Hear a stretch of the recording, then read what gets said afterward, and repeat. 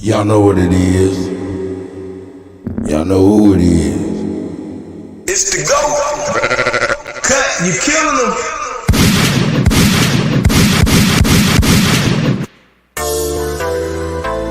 Beautiful nigga. Hey. Purple Panthers. That's right. Rap money though. This is how we look, you know what I'm saying? Hey. Loving my life is so beautiful, look. All of this ice is so beautiful, look. All of my price is so beautiful. Everything is so nice and so beautiful. Beautiful, beautiful, beautiful, beautiful, beautiful nigga. Bitch, I'm a beautiful, beautiful, beautiful, beautiful. Wake up. Hey, look how I'm living so beautiful, look. Look how I spit it so beautiful, look. All of my kids are so beautiful. Look at my skin, it's so dark, it's so beautiful. Beautiful, beautiful, beautiful, beautiful, beautiful nigga. Bitch, I'm a shout out Young. Beautiful, beautiful, beautiful nigga. I spit the game with beautiful, look. I whip the cane with beautiful, beautiful, beautiful, beautiful, beautiful, beautiful. What he say?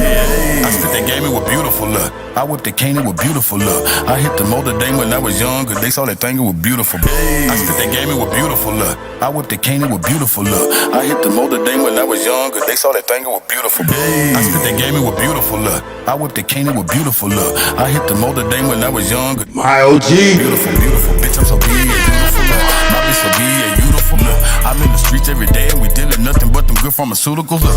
White girl, irrefusable, look. Reputation irrefutable. Lifestyle, Mighty Timberwolves. Street cred, Army Sergeant, I'm recruitable. OG Genie, you can Google them. Drop the top, it's so removable. Ain't no budget, ain't no moving them. It ain't nothing you can do with them. Beautiful bitch in a booty for. Watch how many tricks her booty pull. Titty nipples looking chewable. Heads turning looking screwable. Selling coochie in a can, counting cat cornered in a cubicle. Ain't no telling what I do to you. Know that I do to do. Round and round and round and round like a hula hoop. DD, I banging out hits on the fruity loop. Look, loving my life is so beautiful. Look, all of this ice is so beautiful. Look, all of my price is so beautiful. Everything is so nice and so beautiful. Beautiful, beautiful, beautiful, beautiful, beautiful nigga. Bitch, I'm a beautiful, beautiful, beautiful, beautiful, beautiful nigga. Hey, hey, look how I'm living so beautiful. Look how I spit it so beautiful. Look, all of my kids are so beautiful. Look at my skin, it's so dark, it's so beautiful. Beautiful, beautiful, beautiful, beautiful, beautiful nigga. Bitch, I'm a beautiful, beautiful, beautiful, beautiful, beautiful nigga. Hey, hey, get on a beat and watch me catch a body like they throwing people. Look, them 10,000 Cushmans in Colorado that we growing is legal. Sewing up the street like a needle, stacking chips and Pringles, Cheeto Fritos and them Doritos. We gon' go the opposite way the police go. She gon' throw them off, ain't good that my little freako. But peep though, watch how the story get deep though. Yes, I'm connected with Chico, it ain't me amigo, but we do nothing illegal. It ain't nothing free but a free throw, a full black Latino, a pico, the gallo burrito, a grande and I know Paquito, but that's how I eat though. My pockets so Danny DeVito, my new bitch she from Puerto Rico, Canadian chick from Toledo. She get all that medicine Frito, she sell it and give it to me though. That's Frito, that's Shamel. They light up the street though, I'm selling Wakandi. I'm ballin' like I talk to this guy that name if you need more. I keep people peeping through people. Everyone for sale, but for Tito, a king of the ghetto like North American Negro Nation. All of this ice is so beautiful, look. All of my price is so beautiful. Everything is so nice and so beautiful. Beautiful, beautiful, beautiful, beautiful, beautiful nigga. Bitch, I'm a beautiful, beautiful, beautiful, beautiful, beautiful nigga. Hey, hey, look how I'm living so beautiful, look. Look how I spit it so beautiful, look. All of my kids are so beautiful. Look at my skin, it's so dark, it's so beautiful. Beautiful, beautiful, beautiful, beautiful, beautiful nigga. Bitch, I'm a beautiful, beautiful, beautiful, beautiful, beautiful nigga. Hey,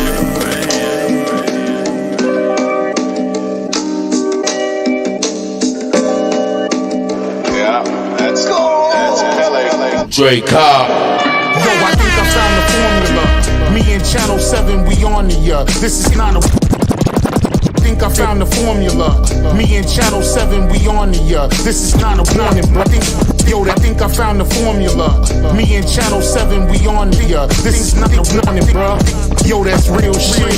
So how he get so ill with so many verses y'all get killed with, Think I found the formula. Me and Channel 7, we on the this is not a warning, bro.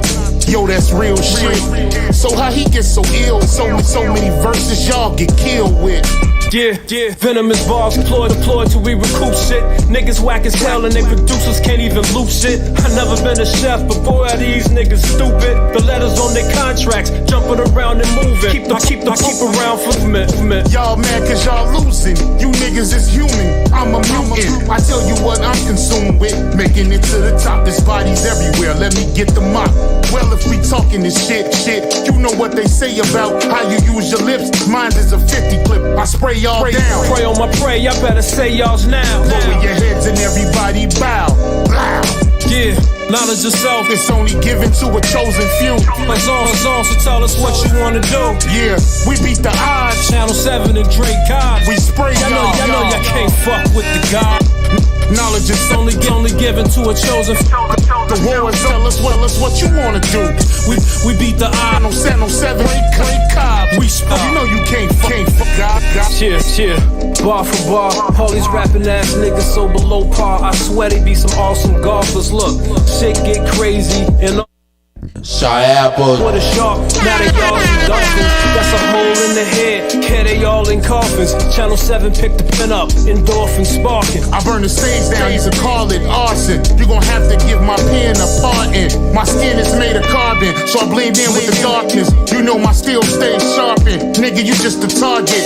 And my aim like Pele, ain't shit a nigga can tell, man. I'm looking at the best out, and I'm headed up the stairway. If a nigga take from you, you better strap up and rob him back. And preaching, I'm just dropping little nuggets like Robert Pack. My art is fact. It's easy to die, so it's hard to lack. Channel 7 and Drake Cobbs is bringing real artists back. Plus, I'm from the underground like an artifact. I can dig it though. You did what you did to get your dough. The game's a bitch. You pretty Tony, nigga, better get your hoe before another nigga get your dough. These niggas watching, trying to steal your flow. I see the Spanish shooter like Coach Carter. I'ma show you niggas who go harder. 300 with me, no spotter. We got it with us and we all marksmen. The automatic, I have them jumping around like they in the mosh pit. The Max 10 is out of this world. It'll really take you out of this world. Send flowers to your mama and go menage with your girl. The magazine gotta curve that shit bananas. I told you I'm from another planet. I cop the cannon.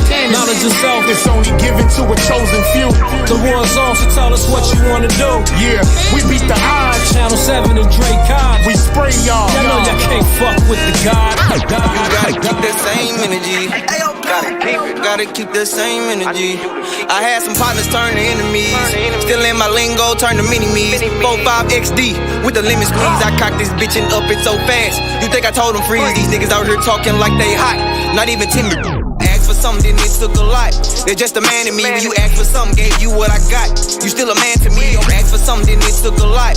They're just a man to me. When you ask for something, gave you what I got. You still a man. Ask for something, it took a lot. They're just a man to me. When you ask for something, gave you what I got. You still a man to me. Your problems, my problems, cause we locked. Tendency in my bag, gotta keep a big 30. Like I'm from Tennessee. No love, entertainment, got no heart. Like I was in LA. If I got it, I bought it, it was earned. You ain't did shit for me. I know you heard me on Limitless. I can't do shit for free. Diving in the tank, honest. I swim like Scuba Steve. While everybody throwing rocks at Adam, who ate the apple Eve. Dressed for war, knowing we gon' score. Pull down his curtains, please. Left his face just for a display. That's common courtesy. 911, he's unresponsive. Think it's an emergency. I pray. The hoes and I see you, brother. They're putting dirt on me. I pray for all these rap niggas. Can't see these boys out working me. I'ma get my shine only. Longer than 270. I'm about more mop sticks when they throw my little felonies. Most people gon' change on you. You better off just let them leave. They done woke me up now. Feel like everything is in my reach. But now they wanna fuck with me. I know they wanna come and leave. Bad bitches wanna suck on me. Text thread is just full of freaks. When somebody came and checked on me cause I ain't had sleeping weeks. I've been fighting demons like I'm dying trying to find some peace. Only say shit once as a man, I cannot beg or plead. I might fuck what you saying, cause I'ma stand like I was 7 feet. If they don't understand, it takes a man to go and raise a seed. Nothing on my plan, cause I be damn if I just let you see. I don't know why they doubting me, but keep that energy. I don't know why they play with me, but keep that energy. You gotta keep that energy. I swear for God, remember me. You keep that same energy. But let that fuck shit get to me.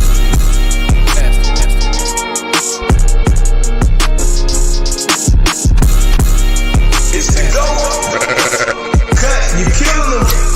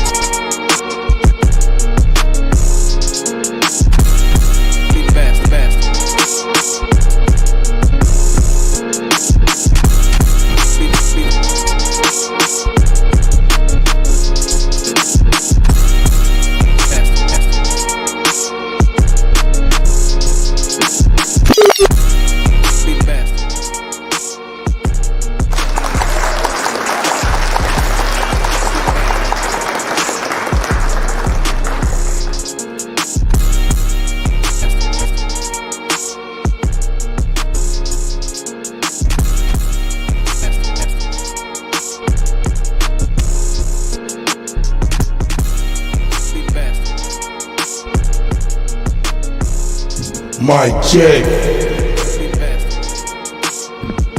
Yo. Y'all know what it is. It's the GOAT. Cut, you killing them. That's right. Hey, man. Peace of paradise to all American Aborigines. It's GOAT. DJ Kuttack talking show. Cut. How you feeling, brother? Oh, well. That's what's up, man. Hey, man, we got Takeoff Tyson in the building. Magoo, The Chosen One, Enox, Good Top Music, Shot Opera.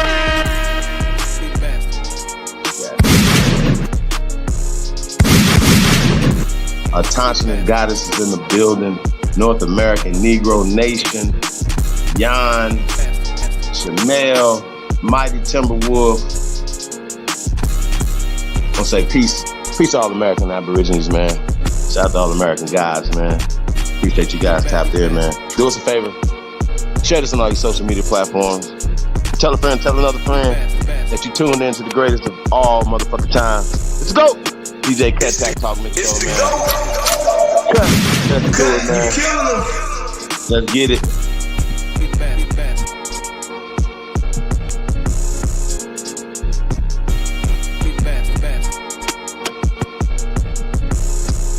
Shout out to CT Finesse.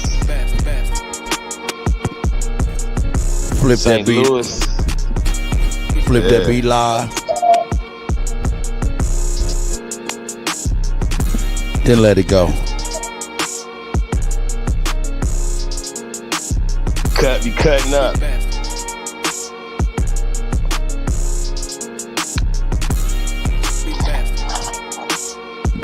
Minister Farahkhan said, what? Yeah, man. Oh my Hey, God. I'm just hearing about this, man, like 15, 20 minutes ago. Hey, maybe this brother just... I don't know what's going hey, on. he just...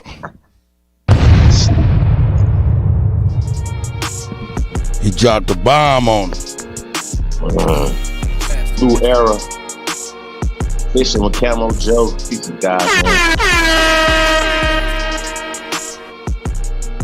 Yeah, man. Appreciate everybody, man. Tap in, man. Hey, we're gonna get right into this thing, man. Well, Cut, I know you gotta shout out some of our partners. You know what I mean? Hey, man, Yeah, man, we gotta support the business. Yeah, man. We gotta, you know what I'm saying? Hey, yo, all of y'all that got the beat, you know what I'm saying? If you need the beat, post it up for the new intro. And you're 16, just let me know. I'll put it posted on up. Other than that, y'all think y'all should have it, start sending that stuff in to chiefholiday@gmail.com. You know what I'm saying? Right. So we can get that stuff right.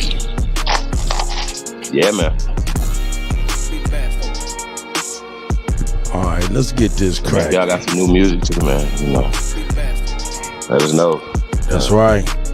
Yeah, we're still working on Cowboys and Indians, you guys. Y'all stay tuned, man. Cook up some new shit. Got a lot of great music coming, man. Shout out to Blue Diamond. Diamond a lot more. Oh yeah, she be on my head. Yeah, shout out to Ray Alizé. No doubt. The ladies is trying to do their thing. That's right. So we got support, man. Support American Aborigine businesses as well, man. You already know, man. That's what right. we're doing over here, man. We building, man. Hey, once again, shout out to all the builders tomorrow, 3 Eastern, man. Only Builders private group, man. So you guys will be getting emails and stuff. We got a lot to talk about. We got a lot of things going on. You know, we're going to be dropping some information that you need. We're going to talk about generational wealth, talk about financial literacy and stuff, man. So we're going to be dropping that tomorrow, 3 Eastern, man. So you guys stay tuned, man. If you're a member, man, tap in. Let us know, man. Let's go. DJ Kuttack Talk Mix Show, man. It's going down, man. If you guys haven't went over on DJ Kuttack 1, subscribe. over there, man. Subscribe one time, man. Yeah, I appreciate that. Hit the like button and man. stuff. Hit the bell. Yeah. You know, man. Yeah. Tap in, man. We appreciate you guys. That's right. We appreciate it. Bronze Flat Power God is in the building. Kingdom of the English is in the building as well. That's right.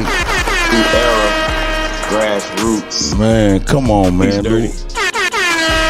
Off top family falling in. Hey, yo, let's do this. Everybody go ahead and hit the like, share, and all of that stuff. Let's see if we can run this one up, cause we're gonna be talking our shit, man. We're gonna be talking our shit, man. I mean, you know what I'm saying? In a funny way, a nice, good, harmless way, but yeah, it's gonna be some shat. What is it? Terrible Tuesday. Terrible Tuesday. Damn, it's Turrible Tuesday, Terrible. It's Terrible Tuesday. Terrible. I see my brother Garfield Rule in the building. Queens in the building. Oh yeah. Samantha White. Off top. Hey man, thank you guys for tapping in, man. Real talk, man. You already know. Let's get this advert jumping off real quick. That's right. Alright, which one I'm gonna do first? I think I'll switch up our order. Or maybe I won't. Shout out to Leave Sun Studios. The first American Gods.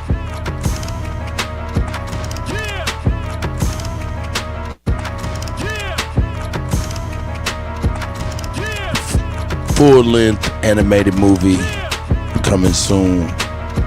First American Gods featuring the Jaguar. Ricardo D. First American Gods from Leave Sun Studios coming soon. You know what I'm saying? As soon as that stuff is out, you know what I'm saying? We need to run it out. We need to run it up and check it out because we building it up. So we need to be able to run it up. You know what I'm talking about? Shout out to J-Rock and Coughed. Are you a connoisseur? Are you an expert judge in matters of taste? Are you an expert judge in matters of the finer things in life? From apparel, bourbon, scotches, watches, cars to cigars.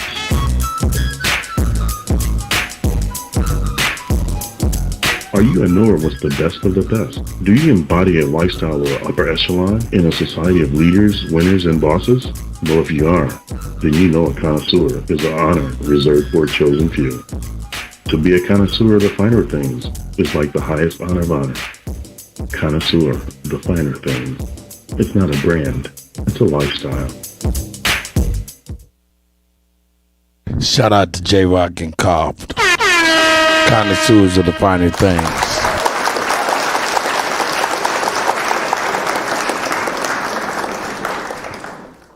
Yeah.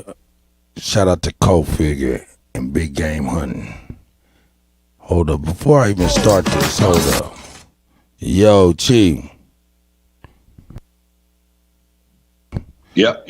Yeah, man. Hey, yo, shout out to BAP, Big Aboriginal Powers in the building.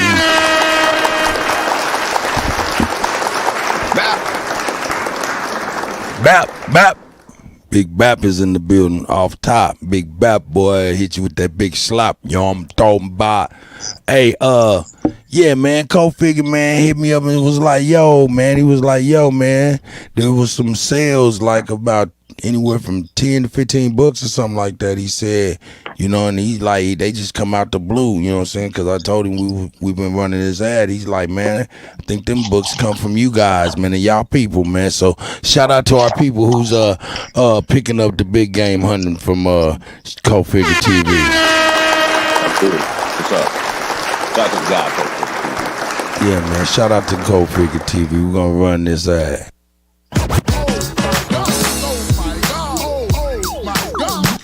Made by me and Chief in Mississippi, no doubt.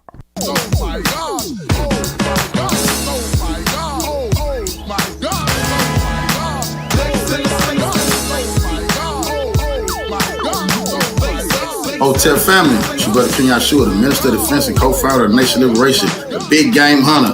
Here with the book, Big Game Hunting, New York Times bestseller, Mama, I Finally Made It.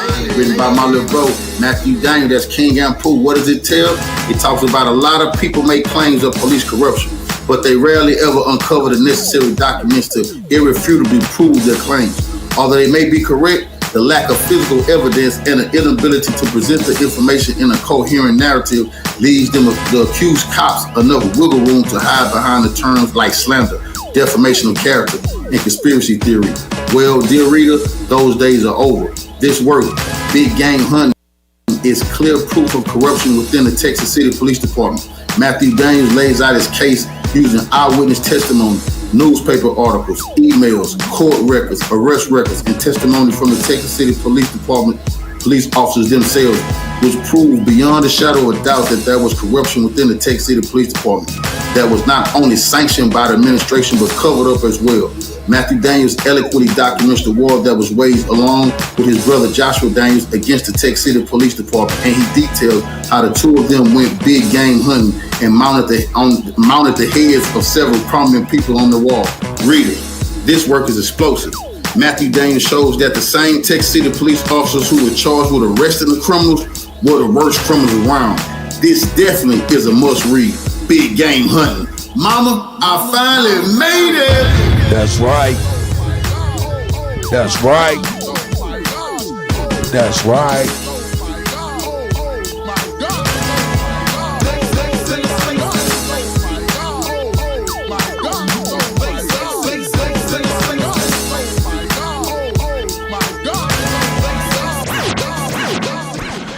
Shout out to Kofi TV and the family, or better yet, the tribe. That's right. You know what I'm saying? Come on with it, man.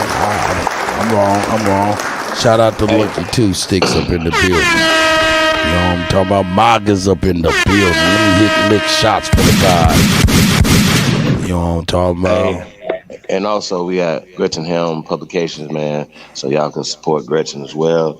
Yes. Journals, you know, from Crypto Cake Cartels, the DBD journals, to the Supreme Chief stuff, man, Living Legend. Man, y'all tap in as well, man. weare2am.com, weare2am.com. Get y'all some gear, man. That's right. Gear, man. Some Aboriginal gear, man. Tap in, man. Support the real, man. Superfly stuff, man. You know what I'm saying? We dripped out every day, man. It's a drip check every day. You know, over here, man. I want to say peace to the guys, man. Shout out to everybody, man. And you already know, man, we're looking for, if you're in the Atlanta area, especially in the Atlanta area, Las Vegas area, your office in Las Vegas, offices in Atlanta, open right now. We're looking for brokers all over America, man. You don't want to get in the car business, man. In any capacity, man, tap in, man, as well. That's bestauto.com. Go register, man. Let's get to work, you guys. This could be a side business for you. It could be a full-time business for you. Just come partner with us, man. You already know, man, it's a lot of opportunities, man. So we'll be putting the links in the chat room. Low voltage, technicians. We got a lot of stuff going on, man. Construction. That's right. Just tap in, man. It's GOAT DJ Kuttack Talk Mix Show, man. We're building over here, man. So shout out to all the builders, man. That's what we're doing, man. We're building. So shout out to y'all, man, that build with us, man. So I want to appreciate you guys, man. Real talk. Appreciate everybody, man. That's right. Man. All right, yo, Maga's up in the building. Patrick Snake Gabriel's God. in the building. Snake God, yup. We on the same plane, brother. We on the same plane. Hold up, man. Let me get this one. Let me get this advert, man. But then I got another ad. It's an old ad, but it's a new ad, man. But hey, man, we got it. We need to keep on promoting all of our peoples, especially if we got they shit. So here it is. Shout out to CT Finesse.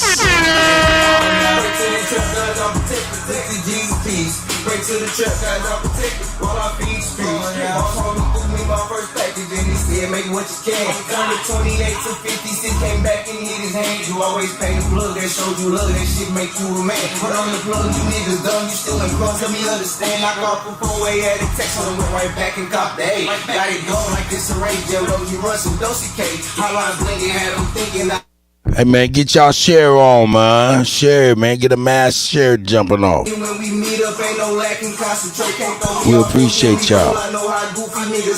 Whoever grassroots. Whoever grassroots. Just to keep my money straight, my real trappers, they relate. Tell the nut, smoke out the shake. How much you got, I'm on the way. Don't take too long, no. CT Finesse. I'm getting paid and getting laid. Out now. Yeah.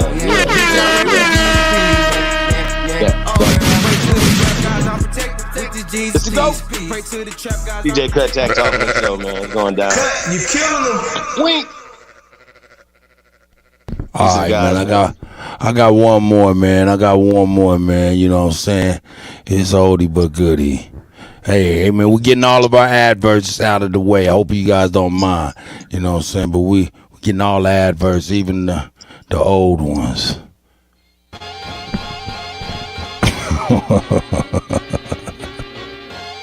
An oldie but goodie.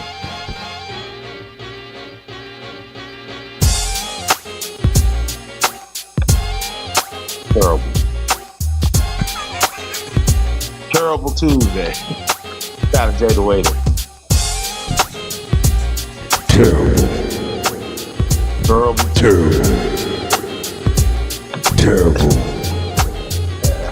Tuesday. Turrible. Is that Moore's architecture?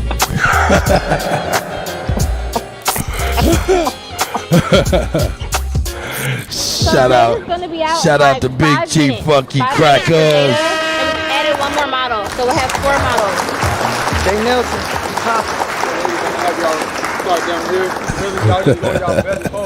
Shout out to Jay the Waiter. Hey, we got to get all our advertising done.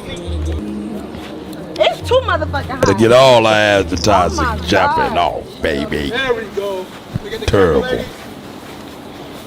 Go crazy. Look at that JB at all times. All times, keep going straight. Now look forward. Go white side, white walking. There we go. Cut. Behind the scenes, Wait a Minute campaign shoot. Y'all in for a good treat. We bringing colors, we bringing fashion, we bringing high-end luxury to the streets. Wait a Minute, don't play. So just stay tuned. We on our first look now. I'm out of breath, drinking my water. The bitch is hot. Makeup. Makeup about to be on the floor in a minute. But we're here for a good reason. Can't wait for you guys to keep seeing the vision, the mood board come to life. Cause yeah, creating new vibes for the spring and the summer, period. That titty juice is severe. Man, can you fix your top piece? Anybody else got titty juice? Oh, y'all ain't got no titties like me. Hey, Big Chief Funky Jack Crackers like, hey, I can handle that titty juice. Go ahead.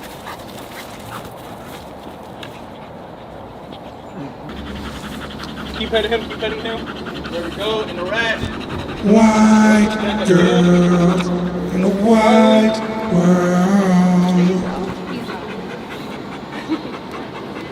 He's so cute. I can't.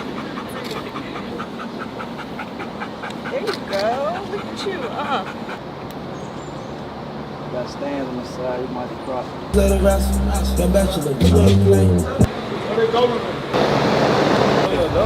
Just make it short as possible. Yeah, so you can sort of like this. Yeah, You short as possible. Damn, this that whole video though? Damn, hold up. They say they can sense when you scared.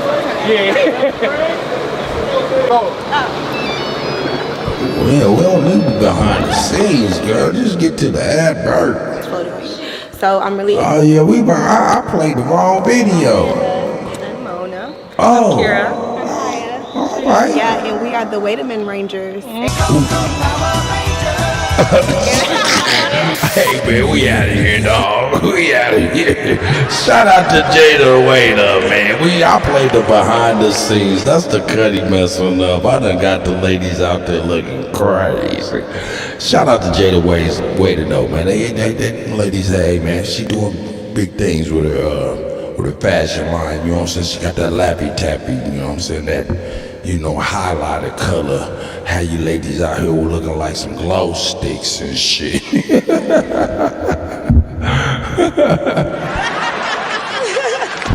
Nah, man, let's get back into the show for real. Let's get this out of here. Bam. All right, what we starting with, sir? What you would like to start with? I mean, we got to start with the minister, Louis Farahkhan. What? Hold up. Can I start with something that was disturbing me, man? And I've been holding it for the last 3 days and stuff.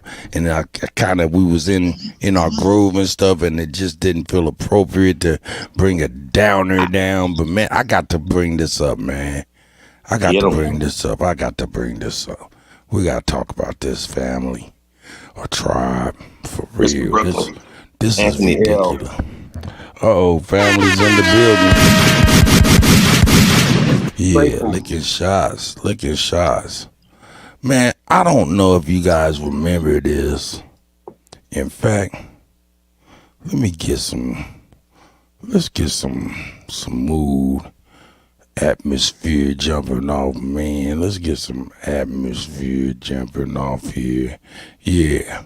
If y'all need the beat again, just let me know. I'll drop the link in the chat. Yeah, we about to get on there.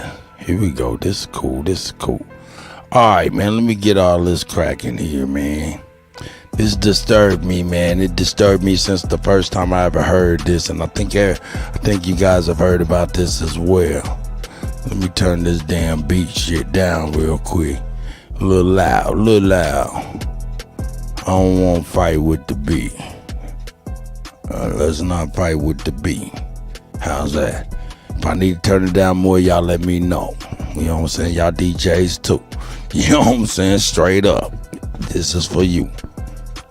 But I don't know if y'all remember, what was this? I think this was in 19. It was 2019. That young man that you see right there was killed in an interaction with the police department in I think it was Aurora, Colorado, a suburb outside of Denver, Colorado. And what stuck out to me about this is the way he died. And they always fought the way he died. But what happened was, I'm gonna read it out to you. I'm gonna read it, and you know what I'm saying? I don't even like to read. I feel like I'm in front of the class stuttering and shit, but I'm gonna do that in honor of this young man, because it's disturbing, to say the least. All right, here we go. Let me get on the page. Amended autopsy. They said it's amended because the first autopsy, it was a cover-up. They was trying to say certain things happened that didn't happen. And when I start reading this story, you guys, they probably should refresh your memory. Black man died due to sedative and restraint. That's the brother right there. May the universal God and the ancestors have received him well, and may him aid to guide us well. All right. His name was Elijah McCain. A black man, air quotes, died after a police encounter with a Denver suburb, in 2019 because he was injected with a powerful sedative after being forcibly restrained. According to an amended autopsy report publicly released Friday, despite the findings, the death of Elijah McCain, a 23-year-old massage therapist, was still listed as undetermined, not a homicide. The report showed McCain was put in a neck hold and injected with ketamine after being stopped by Aurora police for being suspicious. There's a video behind this for being suspicious. He was unarmed. There's a video to go with this as well, and it's bananas. The original autopsy report that was written soon after his death in August 2019 did not reach the conclusion about how he died or what type of death it was, or what type of death was, such as if was natural, accidental, or a homicide. That was a major reason why prosecutors initially decided not to pursue charges. But a state grand jury last year indicted 3 officers and 2 paramedics on manslaughter and reckless homicide charges in McCain's death after the case drew renewed attention following the killing of George Floyd in 2020. It became a rally cry during the national reckoning over racism and police brutality. The 5 accused have not yet entered pleas, and their lawyers have not commented publicly on the charges. In an updated report completed in July 2021, Dr. Steven Sina, a pathologist, concluded that the ketamine dosage given to McCain, which was higher than recommended for anyone his size, was too much for this individual, and it resulted in a overdose, even though his blood ketamine level was consistent with a therapeutic blood concentration. He said he could not rule out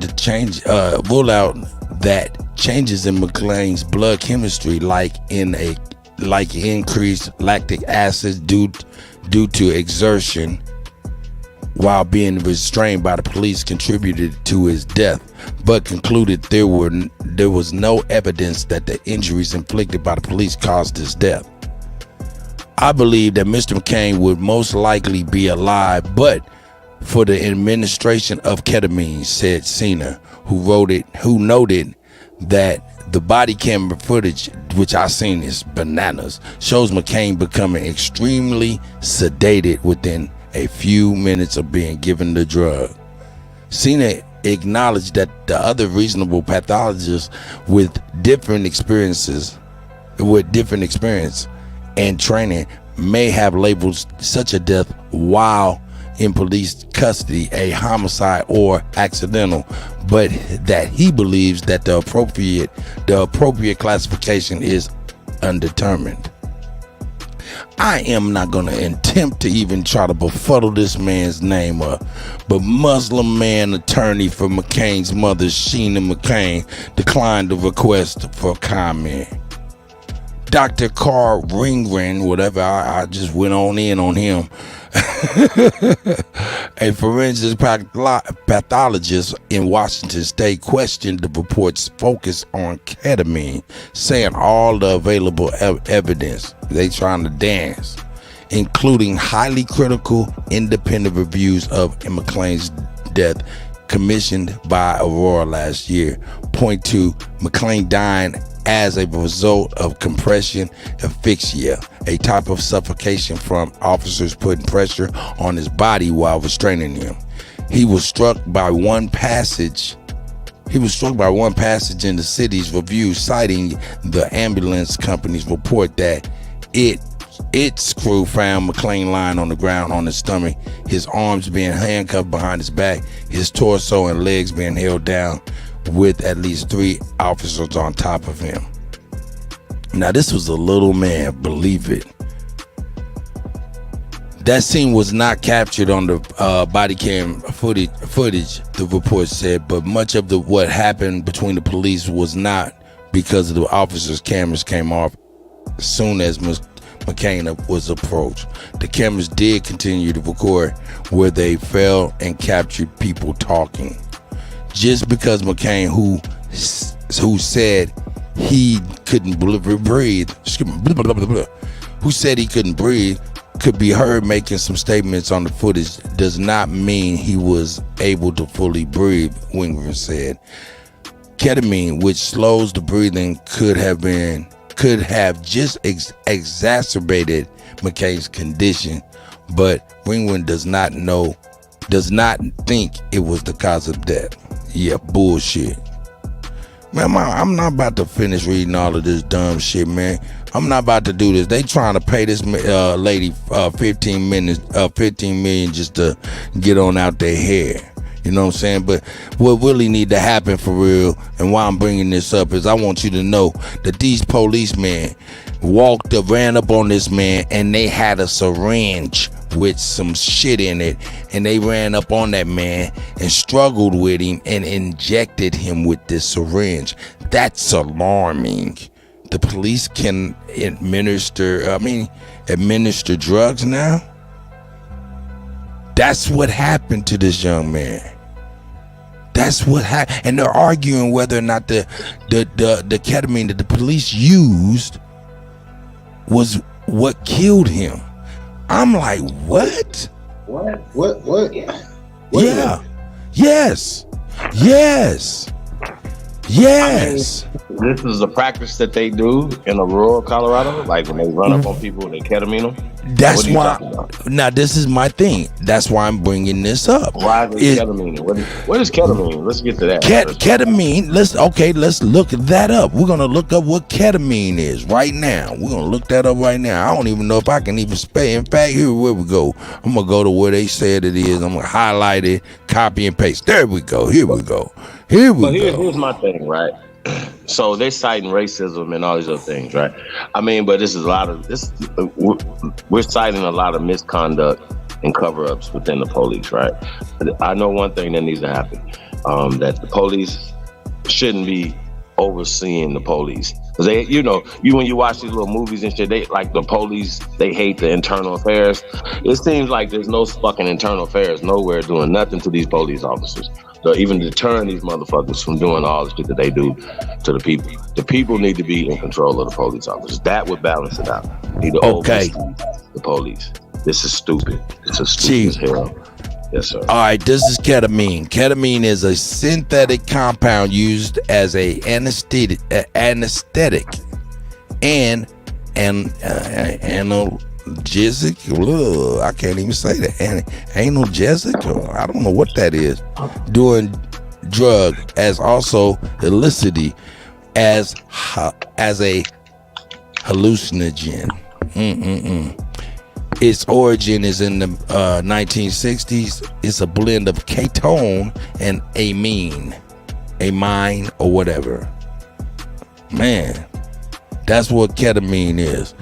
My thing is this right here. When did they get to go to the hospital to know how to, you know what I'm saying? What kind of doctor training did they go to be able to know how to use a syringe?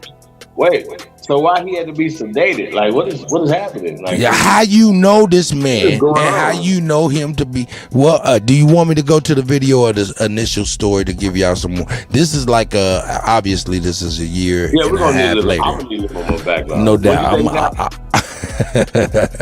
I'm gonna go ahead and get us up on. We're gonna get right. We're gonna get right. Hold up. Let me, because I'm not about to sit over here like two damn big turkeys with my fingers and try to type his name. Let me get this copied. Terrible Tuesday. Well, I wanted to be terrible for them. You're for the staff. That's a fact, man. I'm like, yo. And anybody else that want to smoke, we want to bring the pain, man. So I don't necessarily like, doing these type of stories. So that's probably why I don't, get into them.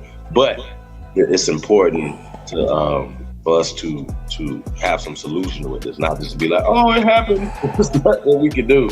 Oh, we got to wait on them to give us justice against each other? That don't make sense. Remember the blue wall? Well, then that already creates criminality. And we know that there's criminals within the police force. You know what I'm saying? So that's just facts. And they act like a goddamn gang. Nigga, that motherfucking beat is hard. That's right. And we want to say fair use too. Fair use. Fair the hell use. Let me get everything together here. Oh, and by the way, the camera should never go off. That should be a violation right there. Yeah, they all just fell off their bodies. 911, what is the address of the emergency? Fuck the police. Forever. I think it's Black Hawk or something like that. Let me check real quick.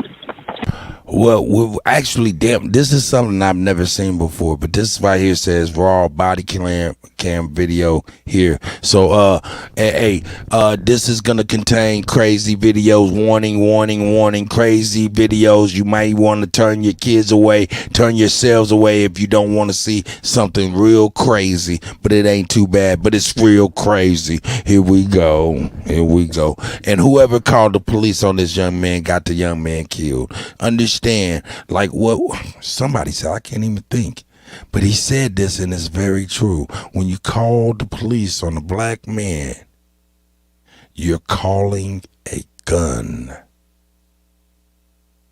There it is. I'm sorry.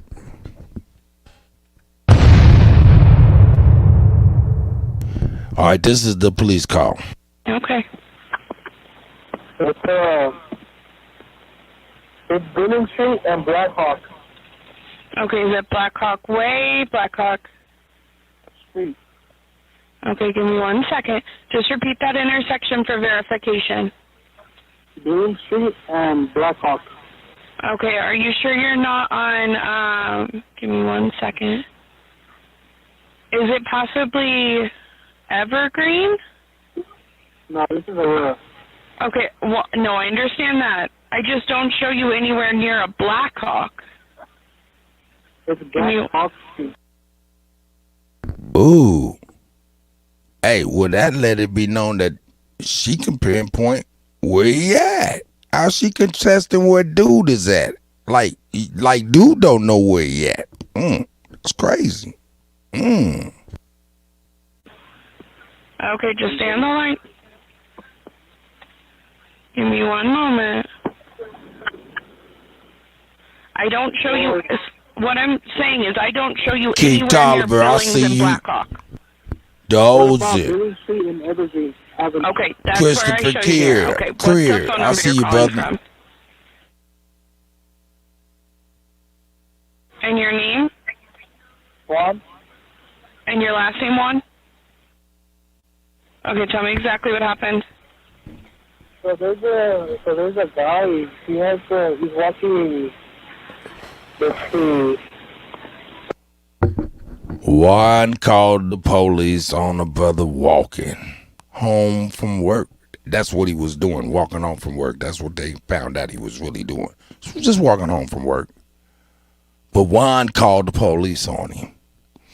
Said he looked suspicious. What's the opposite of north? South. South, yeah. He's walking south on Billing Street, and he has a mask on. Okay. And then when I passed by him, he puts his hands up and does all these kinds of signs. I don't know. He looks sketchy. He might be a good person or a bad person. Yeah. But he has a full-on mask on. Okay. His arms. Okay. I'm going to put a call in so officers can go see what's going on, okay? Are you still at that location now? It's fucking cold where he's at. Let me give you context. Juan knows that it's cold outside. Why? Because they live in Denver, Colorado, outside of Denver. And if everybody knows, if you watch football, what's the name of the stadium, Chief? Mile High Stadium. God damn it, it's a mile up in the motherfucking sky from where we are at right now from sea level. So now, it's cold in the it's cold in the motherfucker out there. Hey man, ski masks are for skiing. And where they live is all about skiing. It's cold in the motherfucker. If you walk down the street, you're gonna put something on your face. You gonna put something on your face. What month is this again? That it happened? February? It's ice cold. It's ice cold. It's ice cold. But 911 is an emergency. What is your emergency? Well, there's somebody being suspicious. That's not a goddamn emergency, man. No, he said looking sketch. When he wrote, fuck Ron. And now, if you walking down the street with a ski mask on, like you don't have your green card or some shit, nigga. Yeah, what's wrong with him? That's what happened, man. You wanted to know what happened. We going deeper than that. I even knew. I never heard this call before, ever. Some bullshit already though. Police ran up with a goddamn syringe and hit him in the neck, man. Wait a minute. I can't understand. I can't believe that shit when I seen that shit. The initial call, fuck Juan. Okay? Fuck you. Yeah, Juan, man. He called. Now, understand now. I just told y'all 25 is when Tupac died. This young man was 23. In this day and age, nigga, that is motherfucking 15 in our day and age, goddammit. He wasn't number 15 mentally. Because we all know. Huh? I mean, I'm just saying, though, it's still... It's crazy, man. What's the 911 call? Juan. Brandon Rogers, man. I see my brother. I almost hit the shame on the brother. Yeah, man, it wasn't no emergency. The brother was walking down the street. He had a full-on ski mask, but when dude was looking at him, he probably threw his hands up like, man, I'm harmless. I don't mean nothing. I'm going home. It's fucking cold outside. I mean, the fact that he threw his hands up let him know he had none in his fucking hands. If he'd have kept his hands in his pockets or something like that, you know what I'm saying? Like, what is him putting his hands up showing him that was threatening to him? That's a sign of showing somebody that you are not threatening. Juan. Hey, Takeoff Tyson, I appreciate you, man, for the clarity, man. He said Cut Tupac died when he was 24. I 25. Why? Because he was a couple months from being 25 years old, man. It was like he was about to become 25, but I round up. I rounded up, so that's why I said 25. But we can say 24. Does that make it even better, or does that make it even worse? Makes it worse. So I was trying to lighten the load. Shout out to Takeoff Tyson for the clarity, man. Because we do have to be clear when we broadcasting, for sure. That's right. Because, like Alabama just reminded me yesterday, man, we are broadcasting. And that's a whole fact. He was like, man, you got a goddamn responsibility.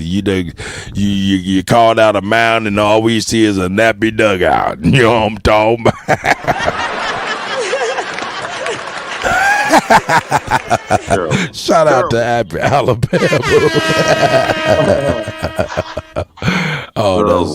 That's the elder, bro. Hey, but yeah, this was crazy. I'm gonna keep on playing for y'all, man, so y'all can see what happened. I guess this, like I said, I never seen all of this. I just seen the body cam and I seen a couple articles and I was just blown away. Okay, I'm already know what we're about to see, but yeah, check it out. Let's check this out. I'm about to mute. Yeah. Okay. All right. When did this happen? Raw. When did you see him? Right now. Shut up. I just sent Shut your around and face. he's putting his hands up. Okay.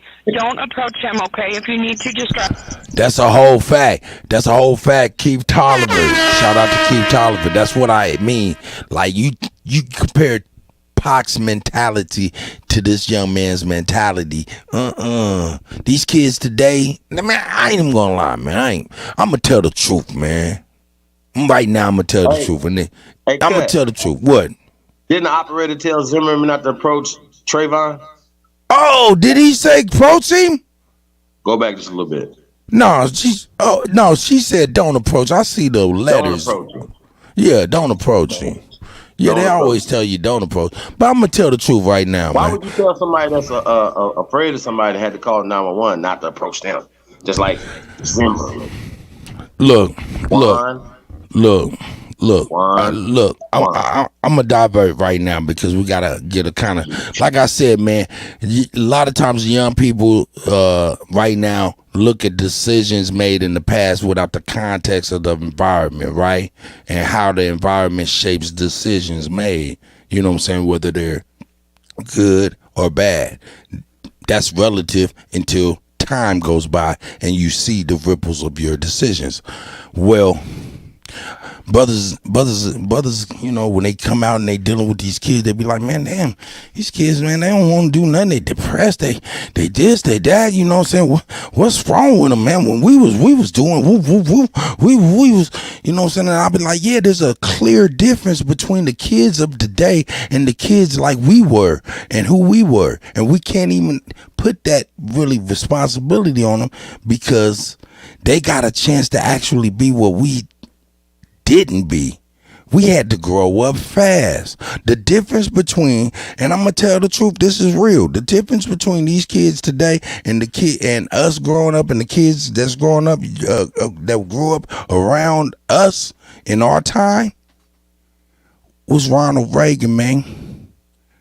They put cocaine on the street. It made little kids, young men, into enterprising niggas because they had money.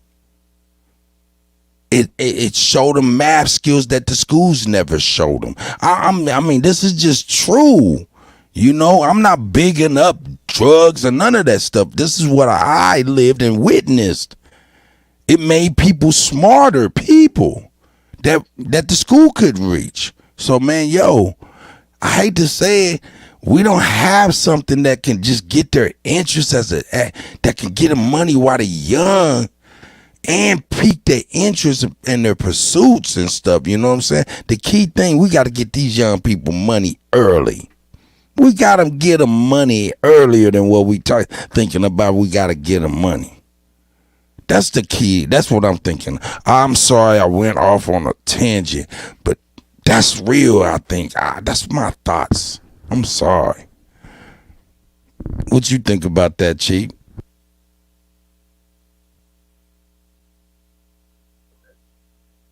Yeah, man. This is crazy. I miss a lot of what was you saying. But, nah, I just more or less was saying the difference between the kids today and why they're lackadaisical, depressed, and all of this sad, melancholy type is because, you know what I'm saying, we had Ronald Reagan. He put dope on the street. It made niggas enterprising niggas, made niggas grow up, made niggas love math that didn't like math before because of money making. So I'm saying, yo, we got to get these young people away. We got to get these young people money early at 13. We got to get them focused and getting money early. Not negatively, but I'm saying get them focused on money and showing them how to get money on their own earlier. And I think we'll change things. Go ahead, brother. But definitely getting them involved. I mean, I just say this, you know, even when we talk about Pop Warner football, the Babe Ruth, right? Babe Ruth baseball leagues and all these other things. These are industries, multi-million-dollar companies, Boy Scouts, Girl Scouts. Why can't we do these things ourselves? Why do we need handouts? Because I'm not going to send my son to nobody's Boy Scouts. So why can't we have our own? Why can't we create our own football leagues like the brothers did down in Houston? Shout out to D-Ray, the blue collar scholar, man. We gotta support real shit, man. Like we still support, once again, we groom our children to put them in the NBA, NFL. Why is that? Why can't we aspire? Our ancestors did it over 100 years ago when they created the NFL and NBA and the Major League Hockey, Major League Baseball. Why can't we do that ourselves? Why do we have? Because we can't keep crying that somebody else came and did something. Why can't we do something ourselves? Why? And create our own industries. Why can't we do it?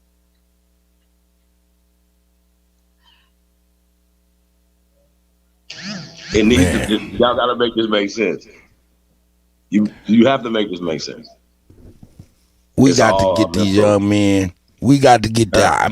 My theory and thought is we got to start reaching these young men at 13, 12, 13 years old and helping them establish at least a sole proprietorship, business, cutting lawn, making money, balancing a sheet, taking the money made, investing it in this and that, winning, losing, all of that early while they can actually lose without actually losing at the game of life, because they're still under your roof. They still playing. It's a video game, but it's real life. Take the video game away and get them niggas looking at that goddamn stock exchange grabbed every day. You know what I'm saying? That's just a pie in the sky. You know what I'm saying? But what we dealing with is terrible. That's a fact. I digress. Here we go. By the way, I don't want you to go near him. Were any weapons involved or mentioned? No. Okay. I already have a call in. Okay, I need to get his full description. What race is he? I think he's a black male. Okay. How would he even know if he had a full ski mask on? How old does he look? I know he's wearing a mask. I have no clue. Okay, what color's the mask, or what does it look like? Black. Black mask? He's like a gas station on Billing Street on Colfax now. Okay, is it like a ski mask, or what type of mask is it? Yeah, like a ski mask. Okay, and then what else is he wearing? I don't know. He's pretty dark colors, like a brown long sleeve shirt. Okay. And then black sweats. Okay. Sweatpants. Okay. Give me one moment. I'm just adding notes. Are you or anyone else in danger right now? No. Okay. We have this call in, sir. Don't approach that person and do not disturb anything at the scene.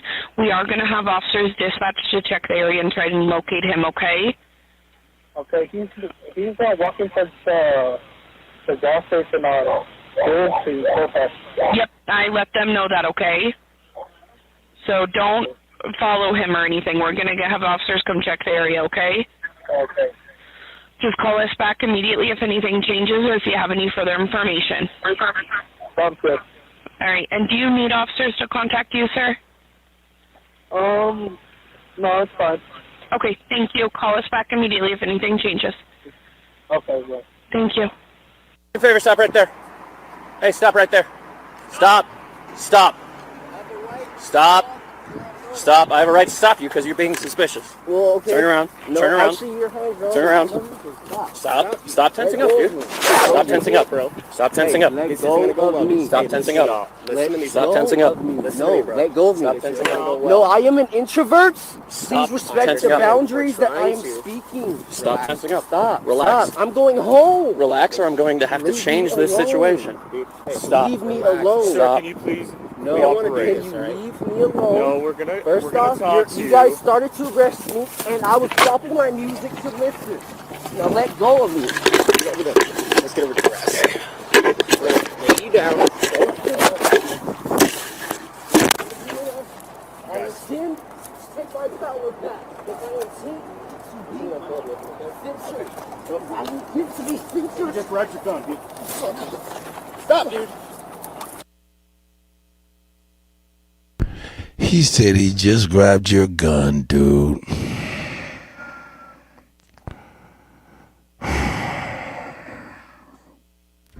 On this baby.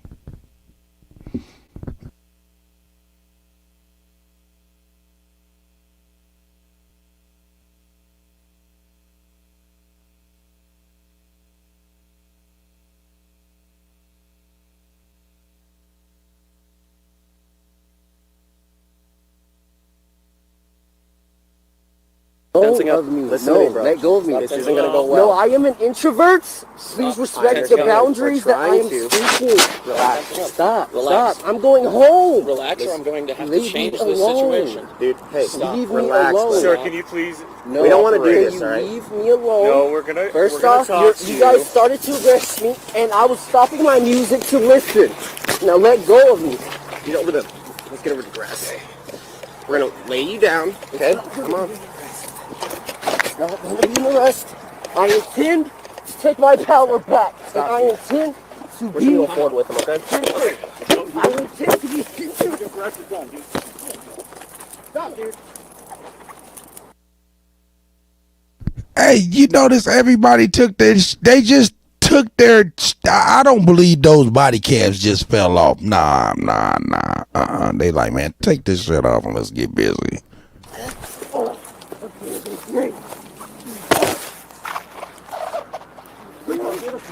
Give us some more units. We're fighting them.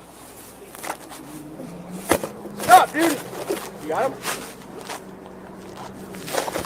Stop, dude. We got his arms. Yep, we got his arms. Yep. No, not yet. Let go of your arms, dude. Let go of the shoulder. I got him. No arm hammer. Pull the arm out. Nice and slow. Slow it down. Get his arm. Wouldn't have fire start. Bring your arm out, dude. Can't get it. I can't get it. Let go of your arm. There we go. Yeah, that's what it sounds like to me. He knows he knows the law. He know he didn't do anything wrong. He said he was just trying to turn his music down to see what they wanted. You know what I'm saying? And they automatically put hands on him. It's like, God damn, you just put hands on a motherfucker? Nah, man, you can't just walk up and put hands on a motherfucker and ask questions.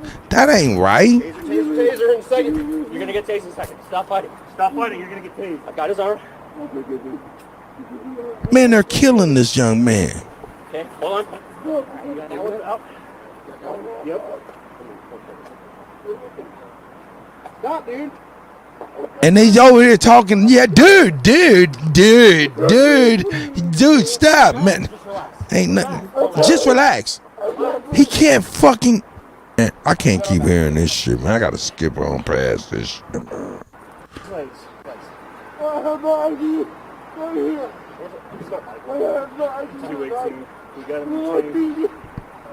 Oh man. That's all. We gotta use karate. That's all I was doing. I was just going home. I made you for my blueprint. I heard some snoring. I just don't like going home. I'm just different. Oh my. That's all. That's all I was doing. Man, I can't keep hearing this, man. I can't keep hearing it, man. I can't keep hearing this. It's painful, man. It's very, very painful, man.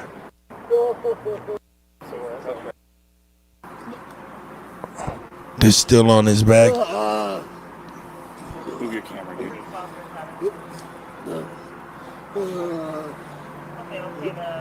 We have the gun. No, he went for his gun. Oh my God. A goddamn lie. These motherfuckers just lied on that man. Just lied on that man. Just lied on that Anybody have man. standing wipes? Man, they just lied on that man. You can bend his knees a little bit so he can balance himself. These motherfuckers is evil, dog. I'm not missing mine. Are you missing yours? Yours is in the car, right? Your cell phone? What's that? Your cell phone is in the car? I think so. Is it an iPhone? You right, Samantha. I couldn't keep listening to it, man. This is a young man. He was trying to talk legibly to him, like, "Hey, man, you guys. I was trying to turn my music down. I got groceries. What the fuck is looking fucking suspicious about carrying some goddamn groceries?" I don't want to keep on watching this stuff, man. But during this state, as you can tell, my man is in a state where he's actually, you know, they already had administered the ketamine. the syringe and stuff like that. Whatever they had in the syringe. That's why he's medicated up now, right now. Hey, man, y'all put, if y'all want me to keep on, man, this is very, very disturbing to me, man, for real, it's very bad, man. It makes, I keep on going if y'all want. Chief, where you at with it, God?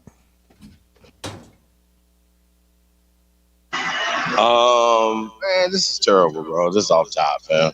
I mean, but we've seen them hold another human being down for 8 minutes and do the same shit, bro. So what's going to happen? That's what I'm talking about. What's going to happen? What's the alternative to this? It has to stop. That's all we're saying. This shit got to stop. Now, I understand officers need to be protected when they're doing their job, whatever, but that happened in the first place. They just hopped out the car and jumped on him. But no, hey, he has rights as an American walking down the street, not to be impeded and going. He can have 2 ski masks on. That has nothing to do with anything. Whatever they're talking about, that has nothing to do with anything. So that's how I feel about it, bro. It's pretty bad, I think the ambulance be like, yo, what's up? And they be like, yeah, I think they said they gave him a sedative or something they said. Man, right, but who do that though? Like, he was fighting that much that they had to give him a sedative to calm him down. No, Chief. When do the police just carry syringes with shit in it? I've never heard that before in my life, ever. When did that start happening? Ever, never. It's never happened before. Man, man. So I just wanted to bring this to light, man. Man, shout out to may the young man, may the universal God bless his family. You know what I'm saying?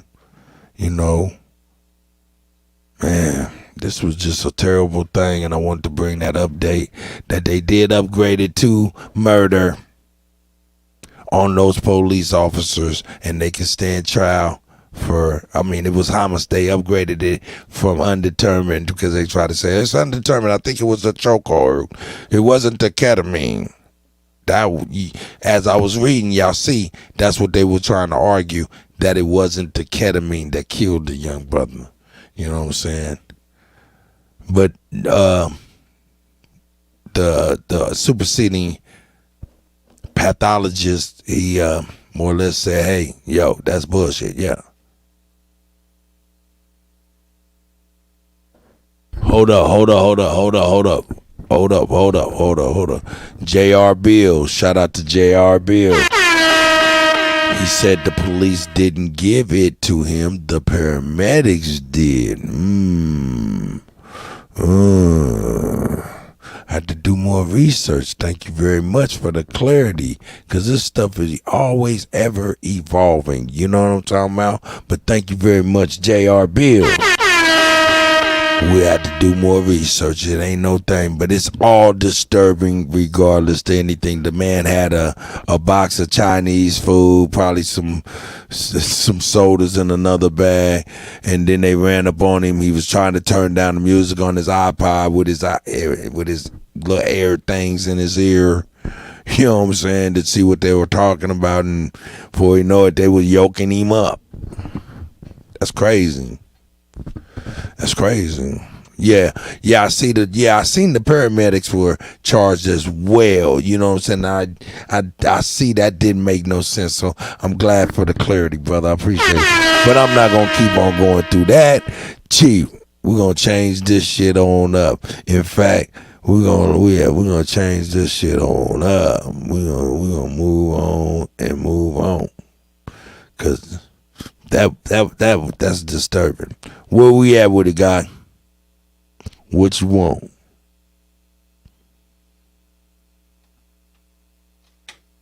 Yeah, did this brother? Nah, he good. Say that again. All right, what you want? What you want me to pull up? Well, the way you gonna pull up, man? I'm co-pilot. All right.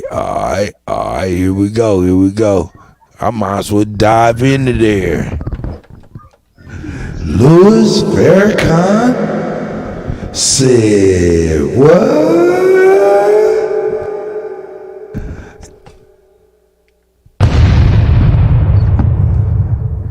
Man, I don't think I've ever heard this the minister, man, speak so direct in my life about one person, for real. Just like on this, they must have caught him without him knowing or something. It seemed like they done snuck him, you know what I'm talking about? Shout out to Barbershop Conversations for this here footage. Revolving Ring. Fair use. Hey, man, like and subscribe to the brother, man, if you dig his content, man. We appreciate him doing his work so we can be able to actually present it on our channel and expose our people as well. All right, check it out. This is the minister. Talking about Rizza Islam. Rapping and charging. Y'all can read for yourself. I guess they were, because they were there. Brother Rizza, I seen them. I if seen you're them myself. listening, It's all true. It's all true. I wish you very well. Messenger. A very handsome brother, too. He's a very handsome brother, too. He said he's a very handsome brother. I don't know why he put this music on there, but shout out to Barbershop Conversation. He had his reasons. Messenger. A very handsome brother, too. Highly intelligent. But you've got to bring your moral standards up. Because the women are going to fall in love with you. The women are going to fall. Got to bring your moral intelligence. He's talking about Rizza Islam and his moral character. But you've got to bring your moral standards up. Because the women are going to fall in love with you. Get y'all share on. Bastard children do you have? But you can't have them all now. Bastard children do you have? But you can't have them all now. Bastard children. He said you trying to have them all. I don't know how Solomon made out.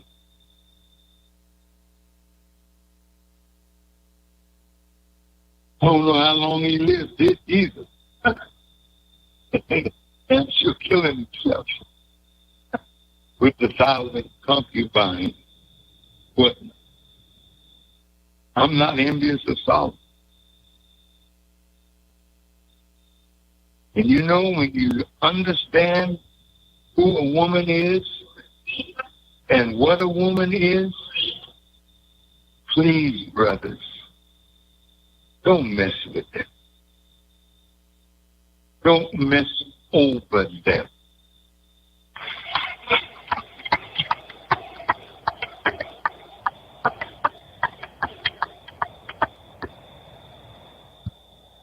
They are from God,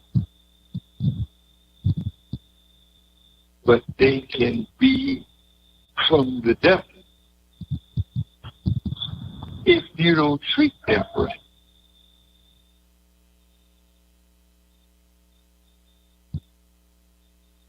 Sisters, we're going to get into that September 16th.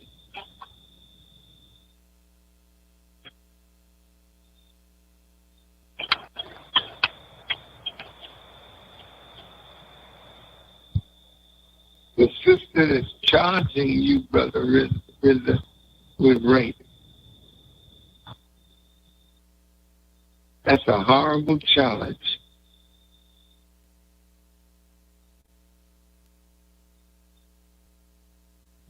Sister Grateful, you may have to go back and listen to that. You know what I'm talking about?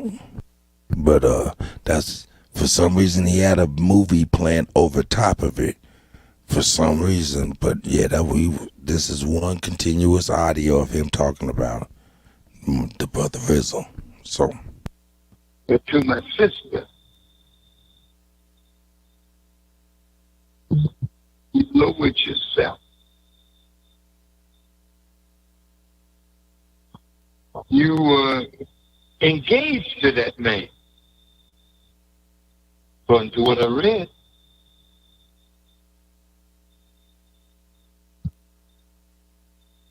And you allowed him to stay in your house.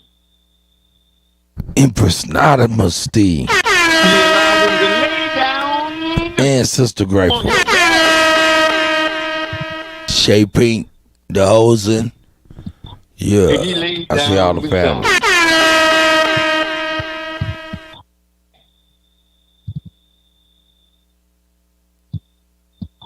And he laid down beside him.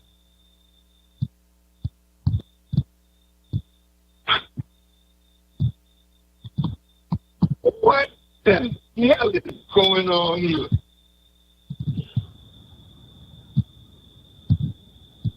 And get angry with you because you act like the savage that's just a quarter of an inch under your skin.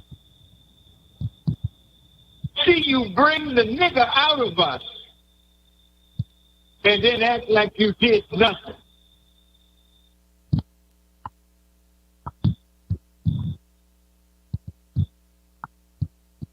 If you engage don't mean come to my room, get in my bed, and I'll lay beside you and nothing better happens. You're a damn fool. He talking to the girl or the young lady or whatnot.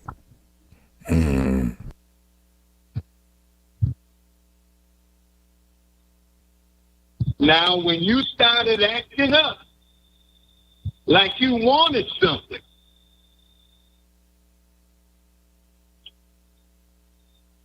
Lisa, no. Stop.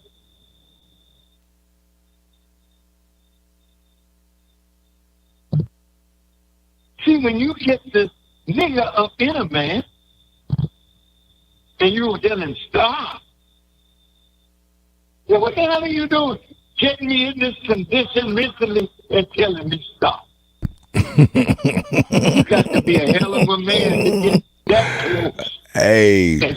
Stop. Hey, man, y'all can't tell me that this. I don't think he knows he's being recorded. Of course, I know he does. I don't feel like he knows. Somebody done snuck the minister, man. Somebody done snuck the minister.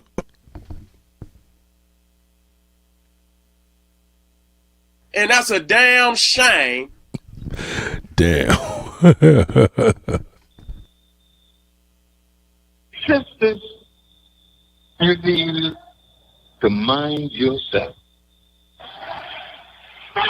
You want to pull down a good man, and you got him. Empress Freedom Feathers in the building.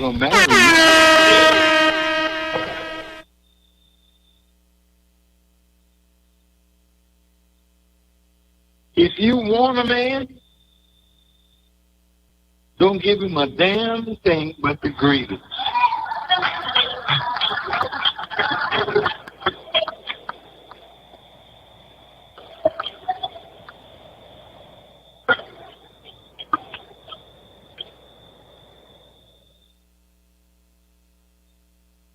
And give the greeting with your eyes lowered.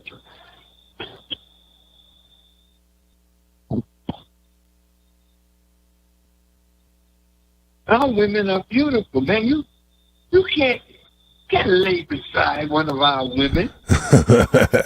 For real. And even the ugliest one you think is ugly, lay beside her and say, no, don't do that. Don't do that.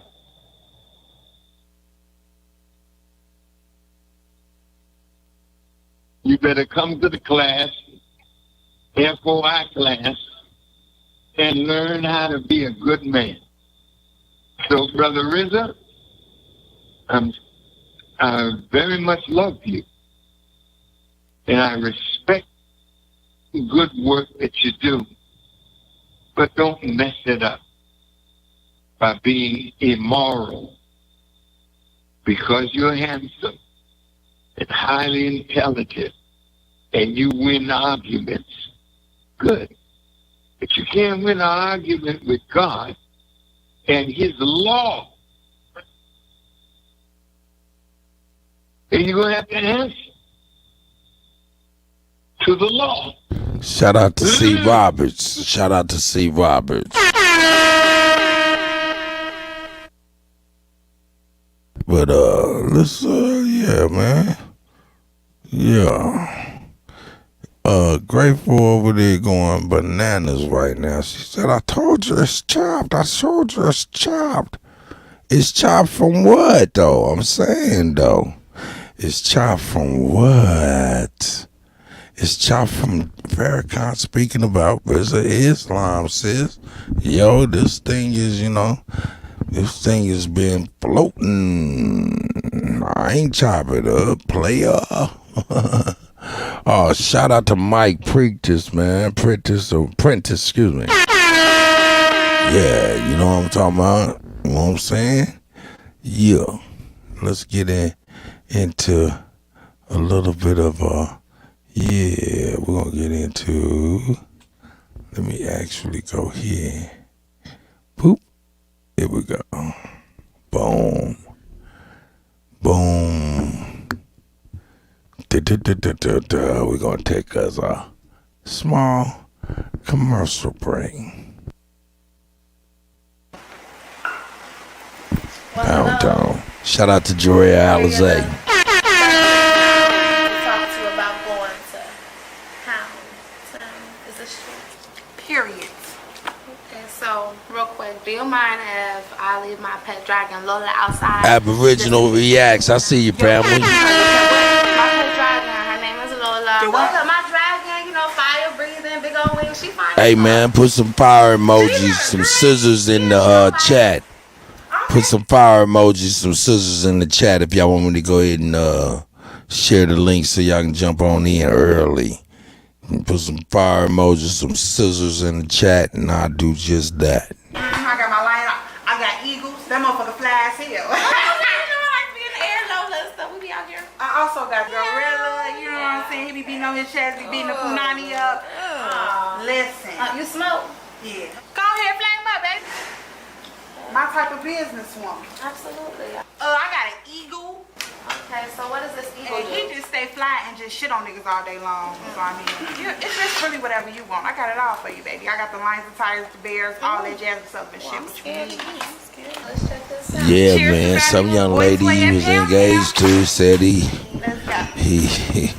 couldn't stop. He wouldn't stop.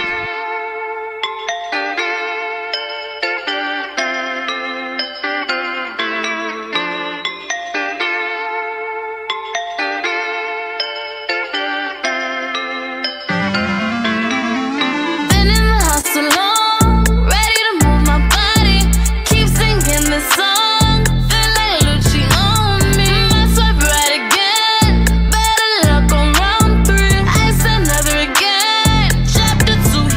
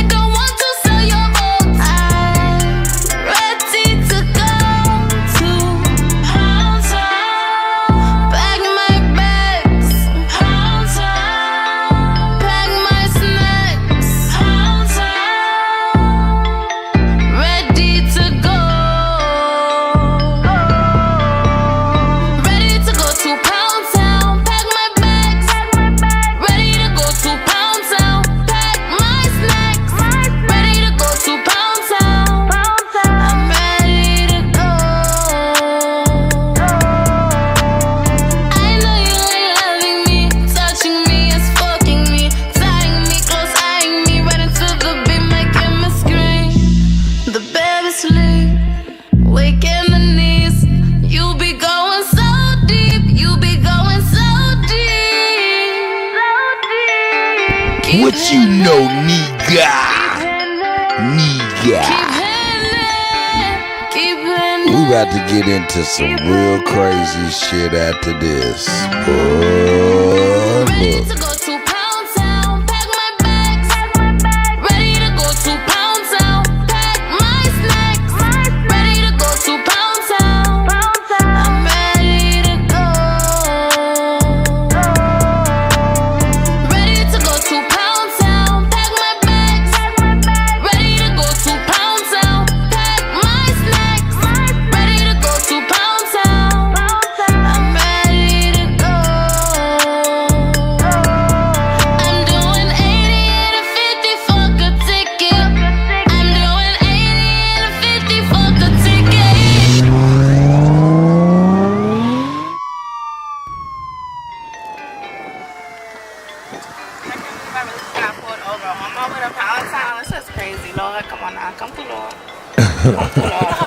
Shout out to Dre Alizé. Fuck a ticket. Yeah, where you rushing to? Y'all, I'm on my way to Valentine. Where you going? I can't hear that mumbling shit. What she say? I'm on my way to Pound Town. You know, pound. I can't be late, so Pound Town. Y'all know. What you say? We're going to Pound Town. Y'all been to Pound Town? I know y'all been to Pound Town. You know what? Be safe. Drive slow. Okay. Pack my bags. Kids these days. I'm doing 80 and a 50 fuck a ticket. I'm doing 80 and a 50 fuck a ticket. Alizé is on the way. Promise that I won't be late. Alizé is on the way. Promise that I won't be late. I won't be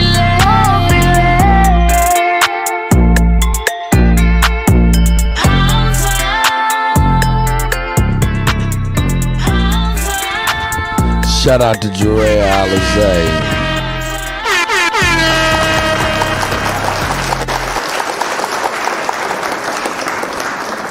Shout out to Dre Alizé. Pound Town. We call that Pound Town over here, but that's Ready to Go by Dre Alizé.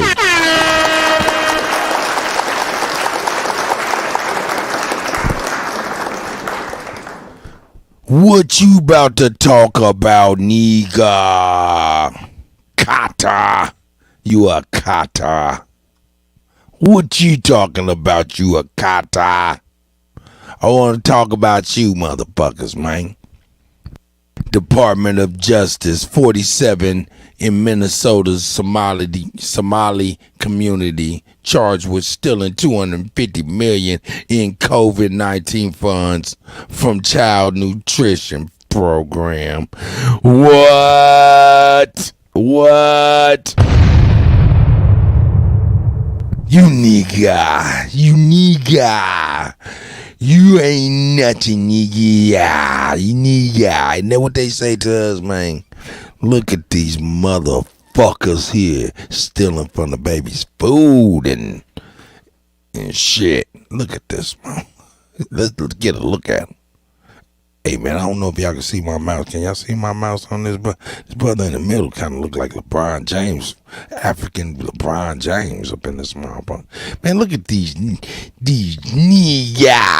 No, they ain't even no niggas. They just some. Anyway. 47 individuals, primarily in Minneapolis, Minnesota's large Somali community, have been charged for their roles in allegedly stealing $250 million in COVID-19 federal funds meant for a child nutrition program. According to federal prosecutors, the 47 individuals charged across 6 indictments and 3 criminal informations committed conspiracy, wire fraud, bribery, money laundering, when they defrauded millions from the federal child nutrition program during the Chinese coronavirus pandemic. They got rich. Oh my God. It was on something else. Specifically, the 47 individuals allegedly used COVID-19 changes to the federal law of child nutrition program to oversee the massive fraud scheme via the Minneapolis-based Feeding Our Future, the for-profit restaurants, as well as the food distribution services sponsored by the nonprofit. In 2019, Feeding Our Future received and disbursed about $3.4 million in federal funds to feed underprivileged children in the Minneapolis area. By 2021, the nonprofit had received almost $200 million in federal funds. The scheme included Feeding Our Future allegedly claiming to open more than 250 federal child nutrition program sites across the state of Minnesota. Most of the 47 individuals claim to operate these sites by filing fraudulent documents purporting to be feeding children, prosecutors allege. Oh my God. And that's a damn shame. Shame. Shame. Shame. Feeding Our Future executives, prosecutors claim, knew all along that the fraud was taking place, but continued to submit fraudulent documents to secure the federal child nutrition program funds for the site, claiming to be feeding the children. They knew all along it was fake. They knew all along it was fake, and they just In the process, Feeding Our Future was paid more than $18 million in administrative fees, and employees of the nonprofit allegedly accepted bribes and kickbacks. No wonder. That's why they act out. Well, shit, they kicking some of that money back. Okay. When Minnesota's regulators sought to provide oversight to the operation, a Feeding Our Future executive claimed the state was discriminating against the nonprofit. Most of the individuals charged in the fraud scheme, prosecutors say, used stolen funds to buy luxury vehicles, residential and commercial real estate in Kenya and Turkey, and to fund their international travel. Those charged in the multiple indictments are, we're going to go ahead and give these people some, they're going to put some names to some of these faces. Yeah, why you want to call us a carter? No, we're going to call you nigga. Yeah, man, take your motherfucking ass to jail, man. Stealing from them babies, man, on that bullshit ass, bullshit shit we was going through. You know what I'm saying? Straight up. Let's go ahead and go. Charged in multiple indictments. Hey, Marie Brock. Hey, man, that kind of sound. She might have got married. I don't know who that is. Anyway, we don't know none of these fools, but all these fools need to be up in jail. These look at Akbar and Salam, and man, God bless, man, they are a bad reflection of the Muslim community, and that's a whole fact. These Somalian brothers and sisters here is a bad representation of the Muslim community, and that's a fact. You know what I'm saying? So we ain't gonna take it all out on the Muslim community, because they ain't a part of this madness. They don't do this. This is not them. But these people, man, sell you some property they've never even seen before. You be renting from somebody up in Africa. Yeah, let's give these people some shine. Some shine. These people stealing out the babies' mouths in Minnesota. You know what I'm saying? All the babies that went hungry a couple nights, that's because one of these motherfuckers that went and bought a motherfucking car or a new house or a store to sell y'all some motherfucking food that's nasty and spicy than a motherfucker. All right. Care 11 news reporter Lou, whatever his name is, report that only 7 of the 47 individuals were taken into custody. they only got 7 of the 47 people. That's crazy. And that's a damn shame. Shame. They got 7 of the 47 people. Well, hey, I know a couple of them motherfuckers is in Turkey. They done bought them some land in another country and chilling on out. But they say only 7 of the 47 individuals were taken into custody, into Minnesota law enforcement custody, including 2 who were previously charged with passport fraud.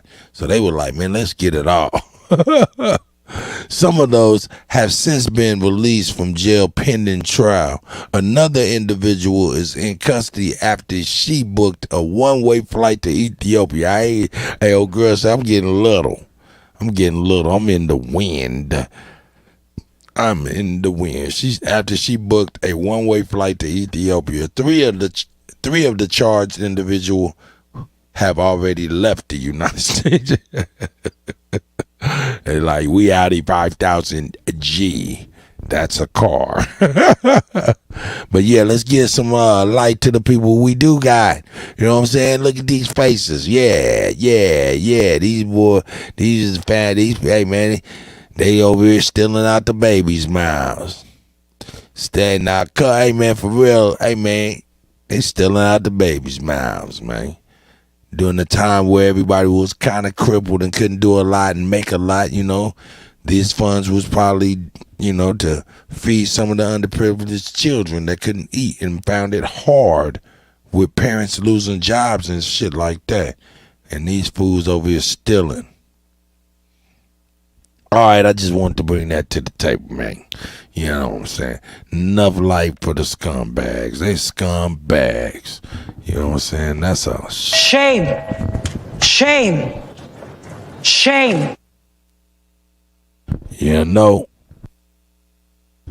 Let's see what we got here. I'm about to get you on. I got some definite show ideas here. I mean, not show ideas, but got these this list right here, son. Yeah. Bring it to the people. Bring it to the tribe. Yo, shout out to Jimmy Dore. We're gonna get on some geopolitical news real quick. And after this, I'll give y'all some. I'll do a mix and shit.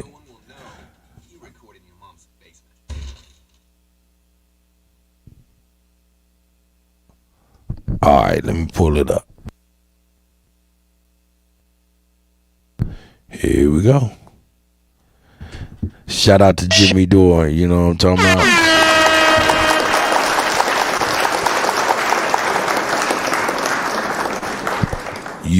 The Ukraine war planned years ago, documents revealed.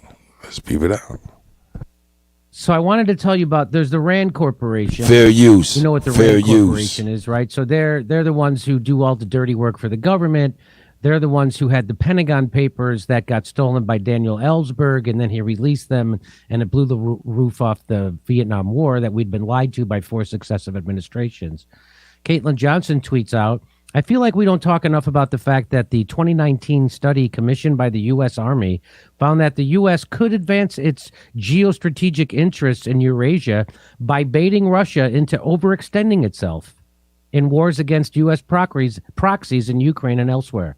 So you're not going to hear Ali Velshi bring this up as he manufactures consent for war and says he's not. This is the paper, Extending Russia, competing from advantageous ground. Recognizing that some level of competition with Russia is inevitable. RAND researchers conducted a qualitative assessment of cost-imposing options that could unbalance and overextend Russia. Such cost-imposing options could place new burdens on Russia, ideally heavier burdens than would be imposed on the United States for pursuing those options. The exact opposite's happening.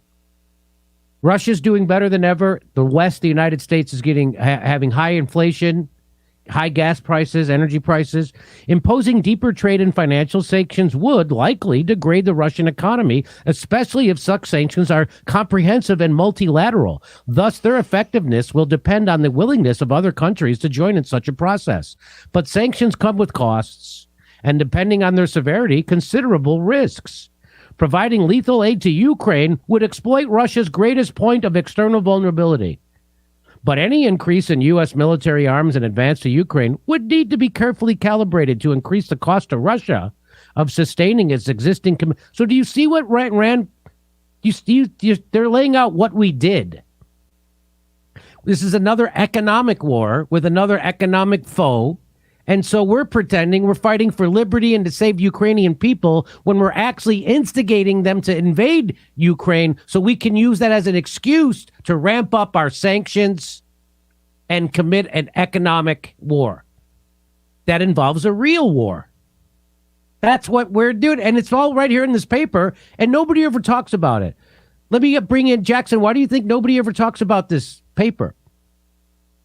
Well, it's extremely damning. You know, it's like it's the same way that they never bring up the leaked cables from WikiLeaks that show William Burns was fomenting an ambition to destabilize Russia through a war in the Donbass back in 2008. They don't bring up this stuff because it highlights the fact that this is not a quote unquote illegal Russian invasion that came out of nowhere. This was coordinated and planned and orchestrated for many years. And it's right here in black and white. Look at this. Look at this. This is from that report. This is what they wanted the United States to do. Encouraging domestic protests, meaning protests inside Russia, and other nonviolent resistance would focus on distracting or destabilizing the Russian regime and reducing the likelihood that it would pursue aggression. Isn't that what they said Russia did to the United States during the 2016 election? That they fomented discord with their $50,000 in Facebook ads? And that they caused us to hate each other and tried to destabilize us. But isn't that what they said Russia did? And that's bad. But here we are planning to do it to another country. Mm-hmm. But the risks are high, and it would be difficult for Western governments to directly increase the incidence of or intensity of anti-regime activities in Russia. So interfering with internal operations in an attempt to destabilize another country. Who wrote this study? Putin? This is what we're the bad guys. The United States are the bad guys. The United States are the bloodthirsty warmongers for profit. The United States are the world's terrorists. It's not Al-Qaeda. It's not al-Nusra. It's not anybody except the United States. Mm-hmm. So let me, Craig, what would you like to say about this RAND document? Well, first of all, they're just a think tank, so there's just a coincidence that everything happened the way it did, I guess, is what they're trying to tell us. And we learned a lot about this. People who pay attention to Ukraine for quite some time, 2014, right? We got all the information beforehand. We understood who Victoria Nuland, working with Jeffrey Pyatt when they were handing out cookies on the Maidan, who they would have as the next leader, and that person was the next leader. And they even said, the other guy that was, I believe, was Vitaly Klitschko. No, let's keep him over here. So everything happened the way it said it would happen. And this also reminds me a lot of Wesley Clark. Remember Wesley Clark talked about he got the information? Oh, it's just worse. It's not just Iraq. We're going to go into Syria, Libya, Lebanon, this country, that country. So, a lot of times I question why this information comes out. Like, it seems like it's a controlled release of information. So I try to look at things that way. Like, why are they telling this right now when they clearly are caught, fomenting and planning a war before time? So I that's the thing that I struggle with is like, why are they showing this? Why did we get a hold of this? Look at the stuff that they recommended. Reposturing bombers within easy striking range of key Russian strategic targets.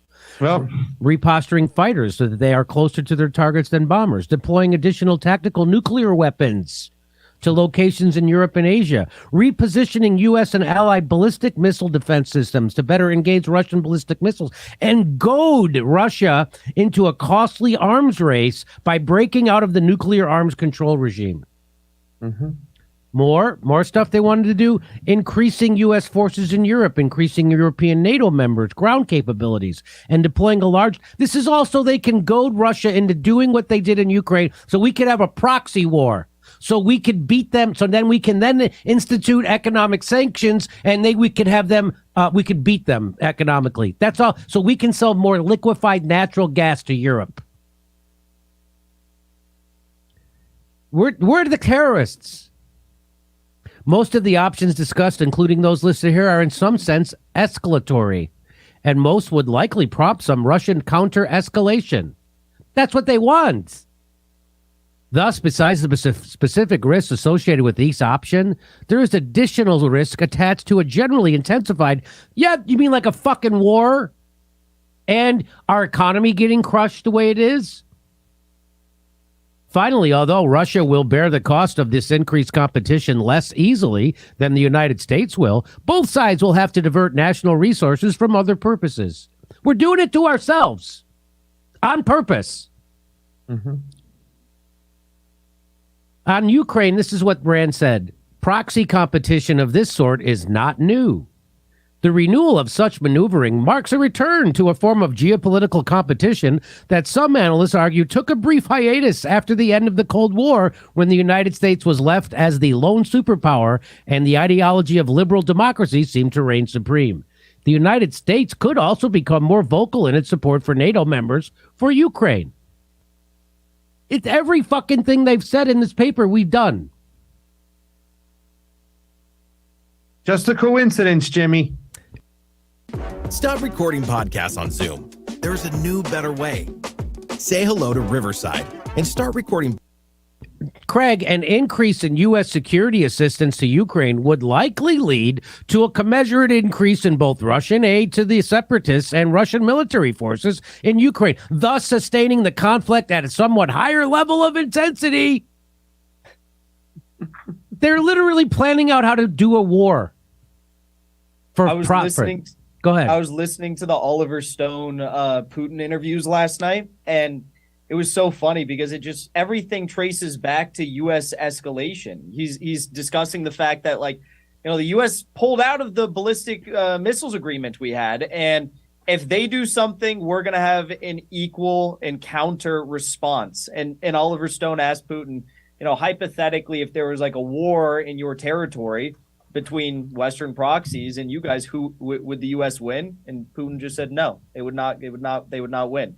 Now we all knew this was going to happen. Putin said it, Rand said it, Burns said it, Newland. They all knew this, but it's just going to make a bunch of money for the MIC. Mm-hmm. And by the way, the nuclear treaty that was trying to be extended, when Tulsi Gabbard was trying to extend it, guess who shot it down? Liz Cheney and Seth Moulton.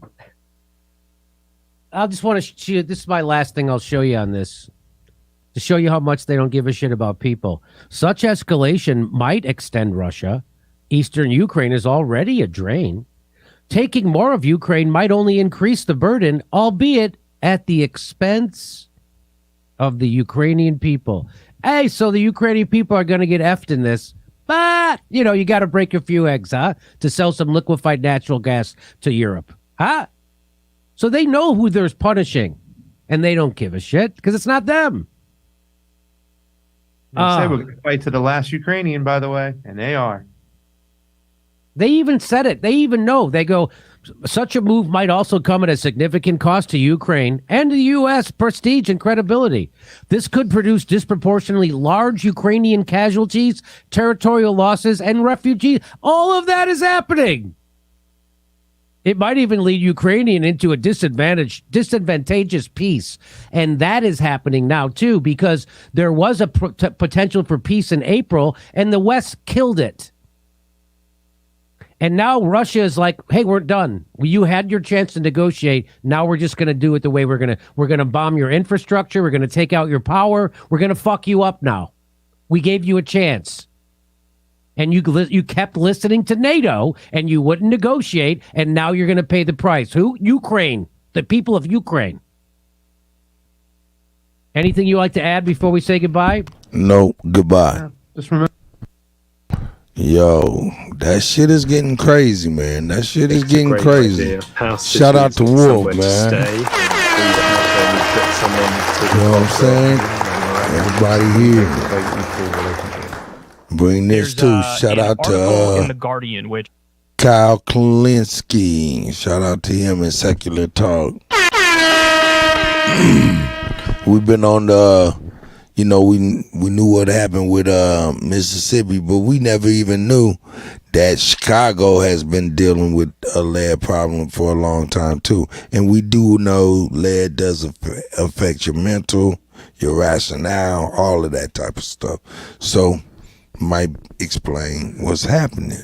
And if it's in Chicago, it's in Mississippi, it's in Michigan, you can damn well bet that everybody's dealing with some form of lead poisoning in this nation of ours. That's a fact. So here we go.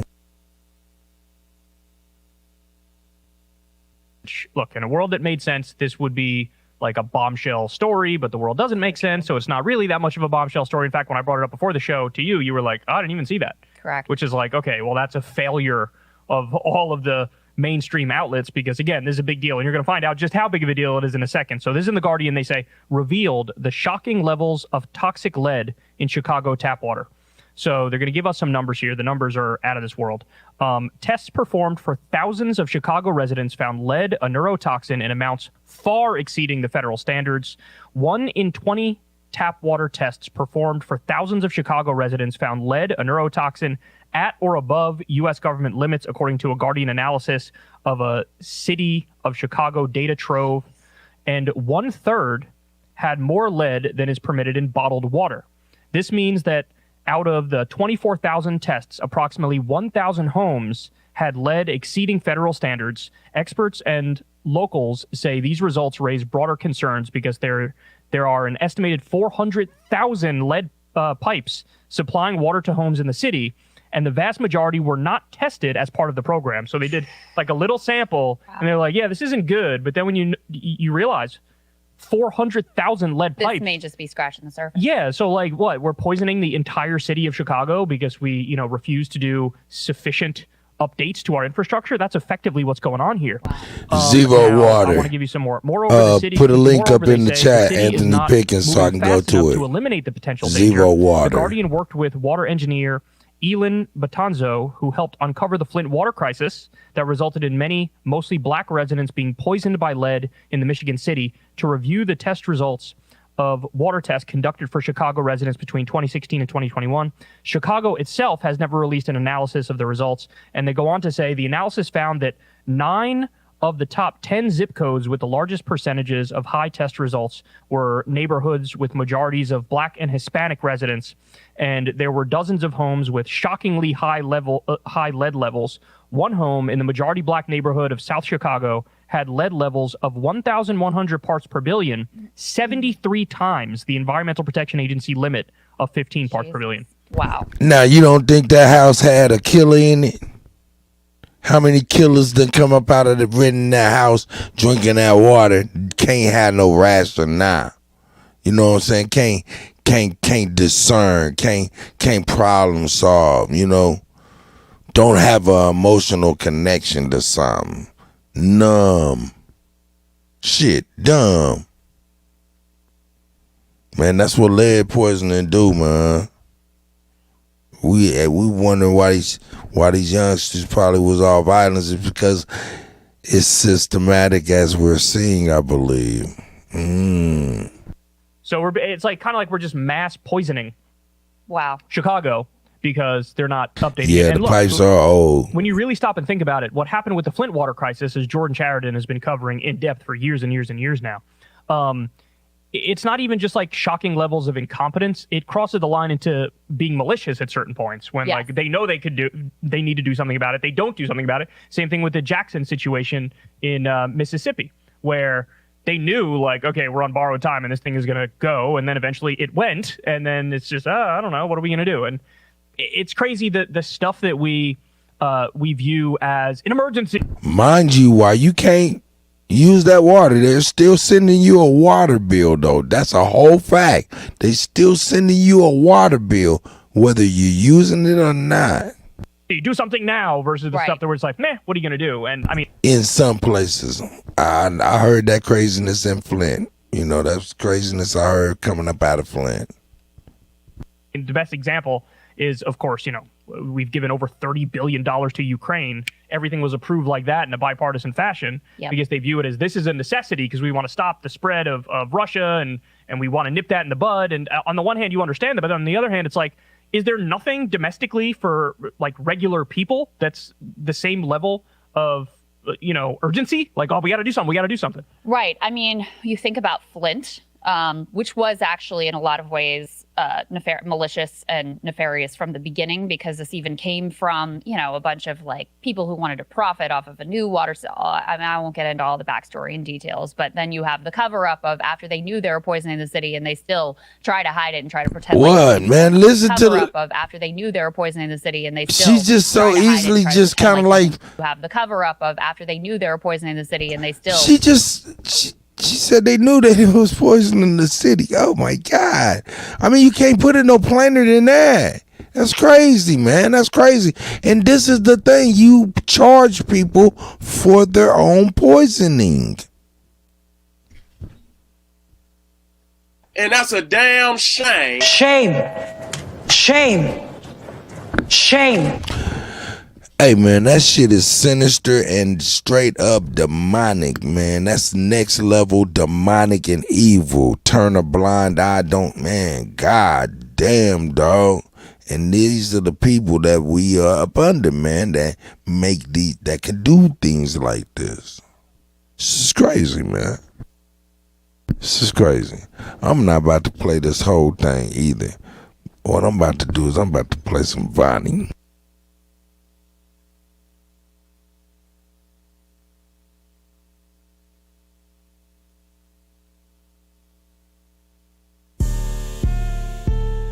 God, nigga. Boxing playing 7-7 though. Go ahead, bitch, fuck it up. Go ahead, do that shit. I'm not to play, I'm going. Shout out to Bonnie. Got the shimmy on say, taking on moves in the face. Time said, do what I say. Wobble the shake, drop it or try that cake. I'm trying to fuck up the place. Go ahead and fuck it up, babe. Watch while you suck it up, babe. Bitch going crazy, look at her face. Look how she do it in place. Watch how I fuck up her waist. She put it all in my face. She spread it all by the way. I'm digging deep for that cake. Okay, give it a fuck how you feel. Fuck me like you off a bill. You going on with walkies, I'm cracking the seal. Follow my life in the rear. It sounded good by the corner. Don't show your friends. You suck a dick with 2 heads. You suck a dick with no head. Fucked off the bed, shivering, shaking in legs. Don't play, fuck me like this shit lasts. I fuck you like we mad. Give it a big dick, I don't care. Yank on that ass. Ain't fucking, you got a bag. Leave me a hate when you nag. Slow us in here. Fucking bitch, don't you be scared. Fuck it and pull on your hair. Your ass in the air. Fuck me like I ain't even here. Send me take all of your ear. Tryna fuck out some tears. Screaming and biting my ear. We fucking fighting here. Tights in here. Watch me record from the rear. Fuck if I were. Round of applause on the dick. Show me your skills and some tricks. You on the road. Baby, you stall on the dick. Slapping your jaws in the grip. Bonnie be going in. Swallow and spit. Gagging and hawking and shit. Collars and bodies and whips. You like a bitch. Take it, just hog up the dick. Shit, don't hog up the dick. You wanna fuck and deny it. Get on your toes while you ride it. Creaming and squirting, you wildin'. Love it when I exercise it. Deep from the back cause I'm childish. Fuck it up. Deep in that pussy ain't hot. Fuck it up. Stroking this look, keep me violent. Fuck it up. That beat it up, she can get violent. Fuck it up. Put my finger in the bubble, fuck it. Spread it wide, bust the pussy open. Put this pussy in a deep devotion. Suck it off, taste how you soaked it. Fuck it up, bitch, get your friends to join it. Fuck it up, bitch, like your ass anointed. Fuck it up, bitch, I like how you throw it. Fuck it up, bitch, show me how you know it.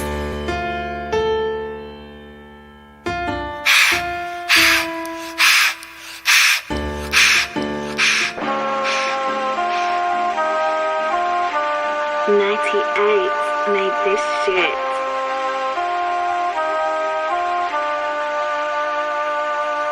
You can find me. I'm blowing on some loud. Now light it up and take a puff and pass it to me now. California, the whole state. Puff and pass it all around. Now light it up and take a puff and pass it to me now. You can find me. I'm blowing on some loud. Now light it up and take a puff and pass it to me now. Now light it up and take a puff and pass it all around. Now light it up and take a. It's the go. Keep a OZ on me. and I only smoke OG only. Keep a OZ on me, and I only smoke OG. Keep a OZ on me, and I only smoke OG only. Good strong leaf, that's with no seeds. High grade, the only thing that make my soul breathe. You can't smoke with me, I'm 10 blunts in. And for you to smoke with me, you gotta max 10. So what I'm saying is you not where I'm at with this. You Danielson beginning, I'm Mr. Miyagi mastered this. It's history in the making. No, really, this is history. You just listening while I make it. They ain't rapping like I'm rapping, saying what I'm saying. They ain't trapping like I'm trapping, paying what I'm paying. But on the high note, they be saying I'm the man. You can get knocked off of that. That's really who I am. But I am. So don't get knocked off. Smoke the whole blunt, splitting this verse, and I did not. They wanna be gangsters like us, but they knockoffs. We ride around collecting money, making drops. They wanna be gangsters like us, but they knockoffs. We ride around collecting money. They wanna be gangsters like us, but they knockoffs. We ride around collecting money, making drop-offs. Top boss, I want all the smoke. Your girlfriend fine, I want all the throat. Excuse me for being so rude. This the aura you give off when you know you that dude. And I'm that dude, and I'm who they rapping about. I'm trying to stuff one blunt with a half an ounce. Ow! I'm blowing on some loud. Then light it up and take a puff and pass it to me now. Then light it up and take a puff and pass it all around. Then light it up and take a puff and pass it to me now. You can find me. I'm blowing on some loud. Then light it up and take a puff and pass it to me now. Then light it up and take a puff and pass it all around. Then light it up and take a puff and pass it to me now. You can find me.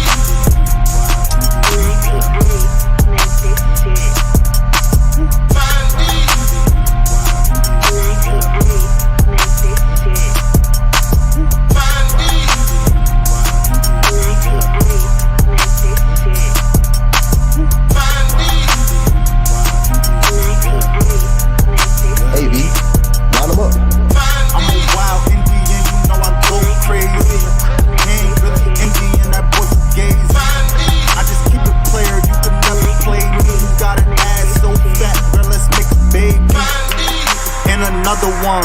Then I'm back to the trap, I'm trying to double some. And another one. Then I'm back to the trap, I'm trying to double some. And another one. Then I'm back to the trap, I'm trying to double some. She a bad woke chick and I love her tongue. We some jurisdiction boys, we some one-on-ones. Look, don't compare me to no Martin dog, I like Malcolm X. Die by our freedom, we'll leave a crack a stretch. Round of applause, boy, you know we clapping text. Chucky dog, child play, yeah, nigga, that's what's next. Open up the cans just like Arizona. Pull up mad stuff like we got the Rona. We set up jurisdictions when we buy the corner. How you claiming that's your hood and you not the owner? Be the B, I just pulled up in the need for speed. Free the land, tell the colonizers that they need to leave. Wild Indian up in my veins, you know how we bleed. You ain't gotta lie about who we is, dog, just keep it G. We at war, we can't keep the peace. Since we at war, gotta keep the peace. Whack a comb, then I meditate. Should I need to breathe? Keep a Olmec head when we slide, dog, cause we the shit. Like my niggas said, bitch, we the shit. I can't keep the peace. If it pop off, then I wanna eat.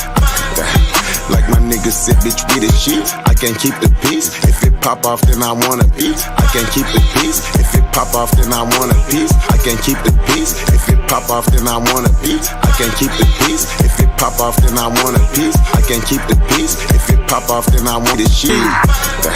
Like my niggas said, bitch, we the shit. I can't keep the peace. If it pop off, then I want a piece. I'm just on release. I'm in go mode, motherfucker thief. In these streets like EBT, when we at war, make peace with me. I don't give a damn, understand. Fuck who stole this land. White or black or tan, understand. It's fuck who stole this land. I don't give a damn, understand. Fuck who stole this land. White or black or tan, understand. It's fuck who stole this land. I don't give a damn, understand. Fuck who stole this land. White or black or tan, understand. It's fuck who stole this land. Might have seen you little buddy these hands, he wasn't no apple man. A lot of these dudes is Sambo, man. They full of shit like my ammo can. What they call an N-word out the wrong mouth, that's an ambulance. Wild Indian, get it in advance, or you can post date it. Ask around, I'm the most hated. Straight sacred, they stole acres. Go ape shit, show weight shit. It won't be televised, I don't tape shit. I just pulled up in a need for speed. Free the land, tell the colonizers that they need to leave. Wild Indian up in my veins, you know how we bleed. You ain't gotta lie about who we is, dog, just keep it G.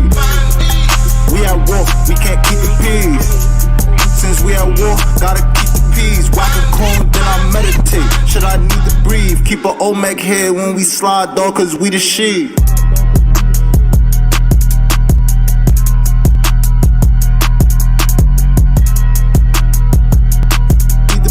Keep a Olmec head when we slide, dog, cause we the sheep.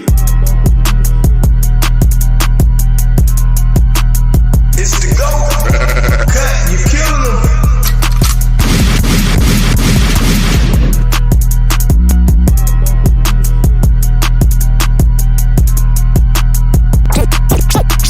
Shaking, she be shaking. I'm still tipping, I'm still tipping. The way she moving, she might break. Yeah, I'm still tipping, I'm still tipping. All that shaking, she be shaking. I'm still tipping, I'm still tipping. The way she moving, she might break. Yeah, I'm still tipping, I'm still shaking, shaking, shaking. She be shaking. I'm still tipping, I'm still tipping. The way she moving, she might break. Yeah, I'm still tipping, I'm still tipping. All that ass in my face. I'm still tipping, I'm still tipping. Feel like I'm off in the H. Got me tipping, got me tipping. She be shaking, she be shaking. I'm still tipping, I'm still tipping. The way she moving, she might break. Yeah, I'm still tipping, I'm still tipping. All that ass in my face. I'm still tipping, I'm still tipping. You know how it go in the H. Got me tipping, got me tipping. I'm still tipping on 4 foes.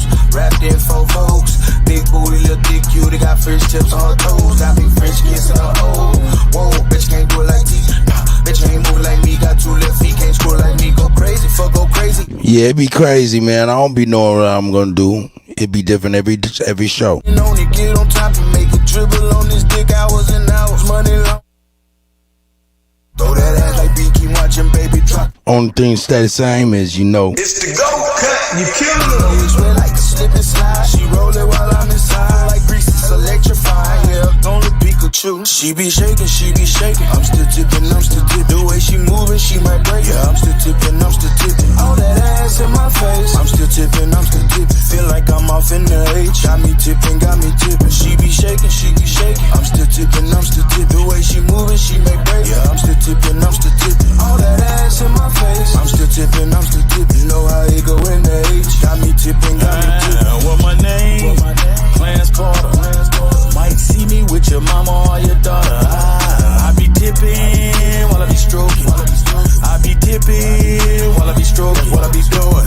Itty bitty waist, big ol' chunky butt, animal abuse. Beat that monkey up, monkey up. Beat that monkey up. I'm a big. That's my OG. Yeah, love how that booty be jiggling, love how that booty be wiggling, yeah. I got them drinking and smoking and laughing and twerking and giggling, yeah. Came in the with a little dude, but right now she just really ain't feeling them. Look, you do not have enough dick or money for that booty, she need to get rid of them. She be shaking, she be shaking. I'm still tipping, I'm still tipping. The way she moving, she might break. Yeah, I'm still tipping, I'm still tipping. All that ass in my face. I'm still tipping, I'm still tipping. Feel like I'm off in the H. Got me tipping, got me tipping. She be shaking, she be shaking. I'm still tipping, I'm still tipping. The way she moving, she may break. Yeah, I'm still tipping, I'm still tipping. All that ass in my face. I'm still tipping, I'm still tipping. You know how it go in the H. Got me tipping, got me tipping. It's tipping, it's tipping, it's tipping. It's the go. Cut, you killing them.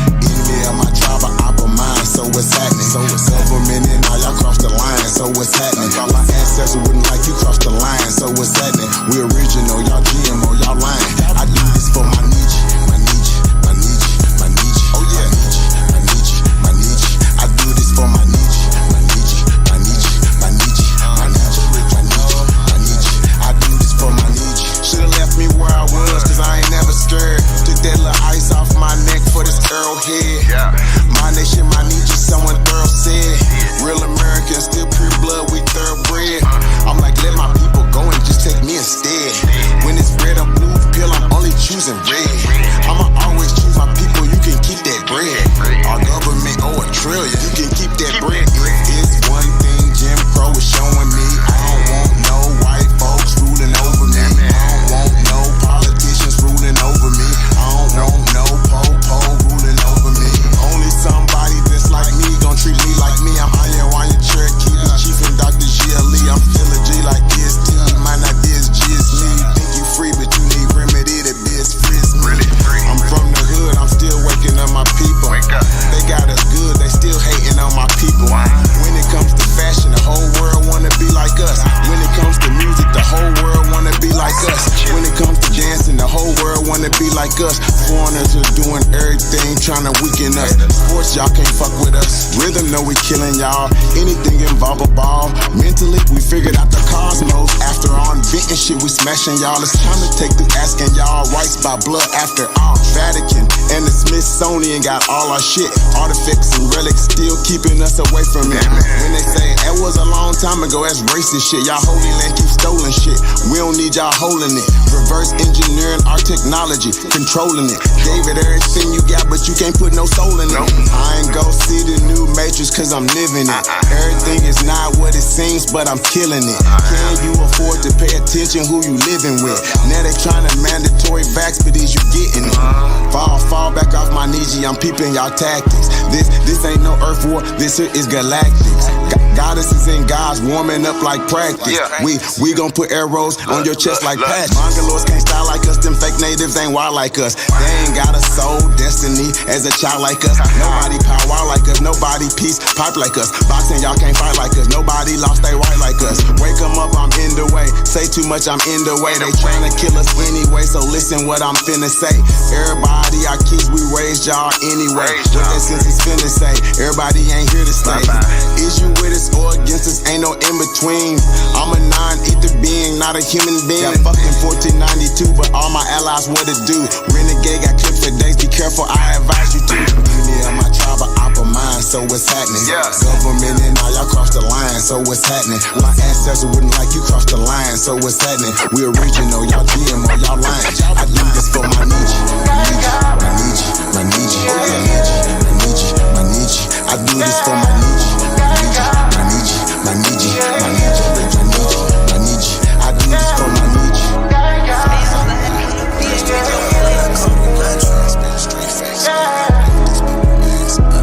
It's the go. Cut, you killing them. Spend a moment trips out to Vegas. I feel like spinning the sack, taking chances. Ain't scared to take a risk, cause that's what life is. And we only live once. I shake it up and roll the dice. Win or lose, I'ma get it back and take another chance. Whatever, I'ma pay the price. But first I gotta roll the dice. You already know Drake Cobb. Roll them in a circle of homies and watch me. Shake them up, shake them up, shake them. Roll them in a circle of homies and watch me. I done gamble past my budget. Ballin' beyond recognition, so homie, what's the subject? I give a fuck what you niggas utter. I put a thump by my side and you can't get the stuttering. Keep my head high, knowing that these haters hovering. Loving how I move, yeah, but you fuck with cousin them. Cutting them can't be trusted, ain't nobody fuck with them. You hustling with the homie with the tilted brim. Yeah, you on the sideline, sit with them. Homie, we in the VIP, sit with them. Homie, so many places, different faces, taking chance in advance, so you know we made it. Spend a moment trips out to Vegas. I feel like spinning the sack, taking chances. Ain't scared to take a risk, cause that's what life is. And we only live once. I shake it up and roll the dice. Win or lose, Falling lightning, I see you, brother. whatever, I'ma pay the price. But first I gotta roll the dice.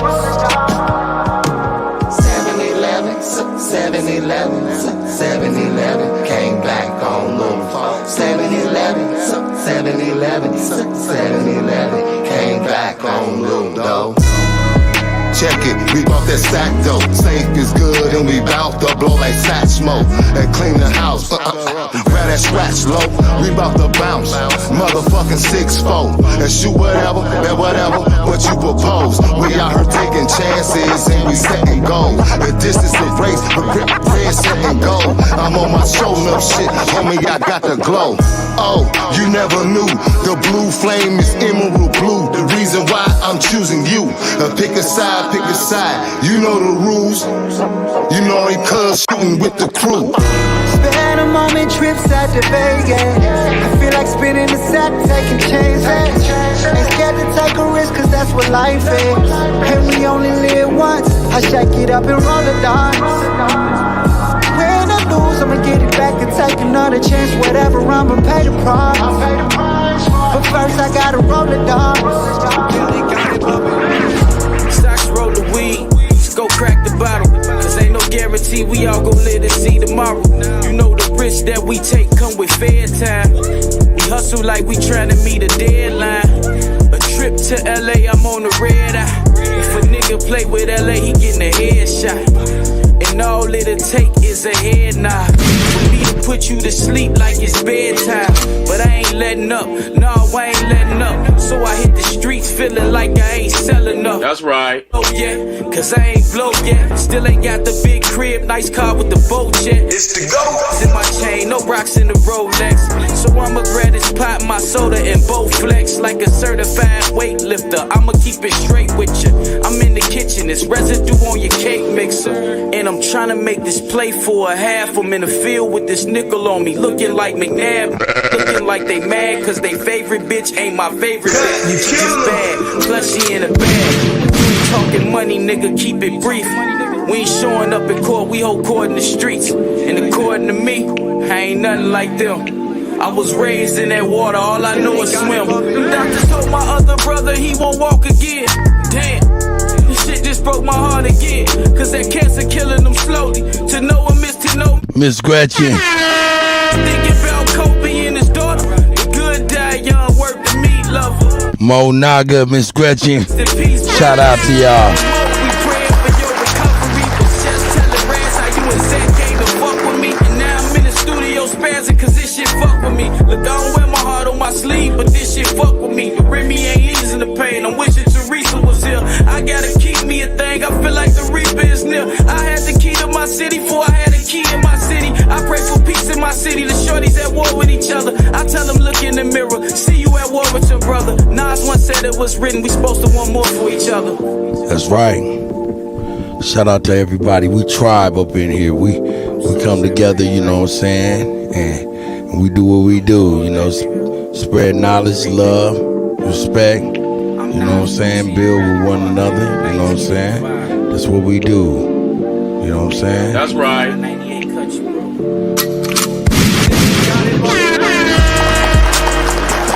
Yeah, we up in here.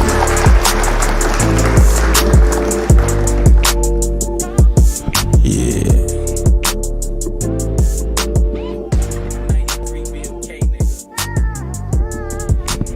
Cut, you killing them. That's right. That's right. That's right. That's right. How y'all feeling out there, man? How y'all feeling out there?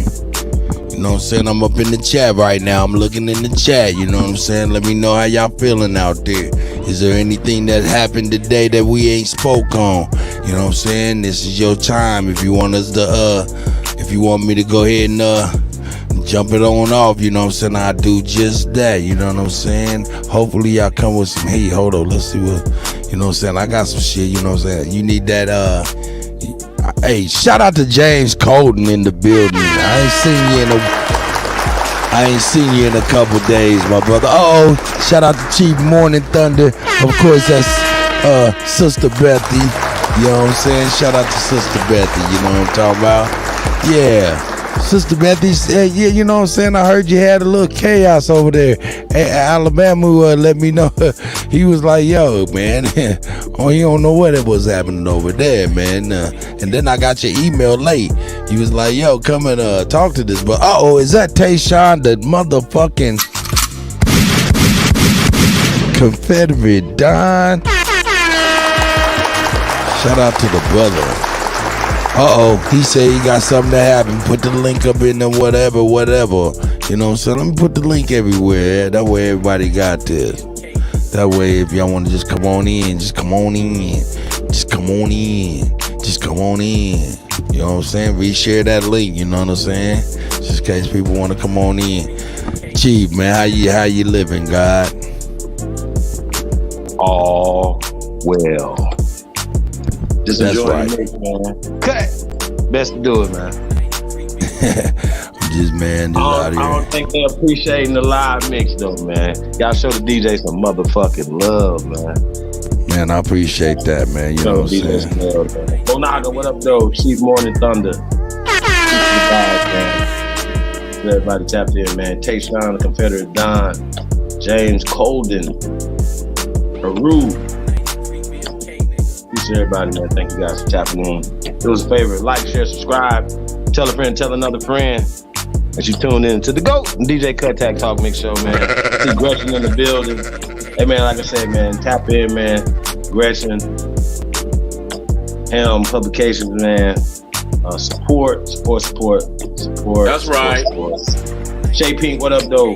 Empress Goddess. Keith Tolliver. Thank you guys for tapping in, man. Do us a favor, man. Like, share, subscribe, man. Share this on all your social media platforms. Man, I missed a lot of the what was going on with the Farahkhan situation, man. I see falling lightning up in there. Peace of God, man. Shout out to everybody. That's my building.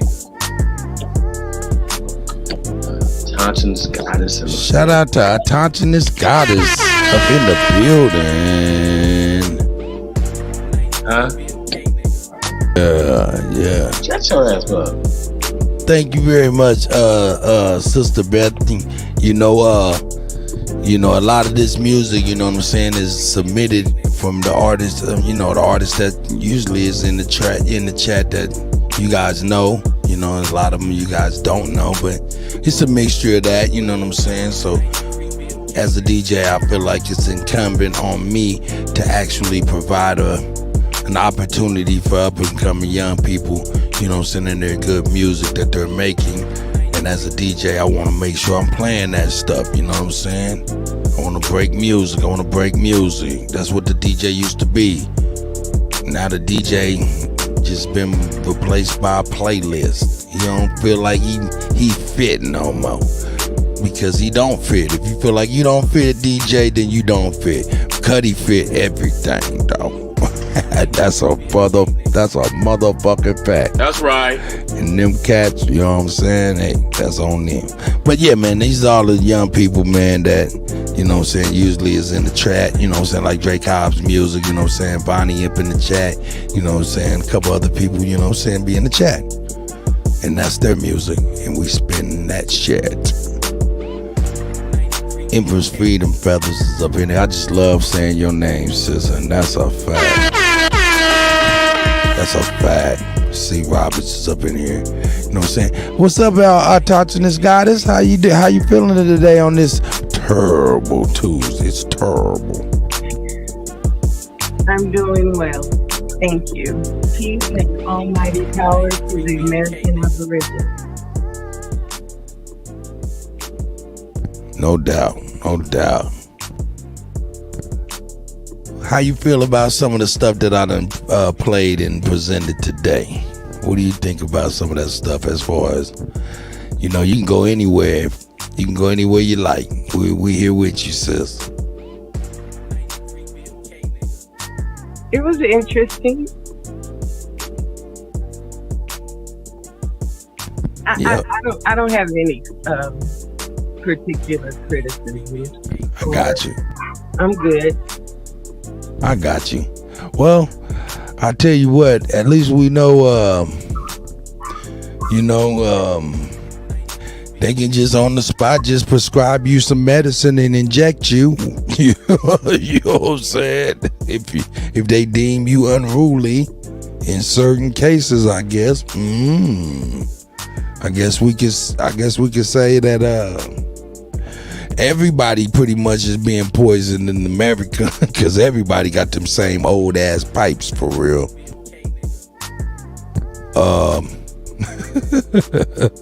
What else we get on?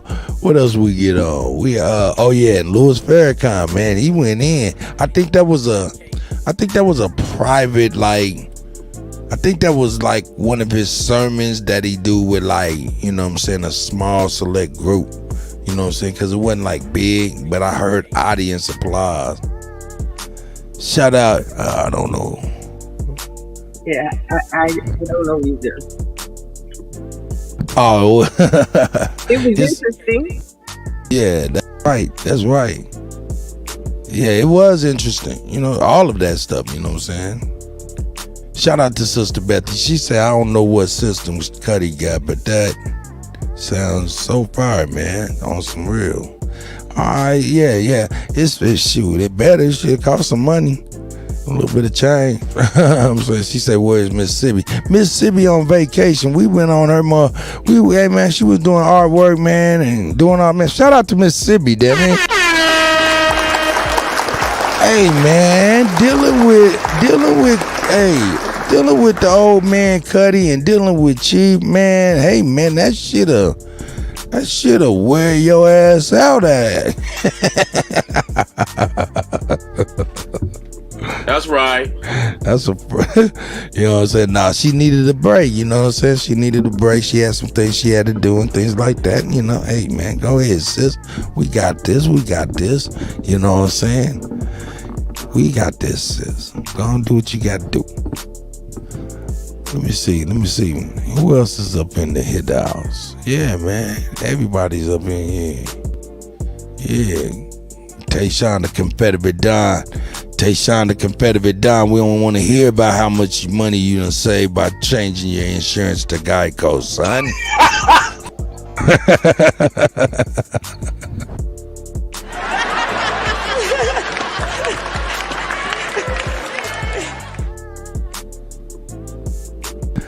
Oh no.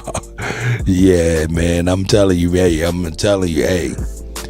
Me and Chief, man, of course, we definitely two sides of a different coin, of the same coin, but you know, we come together, you know what I'm talking about? You know what I'm saying? We definitely come together. It could be taxing. It could be taxing. Hey, behind the scenes, I'm really kind of, I don't know, I'm a mean man. I think I'm mean, man. I be feeling like sometimes I come across mean. I don't know, man. I don't know. Tayshawn, man, the Confederate Don. I'm glad you jumped on the panel, boy. You know what I'm talking about. Let me go ahead and solo my screen real quick. And let me go on here and bring some fire. Hold up. Actually, this beat is too nice for you, Tayshawn. Right now, we need to bring some music for what I gotta ask you. Here we go.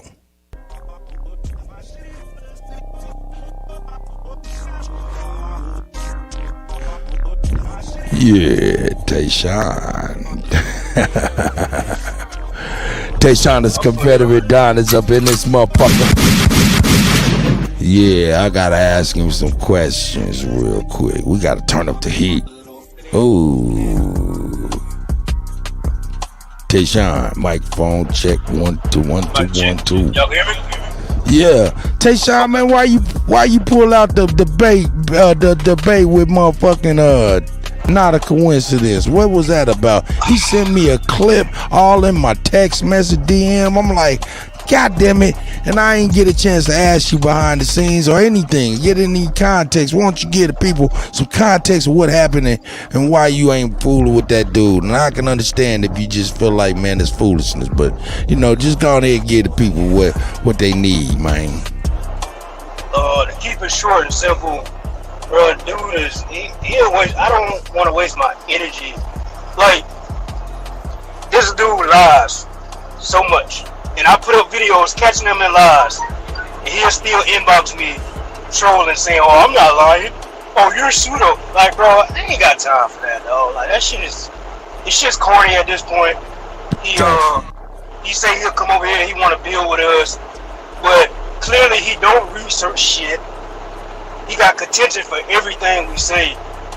And it's like, I'm not wasting my time doing that. Because in order to debate, I would have to take time off the road to get everything straight. I had to take at least 4 days to make sure I got everything set up into my laptop. I'm not, nah, he ain't even worth my time. And you know what? And that right there, hey, you know, hey, I understand, and at the end of the day, you know, real talk, despite what motherfuckers feel, myself included, you know what I'm saying? This is some old YouTube shit, you know what I'm saying? So it ain't that serious, you know what I'm talking about? So, I mean, you know, at the end of the day, what is serious is real life. So if a motherfucker take time out of his life to engage or indulge you in whatever it is, man, you know what I'm saying, you got to respect it and understand that it's, you know, that it is, you know, that it is taking time out of people's lives, and time is money. So and for a person like Tayshawn, I get it, you know what I'm saying, I get it holistically, young brother. So I'm not gonna give you shit.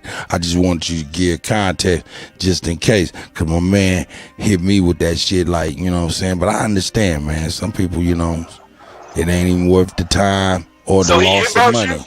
Yeah, he inboxed me a clip. He inboxed me a clip of y'all on a panel or something. Oh, me on App TV channel when I said hey, not a coincidence, I don't want to debate you no more. Yeah, something like that, man. And I just wanted. The funny thing about that, before I actually said that on App TV panel, before I said that, he was quiet as fuck. Like when the debate was said, he was quiet. He didn't come out. He was typing in the chat. He ignored me in the chat. So he was scared. And then once I said, hey, I ain't want to debate no more, of course, him being a lame and that dude's a fucking narcissist. That put a battery in his back. I gave him some jumper cables to hype his ass up, and now he coming back around again talking shit. He's a fucking lame, bro. Like, that nigga's fucking weird. Like, I don't understand how a person can. Go ahead. Well, no, I was gonna say we got Lotus in the building, got a Thompson's goddess in the building. Yeah, I'm back. No doubt. Yeah, no, man, we don't even want to make it about that clown. He ain't busting a grape. No, it ain't about that. It ain't about that. I did want to put context in it and let him know what was done, you know what I'm saying? And yeah, you know what I'm saying? I did want to talk. It ain't about him. It's just about putting context in it, because if he did that with me, I'm sure he probably did that with a whole lot of other people. And this is Tayshawn's opportunity to actually speak to it and address it. And I understand time is money and money is time. And ain't nobody about to waste no money on no clowns. I get it. Yeah, waste and lose some at the same time. All right, Tayshawn, did that sum it up, my brother? Pretty much. Okay, I got you. And you know what? And that's pretty much what the elder is talking about as well. Alabama. Hey, what's up, Lotus, man? Shout out to Lotus in the building.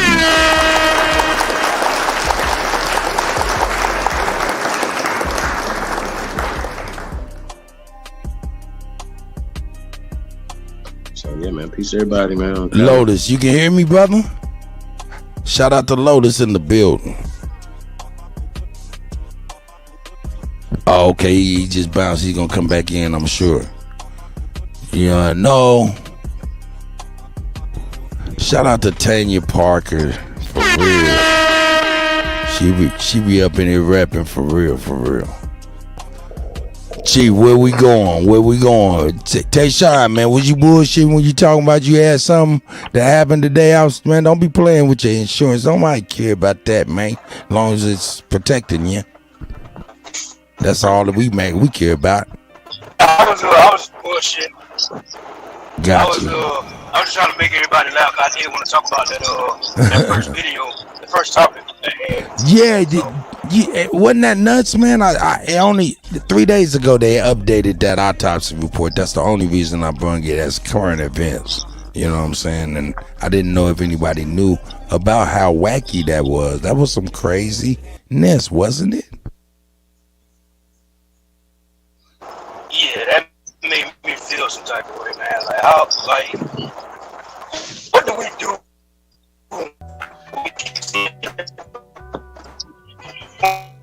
I don't know if that's him or he breaking up as me. It's him. It might be me. Yeah. Mic check, Hey, tribe. I'm about to fuck with both. Hey, man, it's both of y'all.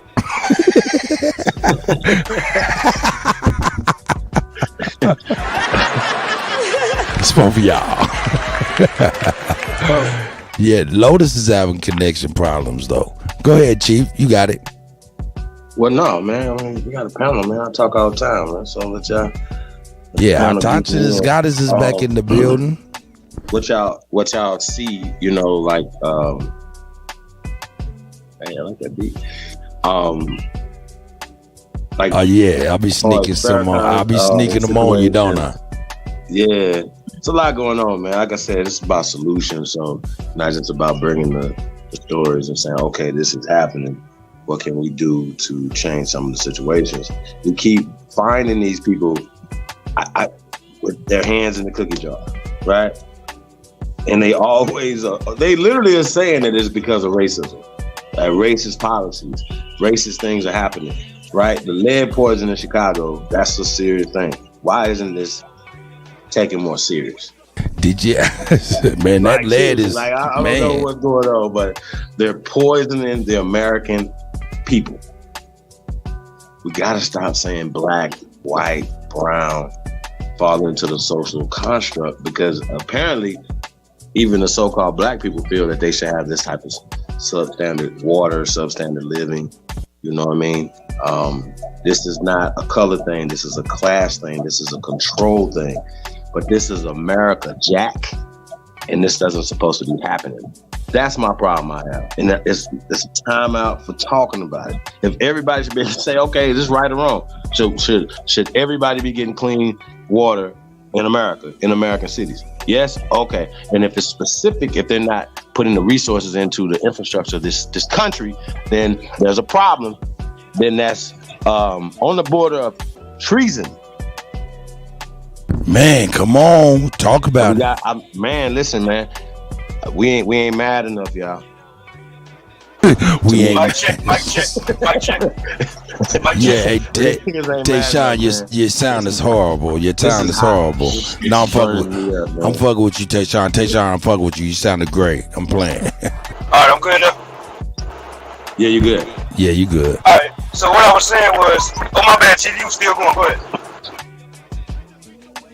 No, you got it. You was breaking up. I was just filling in. All right. So what I was saying was about the guy from Colorado, right?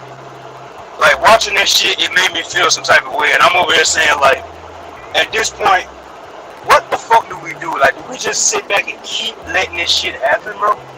Like at this point, it's like, do you let it happen to you? Let it happen to me? No, I'm saying, do we keep letting it happen, or does a person, an individual, knowing what can happen, let it happen to them? Right, like, do we like it's like at this point, it's like they slapping their nuts across our face and they like do something about it, but you ain't gonna do shit. You know what I'm saying? Like, I want to say a lot more, but like the fact I got a sense of myself right now, I don't like that. Cause I should be able to say what the fuck I want to say if they can do what the fuck they doing. It's not even that, not just only that dude in Colorado, but even the water issues. Like they doing this shit. It's just like saying like, okay, we gonna do it and what the fuck. Y'all feel what I'm saying? Yes. Yes. Like I'm like, bro, like that shit, that first video, that first topic. Right now, I'm riding past a bunch of police. I'm like, yo, like I really want to run this truck into these motherfuckers, bro. No, you do not. No, you do not want to do that. Hey, calm down. Like, no, I'm not gonna do it, but I'm just looking like, what the fuck do we do at this point? How do we make these motherfuckers stop doing that?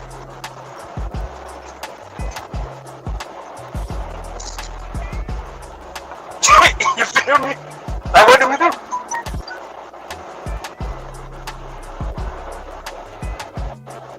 Until we recognize our condition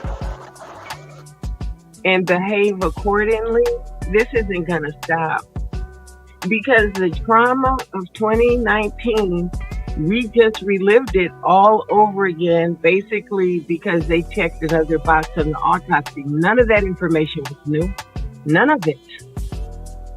None of it. So they can push replay and traumatize us over and over and over again.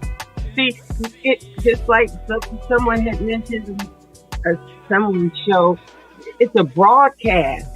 So like when they're casting these spells, and so are we. So we have to be careful about what are we feeding each other. You have to protect our energy. And yes, this bad stuff does happen. And I came to the conclusion, I'm in the same category as Alabama. I'm a boomer, right? So, and I'm not trying to be fighting right to the grave. Like a lot of these politicians and these so-called leaders that are in my generation, it's time for us to really sit down. Honestly, you know, if we can share some information, but as far as directing, that time is past for us. Well, for me, as far as I'm concerned, but I would like for us to try to be a little bit more careful about us not assimilating. See, if we fight like they fight, they won. They won. We never have to beat them, but we ain't got to join them either. Like, they're gonna self-destruct. The truth of the matter is that this planet, the sun, will take care of that.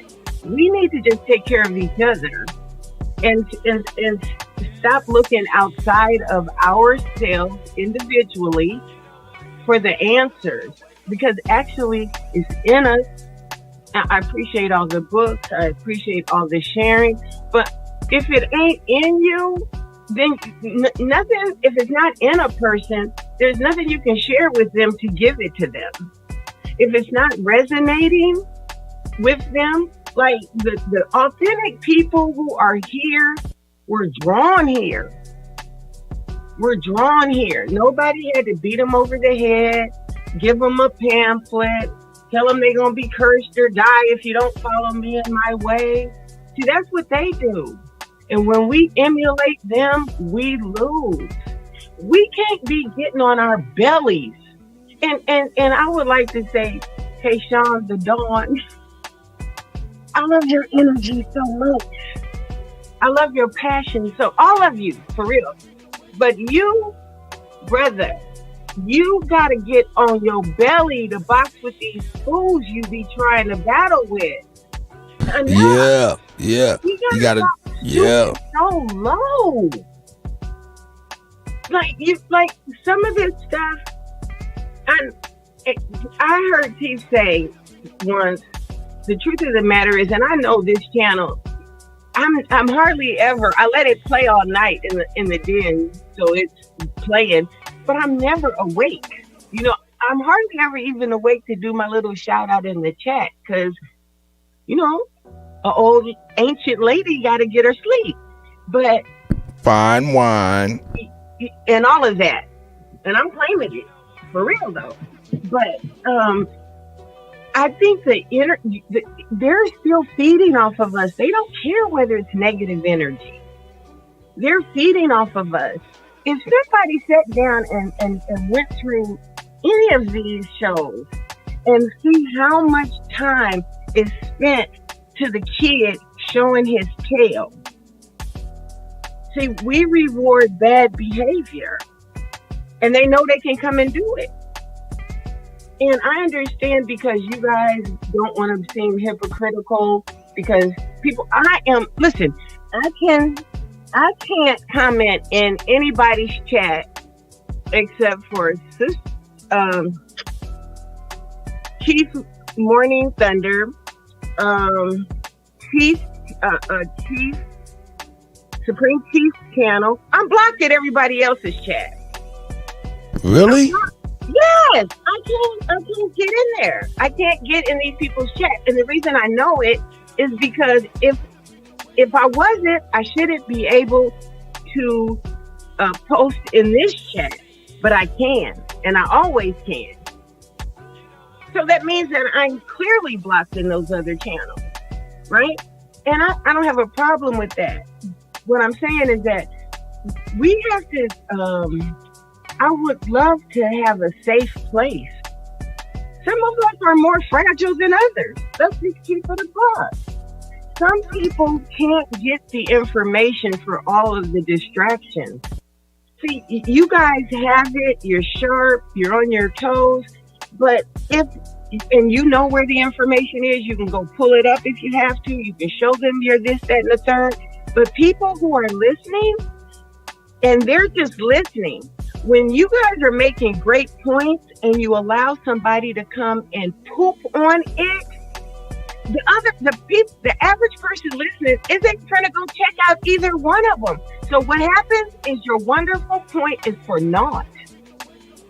It's gone in most cases. And I know you guys want to save everybody, but none of us have the power. These are steps that people are going to have to take themselves. See, we're doing the exact same thing that our ancestors did. I'm looking at it and saying nothing hasn't changed, only the names. And it ain't to protect the innocent. We're doing the same stuff. We allow too much grace. You know, I used to hear stuff like, oh, you're too nice. Oh, you're too patient. Oh, you're too... I never thought that stuff existed. It exists. It exists. Some stuff is beneath you. And I'm not talking about people. I'm talking about the exchanges. If there's nothing positive coming from these exchanges or making a point or one-upping somebody, that becomes competition. And there's nothing wrong with it. That's healthy. But I wish there was a safe place where people could share information without the naysayers pooping all over it, disrespecting the ancestors in the chat, talking crappy. And yes, because you guys know those people wouldn't do it to your face doesn't mean it's not happening. Words have power. And that would be my only. I yield. Hey sis, hey, powerful statement. You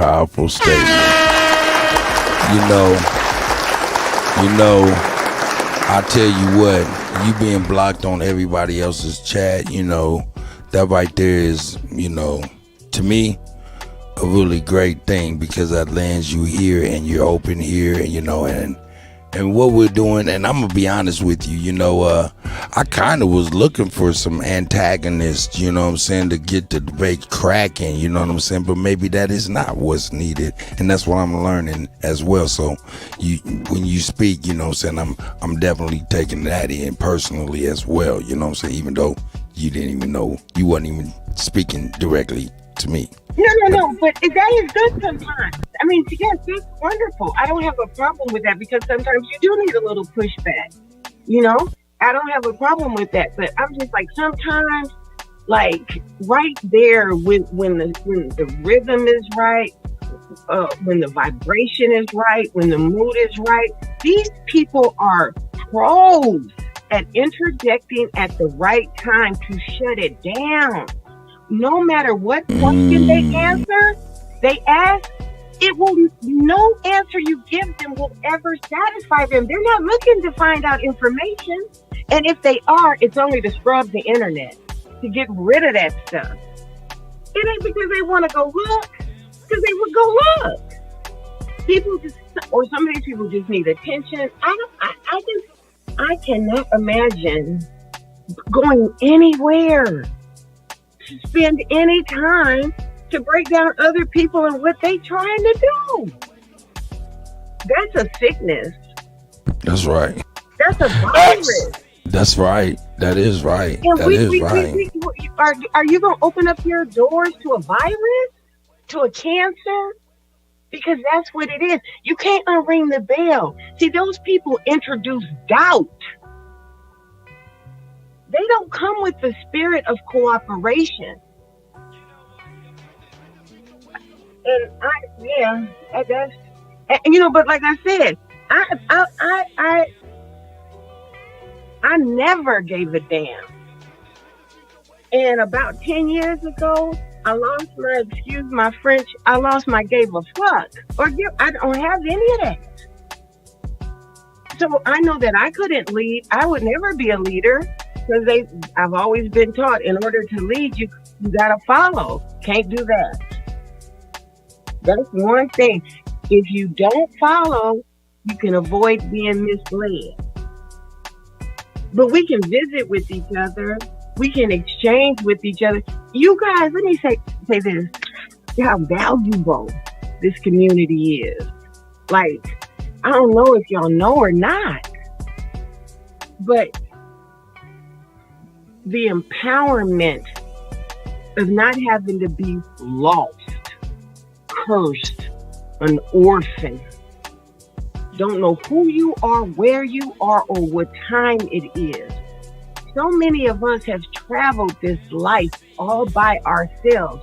Even if we were in rooms or households full of people, other people didn't understand or see the things that we saw. And I can leave here because I was good on being crazy. I'll be there, but I will not conform.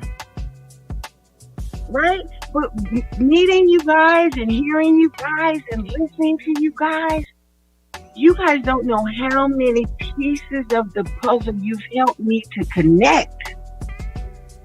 Things that I was missing, questions that I had, and those questions never go away from me. Like you can't shut your brain off. I don't know how people do it. Like it never stops. So these questions exist in bits and pieces from different people. This stuff is so necessary, and we gotta protect it. That's right. Shout out to Big Dog Philly OG. E-Knots is in the house. Copper Tone FOH is up in here with the apparel established in 2016. Shout out to Androgynous Goddess with the wisdom for real that we all need. Sis, I just want you to know that this is a place that, I want you to know that this is a place that you have a voice, not only in the chat, but within us, you know what I'm saying? Things that you see us doing, give us our praise. Anything you see us not doing correctly, give us our reprimand. And we'll take both of them with love and utmost respect. And that's a whole fact. Shout out to Lotus and Sister Bethy in the house. Lotus, man, I'm going to go to Sister Bethy first, man, because I want to build. I want to show you something. I don't know if you seen yesterday's show, but we're going to build on that if you don't mind. You know what I'm saying? Chief, you got something to say to Androgynous Goddess? And yes, ma'am, go ahead, sis. I just wanted to say to Chief Morning Thunder, I found this group of people during a very tumultuous time. And the truth of the matter is, I don't do the middle. And I chose up. And somehow or another, because I didn't know nobody, but I watched and I observed. And I would like to say to you, you've been consistent. And I appreciate that. And I appreciate the fact that you acknowledge me when I've come. Because I go to other people's chat, they act like I ain't there. And now they make sure I can't even wish him peace and almighty power. And that's a problem. That is a problem that we clicked up like this. That's how the signifying monkey tore us under. And this is not the kind of behavior that we ought to model. Yeah, we don't have to like each other, but we can respect each other. we can still support each other. Even if we don't agree with everybody's direction or how, because we're not the same and we don't have to be. We can appreciate the differences in us. And I appreciate you. That's what I wanted to say. Thank you. Hey, shout out to our this goddess and Sister Becky. You know what I'm saying? They doing their thing, man. You know what I'm saying? These are the sisters, man. These are our queens. These are the elders as well. You know what I'm saying? We got to love and hold them in high regard. You know what I'm saying? Shout out to Turtle Island Indigenous Negro. Turtle Island Indigenous Negro. Turtle Island Indigenous Negro. Shout out. Hey, Sister Bethy, what's going on with it? Yeah, I don't even. How you doing, sis? Big Dog good. Philly OG. I'm good.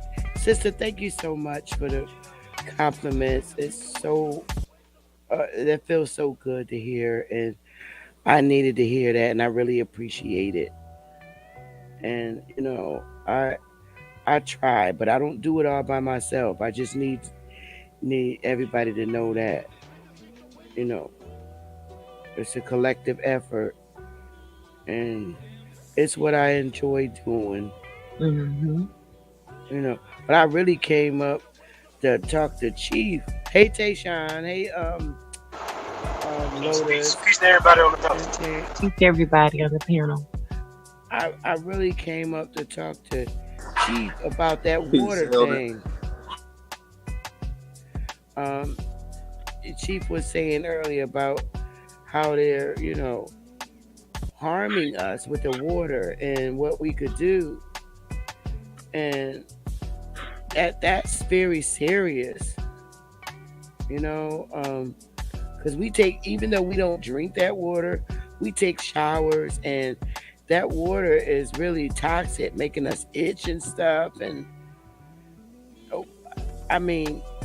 don't you think that we should protest in front of the damn water companies and let them know that they're harming us? Sister Bethy, not that you don't already know this, but just to enlighten everybody else, the largest organ on the human body is your skin. Mm-hmm. Facts.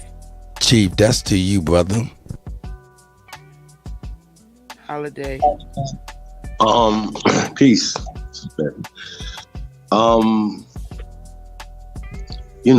I think once again, fighting in any way, we should be doing that in all forms.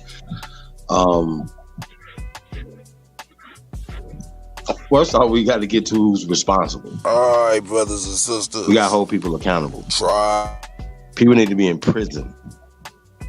And the people that's supposed to be putting them in prison and not prosecuting them need to be in prison. This needs to happen ASAP. Because they could be like, oh, well, Lori Lightfoot. Well, no, this happened long before Lori Lightfoot. You understand what I'm saying? If this water is deliberately being poisoned or neglected, so somebody need to go to prison. If we need to protest, we need to pull up in people's houses. We need to be at their house. You understand what I'm saying? Go turn their water off. That's right. You follow me? We got to get creative. That's with right. This shit. You know what I'm saying? We got to get real creative. Make sure that you guys in this county outside here, water's good. Well, why is this water bad? Why is this happening? Well, once again, they know it's predominantly Americans, right? And so once again, they're not investing. And matter of fact, they're extracting the wealth from here, from those places, and then poison American people. Where's this? This is violating all treaties on the planet. So this is really simple. When they go to prison, we got to start holding people accountable. Real talk. That's right. That's what I'm at with it. It's time out for the bullshit. Yo, shout out to he who is. Hey, remember the Camp Lagoon shit? Wait a minute. We have a perfect one right now. Like, I ain't never been to Camp Lejeune, but they still texting me, sending me emails and stuff like, hey, this could happen to you. Well, guess what? Camp Lejeune is happening across America. Are the people in Flint getting money? Y'all gonna have to pay a lot of people. Mississippi, and Brett Favre took all that money to build a volleyball center. Come on, man. That was money that could have in light of everything that's going on. You see people like Brett Favre who already have money, who are already getting all these other subsidies or whatever. They're extracting more wealth to build volleyball, build facilities out there, as opposed to of taking care of the people that they extracting most of this wealth from. Make this make sense. There you go, Takeoff Tyson. Say peace to the guys, man. That's right. Hey, we appreciate everybody. Shout out to the panel, man. You know, we building.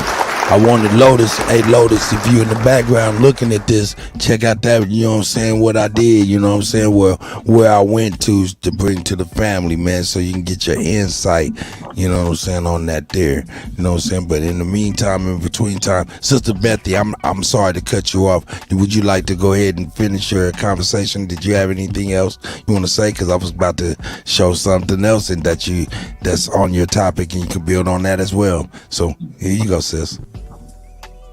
Oh no, I'm fine. I just, the water is just it's just scary right now. And I'm real concerned because shit is making us itch, and I've never been like this. It was never like this. I remember in the 70s when I was little, we used to be able to drink our faucet water. Our water was so good back then, we was able to drink it from the damn bathroom sink. But now it's just horrible, and I'm real concerned about what they're doing to us. And it's not a color thing; they're doing it to everybody. Right. And it's harming us. You're right. It's harming us real bad. Can I ask a question? Just for the people in Flint, for the people in Chicago, for the people all over the country with bad water, do you think there is anything that would be enough to provoke the American Aboriginal? Let the foreigners and the natives handle it for a day. Just a day. See, because if you do a little, then you might be able to do a little more. We're the currency. We're the energy. We're what makes the machine run. It's us. If we just sat down one day and let it be known why you ain't going where you're supposed to be going according to the people who's looking for you, that even if you have to use a sick day or a vacation day or a personal, whatever, or just not get paid a day. The only way, yes, we could go through litigation. That thing has been going on for years before it got traction. How many of our kids are going to be remedial, damaged forever because of the water? How many of our seniors and our elders are we going to lose? Not even to talk about the airplanes that fly overhead all day long, making X, Y, Z's, and nobody questions it like it's normal. Like we are strategically being poisoned, just killing us slowly. But everybody thinks that, well, that's just the way it is and we can't do anything about it. Could we do a day, you think? A day? Could we sit out a day? And not do anything. No, do something at home for yourself, for your family, for your tribe, for your folks. Do something for you. Just don't do nothing for the system. Not one thing. Not nothing. Don't do nothing. One day. Hey. Our Autonomous Goddess. Hold up.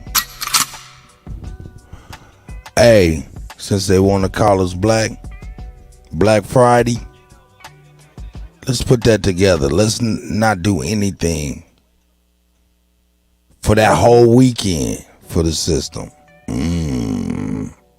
I'll take it a step further and say the whole weekend. That might scare too many away. I know, huh? Baby steps. No, baby steps. Black Friday. Let's just abstain from that whole Black Friday whole little situation. What do you think about that, Autonomous Goddess? I don't mean to hijack your stuff. I'm just... No. I mean, I've been did that. Okay. But who else is going to do? I mean, is it, it's something that we can do that everybody agrees upon. Like, a lot of people will feel like, especially in our community, they want things for their children. They don't want their kids to feel left out, and maybe that's the time where they can kind of snatch up some deals, So I don't know if that would be the day. If you think about it, hit them in their pockets, that's where they live. Yes, that would be the day. But could we get to that point? Yes. But just an arbitrary day. Just choose a day and shut it down. Love at Night, lady, shout out to you. And shout out to he who is. Yo, Love in Light, lady said it's what did she say? The first Monday in November, the day before Election Day. That might be good. Oh man, I was about to get to Mr. Brooklyn, man, but hey, check it out. It's mighty funny that we're all on a frequency and on a wavelength. So what we're talking about with the faulty water and things like that, and you bring up a point with the stuff in the air and stuff, and this brings me up to what I was about to share. So I guess I'll bring it up. Shout out to our elders, man. May the universal God and the ancestors have received these gentlemen well, and may they continue to try to guide us well through their energy.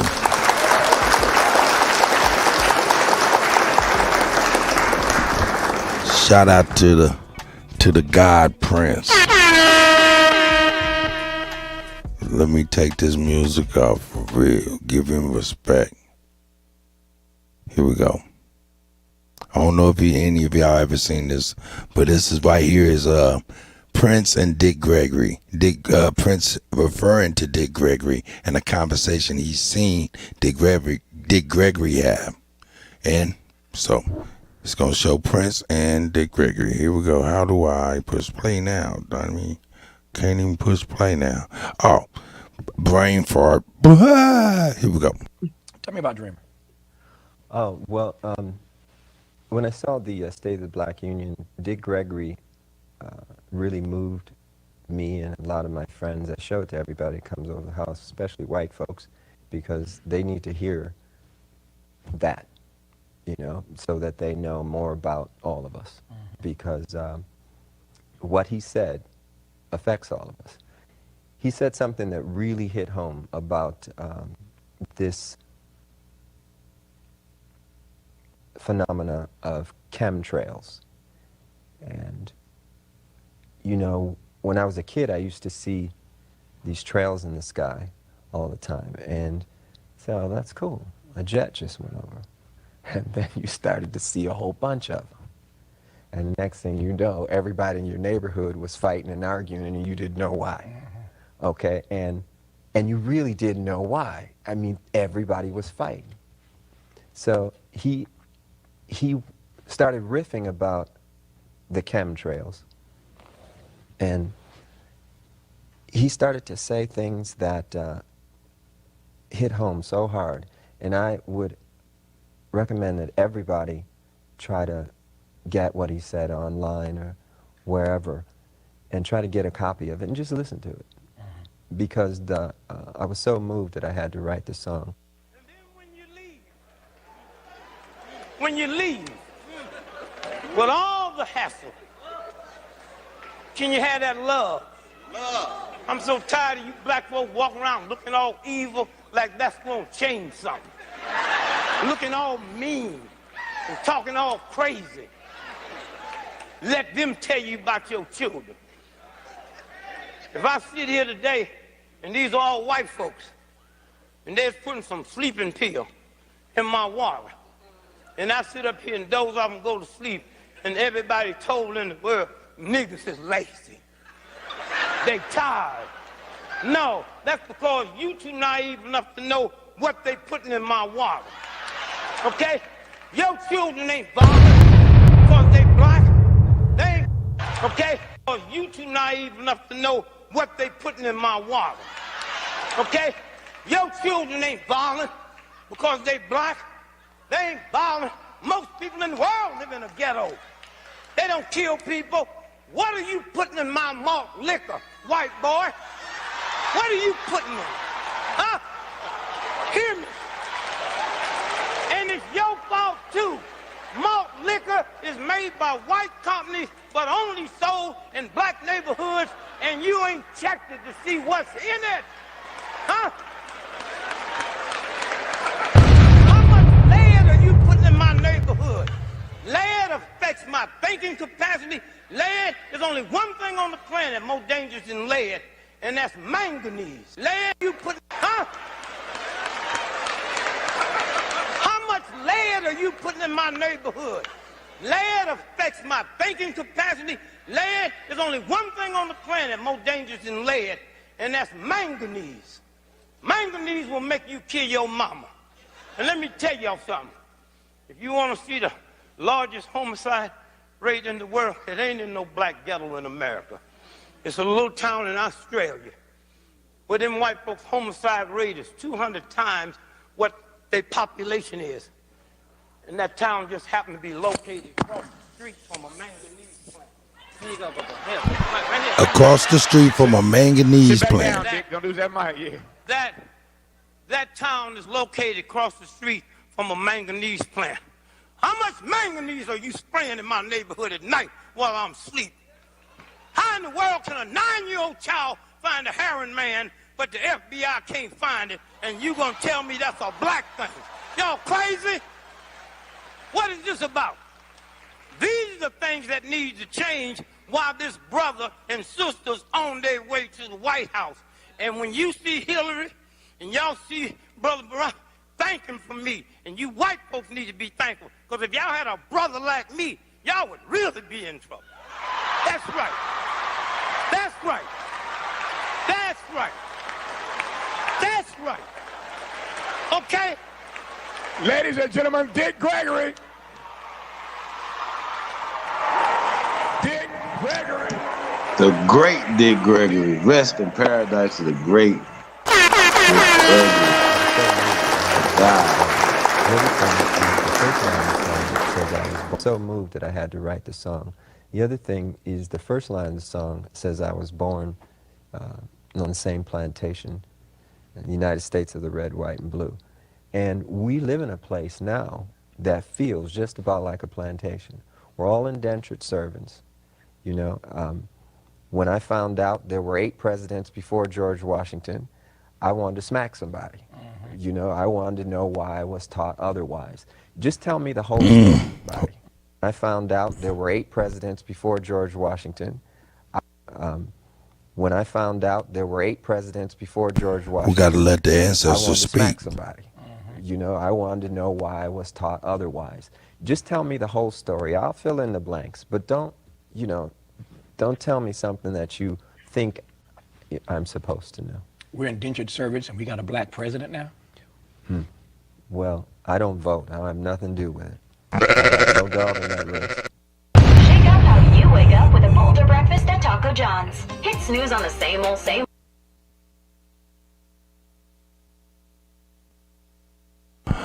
Hey, man. That was crazy to watch, huh? These are the ancestors now. Shout out to them again. But they were warning us. They were warning us. I want to know who them 8 presidents was. Y'all know?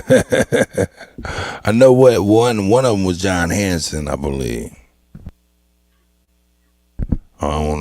That's what I was led to believe. Not that I Chief, know did you anything. know? I remember John Hanson too. Chief, you know any of them presidents? Tayshawn? Well, Tayshawn only a baby. He wouldn't know. But he got that old ass flag. He might. Oh yeah, that's right.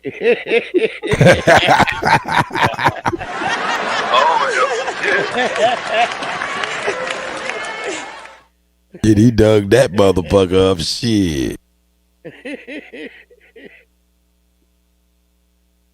About the chemtrails, All right. Manganese is one of the ingredients we learned tonight, didn't we? in the early 60s, I was in Southern California at Disneyland. And because I was, not big enough to ride the big rides, we had to take the little crummy rides. And one of them was something to the future. And you went into this round building, you took a seat, and the stage spent around, and they went back in time to the future. And in one of the clips, they talked about how we have the ability to see the clouds, and they show you the planes flying with the chemtrails behind them. I found that clip in 2020, and and all I did, it was somebody's YouTube, but it was the Walt Disney's. It was the story that they told during this ride, which went from the past to the so-called future. So they've been doing this. That was Agent Orange, and that wasn't that was to poison everybody in the conflict. And who was on the front line? We were. They're not doing anything new. They have never stopped. And now these kids think that it's normal. Oh, that's just an airplane. No, that's not. Yeah, that baby used to dissipate. It used to desist. It used to dissipate. And they have that. It still does. I sit up, I watch it, I film it. They have some that goes away very, very quickly. But these pilots are up in the air from dusk till dark. They're not up there just playing tic-tac-toe in the sky. That costs money. They're working. You know how they could tell us that a man is going to live 70 years and then the mighty will live 80? Ain't that in the holy book? Do you know how they know that? Because they know what it takes to put us out in that amount of time and keep us useful and get rid of us before, because by the time you start to age is when you start figuring stuff out. You've lived enough and you've seen the same story over and over. It's a duck. It's the same story. They just keep changing the names. They replay the stuff over and over again. Over and over. And we don't tell our children so that they can know that this isn't normal. We don't point out that that's not right. People are like, why are you looking up in the sky? A lady told me, she said, you know what? I never look up. Who walks outside without looking up? Most people. I didn't know that. And now hardly anybody, because they got their head in their phone or they're driving. So yes, it's constant attack, chemical warfare. Why do you think the way we eat, they call it a diet? Because you diet, you kill it. That's the intent. That's what's killing us. And it's the food that what? They pay farmers subsidies not to grow so that they can feed us genetically modified food. That's not just for money. That's for annihilation. This is a plan that has been put into place long time ago. And we have to start putting something in play for our generation. So that every generation, why our babies got to keep starting from scratch? Why we throw them away at 18 and tell them to fend for themselves?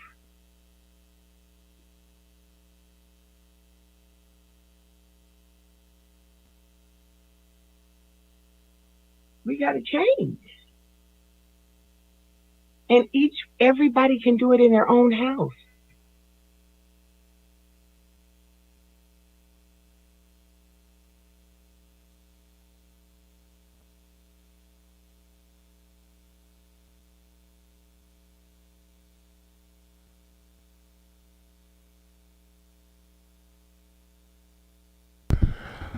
I seen where they got this stuff in a big way.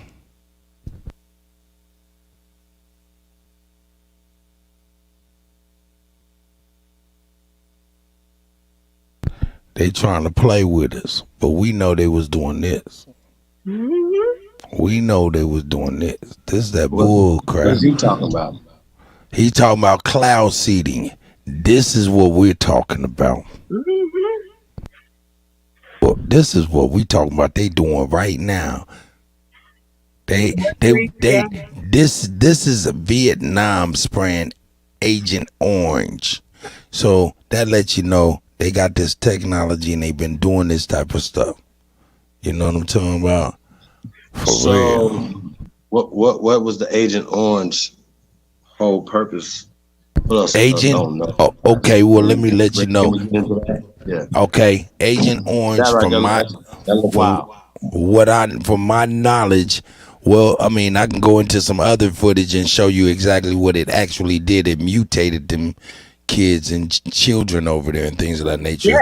Yes, it's very bad. But Agent Orange was developed by Monsanto. Is from my understanding, Monsanto allegedly created that, and after the Vietnam War, you know, they had no use for that chemical. They repurposed the chemical into something that could be used by the consumer, by us. You know what I'm saying? And they renamed it. From my understanding now, I'm kind of doing a gloss over, paraphrasing, so to speak.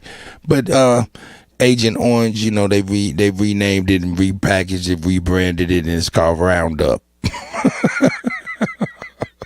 Roundup weed killer. Allegedly. Hold on though, but I'm saying though, so what was the intended purpose of this chemical to kill? Warfare? To kill. Well, they wanted to kill the vegetation so to make it easy to see the Viet Cong, and chemically, whatever chemical bioweapon, whatnot. But they say they were just trying to kill the weeds to make the battlefield clear. Go ahead, sis. And also the rain. They turned it in because they couldn't maneuver in. They didn't know the landscape, and because the United States Corporation could not maneuver, they tried to level the playing grounds by turning it into a swamp. So it was just this constant rain. So they seeded it, and in that rain, those young men, and I know people's no one in my family, thank goodness, but I know people whose family members came back not the same mentally. Never the same, unfunctionable. And then the government won't take care of them. And then their family members are scared of them. It was supposed to be a war tactic.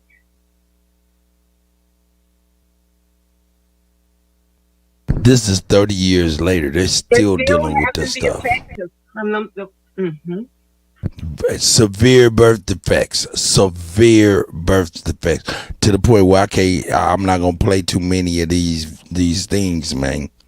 You know, I can't. Hey, sensitive viewers, you know, turn away. You know what I'm saying? Because this stuff can get graphic. And we talking about a third, maybe even a fourth world country.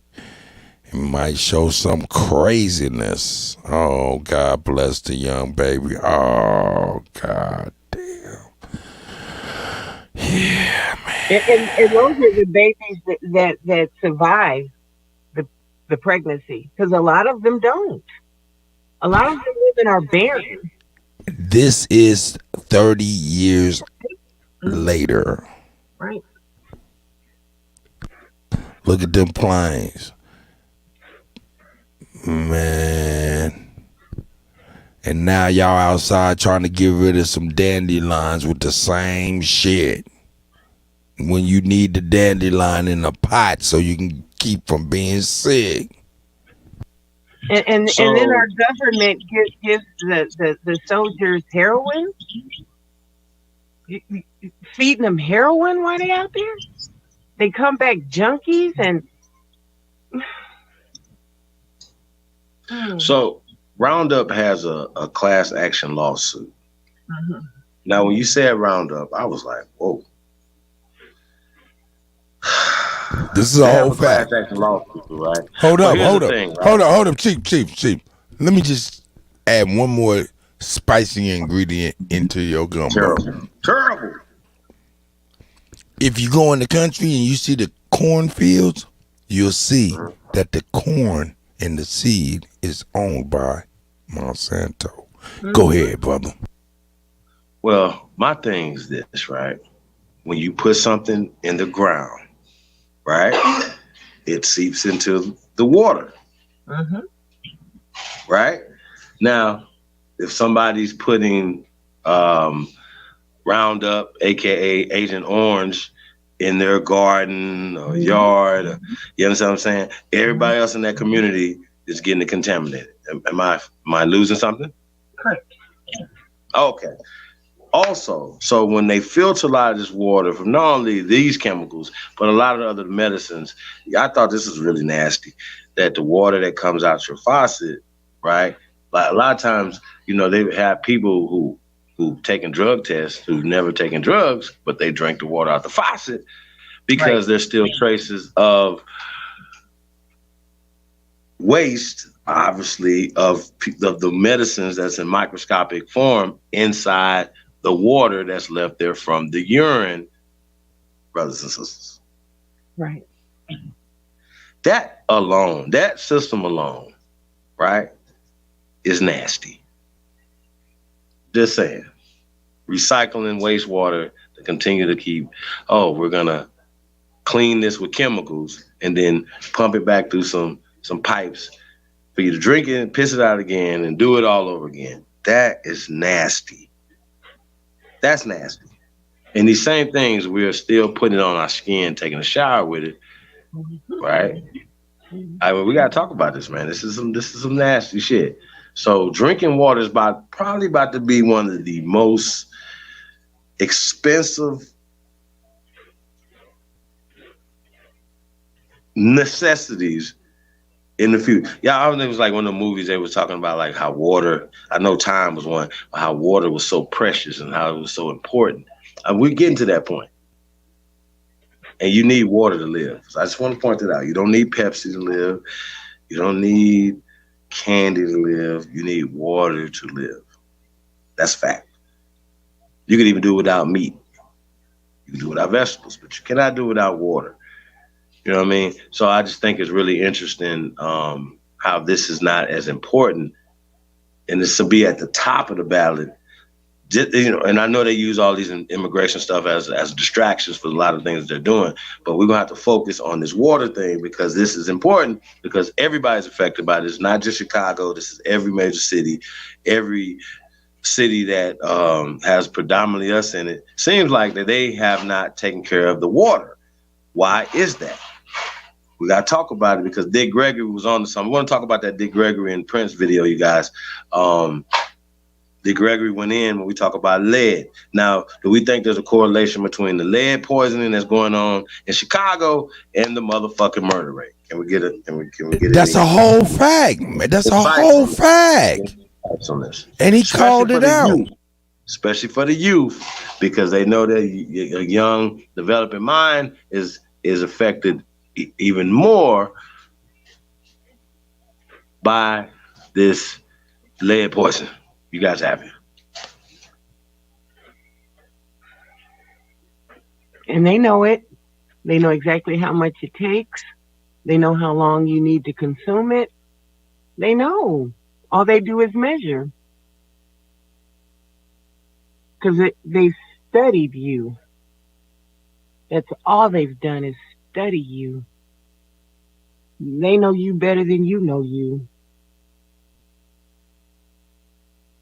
And everything, see, we became consumers. We think that's hot.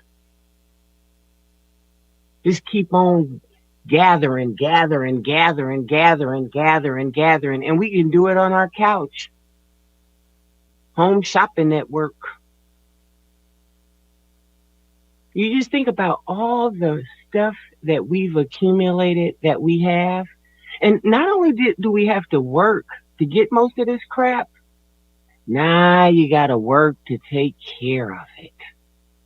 You got to dust it. You got to clean it. Because we allowed, we allowed someone else to define success. We allowed someone else to tell us what a dream was. So if you don't have 2.5 kids and you don't have a bunch of alphabets behind your name, or you don't live in a gated community, then you're not successful, right? And then the people that they give an opportunity to, see, those people are chosen. You don't think Cootie Mayo wasn't chosen? You want to know how you lost rock and roll? Somebody gave him access. Somebody gave him a platform. It's us. And people identify themselves. They tell you who they is. Right up the front. Ain't no such thing as a coincidence. And he told you, not. It ain't by chance.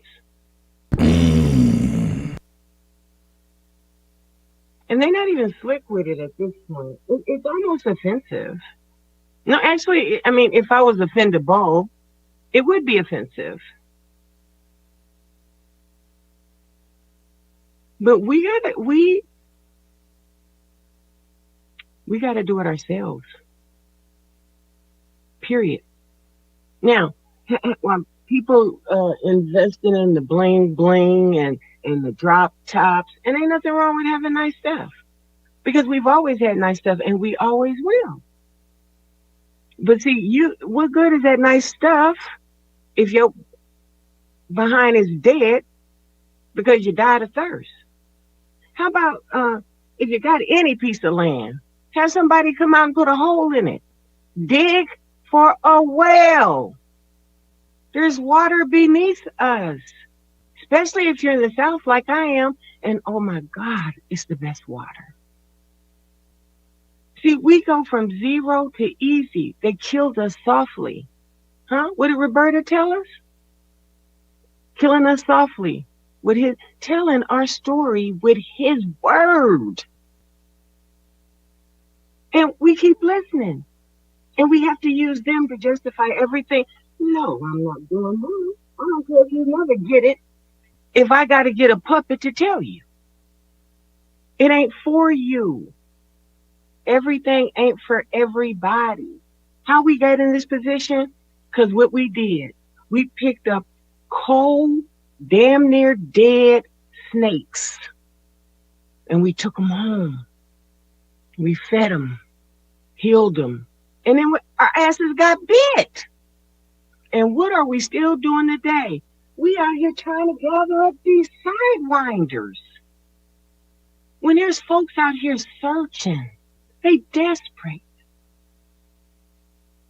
But our people are very fragile.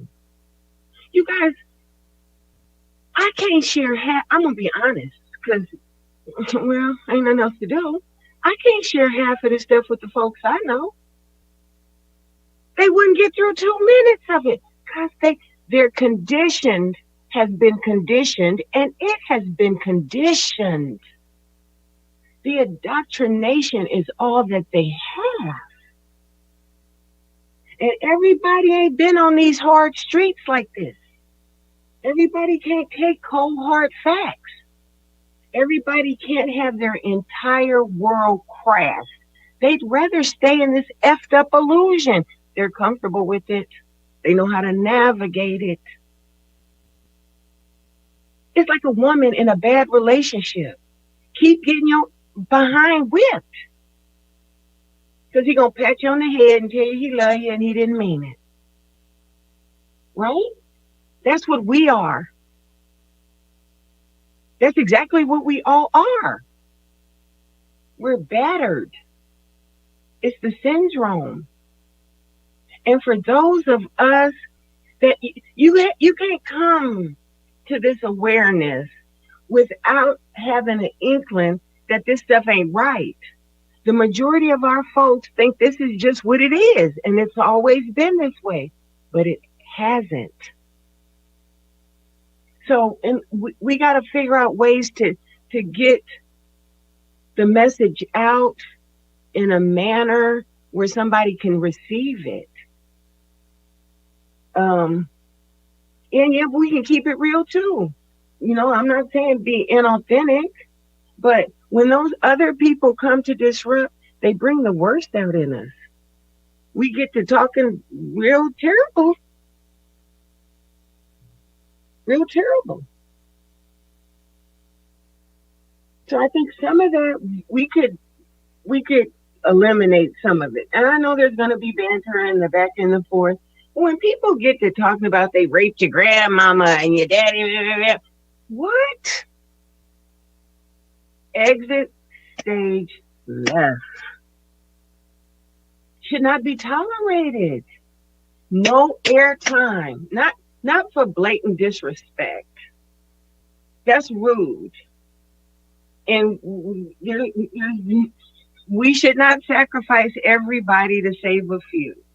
Everybody's spirit should not have to be assaulted. Because some of these people really do have good questions and, you know, but when they get to the point where they're just, it's vitriolic, that's poison. And we're just, you know, in order to support, we have to stay with it. Kind of hard. And I'm going to stop. Yeah. What's wrong with Big Mike in the chat? Big Mike in the chat. Support Biden. Okay, he says support Biden. Big Mike, you spamming us real tough. Go on ahead and get Big Mike up out of here, man. Well, you know what Biden said. Why would we support Biden? Oh my goodness. Because if you don't, you ain't black. Yeah, and he right about that. We ain't black, so we ain't supporting. If you don't, you ain't black.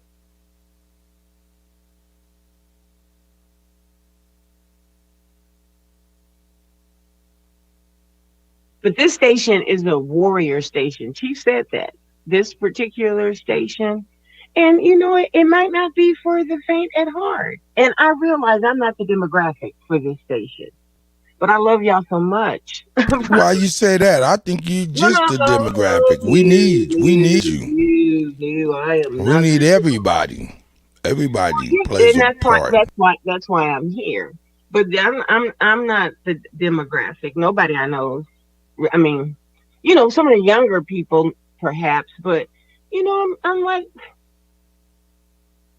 I can hang with you guys because it's good. But I'm just saying for the average senior plus, you know, a lot of times I don't even know what you guys are talking about. I don't know the lingo. That's real. I don't know those abbreviations in the chats. I don't know what none of that. A lot of that stuff is right over my head, and that's okay too. I get what I can.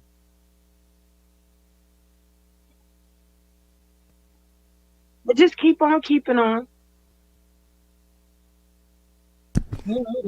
Shout out. I got a little notebook, so I don't know what you talking about.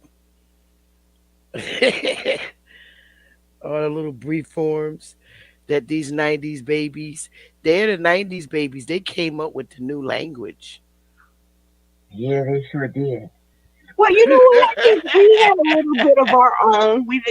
They called it slang, and then it evolved into ebonics, and Well, then it is what it is. Yeah, I yeah, got. but them 90s babies.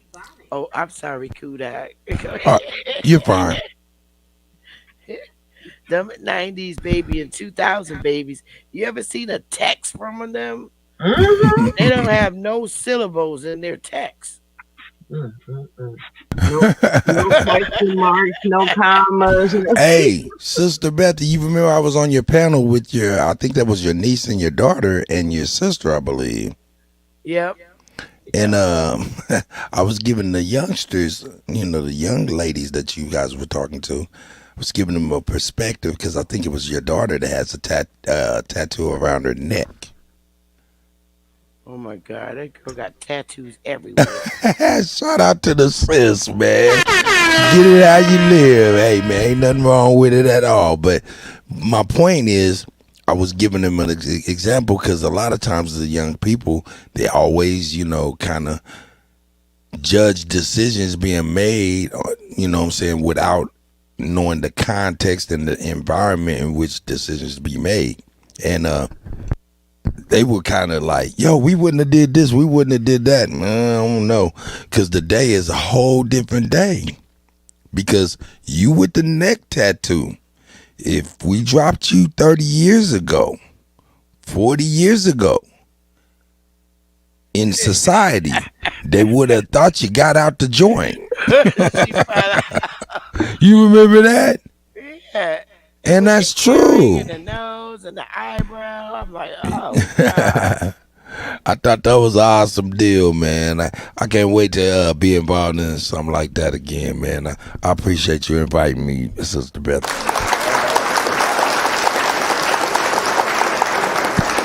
But yeah, these chemtrails, I got videos, man, of them shooting fire out the back of the airplane, you know what I'm saying? And somebody said, hey, man, somebody said, is this the wildfire machine? I was like, whoa, wow. That's very scary. And Yeah, I mean, come on, man, this is crazy. But then when you think about all the stuff that been burnt up out there in California, you talking about millions and millions of acres of good land now, you know what I'm saying, that have been evacuated, abandoned and all of that. I don't know. I know not what I speak. I know not what I speak. I don't understand why nobody's saying anything or doing anything about these chemtrail things. This shit is scary. Well, because they got scared because when people started talking about them, they said, "Oh, you're one of those conspiracy theorists. Oh, it's a conspiracy. It's a conspiracy. It's a conspiracy." So people stopped speaking on it. I mean, there are still people who do speak on it, but it's not going to get airtime. The media is not going to put it out there. They're not going to discuss it. How do you do a weather report and none of the pictures have any? I can't go a day without seeing them in the sky. Every day, all day. So it's not like they don't know they're there. But I wanted to ask you a question, Chief Morning Thunder. Do you guys have shows on genealogy, or for people who want to, like tips and how to get started? Because I always share with people you should do your genealogy, but I feel goofy telling them to go to ancestry.com or you know what I mean. Yeah, I got some old segments. If they look back, if they go back as far as when I used to be on Chief Channel, I got old segments when I used to do genealogy on Chief Channel, like 2 or 3 years ago now. Okay, Chief All Channel. those old segments, It was genealogy, genealogy. Chief had me doing genealogy, genealogy. Oh, I haven't seen those. I'm gonna have to go check those out. Old videos, Okay. and I used to. Chief used to have me do it on his channel a lot, all the time. Nobody's interested in doing something more current. 'Cause I'm I sure these. can, but I'm so hooked on the militia districts right now, Hmm. and because it's so important that people understand stuff that they can't change now. They they left out a lot of information that they were supposed to destroy, and they didn't. And one of the biggest things you can't destroy is the militia districts because they changed them into voting districts. And the old militia districts was um, they did a survey of all the Indian lands, and they set up militia districts in each one of them. And prior to them being militia districts, it tells you what Indian was in that area. And this is like in the 1830s. And 1830s is when they, started enforcing the Indian Removal Act. So if you got the census sheet from that, you can guarantee 100% the um, Indian that your family was because it was in that militia district. Okay. You would not live in that district if you wasn't that Indian because it was territorial. And that was the whole reason why they set up all them damn different militia districts to control the Indians in the district. Mm. Okay. And they left a lot of that out. I printed all that stuff out. And it's too late. They can't destroy it. All those war records and stuff like that, it's too late. Wow. And we was able to show that if they set up all these damn militia districts to stop the invasion of Indians and wild animals, it messed them up. It was not those fake $5 Indians you see today that they were stopping from being gangsters and robbers and thieves. It was the wild Indians. Same thing as the hood, just a different time. It's just modernized now. It's crazy. Okay. Nothing new I under did. the sun. I went and pulled all the militia districts that were set up for all 52 states. All the militia districts, and in the militia districts, they had the old Indians there. It tells you exactly what Indians was in them districts, and that's how they was able to take over the Indian lands by those militia districts. It's crazy.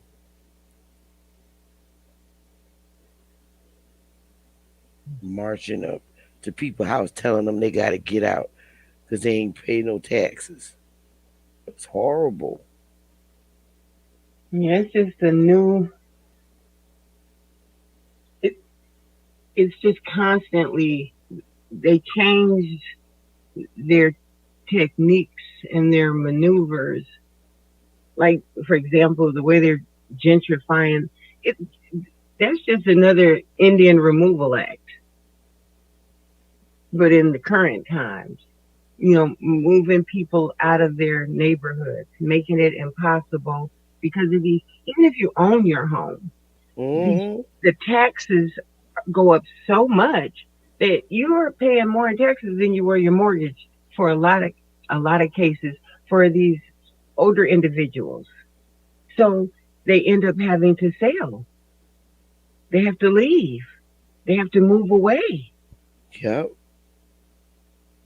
And what about the people that had like the huge plantations? Our ancestors, where like they had like 16 families living on like one plantation. 16 families, meaning their kids, and if they didn't pay their taxes, right, Mm-hmm. the white people would go in the town and pay the taxes, right, and then they would get escorted to that person's plantation, and the militia would tell them this is the new owner of your land, Wow.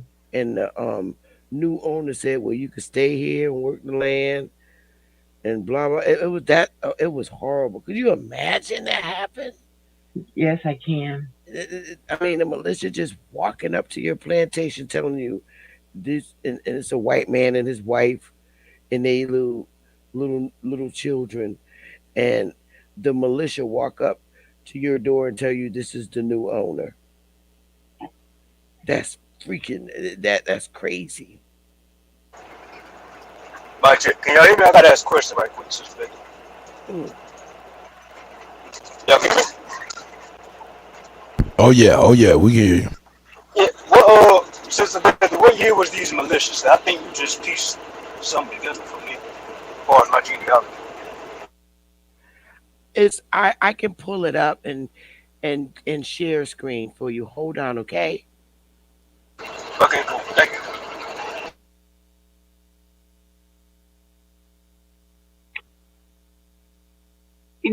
Are you saying that we set up the militias or they set up the militias?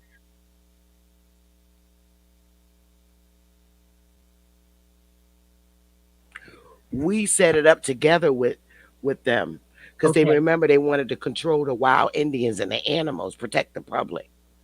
Because I got That folks was their all, excuse, of course. I have people listed on the militias.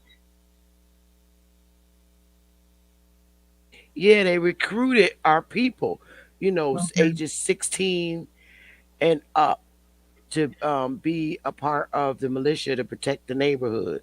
Hold on, I'm looking for this thing for Tayshawn.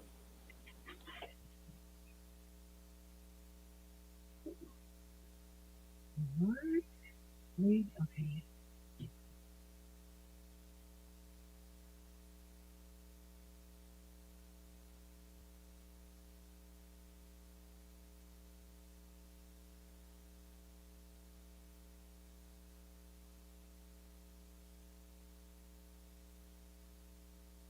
Yeah, y'all building for real. Genealogy. I agree with you. I think we do need to do updated an updated version of that because I wouldn't mind. Like a step by step type of process, like a series even. Yes. That would be tight. That would be really dope. Because I think, like I've shared some of the stuff that I found doing my genealogy um, with my siblings and other family members. And it's so powerful for them to lay eyes on it, to read it, Right. to connect to it, to see how did your family, how did we own property when we were supposed, look at, it says we own it. This is how much this property is worth. It, you know what I mean? It's like, it's powerful. It Right. has a connection. Even if it is written on other people's paper, you know your people's names. You know where they come from. You know who's who. Well, to a certain degree. You know what I mean? After it gets back, you're in your fourth, fifth great grandparent. Some of these names you don't know. But a lot of them you do because they're consistent. They keep naming their kids some of the same names. That's helpful. So, but just a way to do it methodically without having to, I don't know, because I don't. Yeah, I get it. I get it as well. Here we go, Tayshawn. You You got the share screen. Mm-hmm. You can see it. Yes. You see right here. It says the Georgia Territory province divided out districts from 1733 to 1879. Now, in 1879, our ancestors were in power in legislation, in General Assembly. The idea of having the militia districts was to form a buffer between the Spanish settlements to the south and the British colonies to the north. There was always a rumor of war with other nations, but also the Indians, the bandits, pirates, and France. The bandits is like gangsters and thieves and you know people like that that was in the neighborhood. After the Revolutionary War, the division of the Georgia Territory that expanded to the Mississippi River involved Georgia doing a survey of all the Indian territories of the Creeks and the Cherokees. Those counties already in existence added more counties in the Indian lands. So if you look right here, these are all the counties because they had did a survey of all the Indian territories. And this is Cherokee. So if your family lived in like these districts right here, Mm-hmm. that was the Indian they was. They was Cherokee, more than likely, because this is Georgia. And then they Mm-hmm. got the other one with where's the Creeks.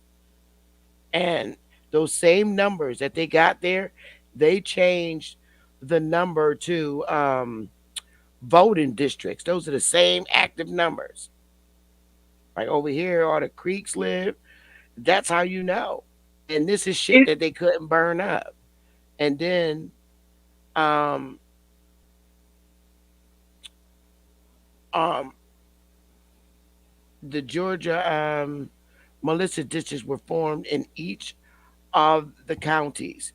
There was an elected captain for each district who enrolled those able-bodied armed males between the ages of 16 and 50 within his district.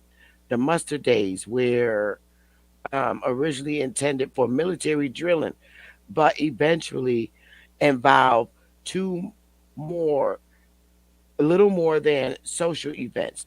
The intent was to protect the residents against invasions of wild animals or wild Indians.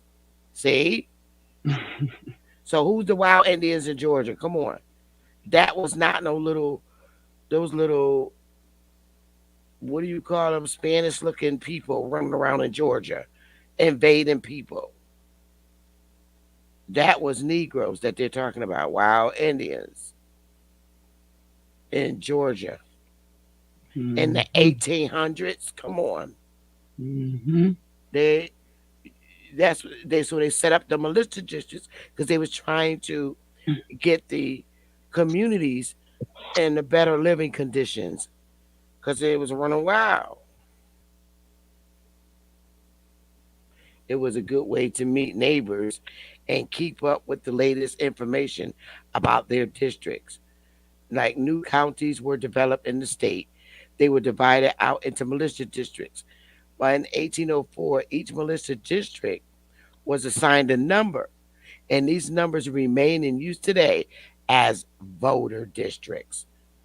I'll put this in the chat, but um, this is some serious stuff right here. And it's very important. It's shit that you cannot change because they're voting districts now. And you know that they told you that they did the survey of all the Indian land right there. That's all Indian land. That was the Mm-hmm. only land they was dealing with back then. Indian land. So now you know what Indian you are by that damn voter district. All you gotta do is look up and see which Indian was there. But for that part, it's the Cherokees and the Creeks and Okay. them districts. Mm-hmm. And they So was not yeah. that Same that thing in right there, South that was Carolina. right. Same thing in Okay, I was just about to ask that. Okay, because like I said, you just pieced something together for me. I think so. Earlier you said something about the pale faces. They would go pay taxes, and then the militia would escort them to whoever's land, whatever Indian, Negro, Aboriginal land, and tell them basically that they own the land now, right? Yep. Okay, so I've said this a few times on the panel. They had the goddamn militia walking behind them. I mean, I would be so pissed. 2 white people come up on my land talking about this the new owners of this land now. So check this, y'all. I know I've said it before on the panel, so I've told people how I've done my genealogy and I found a land deed in the family reunion book from 2010. In that, on that land deed from 2010 in this family reunion book, it's a land deed for 1834, where my 5 times great grandfather owned 2,700 acres of land in Bridgeneck, South Carolina. Now, on this land deed, it states that land was sold for $5. Damn. So I've been trying to figure out, okay, what the fuck happened? Because right after that, he died the same year. Or did he die the year after? I think he passed the same year, right? So I'm trying to figure out why the fuck would that land get sold for $5? So when you said that about that militia, about them going to pay the taxes, and then they getting marched to the land with the militia, I truly believe now that my grandfather was on some shit like, fuck y'all, and they killed that man. Yeah, that's what they was doing, because that's why our people was fighting. They was not giving up their land based on that tax law. So it was like a duel. You gonna have to kill me. And our own people was the fucking police back then, too. That was a dagger in my chest. That's crazy. I was like, oh my God, that's crazy. I know this guy crazy who has property right now. He continues from his great grandfather right here in Georgia. He continues to pay the property taxes. They've never missed. He continues to pay, but he got them scallywags squatting on his land. And do you know what the county is telling him? Oh, just stop paying the taxes. He was like, I'm not never going to stop paying these taxes. That's what now, they you know, want the you to minute do. he stops, it's over for them. Yeah. But he is the one that has been paying them since his uncle died, like maybe 8 or 9 years ago. Mm-hmm. They want you to stop paying it so that you can lose it. But Tayshawn, did you ever take that deed down to the county and look in their land records and trace the title all the way back? You know you could. No, not yet. I haven't been back home long enough to do that, but I am moving back home next month, and that's when I was gonna start going to the courthouse, because there's a lot of stuff. I got a lot more to do as far as genealogy, because I'm the only one in my family that's doing it. So I gotta come on, little dear. I gotta go to the courthouses, go to like library, see what I can find. But I'm definitely gonna do all that. But not the courthouse. And you going to South Carolina? Yeah, South Carolina, Marion County. You gotta go in the county. The county that is in. The county got all the land records. And you can pull it right so up I have and to go see to how Marion much County. tax the clerk, how much is the taxes. Get your fucking land back. You gotta go in the county. And if you go in the county, I would just tell the clerk to take you to the land records and you look yourself. Don't tell them who you're looking for, because they'll try to tear up the damn records, and don't call them. Yeah, see, that's another thing. I gotta make sure I got somebody that's going with me. Not that I'm scared, but I'm just. So you know what to look for. Right. So I know what to look for, like, and so just I won't be in there alone, and they try some fuck shit. Nobody's gonna try you. No. Honestly speaking, no, let me shut up. I can't even say it on. I won't say it on YouTube.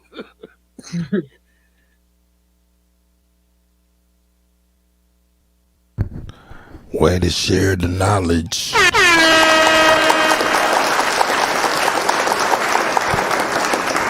Learn something every day. That's traumatizing, though, Cootie. What is?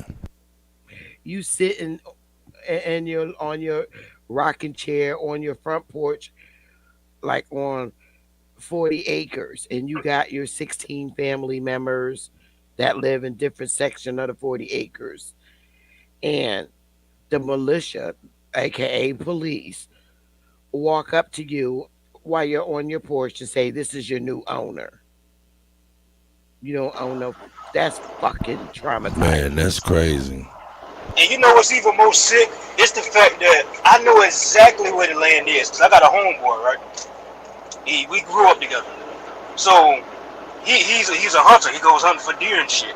So just recently, like probably 4 months ago, I just found out that the land that they hunt on is the land that his family owns. Like they got it in a trust and all, and it's about 2,700 acres of land. And I said, bro, I said the rest of that, I said, what is your land cut off at? And he told me where.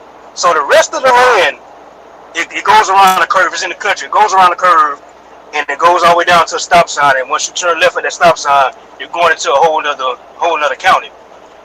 Literally, where his land ends, the rest of that land, which looks like 2,700 acres, I guarantee that's the land that was taken from my grandpa. I know for a fact.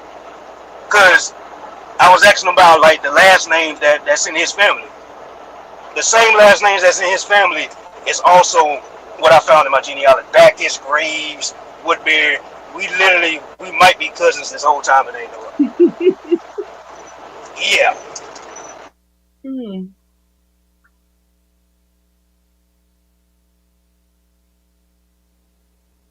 It's so many family secrets. It's it's a wonder, and the elderly don't like to talk about it because there's so many family secrets. That's our problem. Keeping these secrets. It ain't serving us. It's serving them other folks. Yep. Our children are not being equipped. We too busy worried about our pride. Yeah. Tell the truth. I'm sad.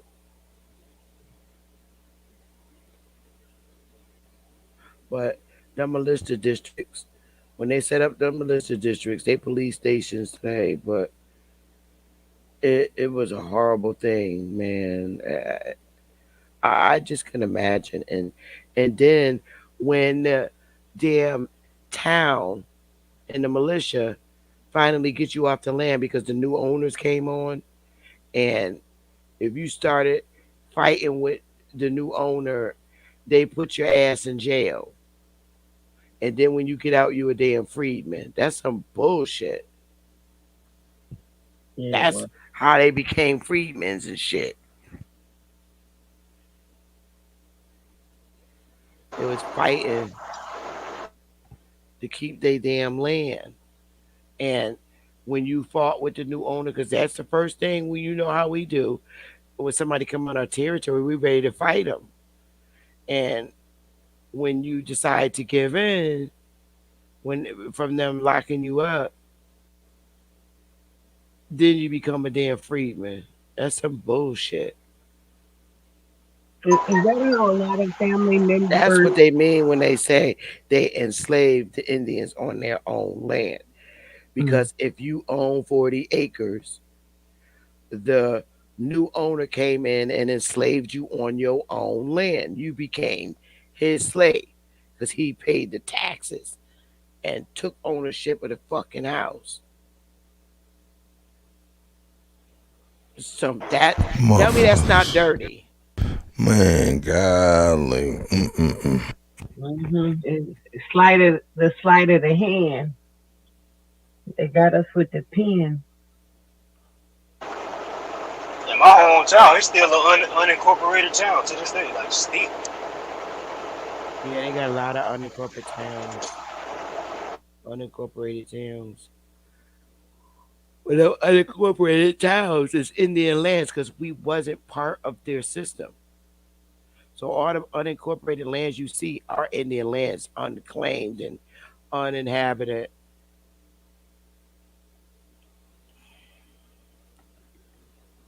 So when they're trying to push these city referendums on us, that's what they're trying to do. Incorporate us. Yeah. Mm-hmm. And see if somebody buy those unincorporated lands, eventually you're not part. They can't bill you taxes or anything because you're not part of the town. You become part of the town when you start.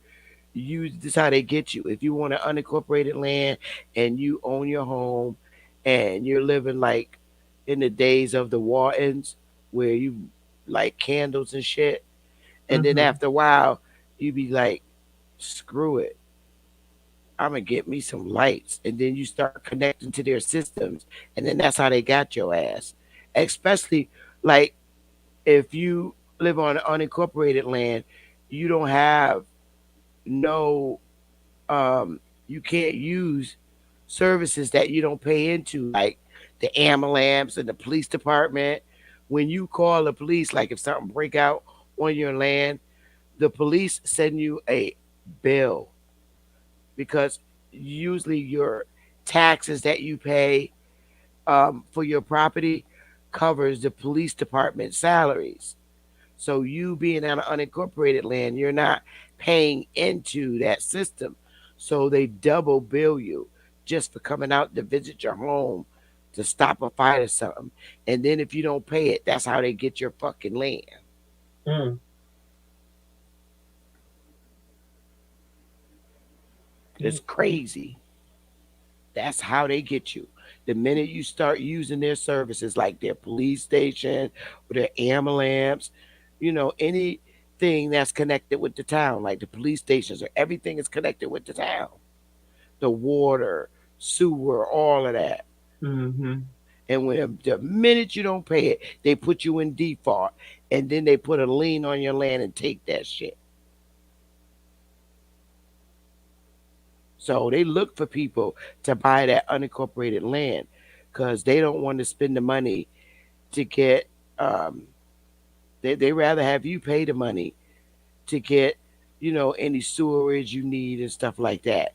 And the minute you don't pay the bill, they take the house. And you know what? In my hometown as well,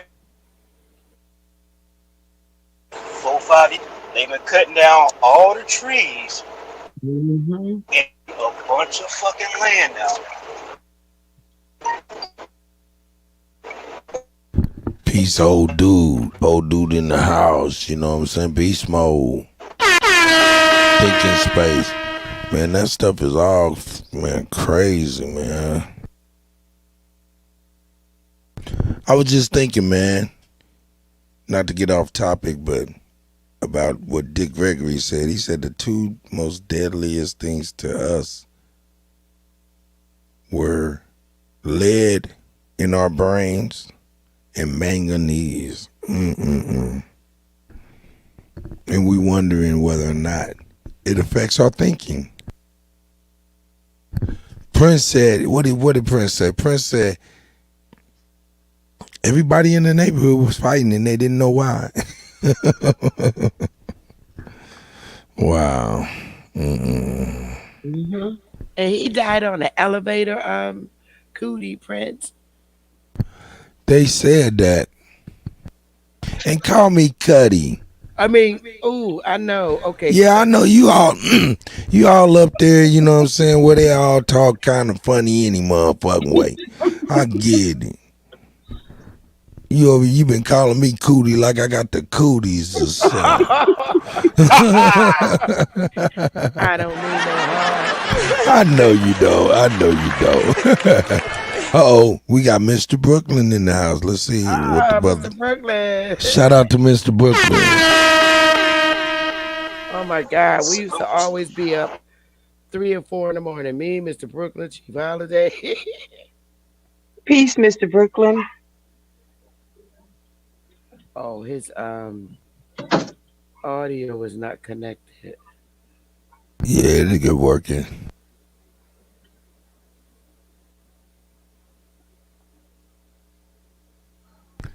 But yeah, those chemtrails and all that stuff, man, and that stuff is crazy, Make you man. itch and stuff.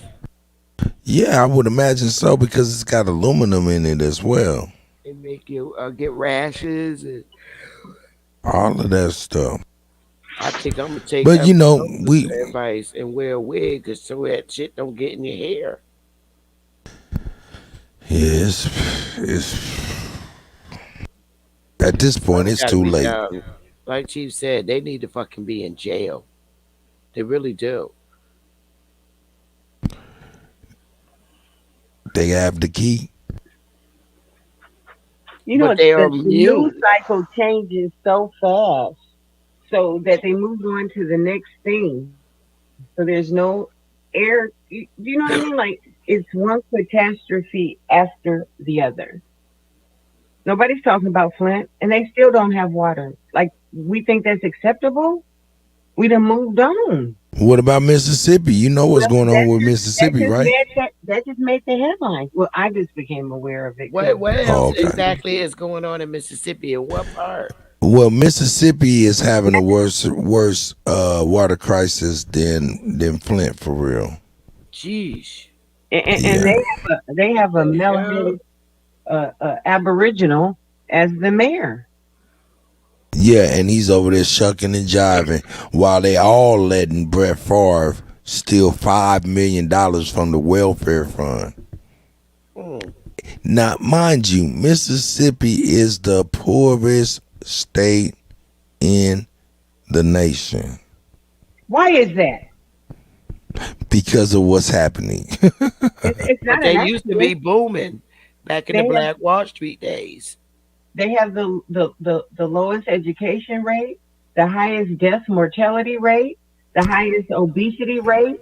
It used to be Flint, used to be Detroit area, used to be, all of these areas are places we're finding out have lead pipes. And then it harkens me back to Dick Gregory and Prince. Wow. Whoa. Wow. Well, we neglected the infrastructure for 40 years. That's what happened. Well, I tell you what, this is the thing. You're right, but I say there's a little caveat. We probably dropped the ball and didn't know just because we didn't know. But as they was moving out of the hoods we was trying to get into, as they was moving out of the hoods to the newer stuff that they was just building, they was building that shit right without lead pipes. Right. You know what I'm saying? And left us in they shit. And knowing full well, you know what I mean? Knowing full well what it was doing. That's crazy.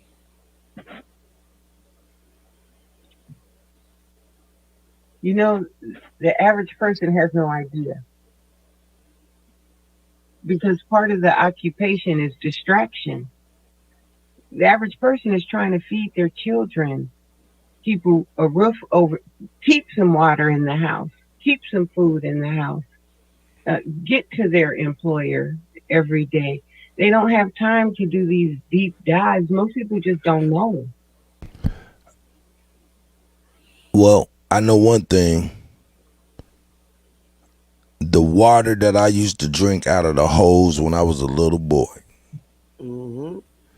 is probably way cleaner than the bottled water we're drinking right now.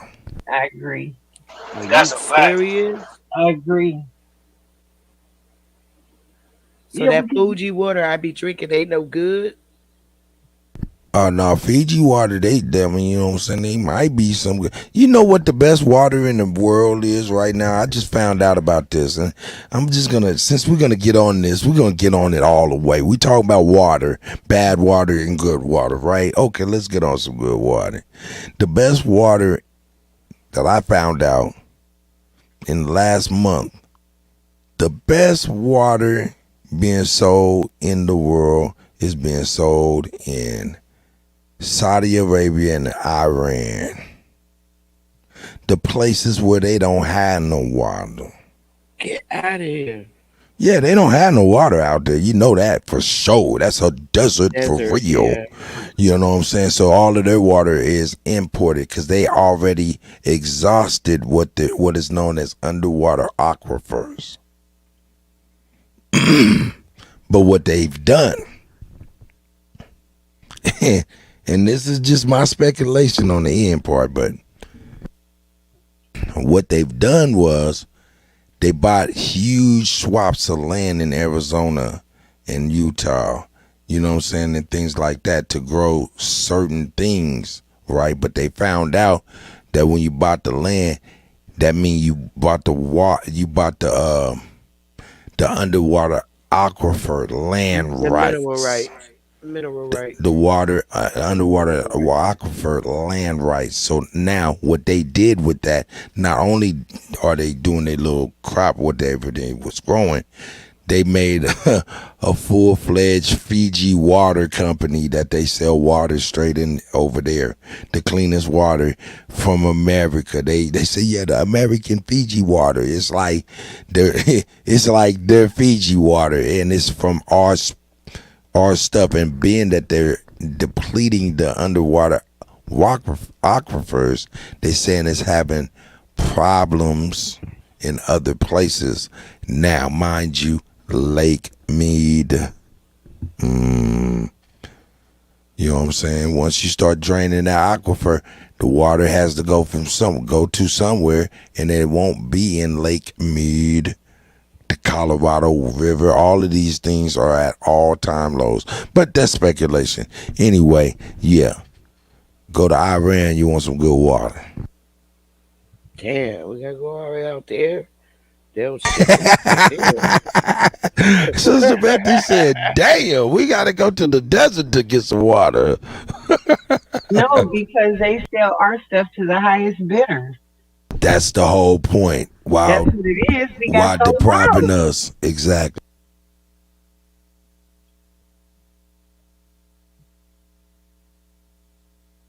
This is great. This is great. Mr. Brooklyn, microphone check 1 2 1 2.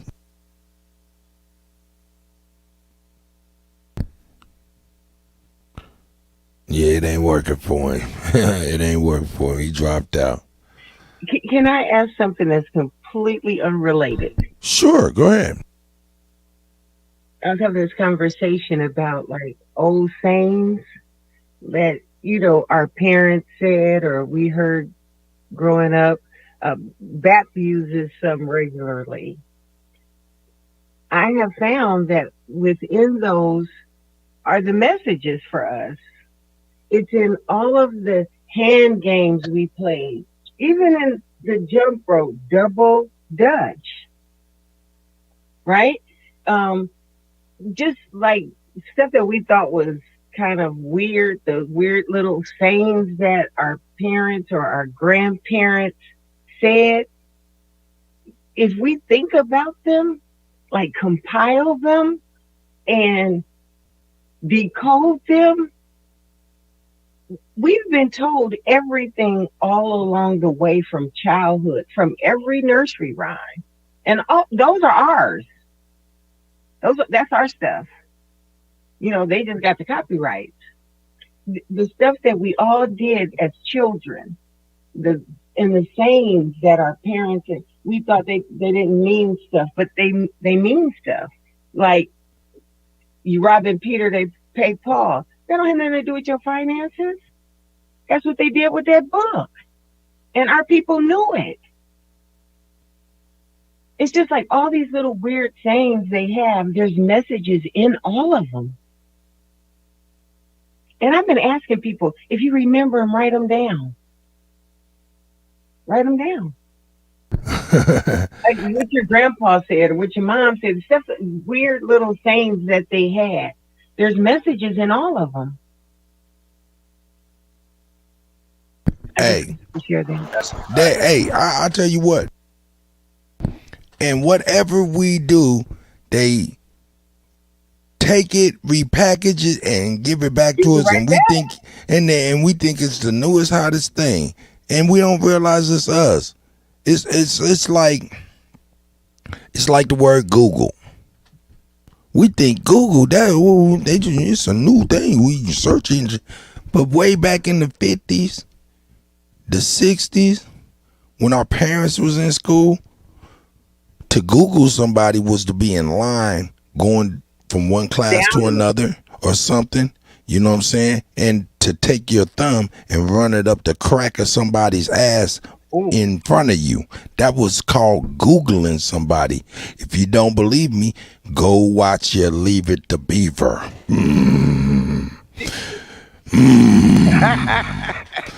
Another thing, Twitter. We all know Twitter. Twitter was when you came to your when you ran up one man, of course, because I only know men doing this to men. I wouldn't imagine a man doing it to a woman. But I think I seen a woman do it to a man though. But was to actually run up and grab the titty nipple and twist it. It was called a titty twitter or a titty twister. Oh, wow. Twitter. Never heard that one. Yeah. And then just a little funny stuff like that. Yeah. Or I give you one that's even good. Everybody know of hieroglyphics, right? Right. Hieroglyphics. But what really are hieroglyphics? Hieroglyphics, this is rhetorical. Hieroglyphics are symbols to replace a word or a feeling or a phrase, correct? Emojis. There we are.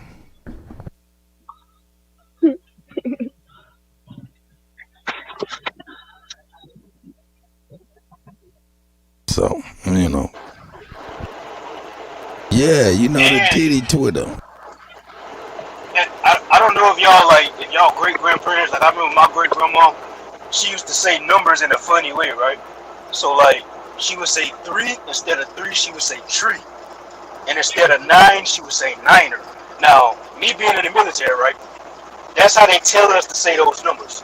In the military, if you gotta call a medevac, instead of saying 3, you're gonna say tree, so the so-called enemy that's listening, he don't know what you're saying. You're gonna say 9, you're gonna say niner. So, me doing research specifically in that American Indian Encyclopedia, the military, all the military tactics come from the Indians. So I used to chuckle when my grandma would say certain numbers like tree and niner. I used to chuckle why she say it like that? The whole time, she just been a fucking Indian the whole time, just saying how she was talking. Well, you think about the movie, The Code Breakers, with all of those Mongols were really us. You know what I'm saying? We were the code breakers. We was the code makers. Right. They couldn't break nothing that they didn't even know was even something coded. They didn't, you know what I'm saying? You have to first know the language, and they didn't know the language, let alone the damn code. But anyway. Chief Holiday, I see you popped up in the mix. Yeah, I had to get a little charge. I ain't mad at you. We going live. It be like that. Yeah, but good conversation, man. Good vibrations. I once again, I think that it feels like it's big. You know what I mean? This is a big thing. I don't know. I think. What are you talking about? That lead? Or what are you talking about? The whole thing. I think it's all intertwined. I think it's all like when you're addressing one thing, you're addressing all of it. Like, you know what I mean? But we definitely have to, food, clothes, shelter, water is a part of food. Like, we have to address this. That this has to be addressed.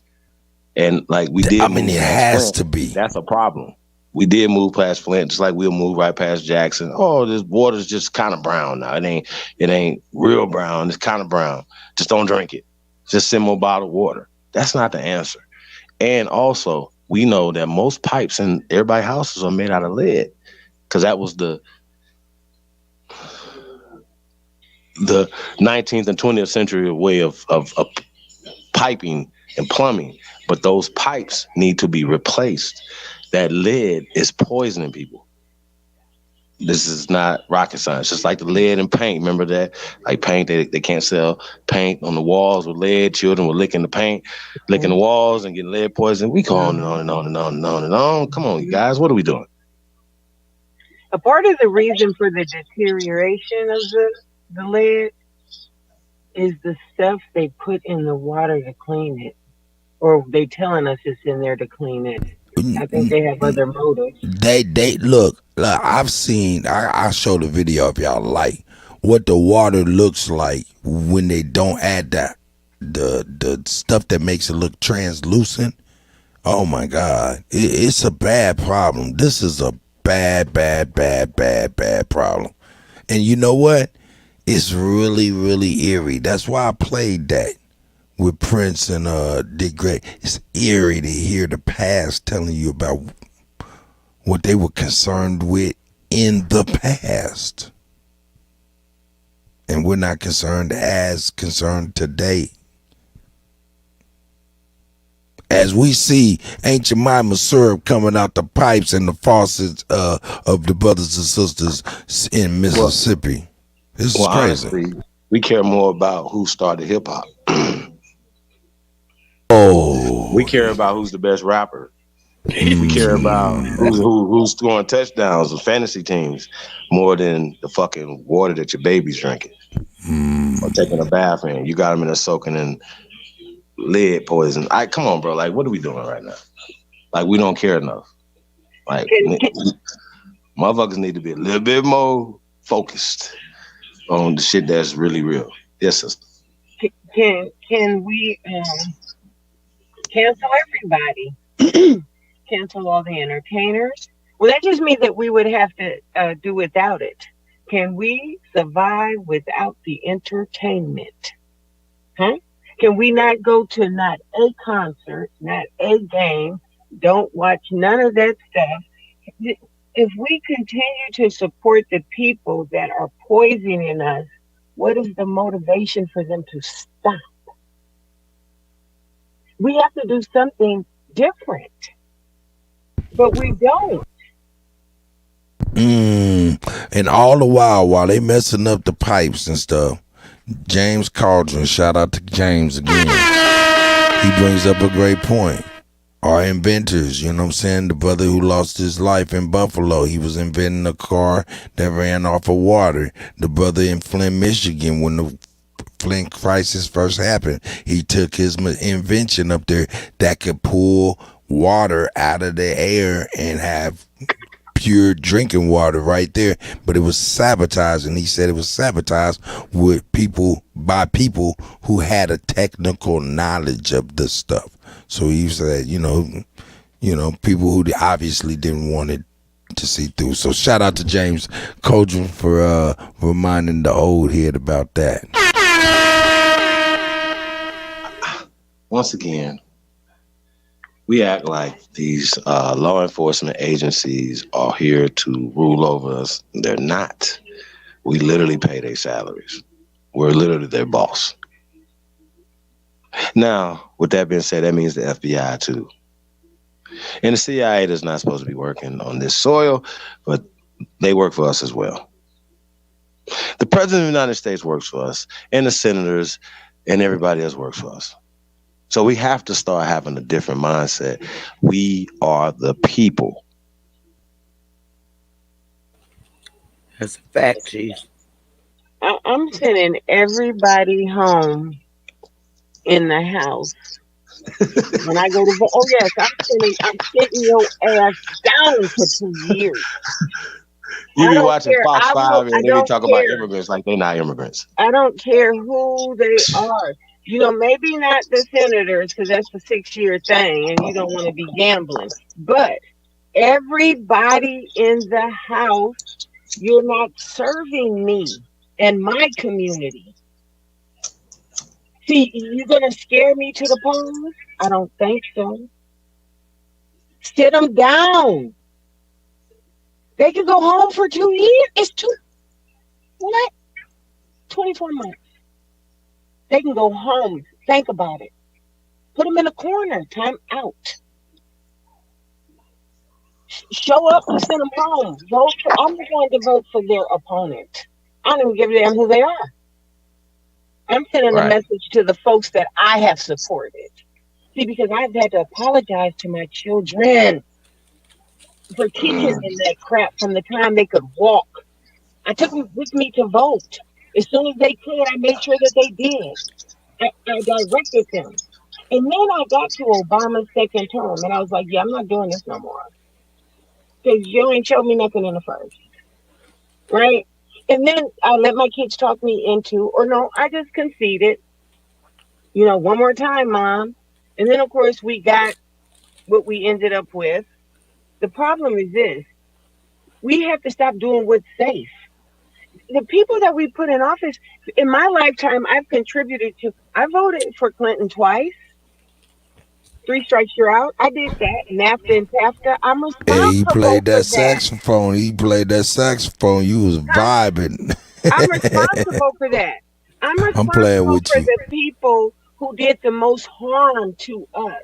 See, the Republicans, what they do is they use all that racy stuff to turn us off from the stuff that actually benefits us. See, they can say nigga this, and then we'll vote against our own interests out of emotion.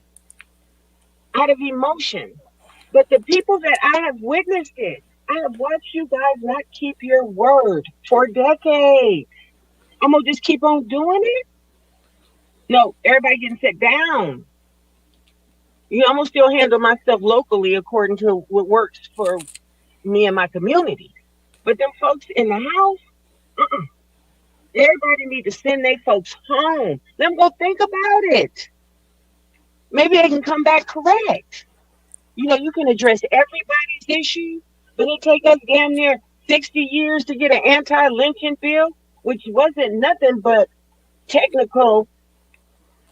Oh, well, we had to give them something since we just did something for the Asians, and that only took a few months, and they got theirs. Yeah, but just like Chief said, we got to do something drastic. Drastic. Like go and stand right in front of these people, damn senators' houses where they actually live, and hold up signs. They live in DC. Hours. They live in DC. Nah, a lot of them. Yeah, well, I mean, wherever they live at, you know what I'm saying? DC, as well as your local state senators and whoever, the county water people, whoever's not doing their job need to go. This is a public health emergency. Emergency 911. Man down. It's emergency right now. Somebody's being poisoned right now. A crime is happening. Hey, it was like Gotham City. If Batman, if the Joker had poisoned the whole city, Batman would be trying to stop him and shit. You know what I'm saying? Well, that's us, y'all. We are trying to stop these people from poisoning America. What's wrong with that? And we have plenty of money to distribute to the people, to create the jobs, to redo the infrastructure. That's plumbing. That's roads, that's bridges, that's everything to make America the best it could be. What's the problem? Well, he just passed that infrastructure bill. And Gavin Newsom need to be deported into his damn self. What the fuck is he talking about giving out state IDs to illegal immigrants? Make this make sense. You know how hard it is for us to get IDs? You lose your wallet, your ass is grass. And you from here. You got to go through so many hoops, get a pint of blood, go get your mama, all type of stuff, bro. Come on, man. No. medical records. You got to go all these other stuff. These people just sit in front of the line, in front of people. And now they about to New York, dumb. With all these buildings, all the stuff you have in New York, you want to have tent cities for people? You want to put them in tents in the winter? What are we doing, y'all? Setting up the coldest winter. These people need to be impeached. Hey, Ran out of man. town. All of them. All of these. I mean, somebody said Maxine Waters in the chat. You know what I'm saying? You get to thinking about like all of these people that's in Congress, man, that dance so well. They dance so well. They speak so well that it has the vast majority of our people just enamored. You know, they're just hooked. You know what I'm saying? And these people don't do not one thing. Well, no, I'll tell you what they do successfully is they derail us. They derail us. I'm still saying we still support corporations who don't hire in the jobs, for instance, like the farming aspect of it. You know, we don't get the contracts. Like, see, for instance, even with the government, right? The AFES contracts, all these things. You know how they have things that are earmarked. We need earmarks. We are protected people. If anybody's gonna be protecting this bitch, it's gonna be us first, and not any of the come latelys and people that don't need these protections. You understand what I'm saying? I think everybody needs these protections in America. Nobody should be unsafe in America, but especially us. And our community need to be the safest. But it absolutely starts with we got to take responsibility for ourselves as well. But we have to address the things that are causing. If there's lead poison, if there's a direct scientific correlation between lead and violence, then we got to address the lead.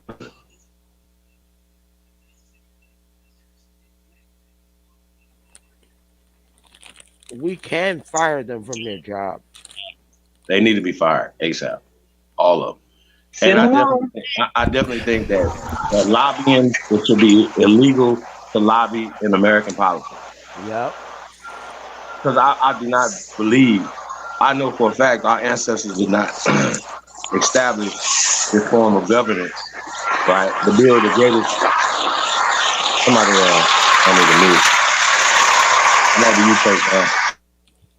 I got him. Our ancestors did not, and I don't even think that they anticipated lobbying, people buying the politicians that's supposed to be working for the best interests of the people or the representative of the people. Because once again, you put these people in here and they represent Belgium, China. Nancy Pelosi just showed y'all. That was a blatant, like, what are we talking about? Mm-hmm. They just swept that under the rug, right? Yep. They trying to impeach, they trying to get Trump on some shit. He just got some paperwork. You know what I'm saying? Like, what are you talking about? They're getting caught red-handed doing business deals with these people. Are y'all serious? Mm-hmm. What are we doing? So at some point, lobbyists work for the 1%, Chief. I'm sorry.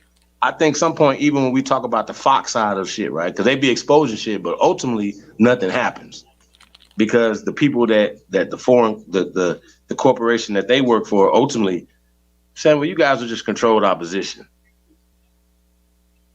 We're still gonna the same shit is gonna happen no matter what we say, because the people that empower the IMF, the World Bank, the UN, really. Really?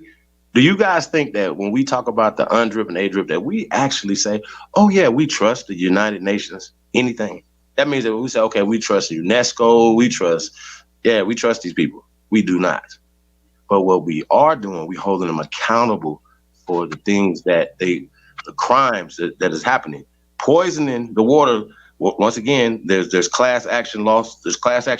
There's case law that has happened all over this country of corporations that corporations. We can't keep making this big monster. Oh, this is no. Specific corporations who are poisoning. Mic check. Mic check. Hey, you in there? You got this. Is your mic? My check. Okay. Mic check. But we're talking about holding these people accountable. But we have to be specific when we're talking about the people who are poisoning the waters and the air and all that stuff. We have to be specific. And these people are very powerful because they're lobbyists. They control the judges. We understand that the judges are there to be bought, which should be illegal. So everything needs to be rehauled. Is that what it said? Rehauled? Yeah. Is it rehauled? Y'all understand what I'm saying? It needs to be redone, man. This shit's crazy. Hefe, what up, though? ZPE in the building. Beast mode. See Juice up in there. Peace to everybody, man. Tapped in, man. John Davis in the building. Said Maxine Water has been in the seat all my life. That's a fact. I mean, bro, I don't know if we would have been in a better position with her there. Well, we know she's there, so we understand, and we could talk about the people that she represents.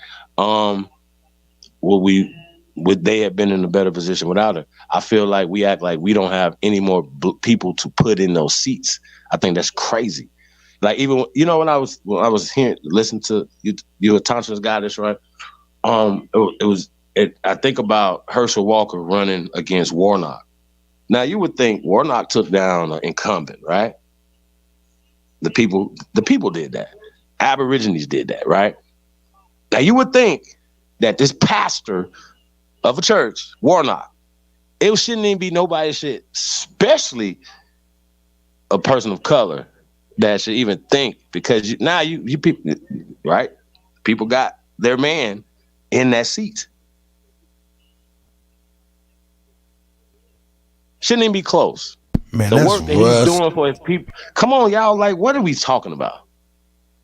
You finally get your man in office.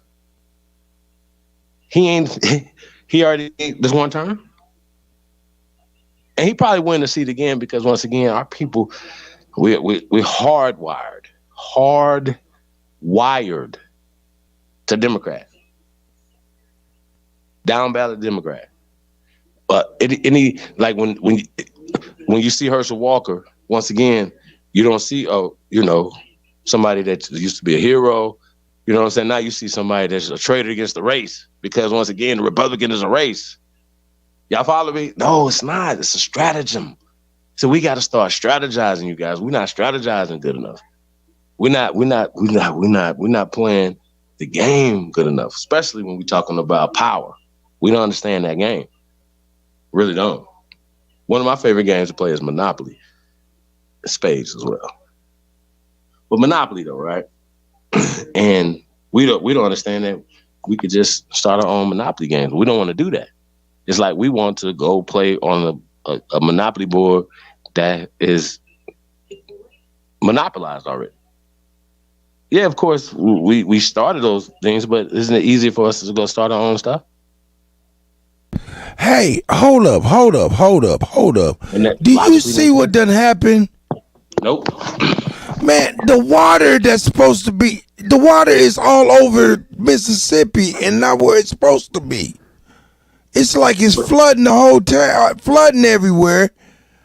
It's what the hell is going on? They talking about the water is, they talking about it's supposed to be indefinite. It's an indefinite deal. See how the water's flooding people's mailboxes, but they don't. Man, this is incredible. And no water indefinitely. Damn, it's up that high?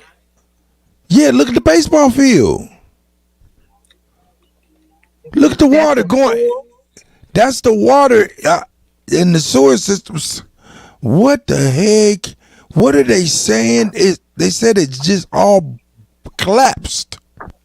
And a hurricane is hitting the Gulf now, man. I hope everybody's safe, man. Get They did that shit on somewhere. purpose. Sit with the people, They man. did And that sit shit on down. purpose. Look at It's this a shit. full, Yeah, don't they know, did man. that. Nah, it's a man. full Careful. frontal attack on Mississippi right now. No, it's a Yeah, full it's a frontal categorical attack on food and water. They've been blowing up food plants and all of that stuff, man. This stuff is all, man, it's crazy to me, man. I mean, I don't think it's just Mississippi. I think you know when we showed that coastline chart, the whole coastline is under attack. I'm telling y'all, this is there's reasons for everything that these people are doing, and that they could every tragedy is a opportunity for control. You understand what I'm saying? Oh, that guy, like, you know, they'll show somebody beat up somebody.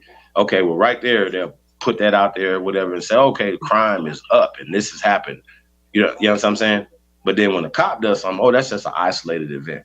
You understand what I'm saying? You see the narrative that they paint. So cover-ups should never happen, ever. Misconduct in the police world should never happen, because those are the people that's supposed to be stopping crimes, but they cannot be ones a part of the crimes. You understand what I'm saying? And unfortunately, because you have humans and infiltration and all other things, you're just gonna have human error. You're gonna have these things. That's what it is. But when you have them, these people cover it up. That's a problem. It's a culture in a lot of these cities. Not all of these cities, but a lot of them. There's a culture of misconduct, and we got to talk about it. And a lot of that is rooted in the oh man, in the misconducts and the things that have happened in the past to take land from us, to put us in this position all over America. You understand what I'm saying? Economically all over America, socially all over America, politically all over America. You see, okay, the people are democratically elect a mayor of a city, right? But they'll freeze him out, or the media will just do so many. Y'all understand what I'm saying? Will blame the mayor for every little other thing that's going on. Yep. I mean, it's just so much, man. And they say, okay, well, mayor, you know, jobs are down. Okay, you know, you can't bring in these corporations, and they literally are doing it based off of race. And at this point, that can't even be a thing no more. Like, oh, we're not diverting, we're taking funds away. We're not. Look at all of that water based off race. Are y'all serious right now? Okay. Oh no, that goes along with eugenics. That goes along with Planned Parenthood and everything else that they be teaching. Am I correct? So why wouldn't this system keep happening when this is a part of the whole system? So we're going to destroy that system. We got to go to the root of it every fucking time. Okay, this is happening. No, we have no. Why is this happening? I'm sorry. They say Jackson is 82%. Yes, Jackson is 82% what they call black, but Aboriginal, of course. Niggas. It's going on in her ass. I was about to say niggas. But look at all the water. They re-diverted the water over the lands. What do you mean? I mean, the water. Look, the water's not going through the system. They blew up the. I don't say they blew it up. I don't know what they did, but the water's not going there. It's going other places. It's flooding. It's flooding other places. Wow. They keep showing these flooded out places because the water's going somewhere else. But this is the capital city of Mississippi. Yeah, and water's out indefinitely. Wow. Right before a hurricane, a Category 4 hurricane about to land. It's like, come on, man. Yeah. Now, even though Jackson's a little further north up, it's going to be affected by the weather. The whole region is going to be affected by that. Georgia's going to be affected by the Alabama. Florida's definitely being hit. Yeah, man, y'all be careful out there, man. Get somewhere and sit down. Don't move. Don't happen. Yeah, they're not playing on TikTok. Look, family, man.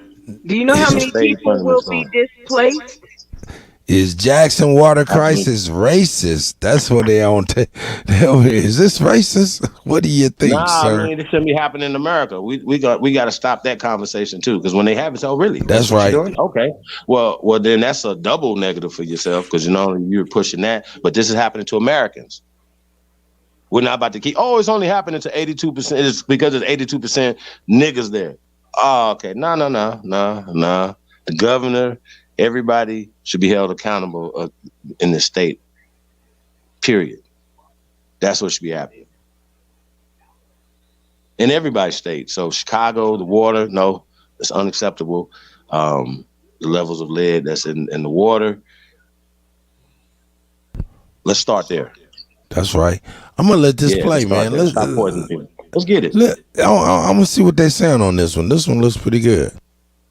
Look, I can't wash my hands. People in Jackson, Mississippi are being told to shower with their mouths closed because they don't have access to clean water. God damn. To clean water. What?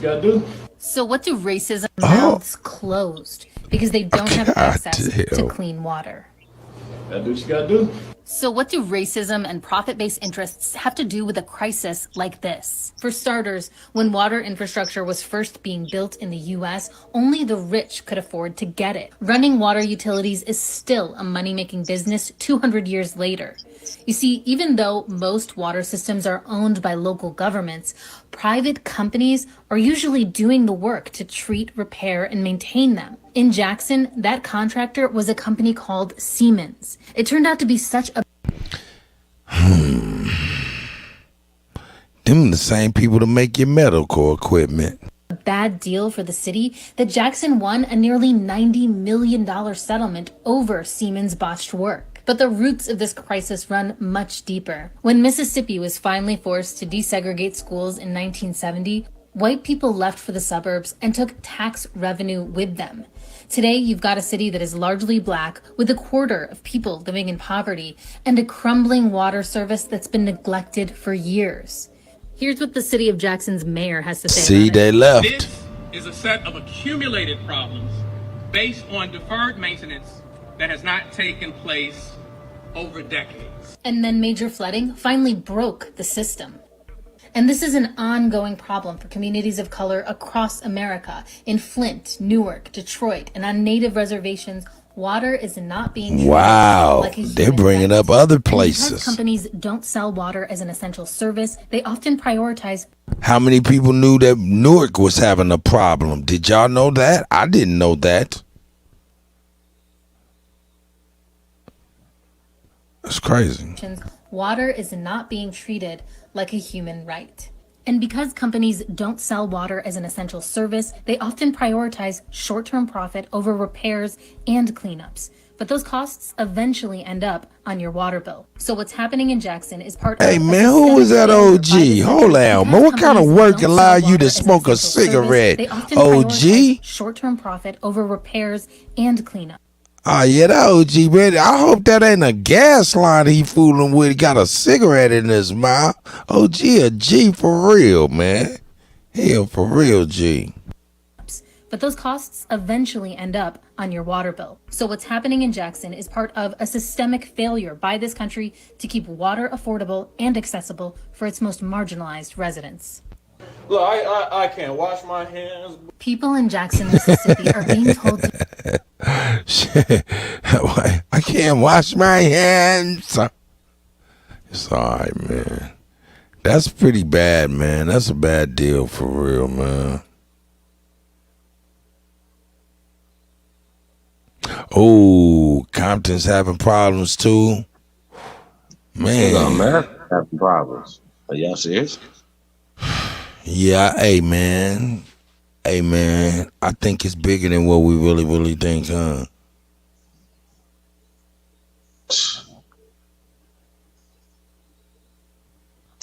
All the sodium that's in the water, people get gallstones. Come on, bro. Kidney stones. Have to pass those things. The fluoride. It's just all bad. And don't think, the bottled water companies, for instance, you got to know where they're getting their water from. Some of them are just running it through a filtration system from the faucet and putting Dasani on it, putting Aquafina on it. That's recycled water. Most of them is recycled. Just like, Hey man, I ain't even gonna front. Hey, every time when I'm thinking about this lid and these babies coming out, you know what I'm saying, and they now being grown, man, I'm looking at man, like I look like NBA young boy. Mm-hmm. And his whole demeanor, he like represent, I mean, for real, I mean, I know so many young people like him, just like inside of themselves. You can tell that they're living life inside of themselves, you know what I'm saying, where they really are not inside, you know what I'm saying, outside, and they, like they feel small inside of themselves. It's like, I can't really explain it, but hopefully you guys get what I'm saying. I'm gonna pass the mic, but you know what I'm saying, could that be man, I think we're seeing a lot of effects of this water. Shout out to Dick Gregory and Prince, man, for real. They tried to tell us, man. You know what I'm saying? But, man, like I said, I see some of these children today, man, and I'm like,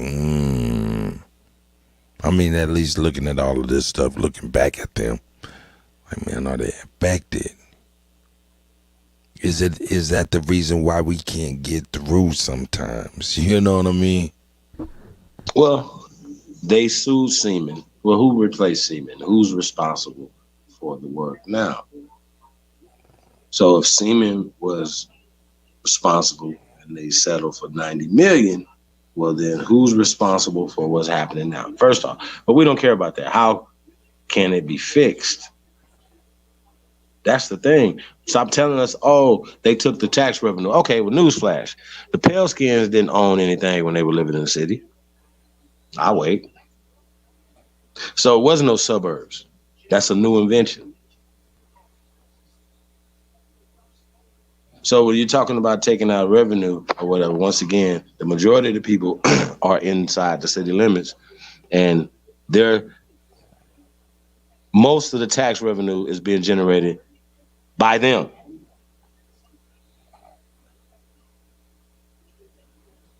Are we going to dispute that? Anybody want to dispute that, or is not on this panel? Because I know y'all hip to this.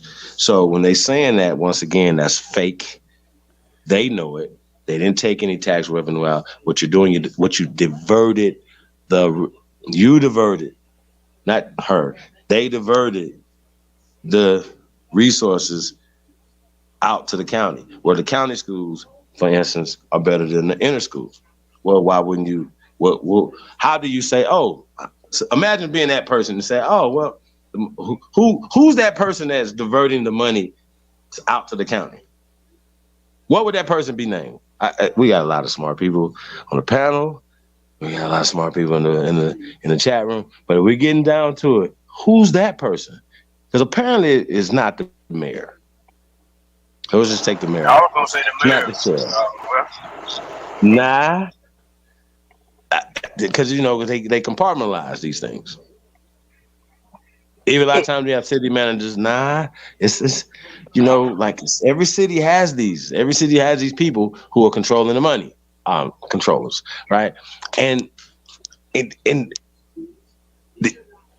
of course, that is simple, right? You the person sitting at this desk. You say, okay, here's the funds, and we're going to divert majority of the funds out here away from these children right here. We're going to get them substandard books, substandard equipment, substandard da-da-da-da. You understand what I'm saying? But because that's the way I'm sorry. Well, what I'm saying, though, because they said they're deeming them as low income, but you are diverting as opposed of investing where the majority of the tax revenue is coming from. is my point. They are diverting it out into the county with the fake thing and say, okay, well, these people are spending more money on the tax code. That's fake. That's not true. That's all the way false. All the way false. You understand what I'm saying?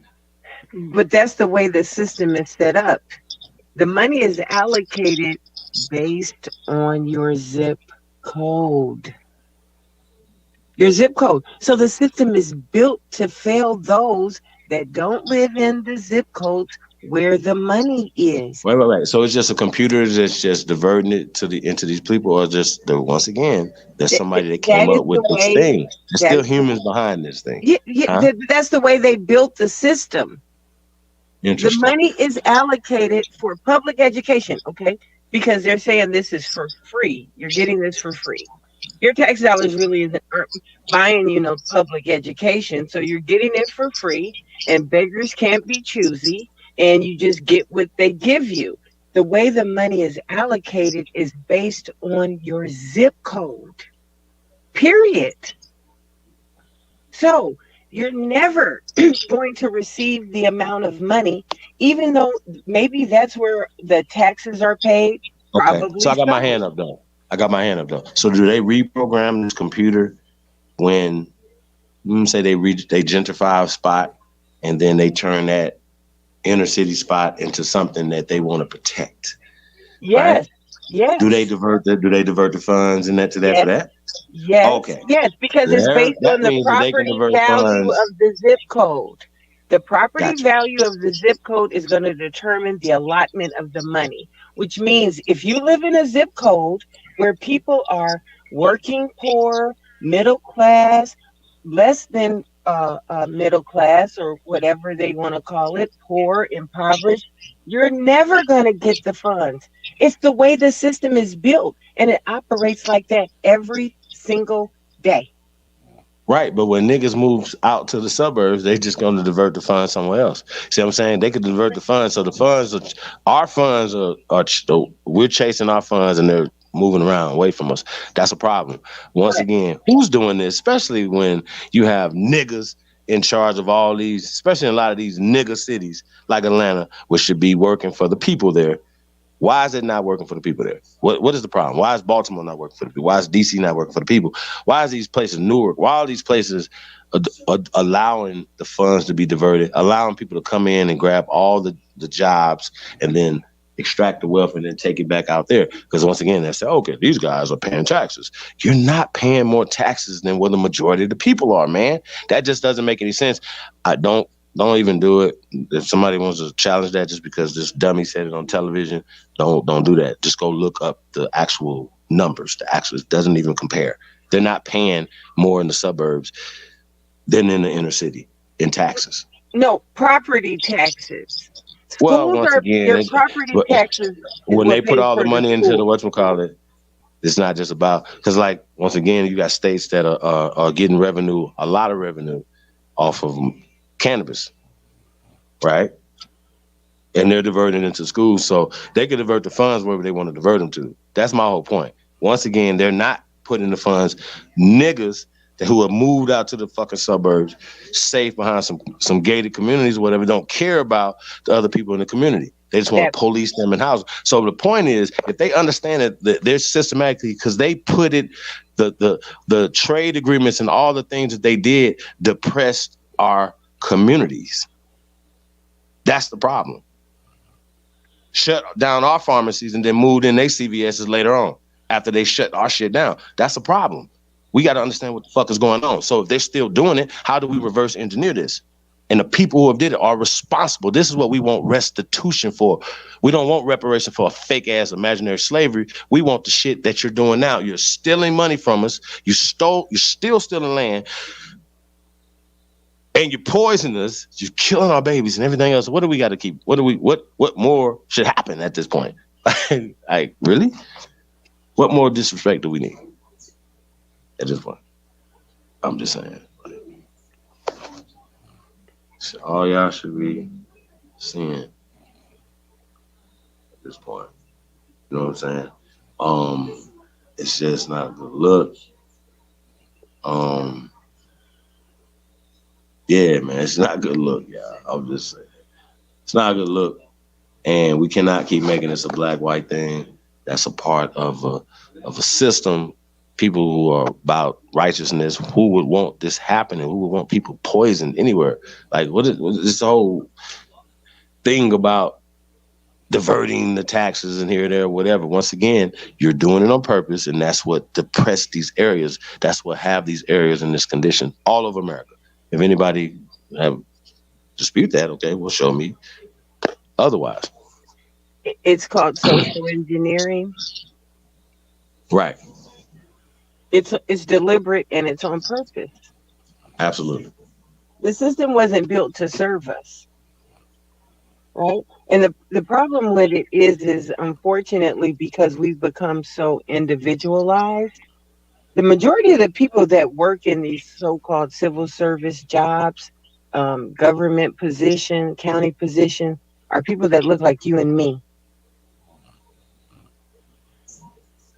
We make this stuff run. But see, we want to protect our job because we have to protect our house and we have to protect our cars, and we only think about ourselves and not about the role that we are playing in the destruction and the annihilation of our people. Because it's us, we're doing this. And we have to be honest with ourselves about how we participate in this every single day. Because they can't destroy us. We are doing this. The bottom line is, until we have our own, we don't get what they give us.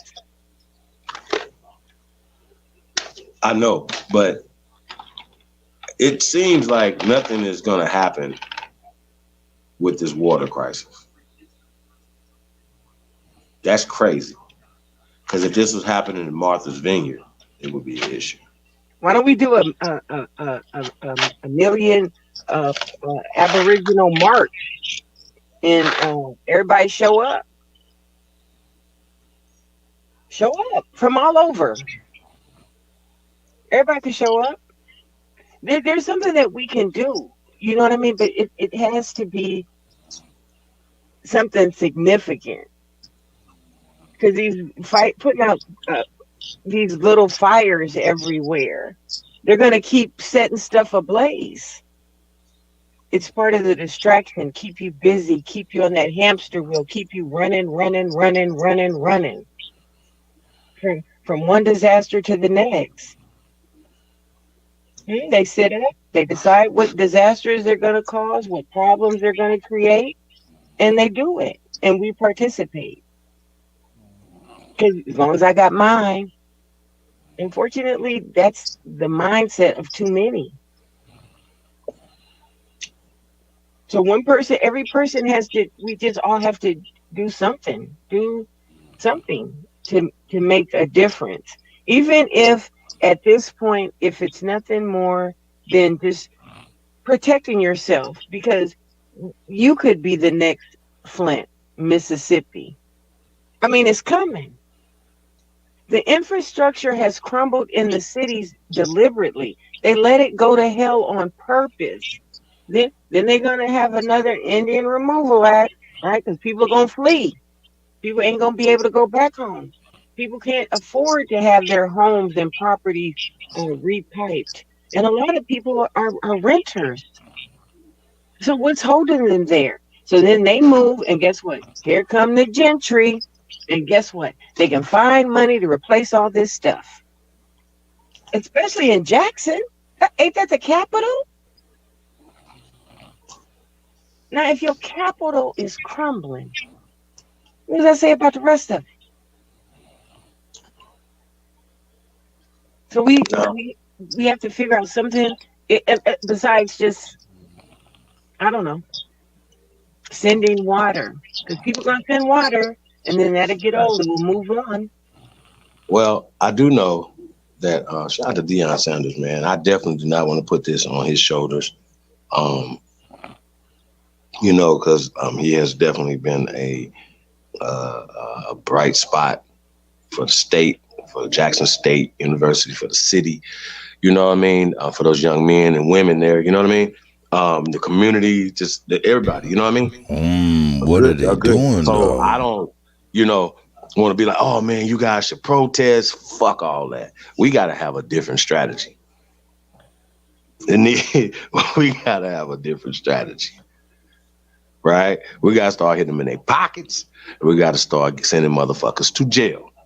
And the motherfuckers that's not there, not doing their job, need to get fired. So we need to start, like, when you use 1 million views, 1 million petitions, you know what I'm saying? People talking about the Siemens, or whoever's involved, not even necessarily signatures, like, yo, we just coming up with the money to sue specific people. You know what I'm saying? Right. Raising awareness to the people who are doing the right work there. Who's going to be the politician that's going to get in there and do the right work in Jackson, in Newark, in Chicago? Hear from Lori Lightfoot for real. You know what I'm saying? We need to start reaching out to these people and start demanding. Your servants must. We're going to set up the time when you guys need to sit down with us to talk. That's what we're doing. Like, we gotta stop playing with these people. Because we have we have to be under some type of Queen of England and all this. No, we're not under no president. Biden, y'all president, he's y'all leader. Right? Biden's y'all leader. Clinton was y'all leader. Really? Yeah, Obama was y'all leader. So stop it. Niggas is sitting around wanting to be led somewhere, man. I didn't know it was sheep. America was full of sheep. I didn't know that. I didn't know that. I thought this was a land of great people. That's what I thought. I thought we the descendants of the civilization givers to the world, Craig. I didn't know that, we were reduced to nothing. I didn't know that. We're conquerors. They took our stories. They ain't conquer shit. We the conquerors. We the builders. So if somebody can show something else, show me. Where? What did y'all invent? What are we using that anybody else brought to the world? I'll wait. If we say a Benz, then that's still our technology. Shout out to C. Patterson. Stop playing with us, man. Y'all play too much, bro. This is the problem. Everybody's playing. These people not playing. And yeah, when we can't keep saying, oh, well, somebody do something. Think about how a child look at that. We say, oh man, a man was inventing something and then they killed him for it, right? Well, the child look at that and be like, well, ain't nobody gonna do nothing about it? Is nothing gonna happen? Right? Why would he want to step up and do anything? Really? Think about it. Who would? What mother would want their child to do anything great? We on self-automated Willie Lynch syndrome. We're on automated pilot. Don't trust each other. Don't build with each other. Fuck over each other. Really? Stop it. Come on.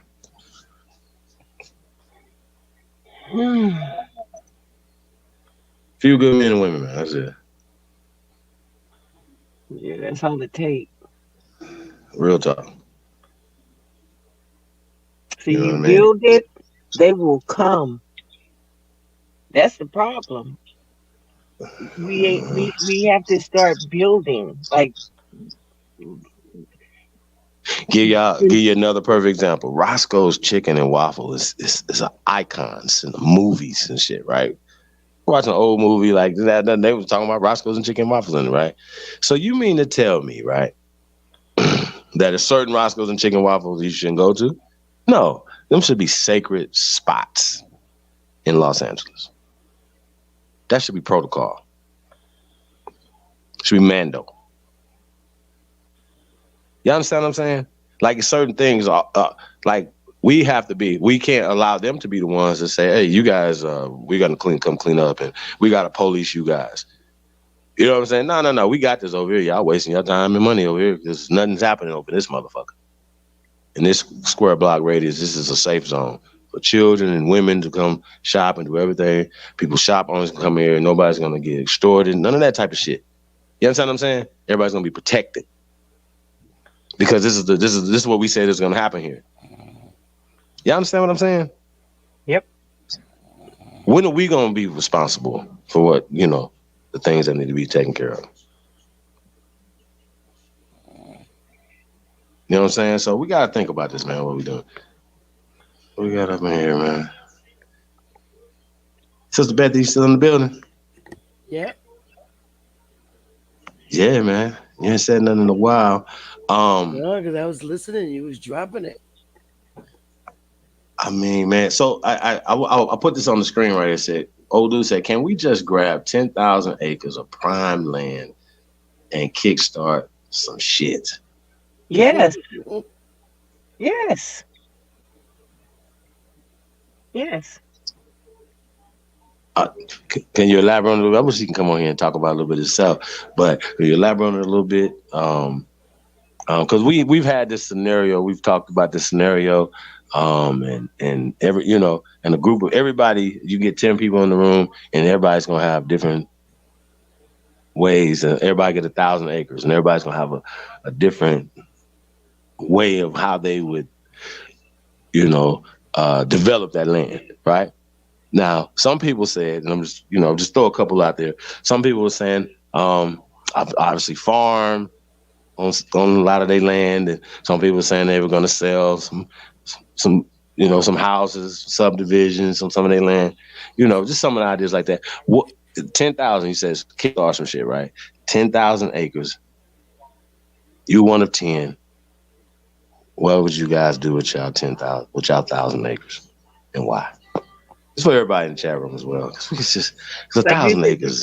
Is this a group thing, or is this everybody go out and get Well, down? it's 1,000 people that went in on 10,000 acres. Okay. And everybody's breaking down theoretically 1,000 acres apiece. You don't have to have it split up like that, but you understand what I'm saying? Everybody has 1,000 acres theoretically of the 10,000 acres. So what would you theoretically do with your 10,000 acres? Personally, now keep in mind, we over here by ourselves. If I was to get involved in something like that, I think the best way to do it is to decide what are the plans, not just for each individual person, but what do you see for the entire 10,000 acres, and what could everyone do to support the other so that it's self-contained. So that I would get in where I could fit in that would serve best, is my answer.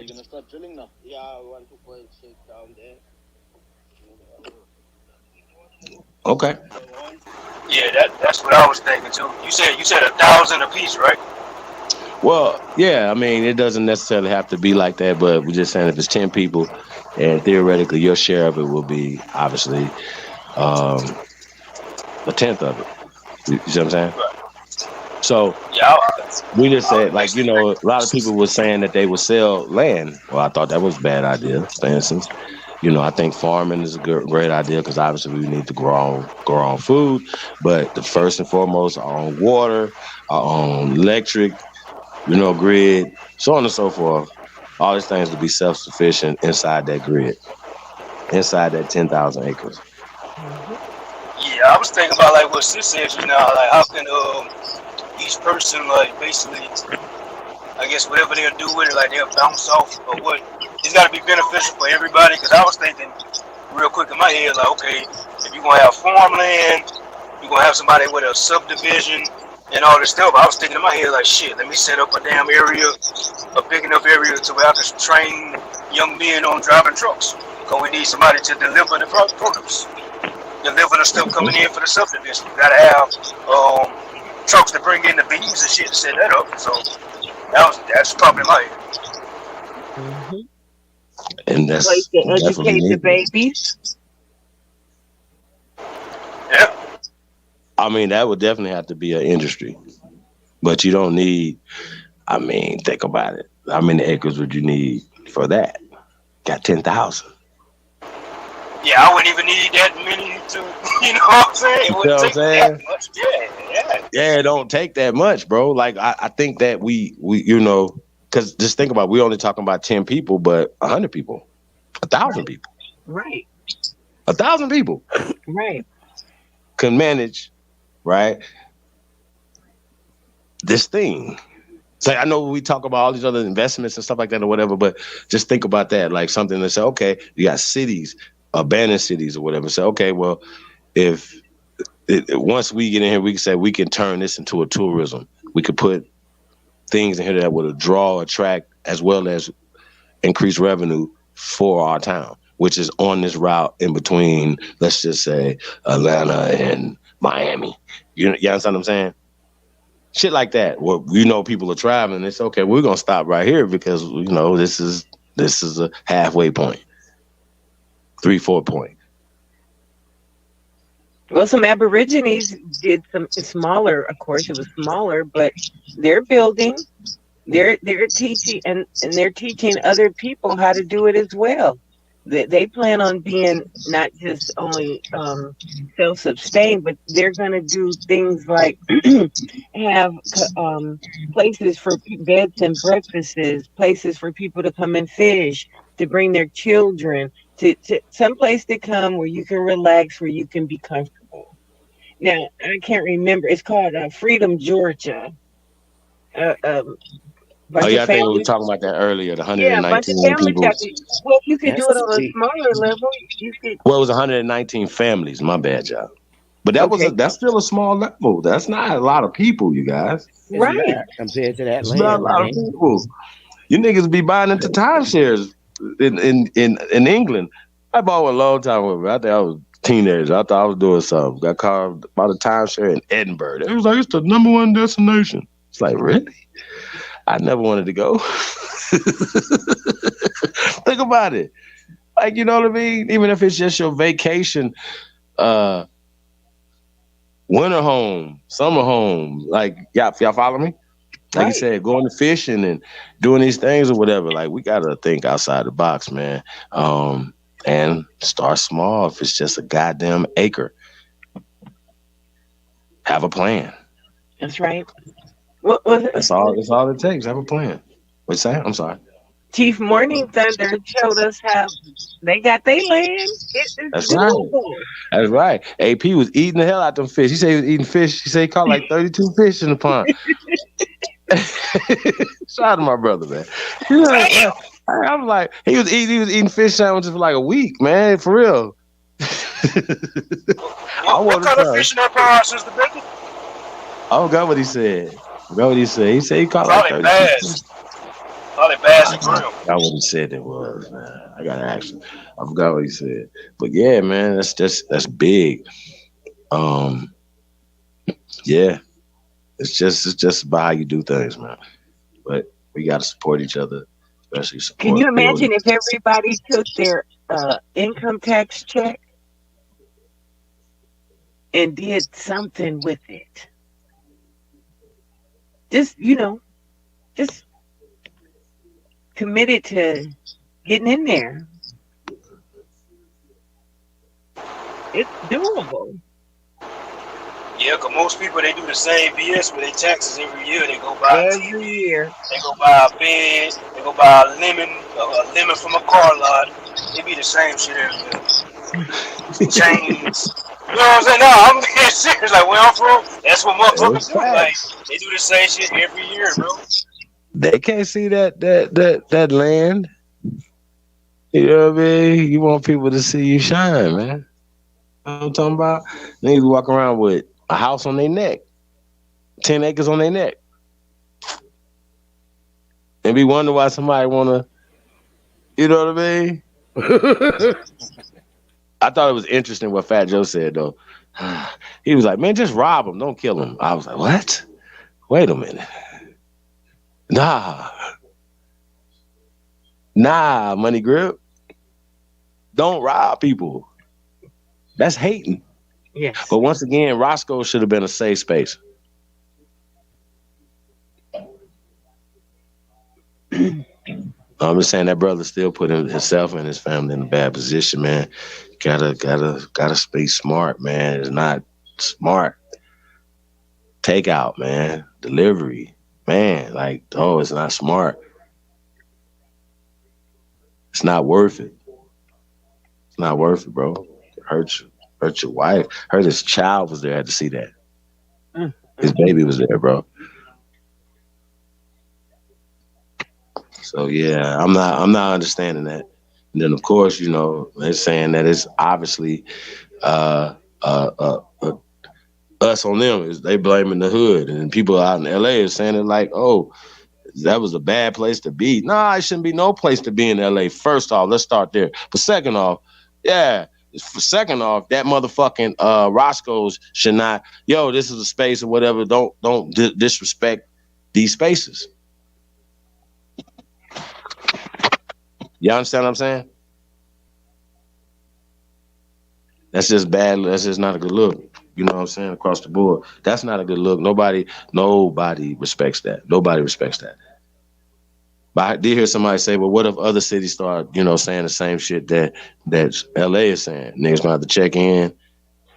You know what I mean? Niggas come to Atlanta, gonna have to check in. Niggas come out to, New York, niggas gotta check in. Niggas come out to Florida, niggas gotta check in. It just goes on and on and on and on and on. See, that's a price people are willing to pay for fame. I don't get that part either, checking in, or the fact that only our people are required to check in. I mean, I gotta say, y'all know I don't fuck with Charlie White, but he said something like, they ain't made none of these other people check in out there in LA. They come and go as they please. You know what I'm saying? Yeah. I don't know, once again, what type of a part of destruction is that? You know what I'm saying? I don't respect that. I don't respect no nigga that move like that. You know what I mean? And you are the enemy of the people. Real spit. Because once again, these organizations, like you have, get contracts to do security, stuff like that or whatever. I'm with all that. You know what I'm saying? But I think, a lot of times we've seen bad examples of people taking and mixing nefarious things into the business side of stuff when they didn't have to do that. Whether the artist was with that or not, you know what I'm saying? You got that type of stuff. So there's ways to move as men in this environment, you guys. A lot of times people just get caught up. Real shit. And a lot of times you guys see, the results of that. Because I think another rapper just got killed as well. Like a couple days ago.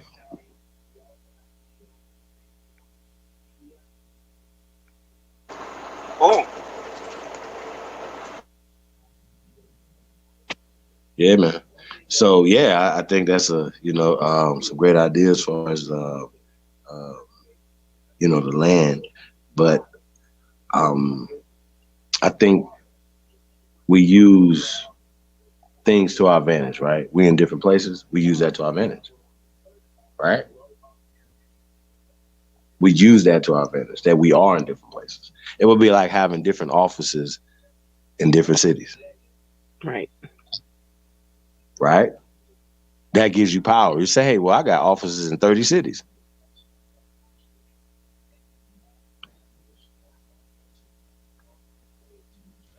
We got chapters in 30 cities, 10 cities, 5 cities, 3 cities. You understand what I'm saying? There's strength in organization and mobilization, and that's what we own, you guys. And like I said, yeah, y'all see a lot of what is it? Inner squad, a lot of ego clashing, not just all these other things or whatever. But I like to say something I heard Yo say the other night. He said, "Don't follow the people, follow the direction." I thought that was profound. Like people follow, they call it celebrity worshiping, and not following the direction and what's going on. So, you got shit. Pootie Pie got a lot of followers. Fucking Hassan got a lot of fucking followers. I can name you a whole bunch of other fools got a bunch of fucking followers. You dig what I'm saying? Charlie White got a bunch of fucking followers. Some people be like, well, shit, I don't agree with everything, and other stuff, I just write it off. Nah, money grip. it's all about character sometimes, man. You know what I'm saying? And it's bigger than this is like even like the stunt. Like, man, people was really like, hey man, was really upset, and there was some people that's happy about it. But there was some people that was really upset that this brother was like, man, I don't agree with him, but man, I don't want to see nothing happen to a nigga. Like, you dig what I'm saying? So yeah, man, like, nah, I don't play with people like that, bro. And there's too many suckers out here, bro. Like, I don't know, y'all. It's just, I guess people want to be entertained. But once again, the real work needs to happen, and you have to have some real serious people. And as I see it, this community is serious. Period. Across the board. Real talk. And what that's about what writing the exact knowledge is. Like I notice like there's several people got different major projects going on. Have we ever considered like everybody focus on one person's project, get that up and running, and then you know how they say in politics, it ain't your turn. Not that you got to have a turn because you can move independently, but the power that we could bring as a collective, as opposed to always splitting our resources a little bit here and a little bit there and a little bit there. Is there something collectively that somebody is working on that just for whatever the time period is, you say for 3 months, we're going to just focus on getting so-and-so over the line. But you got this person doing this, that person doing this, and the struggles that come with it while trying to, have a normal existence. A lot of stuff just don't get done. Is there enough people with the spirit of cooperation that want to collaborate? And a win for one of us is a win for all of us.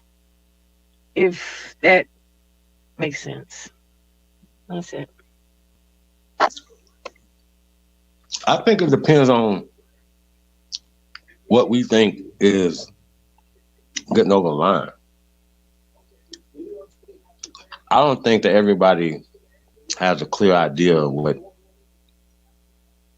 building something is. I'll give you an example. Everybody's working on a book, but they need help with the proofing or the publishing or whatever. Or say somebody's working on a documentary. Like, is there in this community, is there enough cooperation, like egos aside, and the idea of got to be the first one to get it done? Is there enough cooperation where we could say, let's concentrate on this person and their project, or and get the book published, get the series done, get the documentary finished? I was just wondering about if that was something we could do. Yeah, I got an answer for that. You got it, brother. Most people in this Aboriginal Indian community, most of them don't support, like Chief Holiday always say, they don't support the real. Like when A1 was doing his documentary, or trying to do his documentary, I'm pretty sure he's still working on it. And he was asking for some support. People wouldn't, like they had an issue donating. And then most of them same people, majority of those same people that wasn't donating, turned around and gave Turrible over $7,000 for a fucking laptop. So, you know what I'm saying? Well, for those that do have the spirit of cooperation, maybe it could be something like a GoFundMe, not on anybody's channel, but it could be made known. And this is what we're gonna push. This is what we're gonna, like that. Because you don't want to because a lot of people in this community, yes, they do it for the love of the people, and yes, they do it to get the information out. But time is money. You know what I'm saying? So don't want to take that away. So maybe if we removed it from the current way of collecting money for this, that, and the third to something specific, like say for instance, with the documentary, you said it was A1 was doing a documentary or he's working on one. What if we said for one quarter, every chance you get, put a couple dollars in the GoFundMe and see if we could get this brother and his project over. I think these niggas is waiting to fund Tariq Nasheed. Oh Jesus! Not to say nothing wrong about that or whatever, you know what I'm saying? But on God, like, you know what I'm saying? Think about it. Yeah, that would be the next progression of this thing because he's coming along right along. But I just think once again, it's just the hate is real. Y'all understand what I'm saying? The hate is real. Like, we need Tucker Carlson to tell us who to like. We you know what I'm saying? Your own eyes and ears, your spirit don't tell you. You know what I'm saying? Motherfuckers ain't got discernment for that. Motherfuckers don't know the real. Either they ain't real or they just don't know what the real is. And I know that to be true because we've seen this throughout history. The real never got the real love and support until they was gone. And everybody seen it then when they was gone. They didn't see it when they was there, but they was gone. As they pushing up daisies. You see what I'm saying? I don't think that's right and exact because Dick Gregory was definitely underrated. Definitely underrated. I can go on and on and on and on and on down the line of truth tellers, man. And at this point, it gets us like, what do they say as far as the revolutionaries? Nah. What the immortal Steve Coakley say? Rest in paradise. And that guy said, man, starve out the teachers. That's some real shit. But starve out the workers. Like if every city has a community leader that doesn't get the support, that's really out there with them babies, really out there, the doulas don't get the support. You know what I'm saying? The delivering life into the community. Nah, you know, we want to support the hospitals that don't support us. So we watching Chicago PD or whatever, Chicago MD, Grey's Anatomy or some shit. You know what I'm saying? When we know that these people don't give a fuck about our community, don't give a fuck about our people, and then their excuse is, you know, technically, it's almost as if they say, well, it's because, you know, this racist thing that is just embedded in America. Well, if it was, you motherfuckers would have never been allowed to come here. So stop lying. It is a defense mechanism that you have adopted when you came here. All of you fucks. That's what we're dealing with, bro. So we can't keep telling them, like, we can't keep saying, like, wow, no, this is what we're dealing with. And we got to stop it. We got to stop the psychological mind fuck that's happening all the time. Oh, you black people, we're just so, well, we great. Who you, get the fuck. Let me pet you. Come here, pet. Stop calling me black. Don't call me African. You better not call me a slave. I'm embarrassed you on all three counts, and then we're going to tell you, then we're going to prove where you come from. We've shown this all the time. Why? Well, the link's always in the chat room for anybody that disputes this. This is global. Get you a fucking translator if you don't believe this shit. You think you big Billy Badass. And that's, for me, that's all it is for me. You know what I'm saying? Like, we have to consistently show our people that we the greatest all the time. Because our people don't believe it. You know how many people have been convinced they had the same thought patterns as not a coincidence or Cass or Lex or this person, because they've been indoctrinated in the same shit that they've been indoctrinated in. But because they seen they ass get kicked down the football field, they're like, oh shit, that's me. I think the same way. Let me go do my research as Tayshawn has done. He's rocking the Confederate flag. And it's just fools that all they do is sit around and be like, oh no. But they got a General Lee. They didn't have this same issue when we was watching a General Lee in the 80s with Daisy Duke and Boss Hogg and them. Now I wonder who planted that in our head that flag was bad for us. I wonder who did that. Oh, wouldn't it be the same people that say that we 3/5 human, or the same people that say the black man, the white man doesn't have to respect the black man? That's no law in America, nigga. everything that y'all believe, there's no law in that. But I thought it was really interesting. Did we play the video? The Bill Mayer? Did we play that? I don't know if we played that. I can't remember. Oh no! I think we got to do that tomorrow, you guys.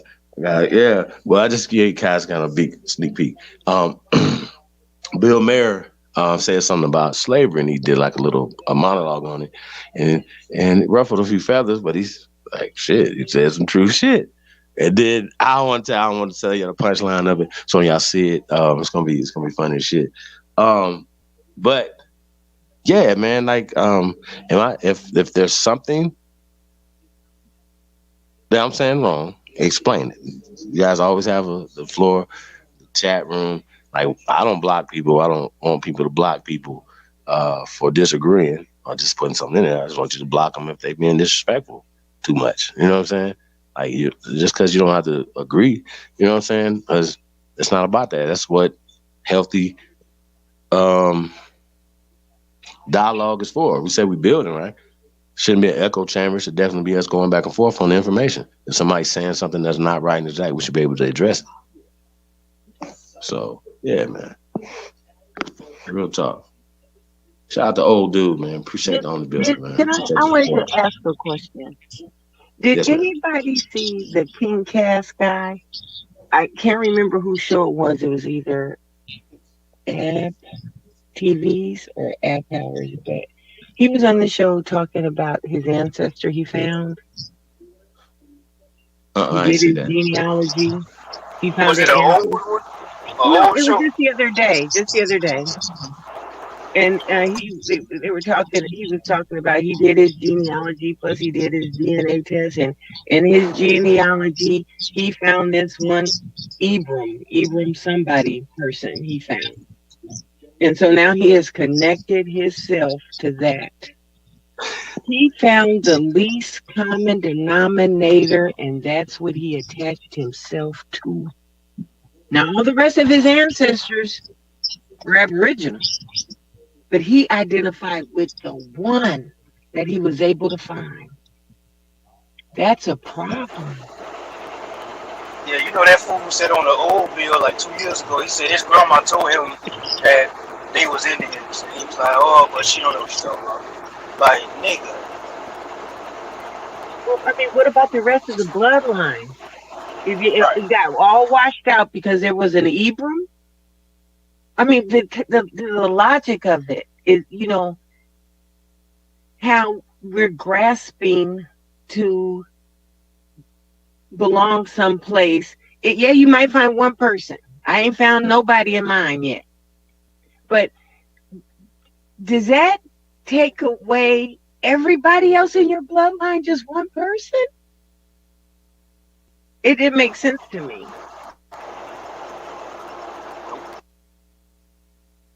That was it. And he uses that logic, right, to say he's African, but he'll also say, oh, the white men set up breeding farms and they was breeding us. So basically you should call yourself white then instead of a so-called black person. Your logic. For that one African you found.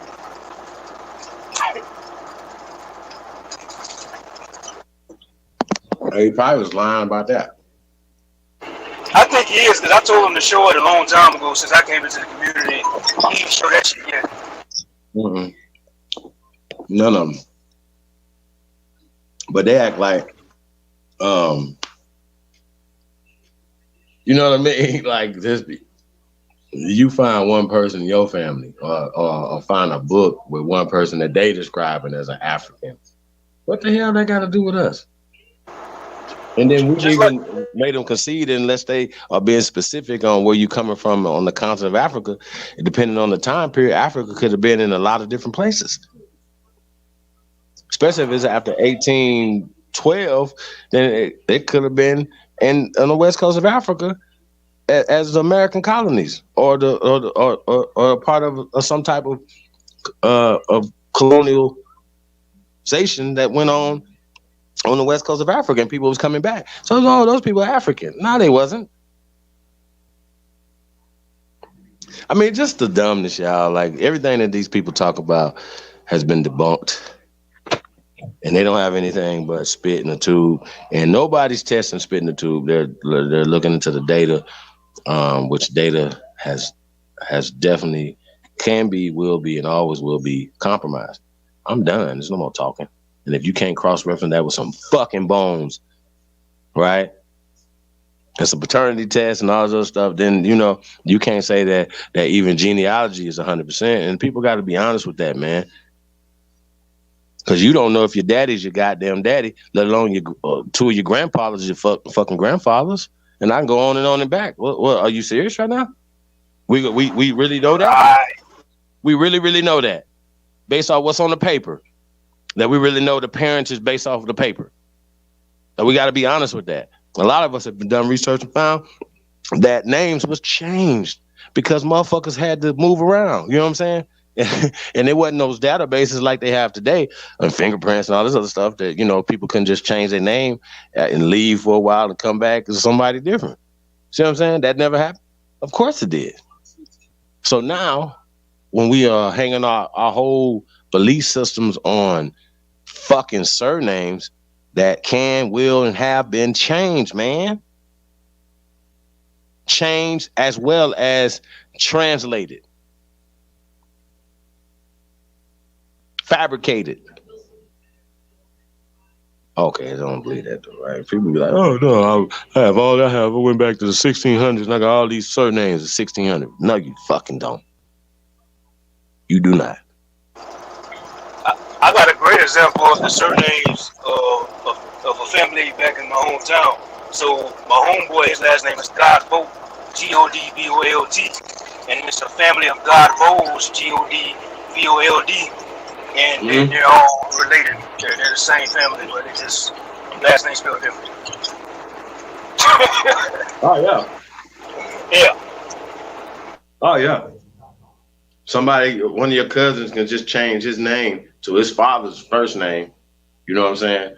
Which say his name is Jack. Now he's son of Jack. He's Jack's son. See what I'm saying? And now his whole line of people that come under him are named Jackson, but they all come from Jack Bledsoe or whatever the fuck. You know what I'm saying? I'm just making up names. Y'all follow me. It's whatever that don't necessarily mean that. Or say, for instance, this man became a master at something, right? A smithing, blacksmithing, horse riding, or just a fucking nickname. A nickname can turn into a whole fucking survey. That don't mean that you're not kin to these other people right here. You ever seen y'all family trees, and then you have all these damn names of all these people? Like when you go to the family reunions, and you meet all these new cousins and meet more new cousins of distant people that have different surnames than you, but you are still attached to those people by bloodline, aren't you? So all those surnames still attached to you. Yeah. But once again, we don't marry within our own people. We marry without, and that means that we're attaching ourselves through blood as well as through marriage to other families. And then families get together. Oh, my cousin met one of your cousins. You feel me? Niggas is linking up. Don't make any sense, y'all. Hey man, if y'all ain't seen that Egypt or America, man, super classic, raw and uncut one right there. Just under 8 hours of nothing but heat. I just gotta let y'all know that, man. Super dope one. Egypt or America. Aborigine horror shows, man. Y'all be on the lookout for the next lecture coming soon, man. I got another solo act coming, and you already know, man. You know, I got one coming with AP coming soon, man. You know, we're just gonna be dropping them. Y'all know what I want to do, man. I want to do like a joint with like a. Well, I don't want to say it. You know how like we put things out there, man, and people like the. Yeah, you already know. Like to run out there and grab it, almost gave it away, man. But nah, just stay tuned, y'all, man. We putting it together, y'all. We really working over here, man. Opportunities on deck, you guys. Y'all see Gretchen in the chat room. I said Elizabeth in the chat room. Shout out to Elizabeth. Opportunities on deck right now, man. hey, let's work, man. Let's get together, man. Let's make some things happen. Like I said, tomorrow, 3 Eastern, only builders, private meeting, man. If you're a builder, tap in. Want to be a builder, only builders 2022@gmail.com. Hey man, we moving over here, man. We're building. We got more things on the way, as you guys know. We'll be here talking all night about that.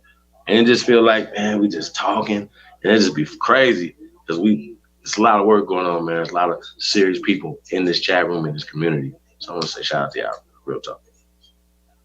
Real talk.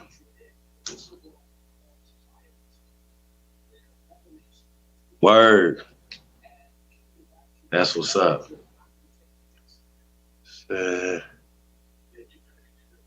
Yeah, man. Y'all ain't checked that Founding Fathers out, the American Gods. Yeah, man, we've been putting in a lot of pressure over here, man. Putting in a lot of pain. When I say pain, you know what I'm saying? It's just us giving the pain back to the people, man. Has been inflicted on our people. Real talk. That's what we on, y'all. We own it. It's the GOAT, DJ Kuttack. Cut been gone, y'all. Oh shit!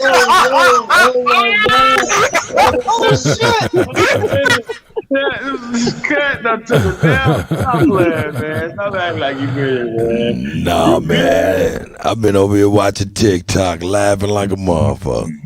Look at that crap. Yeah, my bad. It's all good. Yeah, man, we've been kicking it, man. I've been listening. I've been on.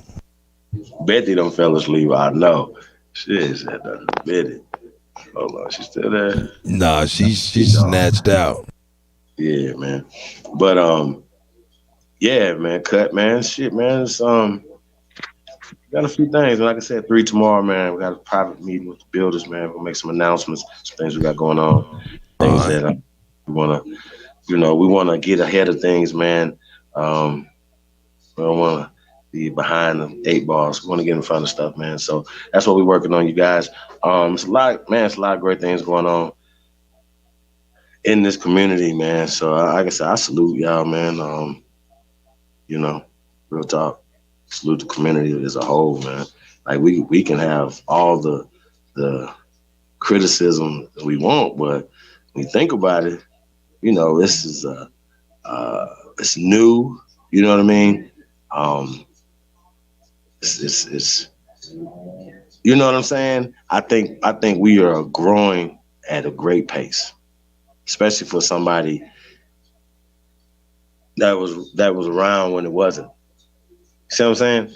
So just to see the growth and to see the people waking up and getting it, that's the main thing, getting it. Because do y'all know how long it took for Aboriginals to get chose?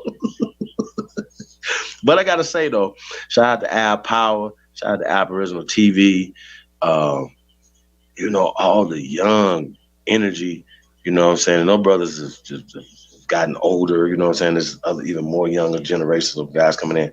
But when those guys came in,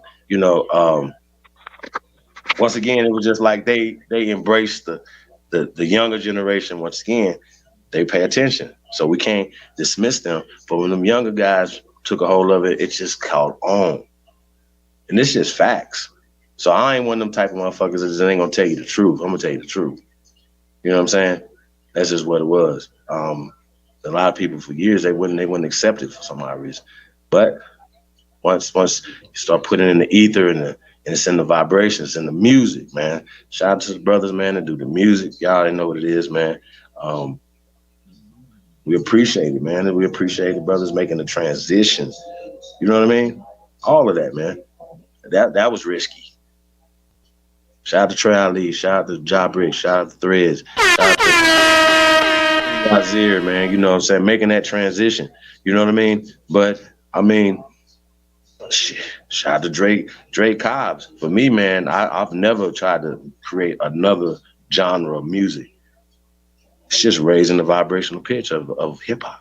That's it. You're an artist, it's hard to dumb yourself down after you have knowledge, right and exact knowledge. See what I'm saying? It's hard. Just how would you do it? Make it make sense. See what I'm saying? So that's what we're here for.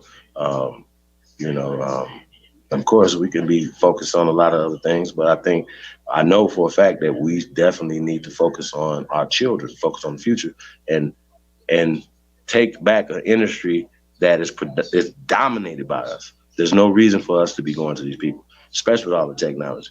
I think this is the best time to be in music business or in entertainment, or just be self-sufficient, or author, anything. You can go direct to the consumer. If you dope, you dope. You a singer, just go online. Acapella, sing right live on your live stream on Instagram.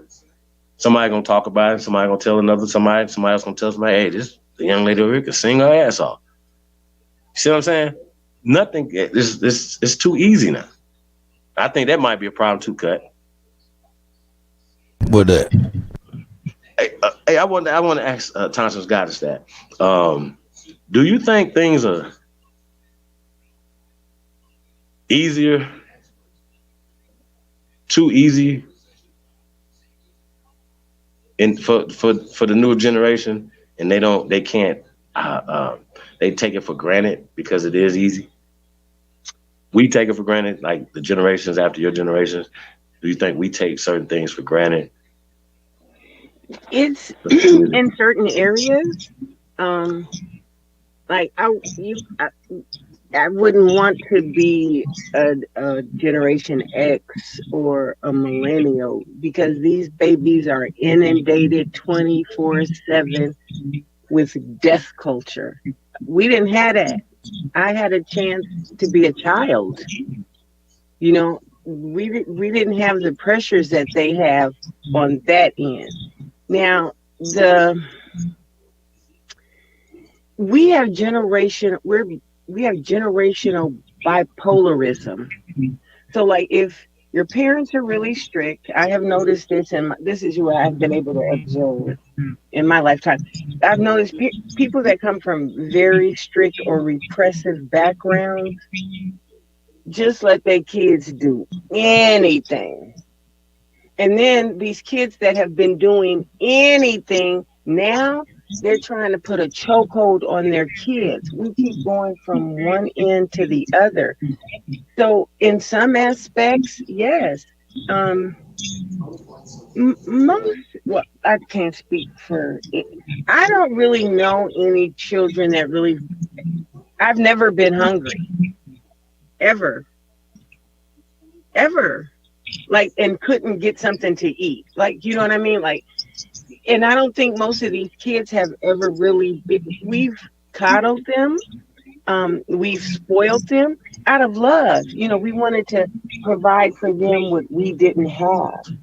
But there was a reason we didn't have it. It wasn't that our parents in a lot of cases couldn't provide it. It was just stuff that we really didn't need, stuff that didn't serve us.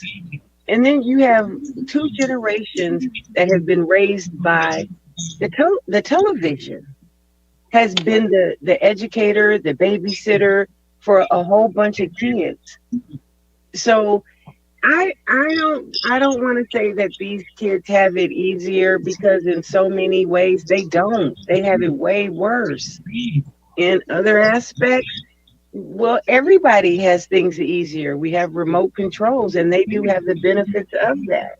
Like, it's so, I don't know, they got their own struggle. Every generation does. And I'm not going to say that, oh yeah, my dad used to say, we walked for 5 miles barefoot through the snow, up the hill, down the valley, around the corner. And you guys don't want, every generation exaggerates how worse they had it. And I don't know if they had it all that worse, or if it was just a way to make us more grateful for what we had. So interesting. That's a fact. Back and forth. I like that. That's a fact, though. But they loved us, and this other thing, if you notice, every single way to divide us, they have. Mother against daughter. It never occurred to me that a woman could be jealous of her children until my daughter got to high school. And I got to seeing how these women are with their own children. You know better, but you won't let them go both on you, even though you got the knot on your forehead. Like, we aren't telling the truth to our children about these experiences because these kids, the same stuff is happening. They're just doing things and they have access that we didn't have. But it's the same stuff being done. And our parents told us in the 60s and the 70s, what you trying to do, we done done. And it's the same way with these kids coming up today. You know, they got these new little slick ways of doing things. But most parents who have parented their child, and I hate that word because you're just renting it because, of course, you made it a ward of the state. But most people, and I think most of us, for the most part, I'd say the vast majority of us, do our best by our children, do the best we can with what we have. Our influence is not the best. Our influence is not the best. Why is it that your child can't do math, but they walking around in Jordans? Get a doggone tutor if you can't do it. But we don't see the value in it. So it's too many different situations, too many different environments. So it's not a blanket, can't say it that, no, because I'm gonna always ride with the babies. Always. So I vote for them. Not that we're choosing. We made them. We're responsible for them. If they're monsters, it's because we created them, either by neglect or by example. Let's call it what it is. My mother used to say, I don't care what these people say, people know their stuff. And she was referring to their children. You know your child. If you've been paying attention, people know. But we choose everything. They say that these kids are this and these kids are that, and everything is always derogatory. We done damned them before they had a chance, as if we didn't make those same foolish mistakes. It's hypocritical, and it's not even real. So yeah, no, I don't.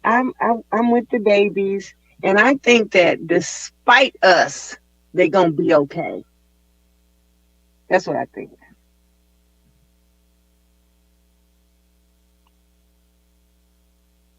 That was some real shit.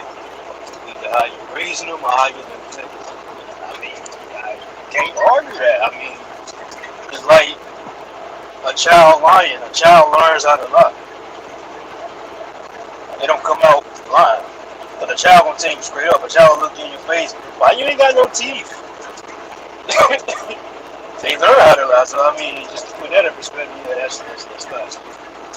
You know, think about it. I'll give you a perfect example. You know, if my kids came out to be liars, it would be because I taught them how to lie. Right? See, I decided that, okay, the school district that I'm in, it never occurred to me.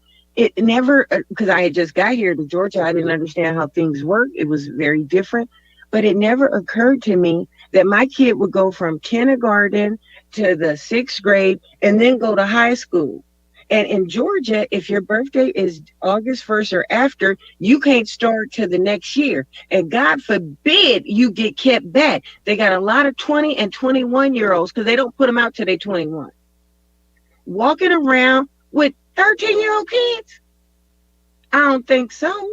So what I did is I had my kids go to another school where they had a break, where kids went. We had junior high when I was a kid, but in the South they call it middle school. That gave me gave my kids a chance to go to school with kids relatively their age the whole way through. But I was lying by having them at that school. You see what I'm saying? So I modeled the behavior of dishonesty. That's what I did. I just happened to get away with it, right? Because you can go to prison for that. Well, our people do. They sentenced one woman to 5 years because she sent her kid to school outside the district. So the things that we do for whatever the reason is, like if you tell your kid hears you lying, that's modeled behavior. Right? Like And we do it all the time. We belittle other family members in front of our children, and then you wonder why your kids don't have no respect for their elders. You ain't taught them how. We want to be friends with our kids. I remember one time my daughter told me, I guess she was like 6, well, I'm not your friend. I said, you doggone Skippy, girl. I said, even if you was grown, I wouldn't choose you as my friend either. But you're not. You're a child. But people want to be liked. See, they don't want to do the hard job. They don't want to be the bad parent, especially in these situations where the biological mother and father don't share the same household. Folks is jockeying to be the best parent, to be the most liked. You know, not to mention the fact that they use their kids as weapons every day. Got to pay for that, baby. Ain't no get out of jail free card. Karma's coming. I know some folks don't believe in that, but you're going to reap what you sow. There's balance in the universe. There's balance. So no, I'm never going to dog these babies. I went to the convenience store. It wasn't far from my house. And when I pulled up and went into the convenience store, there was nobody there. When I walked out, there was like 15 little brothers out there. And of course, you know, I don't know, the little guy, I walked out and I was kind of that quick because I just ran in and ran out. And I was like, wow. He was like, are you afraid of us? I said, heck no, I ain't afraid of you. I'm your mama. He was like, that's right. That's right. You know what I'm saying? But they expected me to fear them. That's crazy. And that is because we don't have a sense of, you know what my mother used to say? The hood, when that term became something, she asked me, why are people saying they live in the hood? I was like, that means the neighborhood. So she came back later and asked me, maybe months later, she said, I know why they call it that. I said, well, why? She said, see, when you live in a neighborhood, you know your neighbors. When you live in the hood, you don't. See, people think that the ghetto is the hood. She said most people in the hood live in those gated communities, those exclusive neighborhoods. They don't know each other. They don't know each other. They don't speak. Well, not in Southern California, they didn't. There wasn't a sense of community. And we've lost that because we've all separated, you know, due to whatever the reasons are.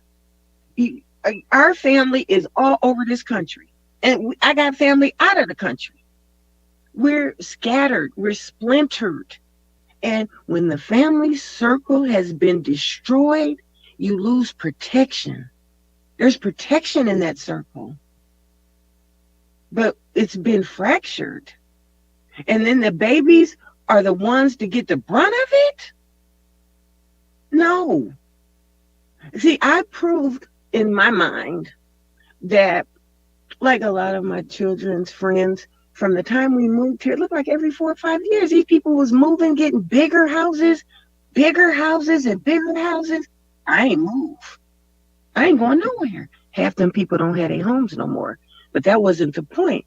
The point is this idea of buying up, getting more. What if you stayed in one house? Maybe you could afford for somebody to mother your children or father them. Because you could choose. Whoever could make the most money, that person, or whoever was better with the children. See, we've been putting these boxes. Economics. Yeah, we've been putting these boxes and somebody, this is a woman's job. This is a man's job. Since I lost my father, every job around here is mine. What? You think I don't take out my trash? Or do the things that are supposedly so-called men jobs? Every man I had, well, the two, could better than me. Cook me under the table. Why would I cook? Why should everyone suffer? That would make sense. But I was fortunate enough to have the kind of men that wanted good food and they preferred it, so they cooked. But you know what I did? I watched, I learned, I helped, I washed the dishes. He wasn't in there by himself. We've been separated, put in these little boxes, and then once they get you in that box, they don't want you to come out. See, we pick and choose which of these rules and regulations of these other people we want to use. Oh, the ones that put us in power. Oh, we'll keep that one. But we don't throw that one away. But we'll keep that one, but we'll throw that one away. We got to start thinking as the whole. What works for the whole? And I'm talking about in each individual families, because that's where it has to start. Out here trying to build with people that I don't know on the internet, to me, is ridiculous if I'm not doing nothing with my folks.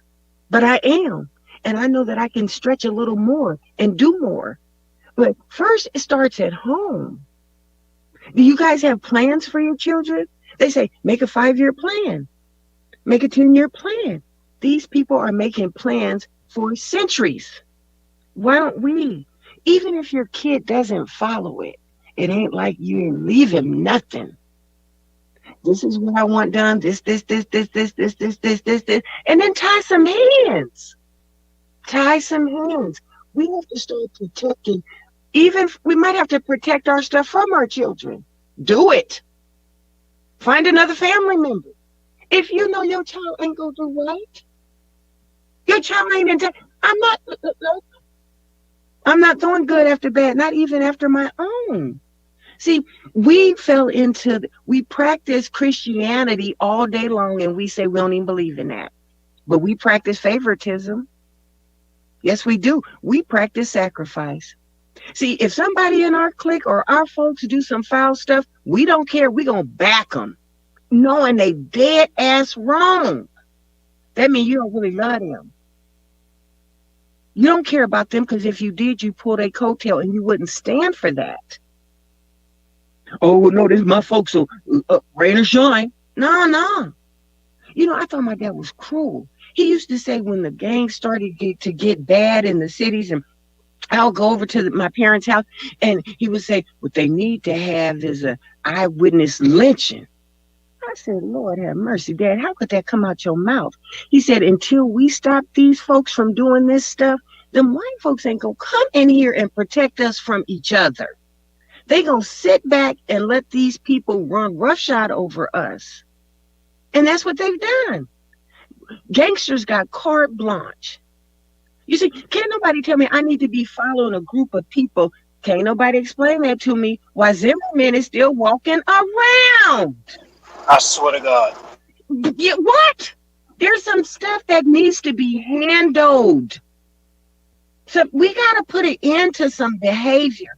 You guys, we say we're not Christian, then we have to come to terms with the fact some stuff is simply unforgivable. Period. Ain't no comeback. Don't burn the bridge down, blow it up. Don't no more access. How many chances you gonna get? How many of your kids gonna get touched? Huh? How many times something terrible gonna happen so you can hold down your folks? Nope. And we have to let our children know we're not gonna support bad behavior. I told my kids, you do some goofy, dumb stuff, don't waste your only call. Don't. Now, if you get caught up, like most of us do get caught up on a humbug and other people take advantage of you, I will fight to the death for you. But if you out here stealing, killing, destroying, emulating other people, I got nothing for you. And we have to stop. We have to stop supporting, rewarding bad behavior because we encourage it. That's it.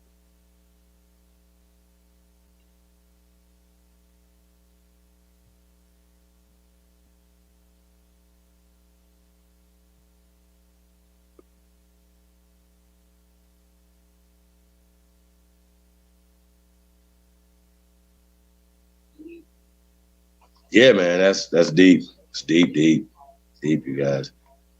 I heard this guy was talking about this, that, and the other, and the weapons, and the this and that. Let me ask you something. If you look at these prefixes and these suffixes to every one of these spelling words that we use to curse ourselves every single day, you find out that these words, they have meaning. You can find out where these words come from, the etymology of these words. Arm. Any word that has AR in it together, it means weapon. Huh? So, your AR, 15, that's a weapon. Military, even dictionary, it's a weapon. And until we start using our words more carefully, we're going to continue to do these things that don't help us. You know, there are some people in the community, and sometimes when you guys get into it, I have to shut it off. Because I'm not going to watch a brother stroke out because he let somebody else push his button. We die from heartbreak, not heart disease. We die from stroke because our head get blown. We can't imagine that we in this mess. It affects us. This energy that we have.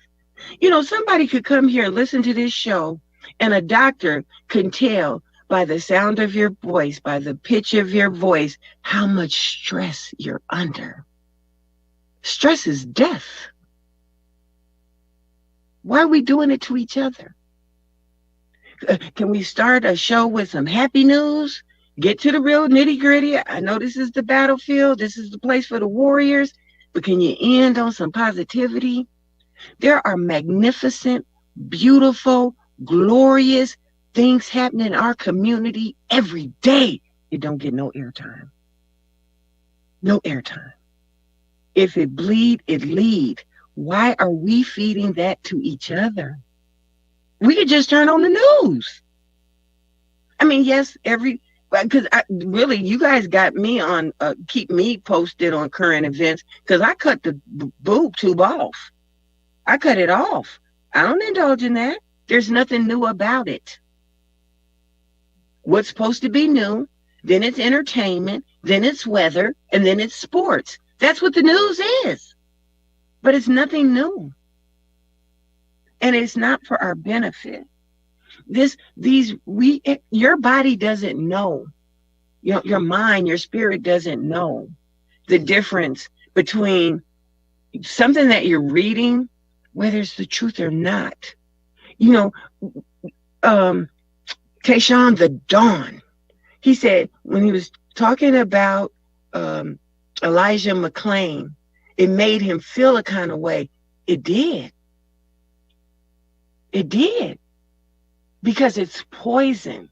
And they can keep, you know how many times they played it? How many times they played George Floyd? I had to shut the TV off.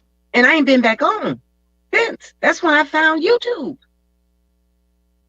Because I couldn't do it anymore. It's a constant diet of death and destruction. And you are what you eat.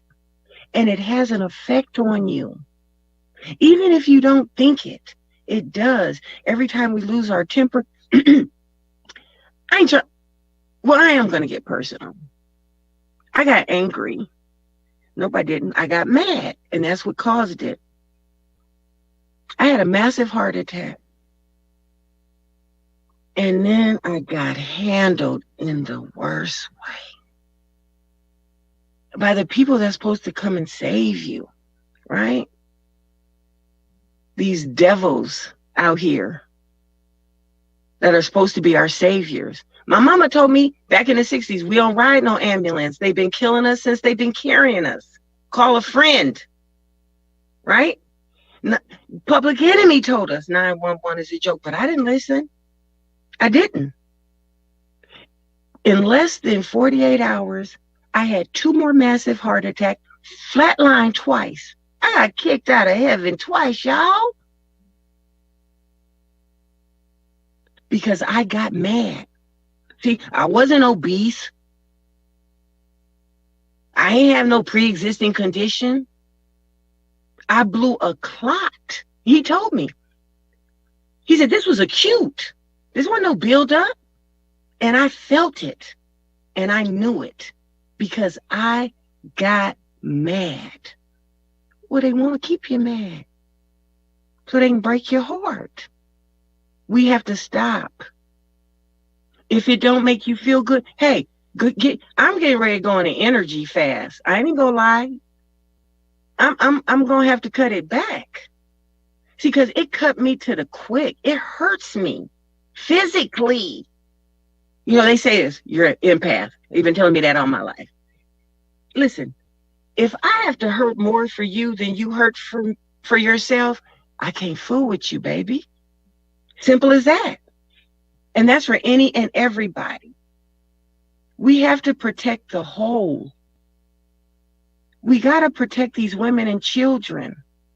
We've been tricked. Our men, somebody was talking about our men being emasculated. I said, I don't believe men can be emasculated. And I think it was Ab TV. He said, can a boy? Absolutely. But the emasculation came with their religion.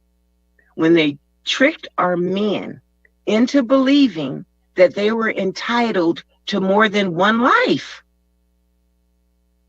Right? So you get complacent. See, because you feel like you got this other thing that you can make submit to you, or that you can dominate. That there is slavery. And we buy into that. And we push that. And don't you know where that came from? That came from your father, the Pope, your sky daddy. But we gonna hold on to that no matter what. Even if it doesn't serve. Hey, the patriarchy been happening forever now. In most of our lifetimes. Right? So why is it that the children and the women are being fed upon? Every day, all day. Right? I came to the South. Listen, I would have died a racist, cold-hearted bigot had I not come to the South. Sure would. But then I came here and found out, oh, Lord, our folks act like this too. That saved me. But I know that because I hadn't had that kind of interaction with my folks like I do now that I'm here.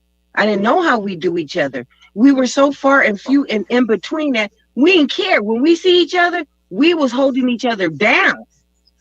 Well, I want to, you touched on something and it reminded me of something I want to talk about, right? And I want you to get back to it and kind of elaborate more on this, right? You know how like a person, they were talking about video games. I forgot who this guy was. I don't know if it's Joe Rogan. Somebody was talking about video games, right? Mm-hmm. And they were talking about the mental,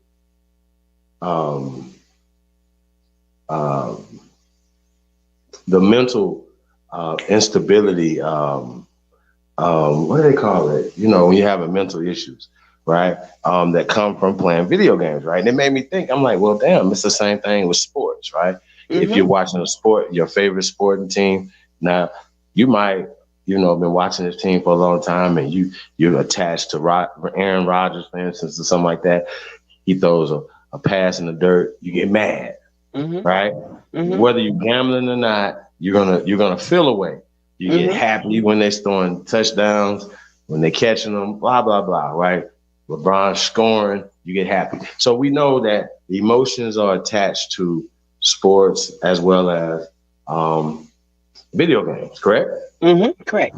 Okay, so now when we talk about watching Fox News or CNN or YouTube, Instagram, same effect. Mm-hmm. You're attached to the personalities, you're attached to the people, you're mm-hmm. attached to the storylines, even the behind the scenes stuff, who don't like who, blah, blah, blah, blah, blah. And people get emotionally invested and spend a lot of time on these things. Now, we rely on these things a long time, you guys. So we're telling you, this is what's happening. We're on here, right? And we've been here for a while. So I know how emotionally attached that I could be to this shit. And of course, you guys have never, maybe this is your first time, I think, been on the panel. Thompson's got us. And as you can tell, attest to this, I want you to attest to this, or how do you feel about what I'm saying as far as being emotionally attached to, like you said, you're going on an energy fast. So that's what kind of got me to this question. Kind of, do you feel that YouTube is also, these platforms and the content from these platforms, stuff like that, is contributing also to a lot of mental instability as well? Absolutely. Yes, listen. It doesn't, we continue to emulate the people that we claim got us in this position, which I don't believe anybody got us in this position, except for us not knowing what it was we were doing. You know what I'm saying? Like, we took people at their word because our word is bond. People's words don't mean anything. So yes, it is the same thing. A lot of this, half of this stuff, my truthful feeling about this, half of this, it twisted, or cootie guy wouldn't have been able to get no $12,000 or $7,000 for a computer. That's commerce. See, you can't serve two masters. If you're doing it for the money, that's what's happening. That is your primary goal. So therefore, if the bottom line is the money, then you're going to, at some point or another, you're going to do some things that ain't really for the people's best interest.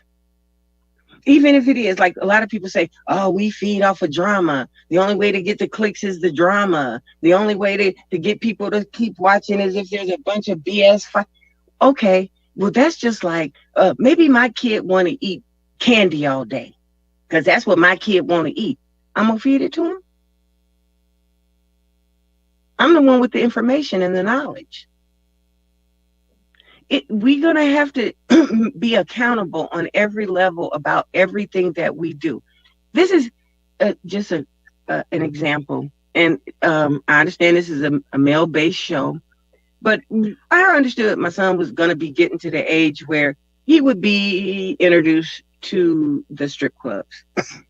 He hadn't got there yet because he still wasn't of age. But I try to explain to him, you love your mama, you love your sister.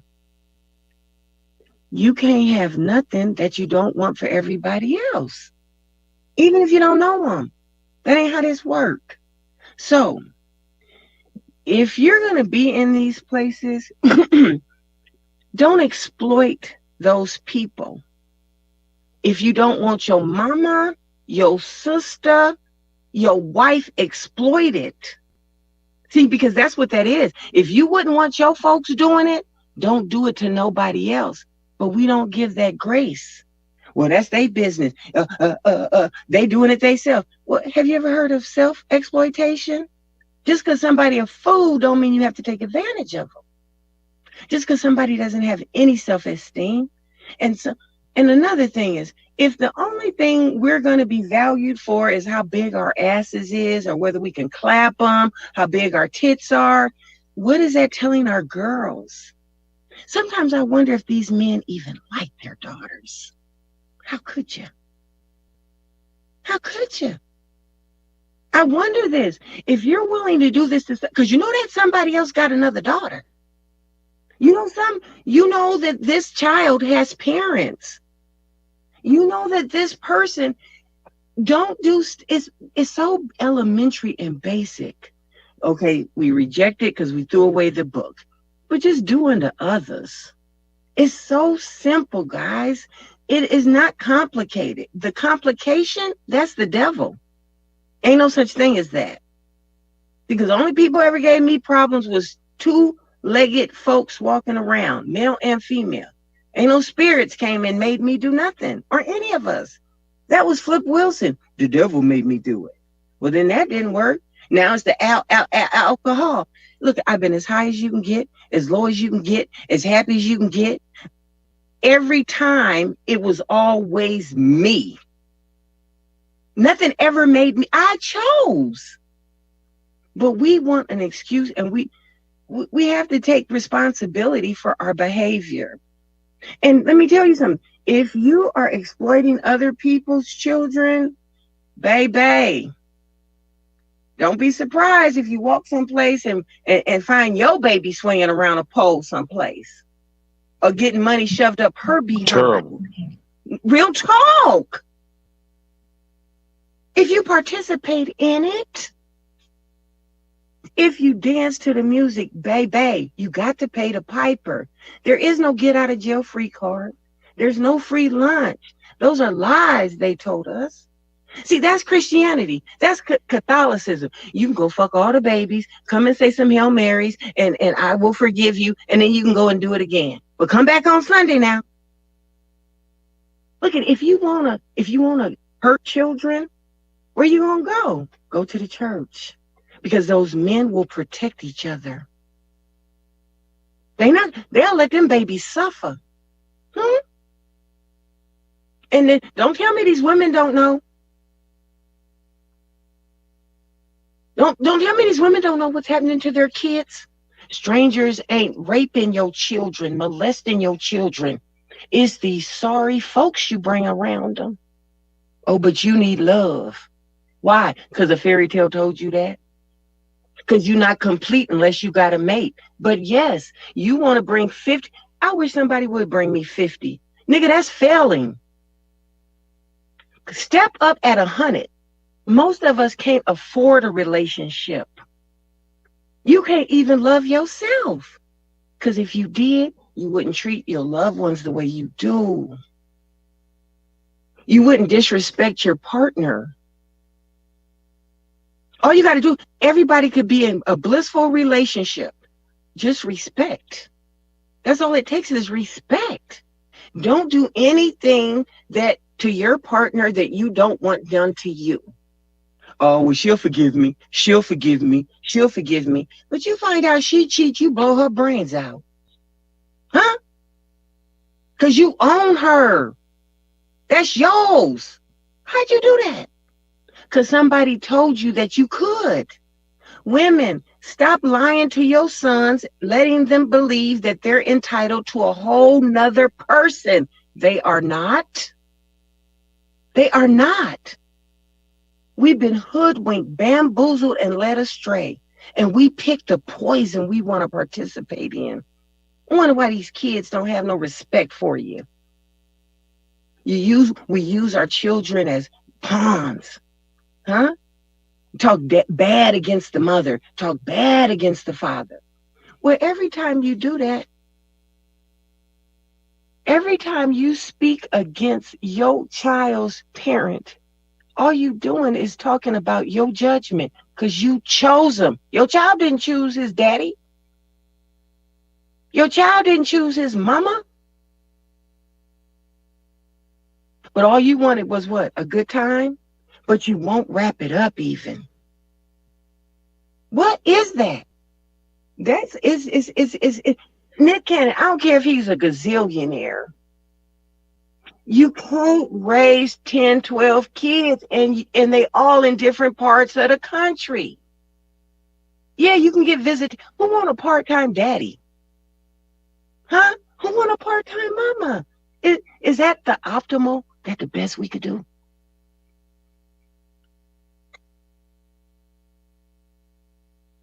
We so busy being selfish. Me. I need a man. You know, I got ridiculed from the religious folks in my family, the non-religious folks in my family, the co-workers.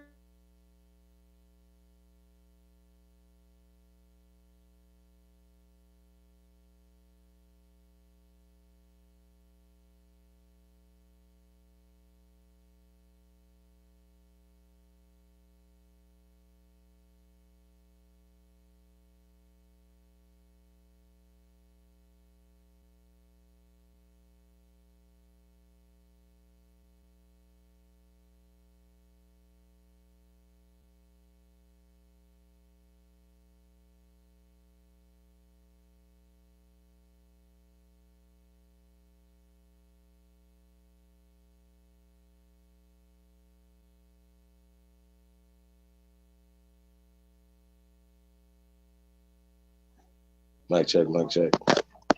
Oh shit! I thought it was my phone that was fucking up. Yeah, me too. But yeah, man. I'm dropping tonight, man. Y'all get ready to get up out of here, y'all. King Ye, what up, though? Yeah, man. But that was interesting. Think about it, though. Keep playing Emmett Till's story. Keep playing certain stories. Tulsa conversation. Certain things, keep replaying these things back in your head. You know, all these things are psychological. Part of the whole psychological warfare that's happening. You know what I mean? So we got to understand that. Tayshawn, you on the road? Yeah, man. I started driving at like 8:30 tonight, so I'm driving all now. Okay, man. You know, safe travels, man. I see Slow Burn and Conversation with Sunset Gift in the building. Peace, Empress. That's right. She's dropping it all night. DJ, what up, though? Yeah, man. Yeah, we're going to get ready to start winding this thing down. Tayshawn, you want to say something before you get up out of here, man? Nah, man. I appreciate you for having me up as usual. You know, I'm support you. To the gods, have a good night. Good morning now. That's right. Yeah, you be careful out there, man. 6'4", what up, though? That's right. Everybody be safe out there, man. Especially, man, if y'all down in the hurricane area, man. Y'all, like I said, get somewhere, man, and just get somewhere safe, man. And you know, y'all know how I feel about it, man. You know, shit, we good. You know what I mean? So don't trip, but don't put yourself in no unnecessary predicaments either, man. And yeah, man, we're gonna keep dropping this stuff, man. We're gonna drop some information tomorrow. C. Roberts in the building. Peace. Royal. Yeah, man, we all good, man. So we got hold on. Thompson's guys again. Hey, Thompson, Goddess, you got any last words before we get up out of here? I'm sorry, my phone died, guys. Yeah, I told you this. Yes. This stream gotta be serious. It takes a lot of energy. But yeah, you got the floor.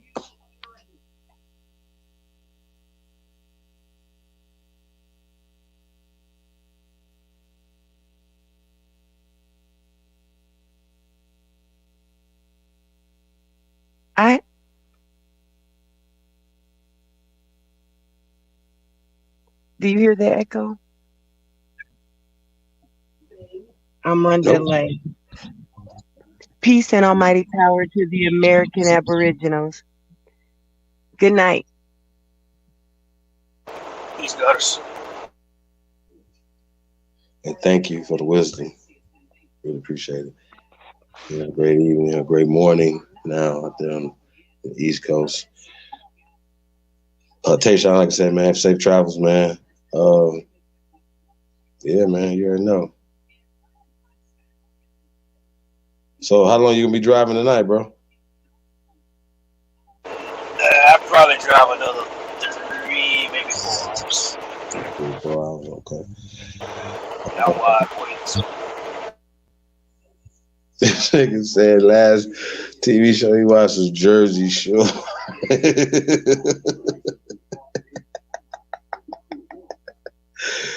You might as well say 90210. Sheesh. Hey, man, yeah, appreciate everybody tapped in, man. Real talk. It's the GOAT, DJ Kuttack Talk Mix Show, man. We're going to see you guys tomorrow, man. Got something cooked up, man. We've been cooking something up, man. So we'll see you guys tomorrow, man. We're going to talk about this shit. Turrible Tuesdays, man. I think we're going to get into that a little bit more, man. I don't like talking about Turrible, reporting on stuff. But once again, when we talk about the water crisis in America needs to be addressed ASAP. So we need to start addressing that in any way, form that we see that you see fit.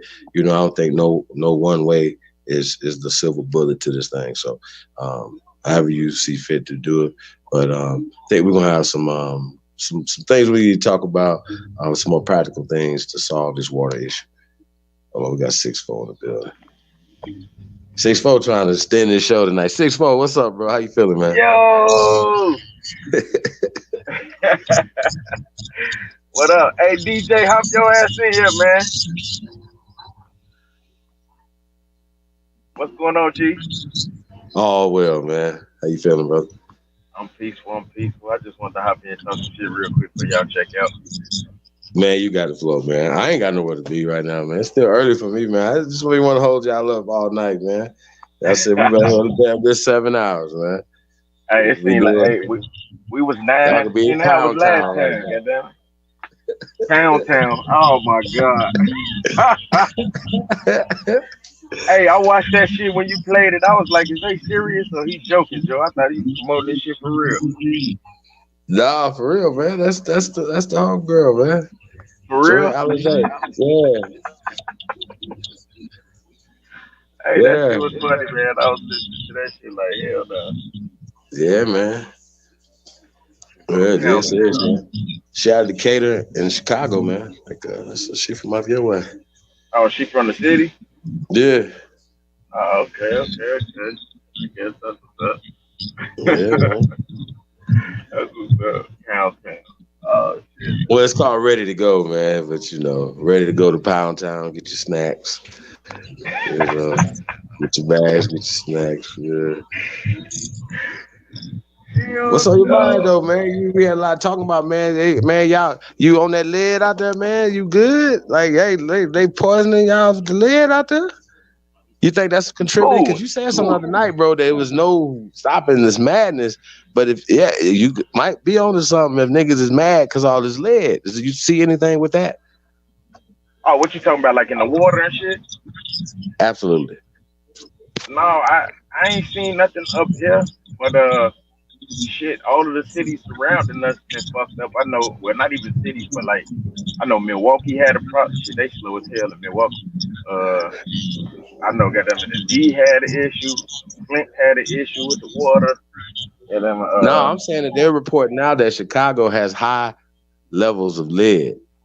And as you know, lead contributes to, especially with undeveloped brains, it contributes to violence, man.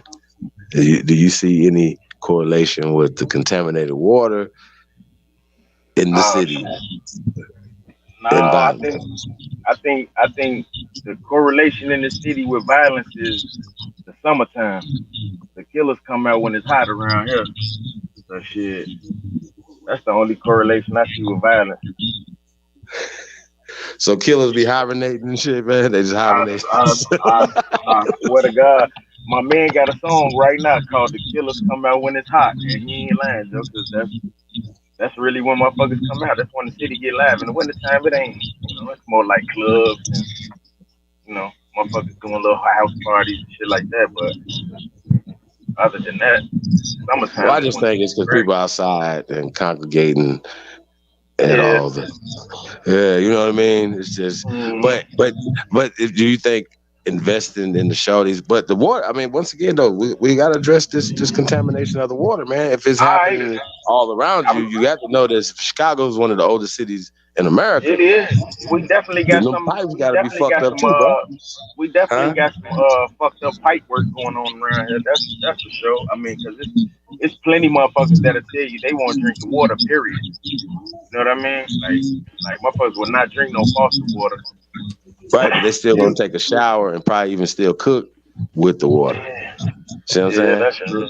That's true. And so you know what I mean? And then most people ain't really, when you close your mouth, ain't nobody like washing their mouth with the shower water, but you know what I mean? It's like it's like jumping in the pool and somebody done peed in the pool, right? Right. Including yourself. Right.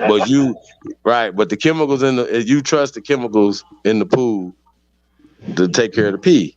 Well, it's the same thing with the drinking water. They're using the same things to wash the chlorine, water for you to drink it again. So I think that's really interesting and sad. I don't know. You know what the thing about it is, man, is it's almost impossible to escape any of this shit right now. You know what I mean? Like food wise, water wise, shit, even the air around this motherfucker is contaminated. You know what I mean? So it's pretty hard to escape a lot of this shit. You know what I'm saying? Some of this shit we just, I don't know. We just got to deal with, unless we gonna get us some of them water machines like damn, BJ, what's his name again, man? I keep forgetting that brother name. Moses West. Moses West, man. Dude, he got the remedy for the water, man. Like that is a genius idea, bro. Like seriously, I sat there and I looked after the other night after we talked about it. I looked that shit up, and I was just looking over the schematics of it, man. And I'm like, damn, bro, it's so simple, it's genius. You know what I mean? Like, why the fuck people ain't think about that sooner? You know what I mean? Like, oh, they did. It's just been suppressed technology, just like hydrogen there you engines. Go. Like everything else, yeah. Absolutely correct. There you go. Yeah. But that shit is genius, man. It's not even that expensive. And the fact that the thing can produce, I think it said 20,000 gallons or 50,000 gallons a month in pure clean, you know what I'm saying, unadulterated water. That's the fucking game changer. Like, I don't know who actually looking at that or taking that serious, but man, that's some life altering shit right there. You could definitely go off the grid with something of that nature. Bruh, you could build an entire city running strictly off of clean water and waste going out the other side. Straight up.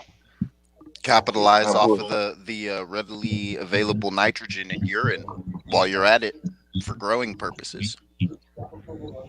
Yeah, that's true too. And you know what? I don't know if you guys know this, but if you're in the wilderness and you get foot fungus, you can actually boil your urine, make your own neosporin for your own body, and cure your own foot. What do they call it? Athlete's foot. Oh no.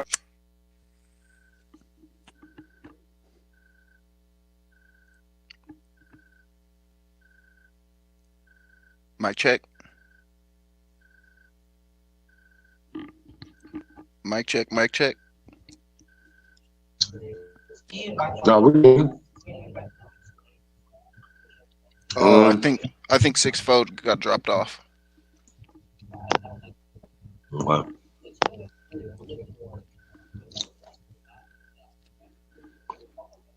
DJ, what's up? What's good, Chief? How you doing, brother? Oh, well, man. Same. So check. Now, what do you think is the problem? If everybody knows these things are happening, why are they not addressing them? It's probably a matter. It's probably a matter of being overwhelmed, not knowing where to start. Starting with acknowledging that there's a problem. I mean, this is essentially a repeat of the Great Stink of the 1700s.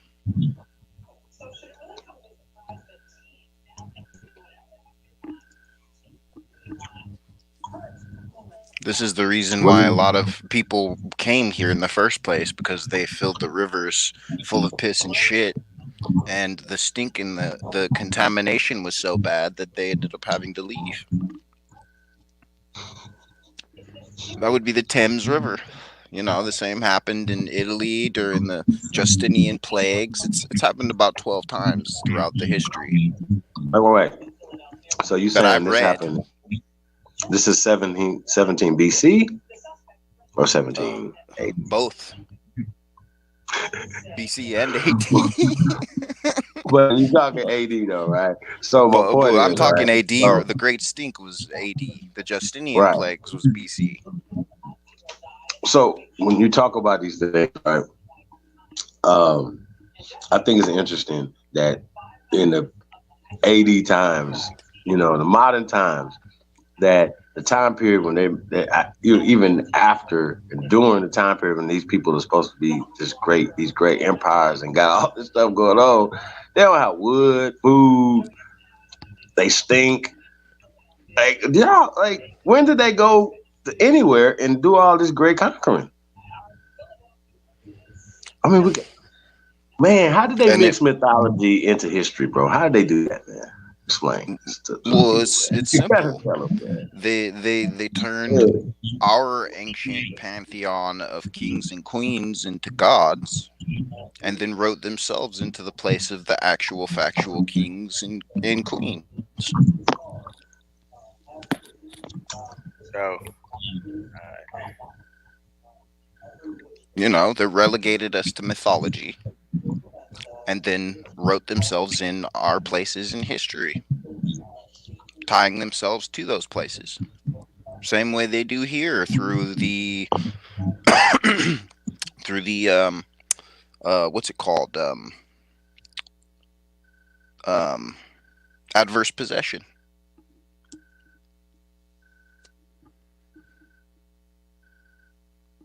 I mean, you can go online and look up like the Duke of Burgundy, and you'll see that he's an actor. But yet the manor of the Burgundians is still upkept, and it's over $7.6 million a year to upkeep it.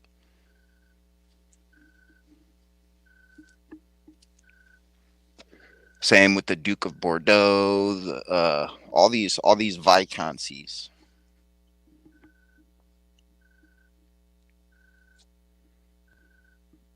Duke of Burgundy. Burgundy, yep. Avignon. I had a movie about that shit. Yep. Yep. They wrote themselves into history during the libertine movement. It's also where we get all this licentious, perverse sexual behavior from as well. It's a trickle-down effect from the Bohemians, you know? Freaky motherfuckers. They like taking bubble baths. I never understood bubble baths. I was like, what's the point of the bubbles? Really? Like, I want to wash my ass, not like sit in a bunch of bubbles. I was like, are you pretending to be in the clouds or something? That shit always made me scratch my head. What was that commercial they just showed the other day with Patrick Mahomes talking about, man, I'm a bath bomb guy. Look, man, the last time I took a bath was when my ass was almost dead from a black widow bite on my tailbone. Like, yeah. I only take a bath when it's serious business. You know what I'm saying? DJ, all right, DJ. Here go. This the second time, Joe. Don't tell nobody else that shit again. All right, don't tell that story to nobody else. This nigga no, bro. Bit on his tailbone by a black widow. Oh yeah, that shit was gnarly. Looks like I got hit by a shotgun slug. Oh shit! Almost lost my leg too. I wonder how much. I want to look up. I wonder how much them.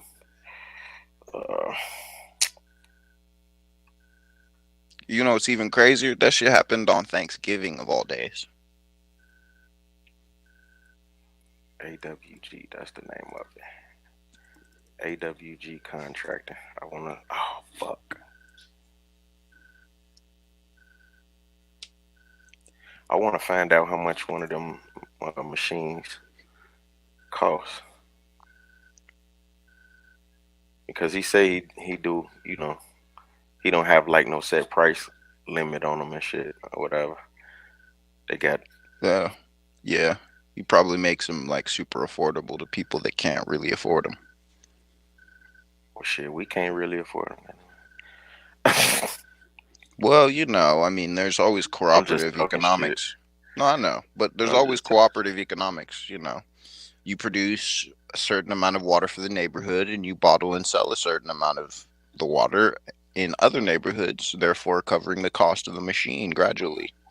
You know, think of it like vending machine business. Oh, I think about it like the solar panel shit. Where there you go. Same shit. You use the solar panels and you accumulate so much energy, you end up selling that shit back to the Yep, to the electrical company. Yep, mhm. where they can store them in their giant capacitors underground.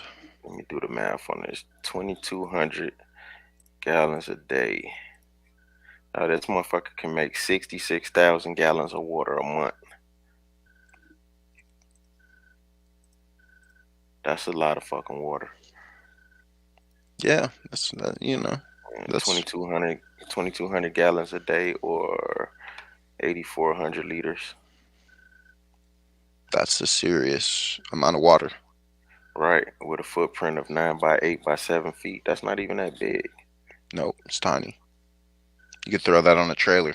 I was just getting ready to say you could fit that on the back of a fucking truck and haul it. Yep. That's crazy. Yeah, you could bolt that bitch down to a truck. Oh shit! See, I didn't see this before. So they make them in scale models as well. So you can actually get one in home, or a big dumb one for like a commercial building or a school or something like that. Yeah, that totally makes sense. You could scale them up and down depending on volumetric demand. Yeah. Because the premise is the same regardless of what size it is. So the size of the machine will dictate the volume of water it produces. The amount of CMFs it can take in equals a certain amount of gallons. Mm-hmm. Hey, there you go, Chief. That's some y'all need to try to reach out to dude and get him on the show. Yeah, that would be dope. That would be interesting as hell. That would be dope. That would be a dope conversation. I would like to hear that entire process. I'd like to hear the whole story of how he even came to it from his That's own what I mouth. mean. Like, how did that all transpire? I would like to hear all of that. Mm-hmm.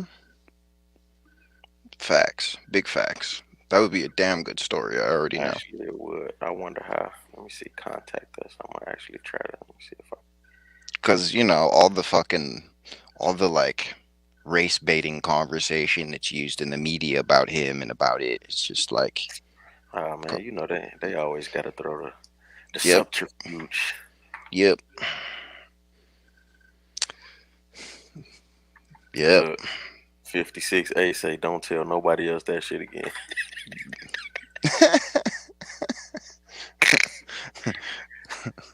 Hell no. Nah, man, I live in the woods, so I got bit on my leg twice, and then that happened. Since then, I have decided not to keep my clothes in the same dresser because they were just getting me in my clothes. They were chilling in my dresser. Black widows chilling in your dresser? Yeah, man, they live in the dark. Oh hell no. You ever live in the woods, man? All kind of spiders and shit come crawling through in the middle of the night. Yeah, I lived in Arkansas. Goddamn. There you go. You know what I'm talking about. You got all kind of critters just coming on. We had snakes and fucking scorpions and shit crawling through the bricks. Yeah, I got scorpions out here too. Although they're little green tree scorpions, they'll just make you vomit if they tag you good. Damn, man.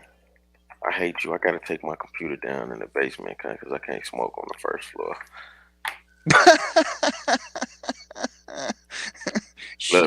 Look, the other day you was steady blazing up. I'm like, fuck, I want to blaze up too. Yeah, man. Yeah, I grow my own shit, so. No, we gonna get. He say, don't justify that shit. Hey, we gonna get Chief to we gonna see if somebody can reach out. I'm gonna send him a contact. I'm gonna see if I can holler at him myself, man. Hey, I'm living validation that smoking weed doesn't mean you're a fucking dumbass, and it doesn't make you forget stuff, and it doesn't make you stupid. No, I'm like that comedian say, when I smoke, amplifies what you are. When I smoke, I feel the road. I am the road. I become one with the road. And as you say that, the coyotes start calling. Yeah. Yep. That should be happening out here. I was on Hawk School's channel maybe 2 or 3 weeks ago, and 4 fucking hawks took a vulture out right in front of me, right in my yard. I was like, shit. Had his neck snapped over a tree and shit, eating him. I was like, damn. I'm gonna see. Let's see if. Oops. I'm literally emailing this man right now. There you go. Because more people need to be aware of shit like this. You know what I mean? Like, Oh, for sure, man. I mean, shit. You could. I mean, I'm sure they could make a giant fucking version of this shit and run a whole fucking city with like 10 of them in. and that's what I'm talking about. Like some shit like that, Joe. You know what I mean? I could devise. I could even devise means to. How do I say this? Pre-filter the air without reducing the condensation in it. To have a structure that pre-filters the air of chemical solvents and heavy metals and shit before it even enters the device. Like That's once slick. you get that system set up, then you can improve upon it. You feel me? But couldn't you create the air? You Like could clean air actually. from go? You could. You could. Yeah. Yeah, you could. Yeah, I And mean, you know what's crazy? see, this could be used to make water, but Like it could indoor also air, be a outdoor chemical. air. But no, Chief, you're right, because this could be also upgraded to be a chemical separator. Oh my God! It could You get be what I'm indoor saying? air though. Okay. Hey, Oh, look. indoor water, outdoor water. This is gonna get y'all. Hey, Y'all look. gonna get some. I'm gonna be check fucking with this that indoor water. Actually, hey, Chief, hey, check this out. What if you had an induction system and you could what grow system? above and below ground using this machine and using forced air underground? I just think it's just gonna make the water even more expensive. That's all. Hey, Like, look, and that's you know what I'm crazy. saying? That's a crazy segue into what I was getting ready to say though, right? So we talking about water and shit right now, right? And water rights and shit like that. And a few years back, you know, they was talking about how Bush and them sold all of they stakes in oil and invested all their money in the water and shit, right? Mm-hmm. So I was having a conversation with somebody not too long ago, and they brought up a movie, and that shit just made me think about it all over again. So remember that movie, what the fuck is that? With Arnold Schwarzenegger, where they was on Mars or some shit. Total Recall. Remember Total that Recall, shit? yeah. Yeah, I do. Yeah. All right, so look, right, on Total Recall, when they was on, remember they was on Mars, and it was like a section of the motherfucking planet of Mars. It was like the hood, you know what I'm saying? Where the Yep, niggas was at. underground and shit. Yeah, and Yup. they was cutting their air off and shit. You know what I'm saying? Like, oh, y'all ain't pay y'all air tax this month. You know what I'm saying? We cutting y'all air off and shit, right? So you had motherfuckers that was selling ass for air and shit. You know what I'm saying? It was crazy, right? All right, but look, so so keep that in mind and then think about this. So I've been studying this real estate. I've been on this real estate course and shit with one of my buddies, and I got into a section where they was talking about air rights, right? And so it's a case going on right now. It's in the Supreme Court right now, but it was a local. I think it's either North Dakota or South Dakota, one of those. And it's a guy who he got sued by the state because he, you know, them barrels that people keep in their yard to collect rainwater and shit. Well, they sued him for collecting rainwater, basically saying that anything that's in the air or come out of the air belong to the state and he ain't have no right to the shit, right? So dude going to court for it. So I was thinking about that and I'm like, man, that's crazy, because if they could charge you for the water that come out the air, then shit, it's really not that far of a stretch for them to be able to charge you for the actual fucking air that you breathe too. Feel me? Yes, sir. Like that's some deep shit to just think about, the fact that they can basically put, I mean, they put a tax on every fucking thing else, so it wouldn't be that far-fetched to believe that they could put a tax on air. Or you got to pay an air tax this month. Air tax? Fuck. Thought air was free. You thought water was free too. Shit. Yep. Man, I mean, I could see a day where these fucking vampires are like, yeah, man. Like I'm saying, because that's literally what they was doing in Total Recall. Like they charging motherfuckers for the air. You know what I'm saying? Mm-hmm. So if they could charge you for the water falling out the air, they could charge your ass for the air itself too. And that's crazy. And that was in my real estate book, like I said, where they talking about air rights, and I'm like, wow, that's like basically anything that's above your land. So you can build on your land. You can own land, but you can build anything on your land, but you can't build it to a certain height. Yep. You know what I mean? If you build that it way, past you can a be certain height. flooded. Exactly. You can be controlled. This shit is crazy, man. This shit is crazy. And if And you the do more you build go over back, it, it's like they charge you. You can charge for all of this shit. But if you think back in the day when motherfuckers really was before all of this fiat currency shit came into place, man, like Joe, people is being charged just to live. You understand what I'm saying? Like Joe, you got to pay to live. Like if you want to sleep good tonight, you got to have a job to pay for your apartment, pay for your bed. You know what I mean? If you want to eat tomorrow, you can't go pick the shit off the tree. You got to go buy it from somebody, or you just ain't gonna eat.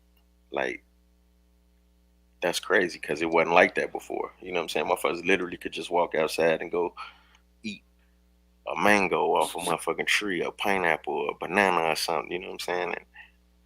And go lay down wherever the fuck they want to, travel anywhere they want to.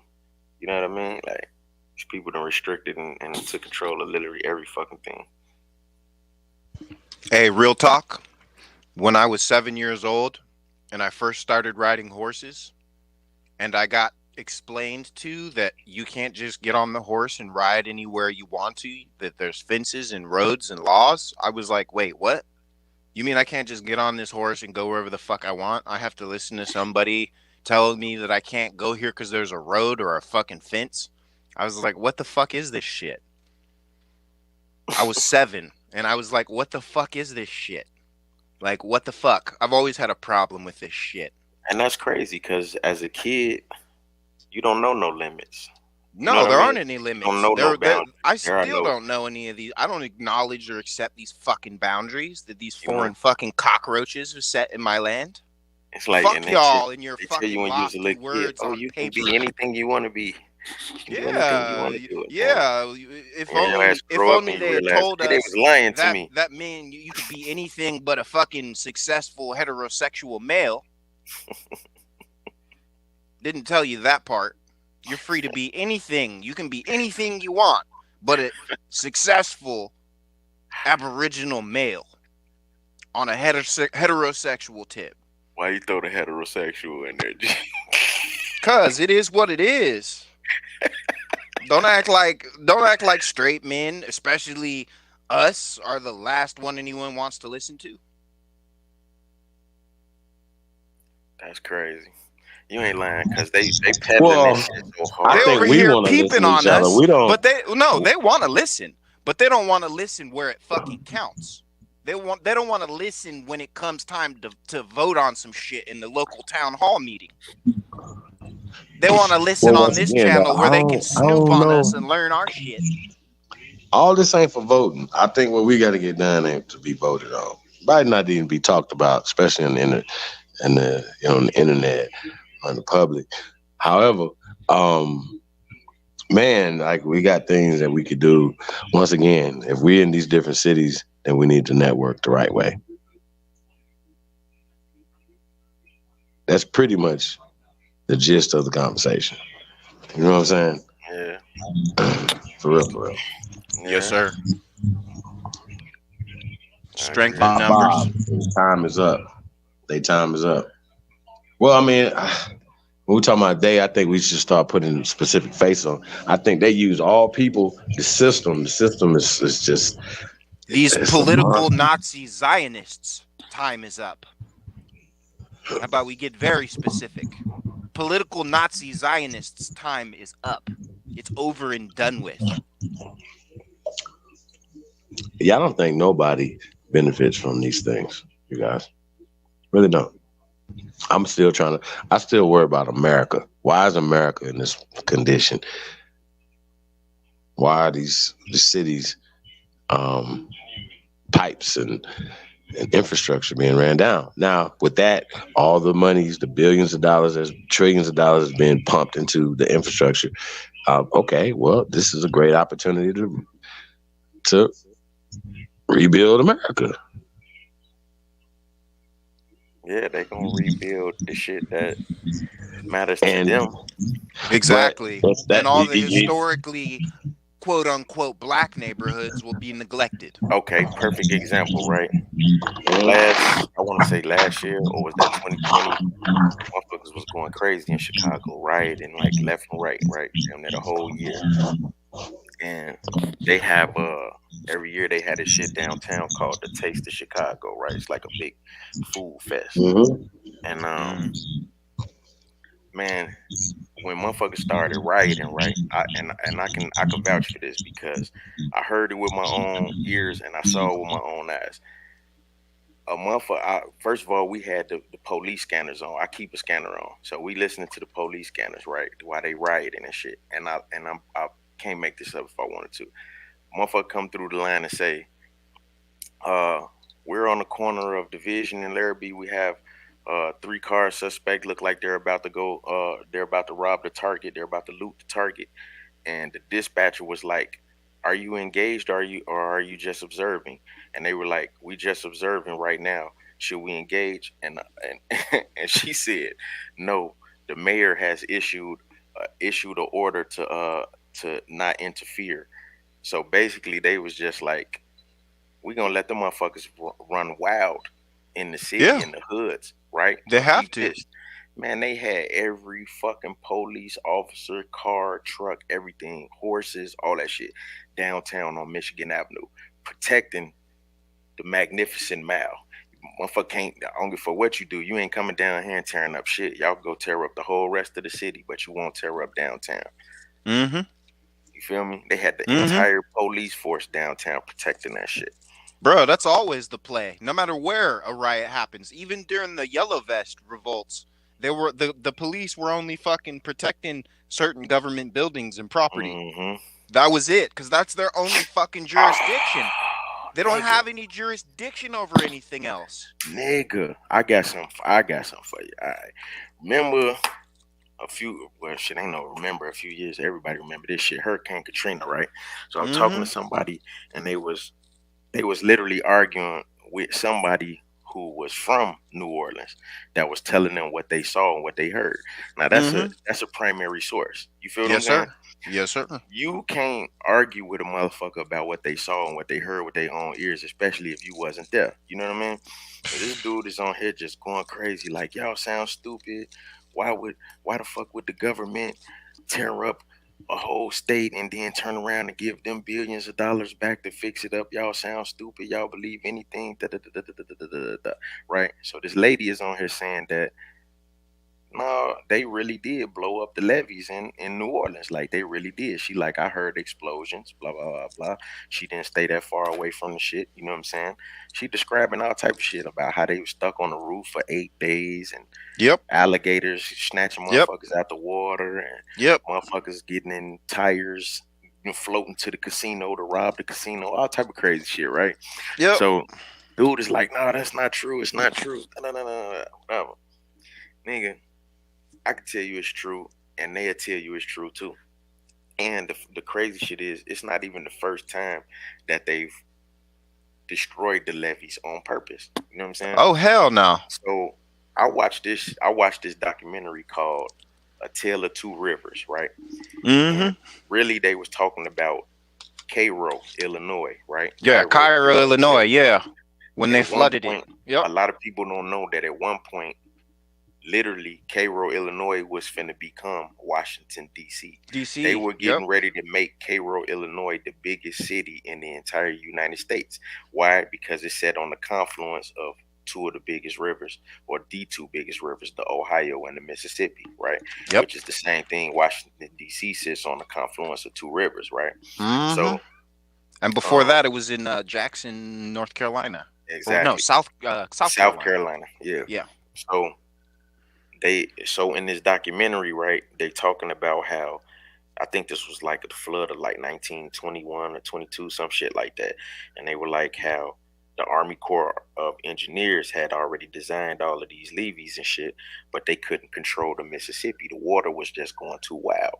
So what they was doing was systematically blowing levees at certain points to relieve the water. You know what I'm saying? Like to relieve the pressure of the water to allow it to flow off into other places, right? Yeah, they So needed less cubits.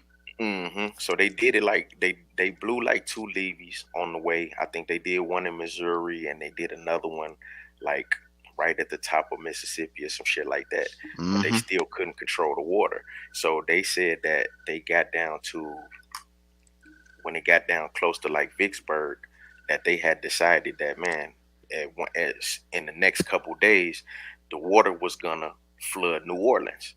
And that basically the motherfuckers who own New Orleans and the people that was, you know, the higher ups decided they wasn't gonna let New Orleans flood no matter what, specifically the French Quarter. They didn't give a fuck who else got flooded out, who died, who was homeless, none of that shit.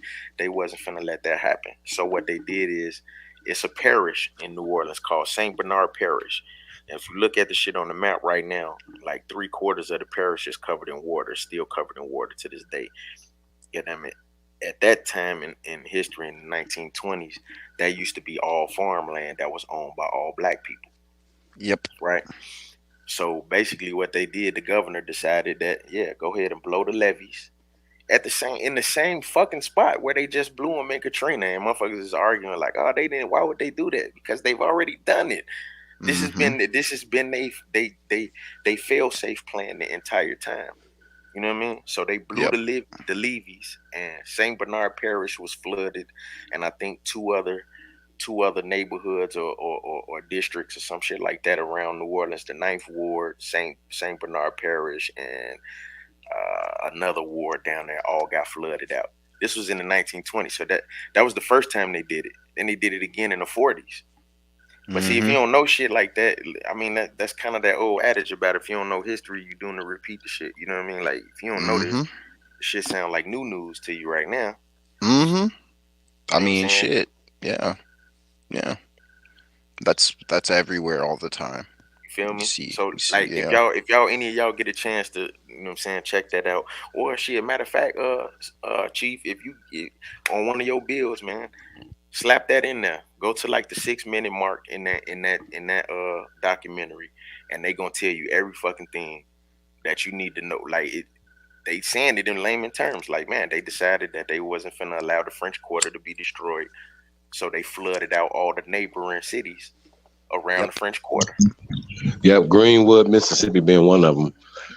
They displaced over 500,000 gallons. Yep. Yes.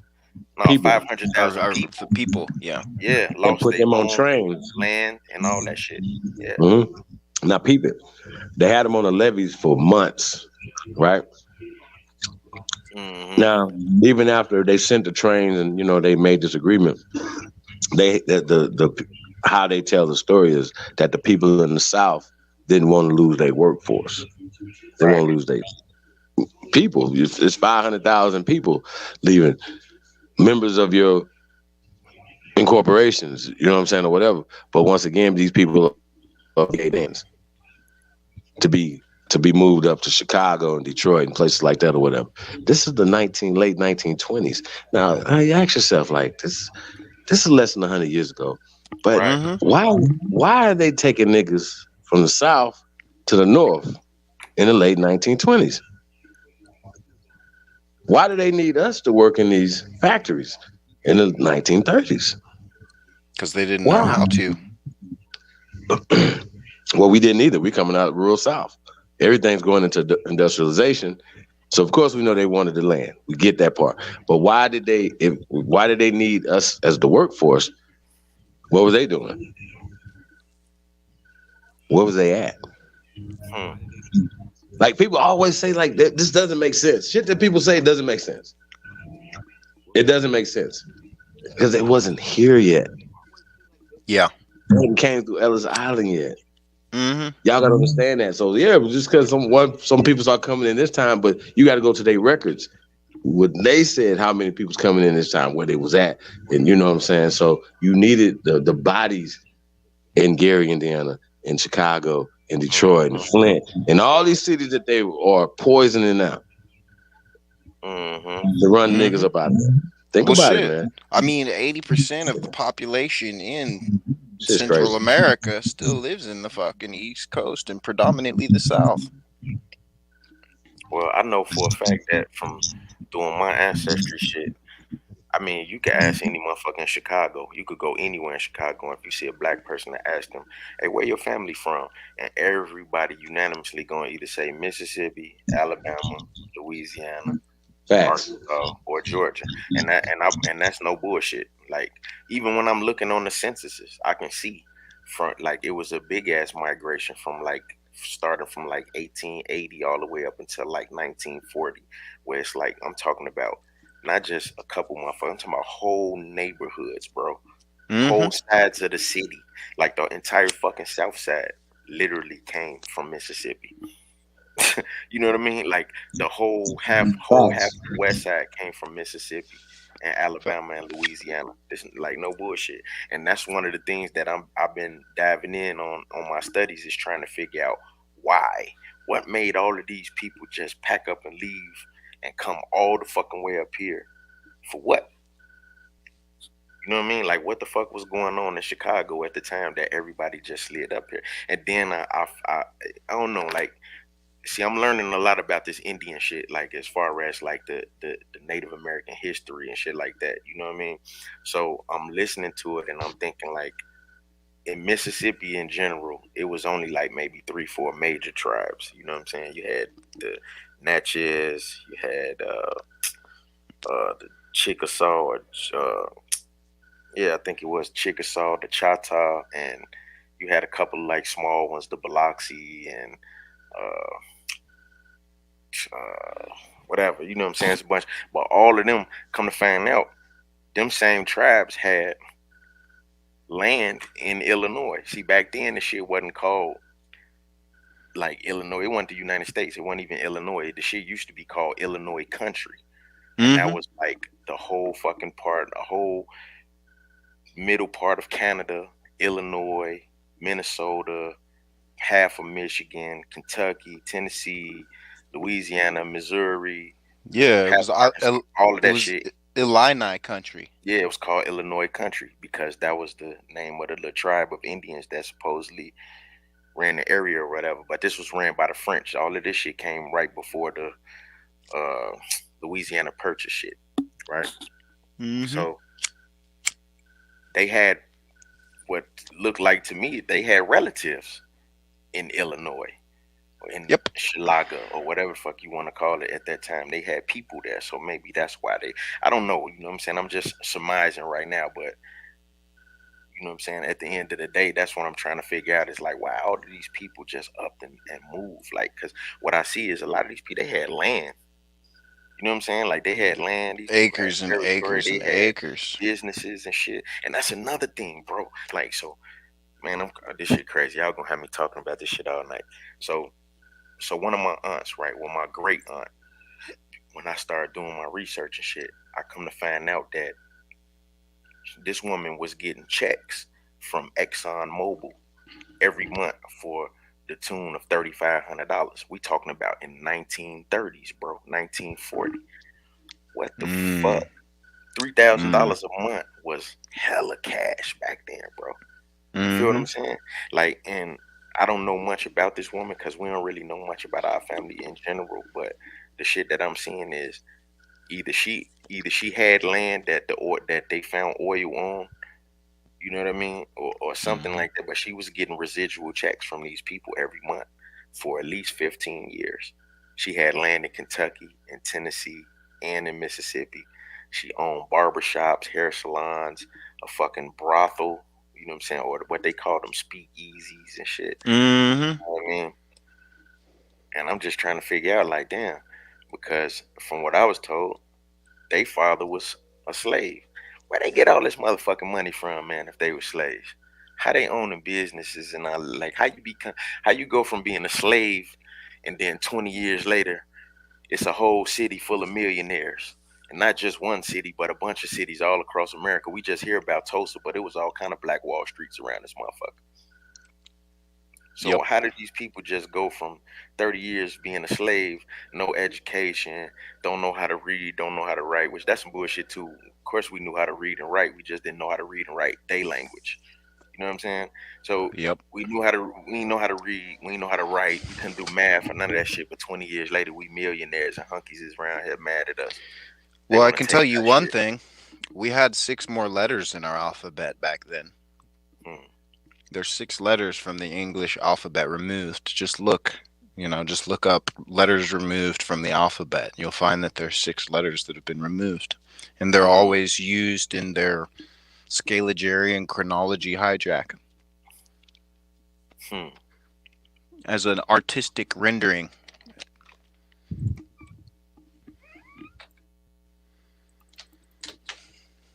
Oh boy, you crazy. All right, it's called A Tale of Two Rivers, Joe. A Tale of Two Rivers. And I've seen that. If you go to 7, yeah, I'm finna look at it right now. They gonna break it down so fucking crucial. And if you look at the video footage that they showing you, ain't no white people out here. These all black people out here digging and building these levees. Feel me? Yeah, the Army Corps of Engineers. Listen, go to 7.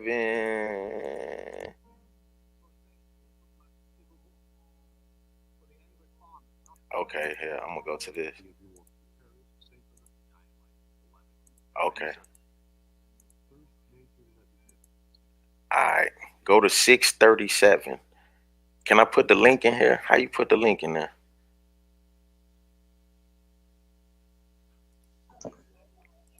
You can copy and paste it and just drop it in there. You share it, just put the copy and paste it in there. In the chat room. I tried to put it in the chat. It ain't pop up though. I just put it in. You got a wrench, so I don't know. I definitely seen that too. Let me see if it pop up this time. I think we tried to play it one time. I ain't got no wrench. You sure? I don't think so. I think you do. Try it again. Okay.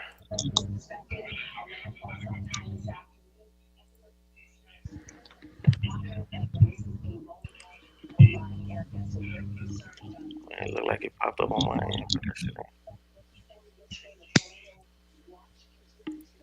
Let me try it again. What? Yeah, man. You worry about the tornadoes and stuff like that too, man. So y'all be careful, man. It's still it ain't working, Joe. Oh man. I thought he did. You in the chat room right now, bro? Yeah, I put it in the private chat too, though. Okay. So if you could copy it and just paste it out there for me real quick. But if you go to 6, go to 630. If I ain't, hold on, let me make sure. Is this the one where they showing them blowing up the levee? And over to Greenwood. Just watch it for 1 minute. Go to 6. Start at. Isn't it like 639? Start at 626. No, because I want you to hear the whole explanation. Start at 626.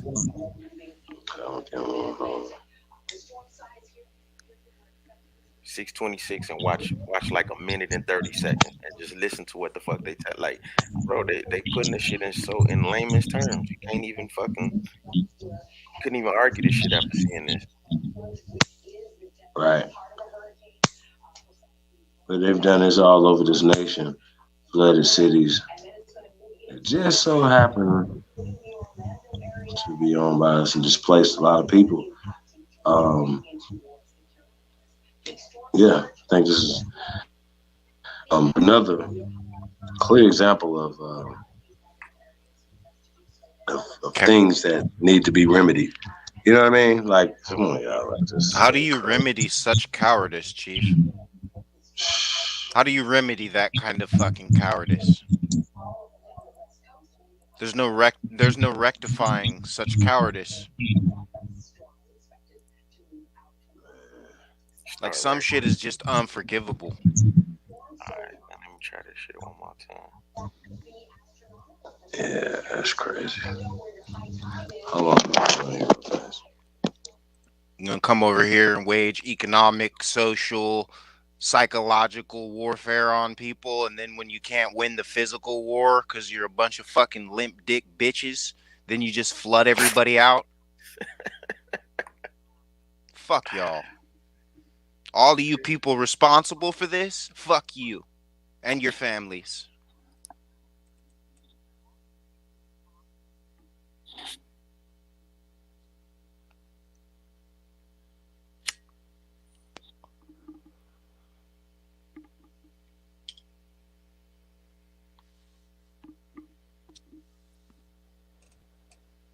Damn, why this shit won't pop up? I don't understand it.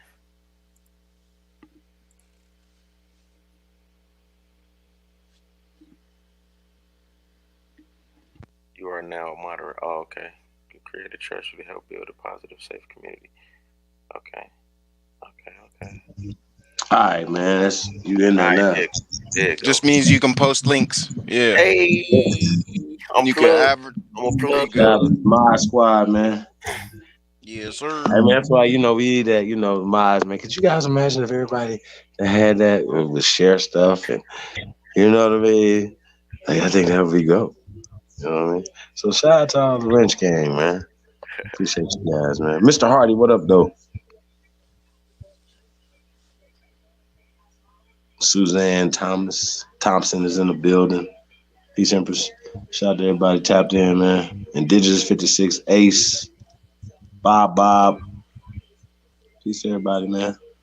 Bless All right, no, it's in there now. And I even put it for the seconds for you to be able to start when you click the video. It's gonna go straight to the motherfucking part I was talking about. That's what's up. Yeah, man. So yeah, man, we're gonna still get up out of here, man. Just glad y'all came in and been able to say something, man. So let's start winding this thing down. Y'all wanna speak on anything that we were talking about tonight? You guys seen it was interesting that you wanted to chime in on? We talked about the water prices. I mean, you already know what I think. We need to fix this shit. We like these foreigners who, if anything, have demonstrated they aren't capable of handling municipalities, like at all. The fact that there's piss and shit in the water you shower with and drink is just a testament to that. It's like some things just can't be fucking ignored. You know? I mean, this shit is fucking nuts. What are we, living in fucking space? Do we gotta recycle our piss and shit in the same water? Like, when did I get on a fucking Deep Nine spaceship? You know what I'm saying? What the fuck are we doing?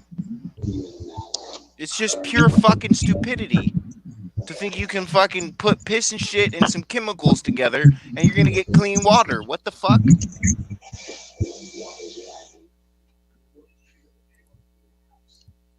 You gotta keep this shit separated. You know what I'm saying? One line for shit, one line for piss, one line for clean water. But do you guys think that the people of Flint should get the same consideration as Camp Lejeune? What the fuck? Should it be class action lawsuits? Huh? Yeah. Well, Camp Lejeune is a military base in North Carolina, if I'm not mistaken. North Carolina. It's a Marine base. And the water was contaminated for decades. Wow. Yep. Yeah. And so, they reached out to people, friends, and families, people that were stationed there, because people really got sick, people really died, so on and so forth, right? Mm-hmm. This is a real thing that's happening right now. So, class action lawsuit, right? Yes, should sir. Should there be class action lawsuits? All over the South, everywhere the water's fucked up. Hell yeah. It should. But my question: everybody in the office should be on trial. Isn't poison in our country with drugs also should be a part of the lawsuit? Yes, sir. Especially when you consider it's contaminated the water supply. So now Gotcha. we're giving But this prescription one, this drugs to one, this people with one to health be a. conditions. I think Flynn will be a way more uh this one we'll be able to stick to a motherfucker because you got people that was aware of that shit for years and did nothing. The governor, the mayor, you know what Yep. I'm saying? City executives and shit like that. You know Yep. what I'm saying? Hell yeah, it Yep. should be a class action lawsuit. My question is, how come because the shit been all over the news, everybody done heard about it by now. It's been going on for like 10 years, 12 years. We just talked about that the other day. Why there is not a black lawyer or attorney somewhere that saw that shit should have jumped all over that. Because, See what man, I'm when you saying? work to represent the British accredited regency, only the swine rise to the top. I'm just saying that's it. But do you see what Lawyers, I'm saying? look, man, yeah, I hear you. Why I isn't hear there you. a But black a black lawyer somewhere who seen this shit and said, you know what, I'm gonna jump on that pro bono. Pro because bono. it's Because a Benjamin money Crump him ain't it's a money interested in game. that. No, hell no. They don't want to do no real work. The fuck? There's no money in it. You don't become I a mean, lawyer because you at this love point, I don't justice. You think we become a need lawyer lawyers. because you We just love need money. people. Who's the mayor? Who's the current mayor now? Who's the current city? I know they got a city manager. Who's the governor of the state? You know, these are questions that need to be asked. Yeah. What's going on? Yeah. You know what I'm saying? Because then you know, is Mississippi gonna do the same thing? Who's the mayor? What's up, mayor? What's up? What's it called? This should be something that mayor. Are you drinking water? Because I know where the mayor lives at. I know his water's good. Fresh. He probably get water delivered to him. Goddamn it. I know the water at Jackson State is good as well. Mm-hmm. So I mean, we gotta talk about it. So with all this being said, like we gotta protect everything. Like that doesn't make any sense. And they're doing this on purpose. They're neglecting on purpose. So all start locking people the fuck up. Mm-hmm. Or what niggas need to I don't do think I would is, ever say this shit like man, that. they probably gonna shadow ban the shit out of this one though, right? What motherfuckers need to be doing is the same shit these white people be doing. You see when all that shit happened up there in Wisconsin, like what was that last year when a white boy shot some people and he walked right past the motherfucking police with a gun on his hip and they ain't say nothing to him. Joe, that mob wasn't even from Wisconsin. Matter of fact, half of them white people that was out there on some protests and shit, they wasn't even from Wisconsin. They coming from other states to help motherfuckers. The same way like how they was doing back then, Joe. We be reading all of these stories where they talk about some black people got into it with the whites and the white people from a neighboring town came over to aid and assist the whites in that town. You know what I'm saying? Like we need to be doing shit like that. When we got problem like that shit that was happening in Ferguson, I ain't even finna stunt to you, man. It was a whole bunch of us rolled down there. I was down there, boots on the ground for real. Like nigga, we was ready. Like let's get it. Let's like if this high's finna go down, this high's finna go down. But we need niggas need to be linked up everywhere, Joe. When shit like that happen, man, I don't give a fuck where you at, Joe. Motherfuckers need to get a couple carloads, hop in, and we finna ride down there and see what's happening. Let's link up with whoever got what's going on, and give some aid and assist. Shit like that. You know what I'm saying? Mm-hmm. That's the type of shit we need to be doing.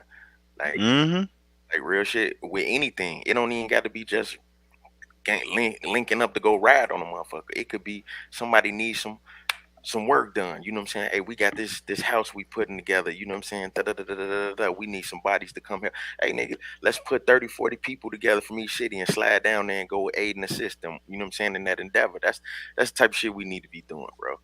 You know what I'm saying? Build like a house in like 4 days with 30 fucking people. Period. You know especially if we all know what we're doing. Shit'll be together in fucking half a week. Period. You know what I'm saying? And then motherfuckers got to get past the idea of thinking that they got to get $1 for everything they do. I got to get paid for everything. Nah, bro. Some of this shit got to be free. It ain't even free. You know what I'm saying? The best things in life I've ever done for people, I did for nothing. You know what I'm saying? Like just because I could tell they really fucking needed it and they didn't have the fucking first clue how to do it. And I knew how to do it and I had time and I was like, why the fuck not? But I see that shit like all through history, you know, and with all that shit, when all the lynchings and all of that shit was going on, nigga, it wasn't people from the town. They wasn't even deep enough to come fuck with them niggas like that.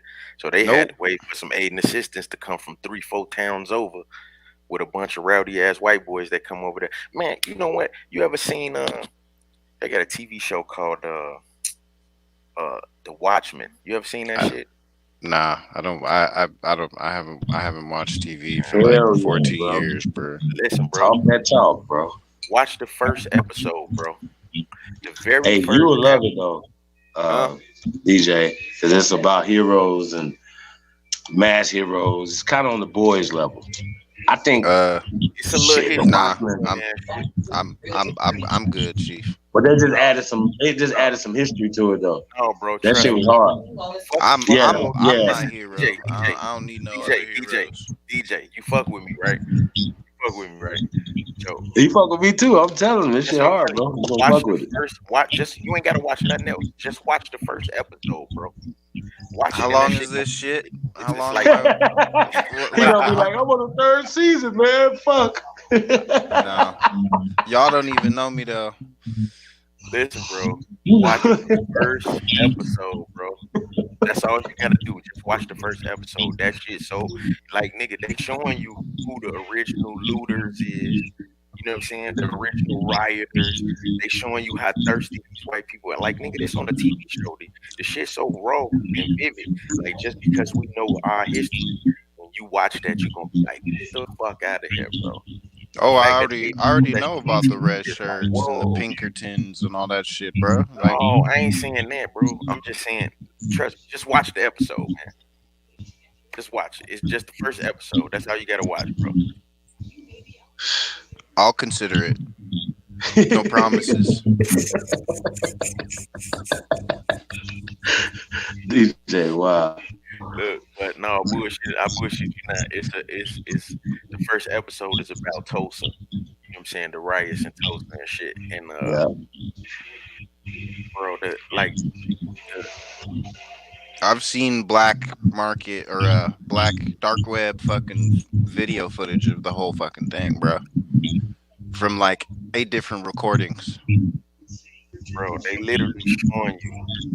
Like, man, I don't know. Like, the shit was just deep. I couldn't believe they actually put this shit on TV. You know what I'm saying? Like, damn, I bro. can, cause they know that most people will never do what I do, which is turn the fucking TV off and read the fucking books. Yeah.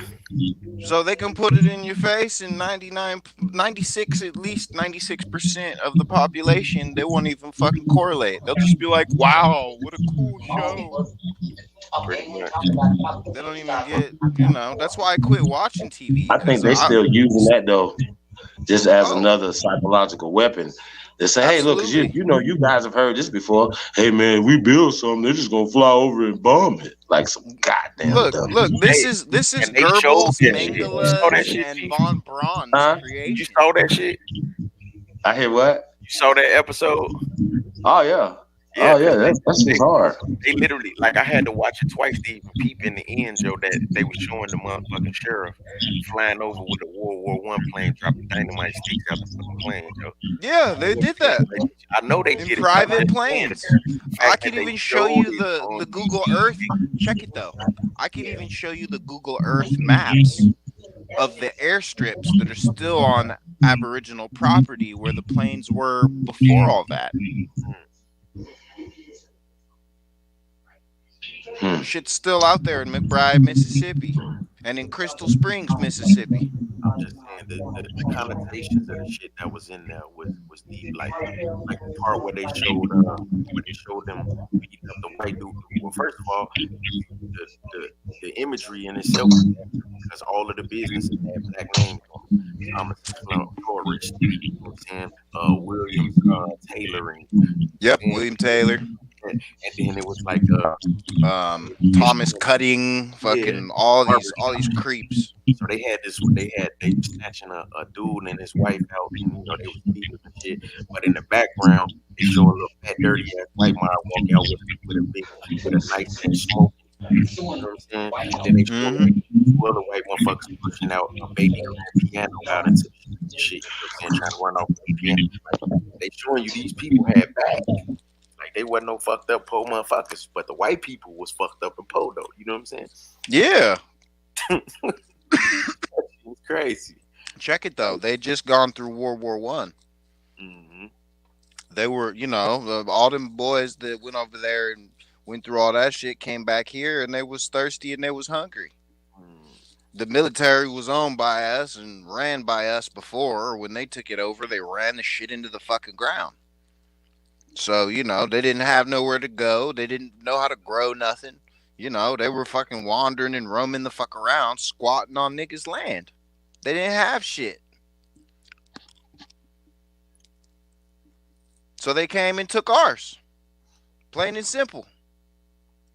Yeah, that was a deep blood show. Like, I mean, I ain't watched the whole show, but that episode, man, that shit made me jump out my chair. Like, get the fuck out of here, bro. They put this on TV for real. Yeah, they did. I'm not surprised at all. I mean, look, bro, like Hollyweird is the creation of Joseph Mengele and Werner von Braun. Like, bruh, like this shit is Nazi propaganda. That's why I don't fucking watch it. It's programming. It's called programming for a reason. It's called predictive programming, which is why you can predict the plot line. That plot line isn't a plot line. That plot line is your fucking heart rate and your behavior. And you have been made predictable.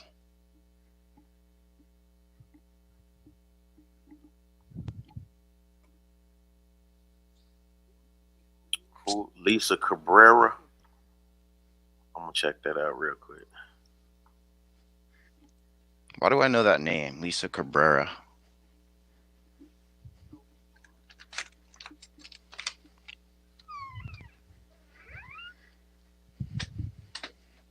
Well, shit. So they got a map on here. This shit is crazy. They got a map on here talking about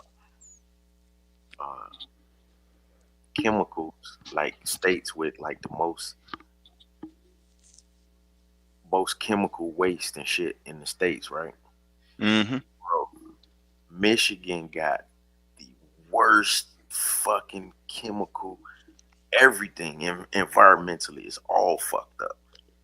Water, they got military sites that's all fucked up with water and chemicals and shit. Mm-hmm. But I could believe that though, because they had to have mills and shit like that to produce metal to make all them cars and shit. You know what I'm saying? Yep. So they probably got hella waste out there. All the slag and metal shavings and shit they just dumped. Dump that shit in the water. Mm-hmm. That's crazy. Along with all of our artifacts they find anywhere that the Smithsonian is terrified of. Sewer sludge. She say they basically taking sewer sludge and spreading that shit on certain lands. Oh yeah, they've been giving it to farmers as free compost. Yeah. Yeah. That's literally what she just said. Mm-hmm. Yeah. I don't fuck with county compost. The truth be told, I buy soil from pot clubs because they already have a detriment-free soil and they have plenty of beneficial nematodes, which is exactly what you need for your soil if you're trying to grow things and you need a nitrogen-rich environment. Oh Lord, you talking about some shit I don't know nothing about now, bro. Hey, this is a question, man. This is off the subject. Anybody know, was Dr. King a Republican? I don't know. Good question. I mean, I just always thought of him as a Lutheran.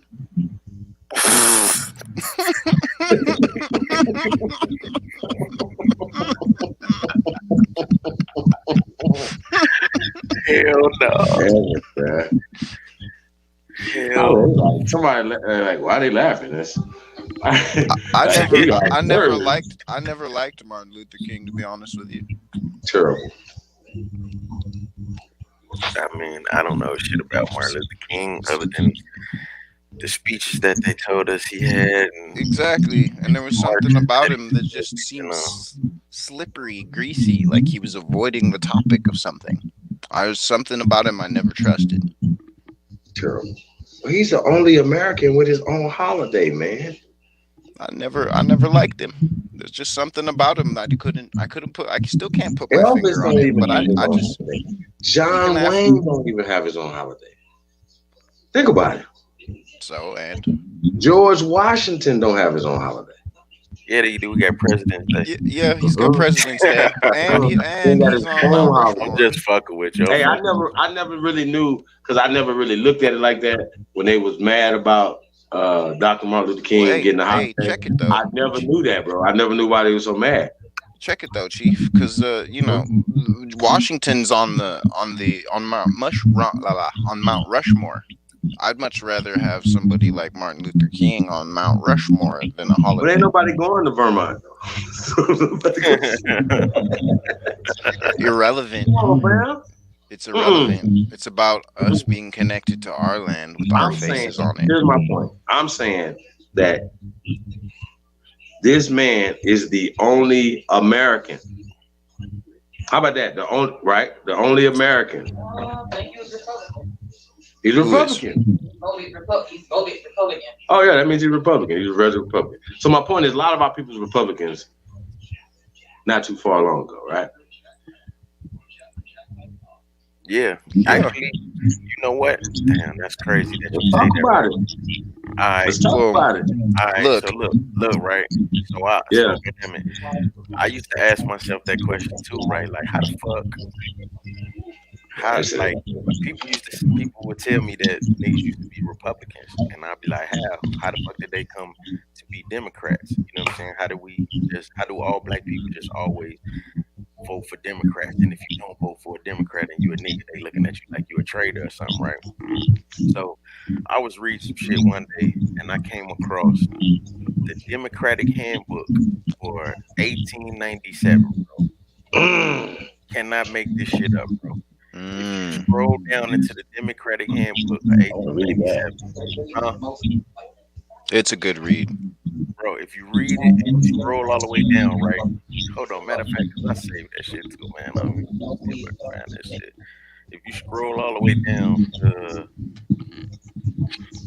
like the 7th or 8th paragraph, and they start telling you about nigga, not no new folder.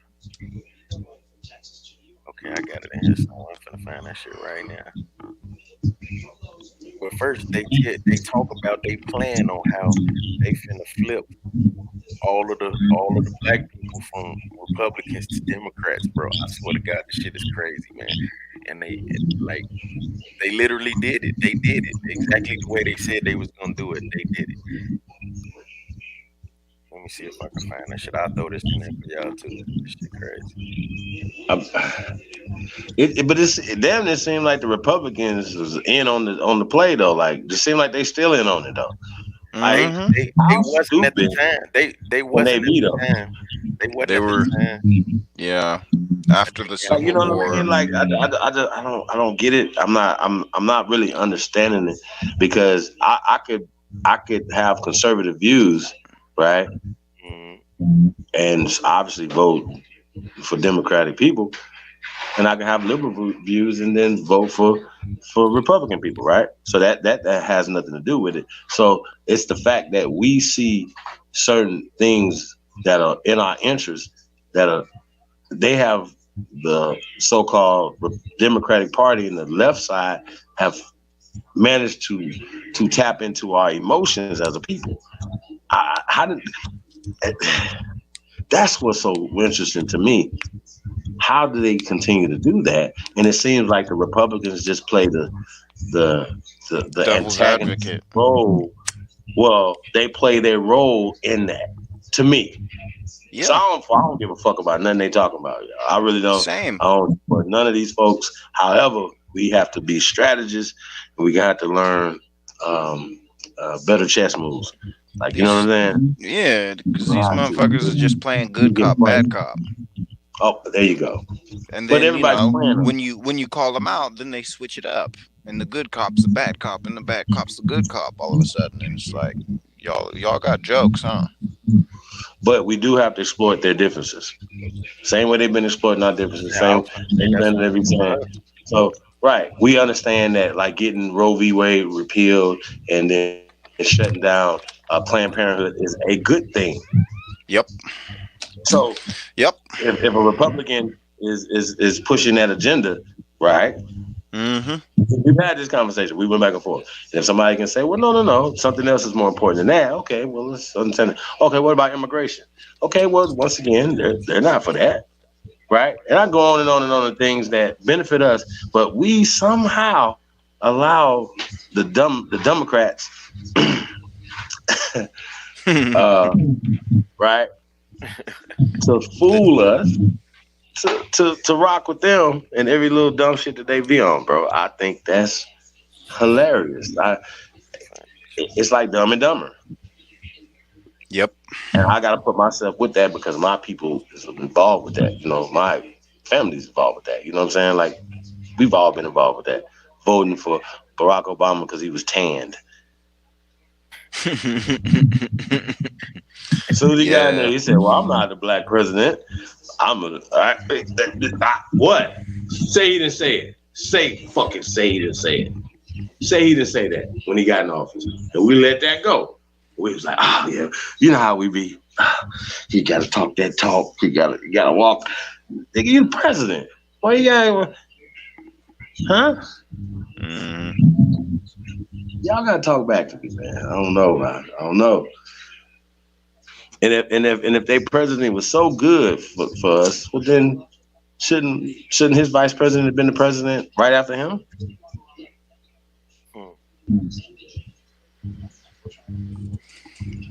I mean, shit ain't adding up to me.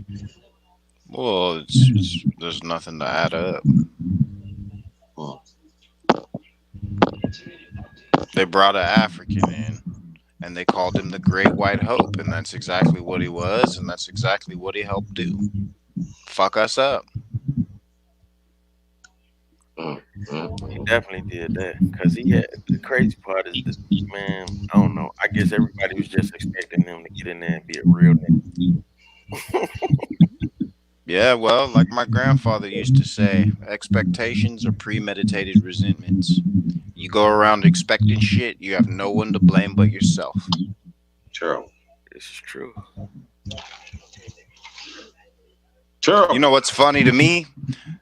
I got asked when I turned 18 if I would ever vote, and I said, maybe if anyone but a pale man runs, then maybe.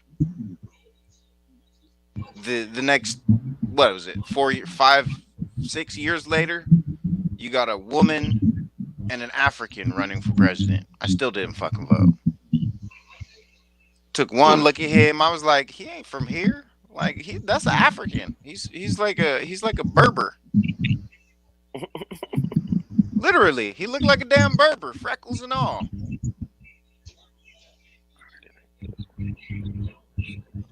I mean, ultimately, man. You look at flags over there, you see people look like him right now with fucking white blindfolds over their eyes. Oh no, I think we want other people to rule over us. I think it's a matter of being surrounded by a society that paints us as a bunch of fucking savages. Our people believe it the most because it's targeting us. Alright, here you go, right here. I got it. Find this shit. You know, it's like your woman accusing you of cheating every night for 6 years, and then finally one night some woman approaches you and you're like, why the fuck not? I've been accused of this shit for 6 years. Why the fuck not? All right, look, Joe. On page 30, right. Terrible. You on the page right now? Yeah, I'm on it right now. Okay. On page 37. On Go to page 37.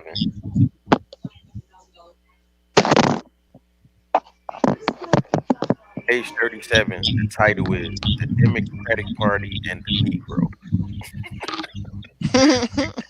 I can't make this shit up, G. This is this in a Democratic handbook. And it says next one is the next chapter is to rule over white men. To rule over what? Over white men. Then the next chapter is the difference of Republican and Democratic. Hold on, I wanna read that chapter. What? Hold on, man. Who wrote this book? What is happening right now? What? I missed this book and that chapter.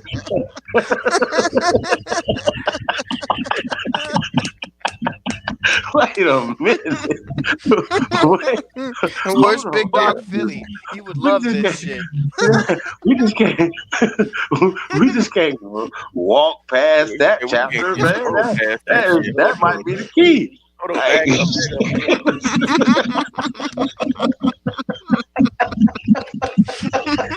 Hey, I'm through fucking with y'all, man. We need to Xerox that chapter. All right, now look, right. This the Democratic handbook for North Carolina, right? Are you gonna go to that chapter though? Yeah, I really do. I'm dead serious. All right, okay, here it is. All right, look, to rule over white men, right? Here go the chapter. It says, it is no fault of the Negro that he is here, and he is not to be punished for being here. But this is a white man's country, and the white men must control and govern it. They must govern it not only because they are white men. It sounds like not a coincidence wrote this.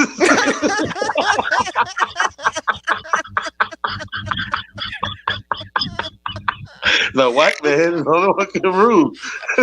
He brought you niggas here. This is a white man country. Well, in 1897, we outnumbered them. That's a goddamn lie. Well, go ahead, brothers. You go ahead. All right, I can prove it. Go ahead, brother. It say, but this is a white man's country, and white men must control and govern it. They must govern it not only because they are white men, but because they can do it better than the Negro. The Negro has never tried, demonstrated his unfitness and inability to rule. It is better for the Negro as well as for the white man that the white man should make and administer the laws.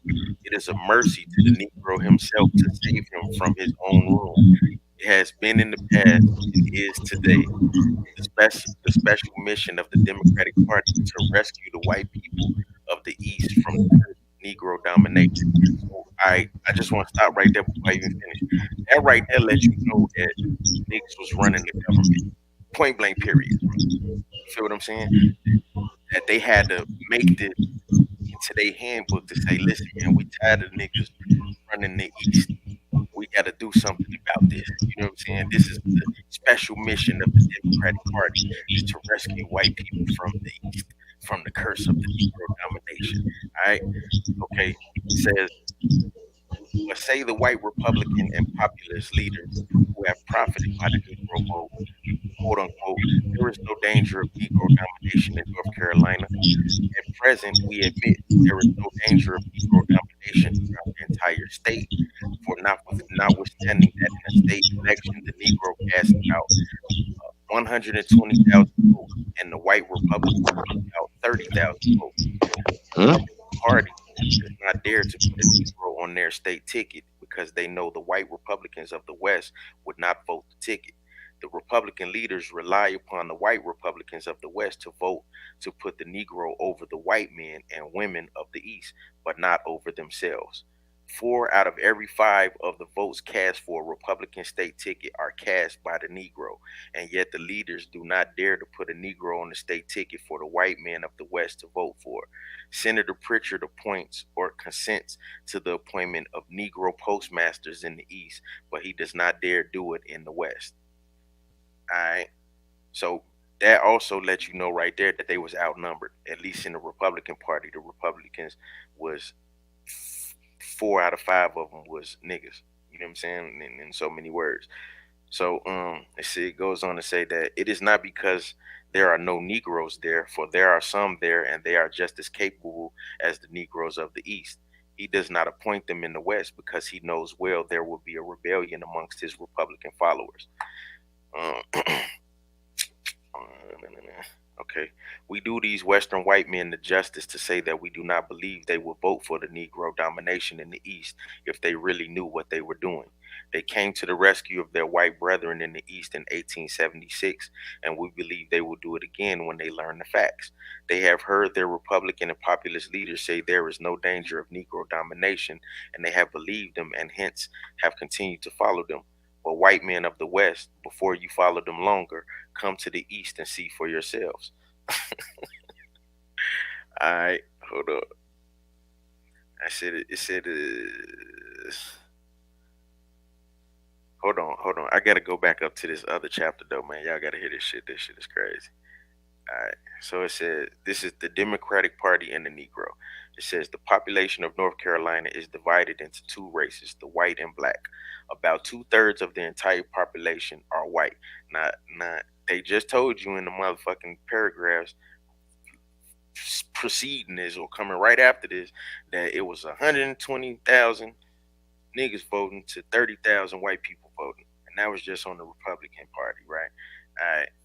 So it says the population of North Carolina is divided into two races, the white and black. About 2/3 of the entire population are white, and about 1/3 is black.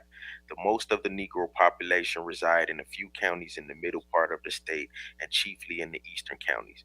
In some of these counties, the Negro race largely exceeds the white race. Of all the votes polled in any general election in the state, fully 1/3 is cast by the Negroes, and in some of the eastern county, the Negroes have a majority. It is possible, upon a full vote, to poll 360,000 votes. It is certain, therefore, that at least 130,000 Negro voters in the state, and it is rare that one of them fails to vote. It is, therefore, manifest that the Negro must enter as a factor into any plan, scheme, or purpose for the administration of the public affairs of the state. It is likewise equally manifest that it is a matter of public interest to inquire into the attitude of the Democratic Party towards the Negro. It is one of hostility or one of genuine interest in his real welfare. The first public utterance of the Democratic Party in reference to the Negro after the state was admitted into the Union under the Reconstruction Acts is to be found in the address of the Democratic members of the legislature dated March 26, 1870, and published elsewhere in this book. From it, we make a single extract as follows. The colored man now enjoys the same political and civil rights as the white man. We accept his status as fixed by the Constitution of this state and the United States in good faith. We regard it as a final settlement of the question. It now becomes our duty as good citizens to elevate him morally and intellectually. This duty the party has honestly and faithfully performed. No well-informed, truthful man, black or white, can deny that the Negro owes about all he has in the way of public school facilities to the Democratic Party. No one knows better than the Negro himself to whom and to what class of people he goes for help in his church work and his various enterprises for the intellectual and moral elevation of his race. Without going into details, it may be truthfully said, the Democratic Party has burdened its own people with taxes for the benefit of the Negro race. So it may be positively asserted that the attitude of the Democratic Party is not one of hostility to the Negro. It may also be asserted positive that the party has done all in its power with the means at its command to make the Negro a good citizen and protect him in all his rights. Under the benign rule of the Democratic Party during the long period it held unbroken power in North Carolina, the Negro race enjoyed peace and quiet and had the full protection of the laws, and the conditions were such that the Negro made rapid improvement and realized to the utmost the blessings of the government.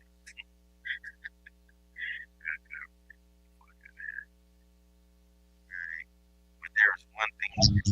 I think you're far away from the mic or something, bro. Oh, my fault. Say, but there is one thing the Democratic Party never has done and never will do, and that is to set the Negro up to rule over white men. All right. So that's just part of it. But you keep reading this shit. I mean, why is the whole concept of ruling over another person? What are they talking about? That's the one thing that strikes me when I hear just the mindset of the author of this situation right here, right?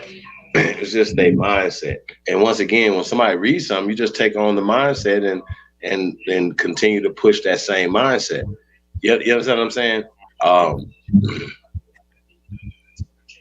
Yeah, I just just the degenerate mindset of the person that wrote that right there, right?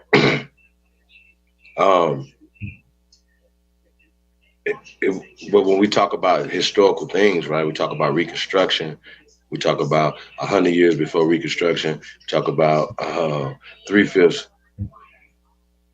compromise, you know what I mean? We talk about all these other skirmishes and so-called wars that had happened, how they just add the French in there, French and or Spanish, you know what I'm saying, these things, into our psyche. You know what I'm saying? As if these things actually happen, as if they actually came to Jamestown and dominated the people.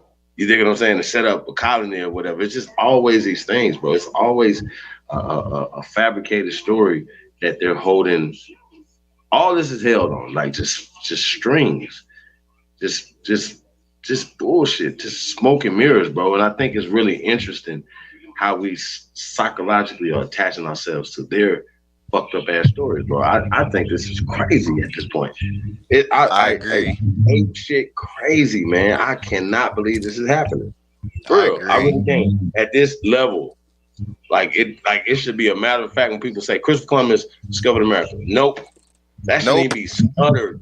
Or how about that stupid shit about America being named after Amerigo Vespucci? That's not even his fucking name. The fuck? That should be outlawed. Like, certain shit should be outlawed. Now, who is pushing that? Why would any American push that? Even if, let's just say these people actually exist and that actually happened, right?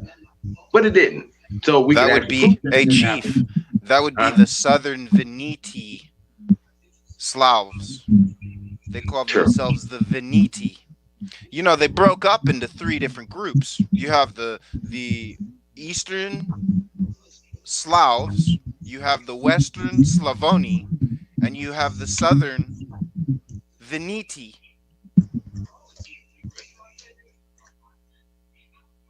Now, what year? What year are these people? What are you talking about? This is during the Great Wandering in the what would it be, 1110, 1112? Now, even with that, like, I just man, I just don't have these people around like that, bro. I know it sounds crazy, but I just, if we say where, right? Like, we even start talking like the 1700s, right? You gotta be like, what was that? Like, what was your people at? What was y'all doing? What was y'all building? Like, well, these things and are also real questions that you got to ask. The other thing that it wasn't Monte Steep either. Like, that's interesting. Yep. Well, and all the Arab countries, they go by their Gregorian calendar. Egypt goes by the lunar calendar, so they're 11 days short of our year. Like, do you get what I'm saying? If you start looking at the calendars, you look at the Berber calendar, you look at the Gregorian calendar, you know what I'm saying? I like North Korea's concept. They like 230 ye. Yep. Like, it's after the dude's grandfather or some shit. Like, you know what I'm saying? Like, they ain't on Jesus. And you be thinking, people be like, wait a minute, how can they? And be like, do you believe in Jesus? Like, no, well, what did you do? Because you believe in that it's 2022 right now.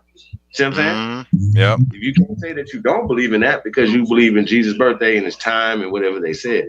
Like, I'm just using that not to be like, whatever, but just when we're talking about how everything is, like, we disoriented our time, positioning, things or whatever, it's all a part of that. It's all a part of blackbirding. It's all a part of warfare. It's all a part of, for a person to want to, like right now, it's Hispanic Heritage Month, right? What is a Hispanic? Wow. Yeah, right now it's Hispanic Heritage Month. But what is a Hispanic? That's what I want to know. I mean, can you show me where these Hispanics historically come from? Yeah, they come from Latinx land. I mean, because King Philip V recalled all of the Dons, so they're not from Hispaniola.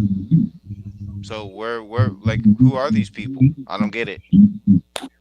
They remind me of like Blanche Bruce, or Lydia Polite.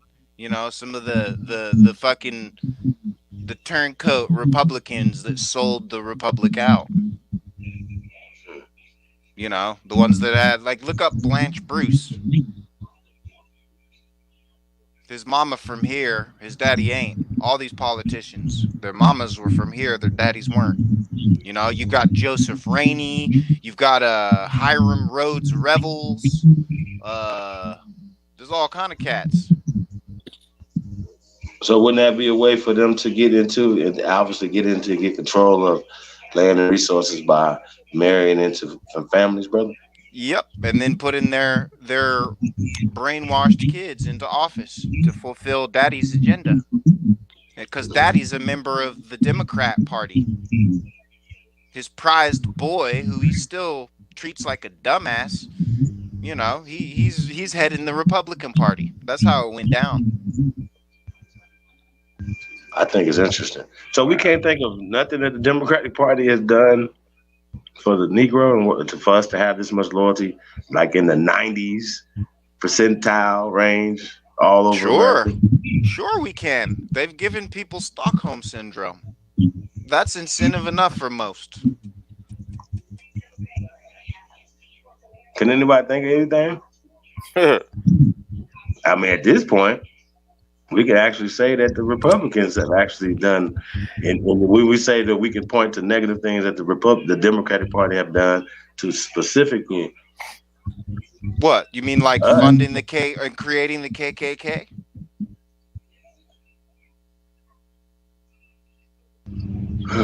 Terrible. The KKK Act. All that shit. Which is actually, a photo serial linguistic hijack, because that's Akkadian. It comes from here, and that K, that's the Akkadian K. It's spelled upside down and backwards. KKK. They just flipped it. They inverted it. Just like the Southern flag, the shit ain't theirs neither. Everything's stolen when you look at it. Even the KKK. Yes, y'all sir. Came down to KKK. Yeah, that ain't even theirs. Bitch ass motherfuckers. Pajama party fucking pimps. Niggas came out of KKK. That's crazy.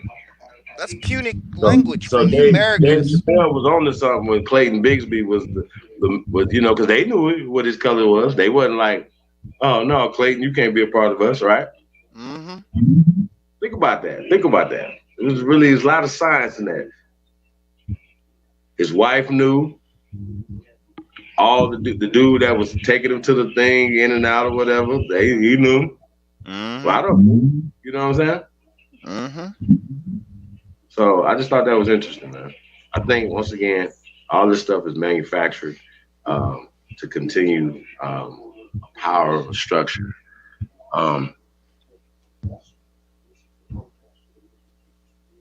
The problem is that we believe it. I'm still tripping on dude calling 911 on the brother in Ohio, in Colorado. I'm tripping on that. I'm still tripping on the police getting out. Not trying to see what's going on.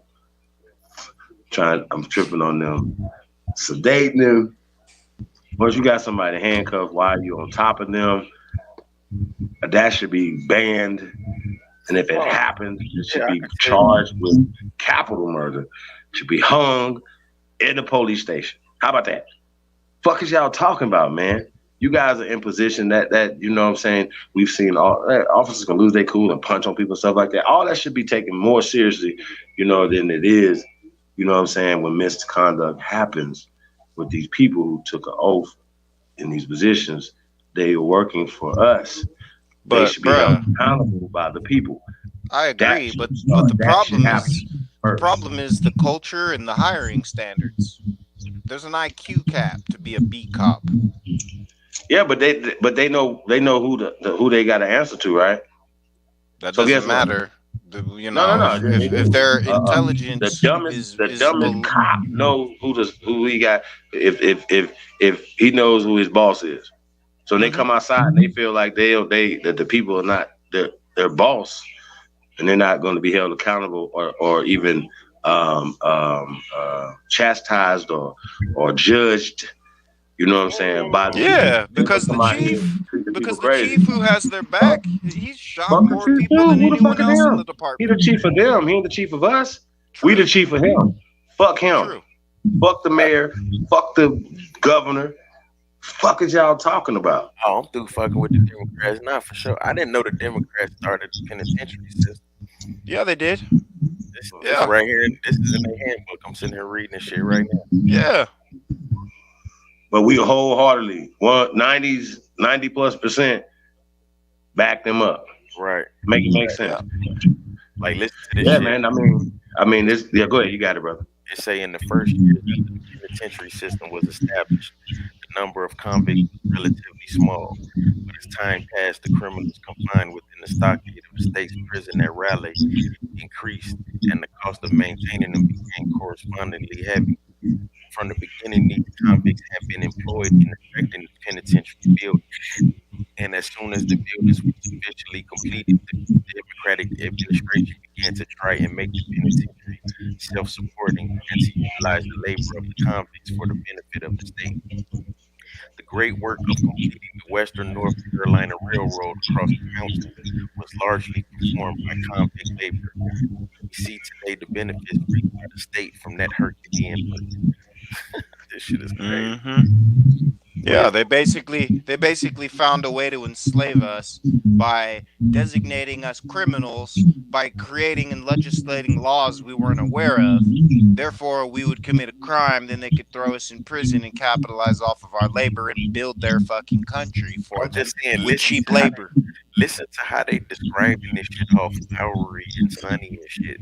The wisdom of this democratic employment of the convict force is indeed illustrated by the rapid and wonderful improvement and development of that beautiful and fertile and healthful section of the state. It has given life and prosperity to many counties that were formerly cut off from the markets of the world and has started their inhabitants on the high road of improvement and progress. Wow. You gotta get closer to the mic, bro.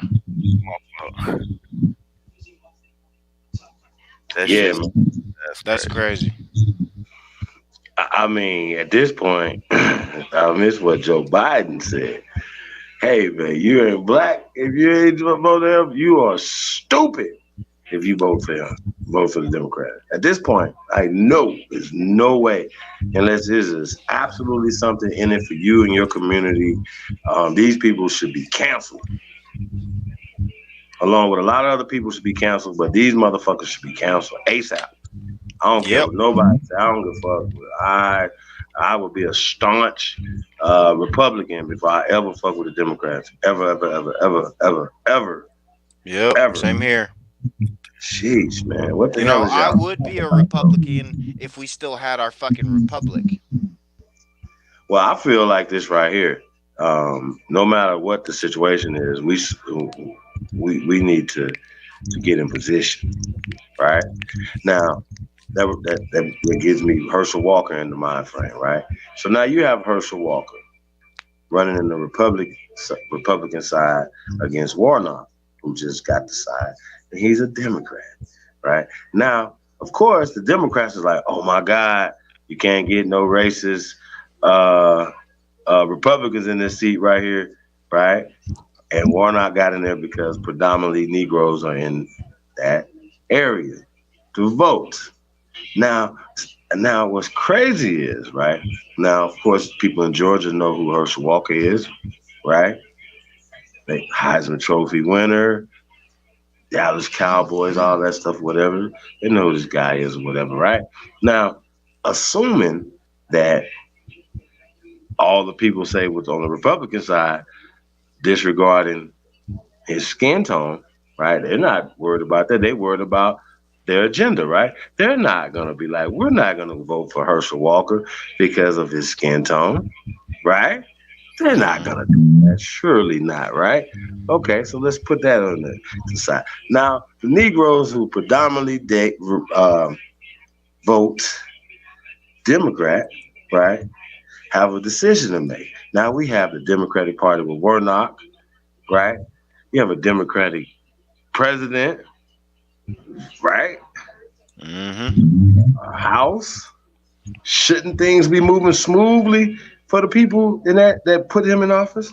Hell There no. would be no way that this dude should be getting any votes, right? Every time that Herschel. Democrats are in office, everything goes to shit. Terrible. Every fucking time they're in office, every time I've seen a Democrat in office anywhere in my lifetime, everything goes to shit. They are shit. They're the shit of the world. They're the collective shit residue that needs to be flushed. I think that's what Trump was referring to when he said drain the swamp. You know, they run around and call people fucking trash and garbage and criminals and wastrels and human waste. Well, I say that's what they are. And their history backs it up. Go around projecting your fucking negative existence onto other people until no one notices you're the filthy fucking rat that started all the shit. Oh, Master Splinter having ass niggas. Bro, this is crazy. Like at this point, I don't know. I don't know. We know for a fact that anybody that tell the truth, they shut them down. That's a fact. Because there's just they're damned. They're the damned ones. All they can do is shut the truth down because the truth about them is so fucking dirty. Yeah, man, we've been trying to shut this thing down for a bit. I've been on here. Let's get the fuck out of here, Chief. You need to get some rest, my brother. I really do, yeah. Hey, man, I really appreciate you guys, man, tapping in, man. I see Sister Amazon over there in Belgium. Mama Bear. Mama Bear. Bless up, y'all. It's me, I'm underwater. Put together our own party. I think that's a great idea, Mr. Hardy. Hey, man, anybody interested in building, man, hit me up, man. chiefholiday@gmail.com, man. Tap in, man. Let's get to work. We're really building over here 3 p.m. Eastern tomorrow, man. Only builders, man. If you're a builder, man, tap in. And yeah, we know we're going to be getting in after that, man. So like I said, we got some interesting stuff to drop tomorrow too, man. So we've just been working on it. And y'all know if y'all got the beat, man, y'all spitter, man. It's a 16, man. So it's an intro. It's the Golden DJ Kuttack Challenge, man. Beat challenge, man. Y'all sent the beat, man. We getting it in, man. I see Michelle Norton in the building. Say peace. Peace to everybody, man. Tapped in, man. Really appreciate you guys. We're going to get ready to get up out of here, man. You guys have a great morning, great day, man. And y'all be safe out there, man, especially being in the hurricane area, man. So it's the GOAT. DJ Kuttack Talk Mix Show, man. We out. Peace out. Peace out.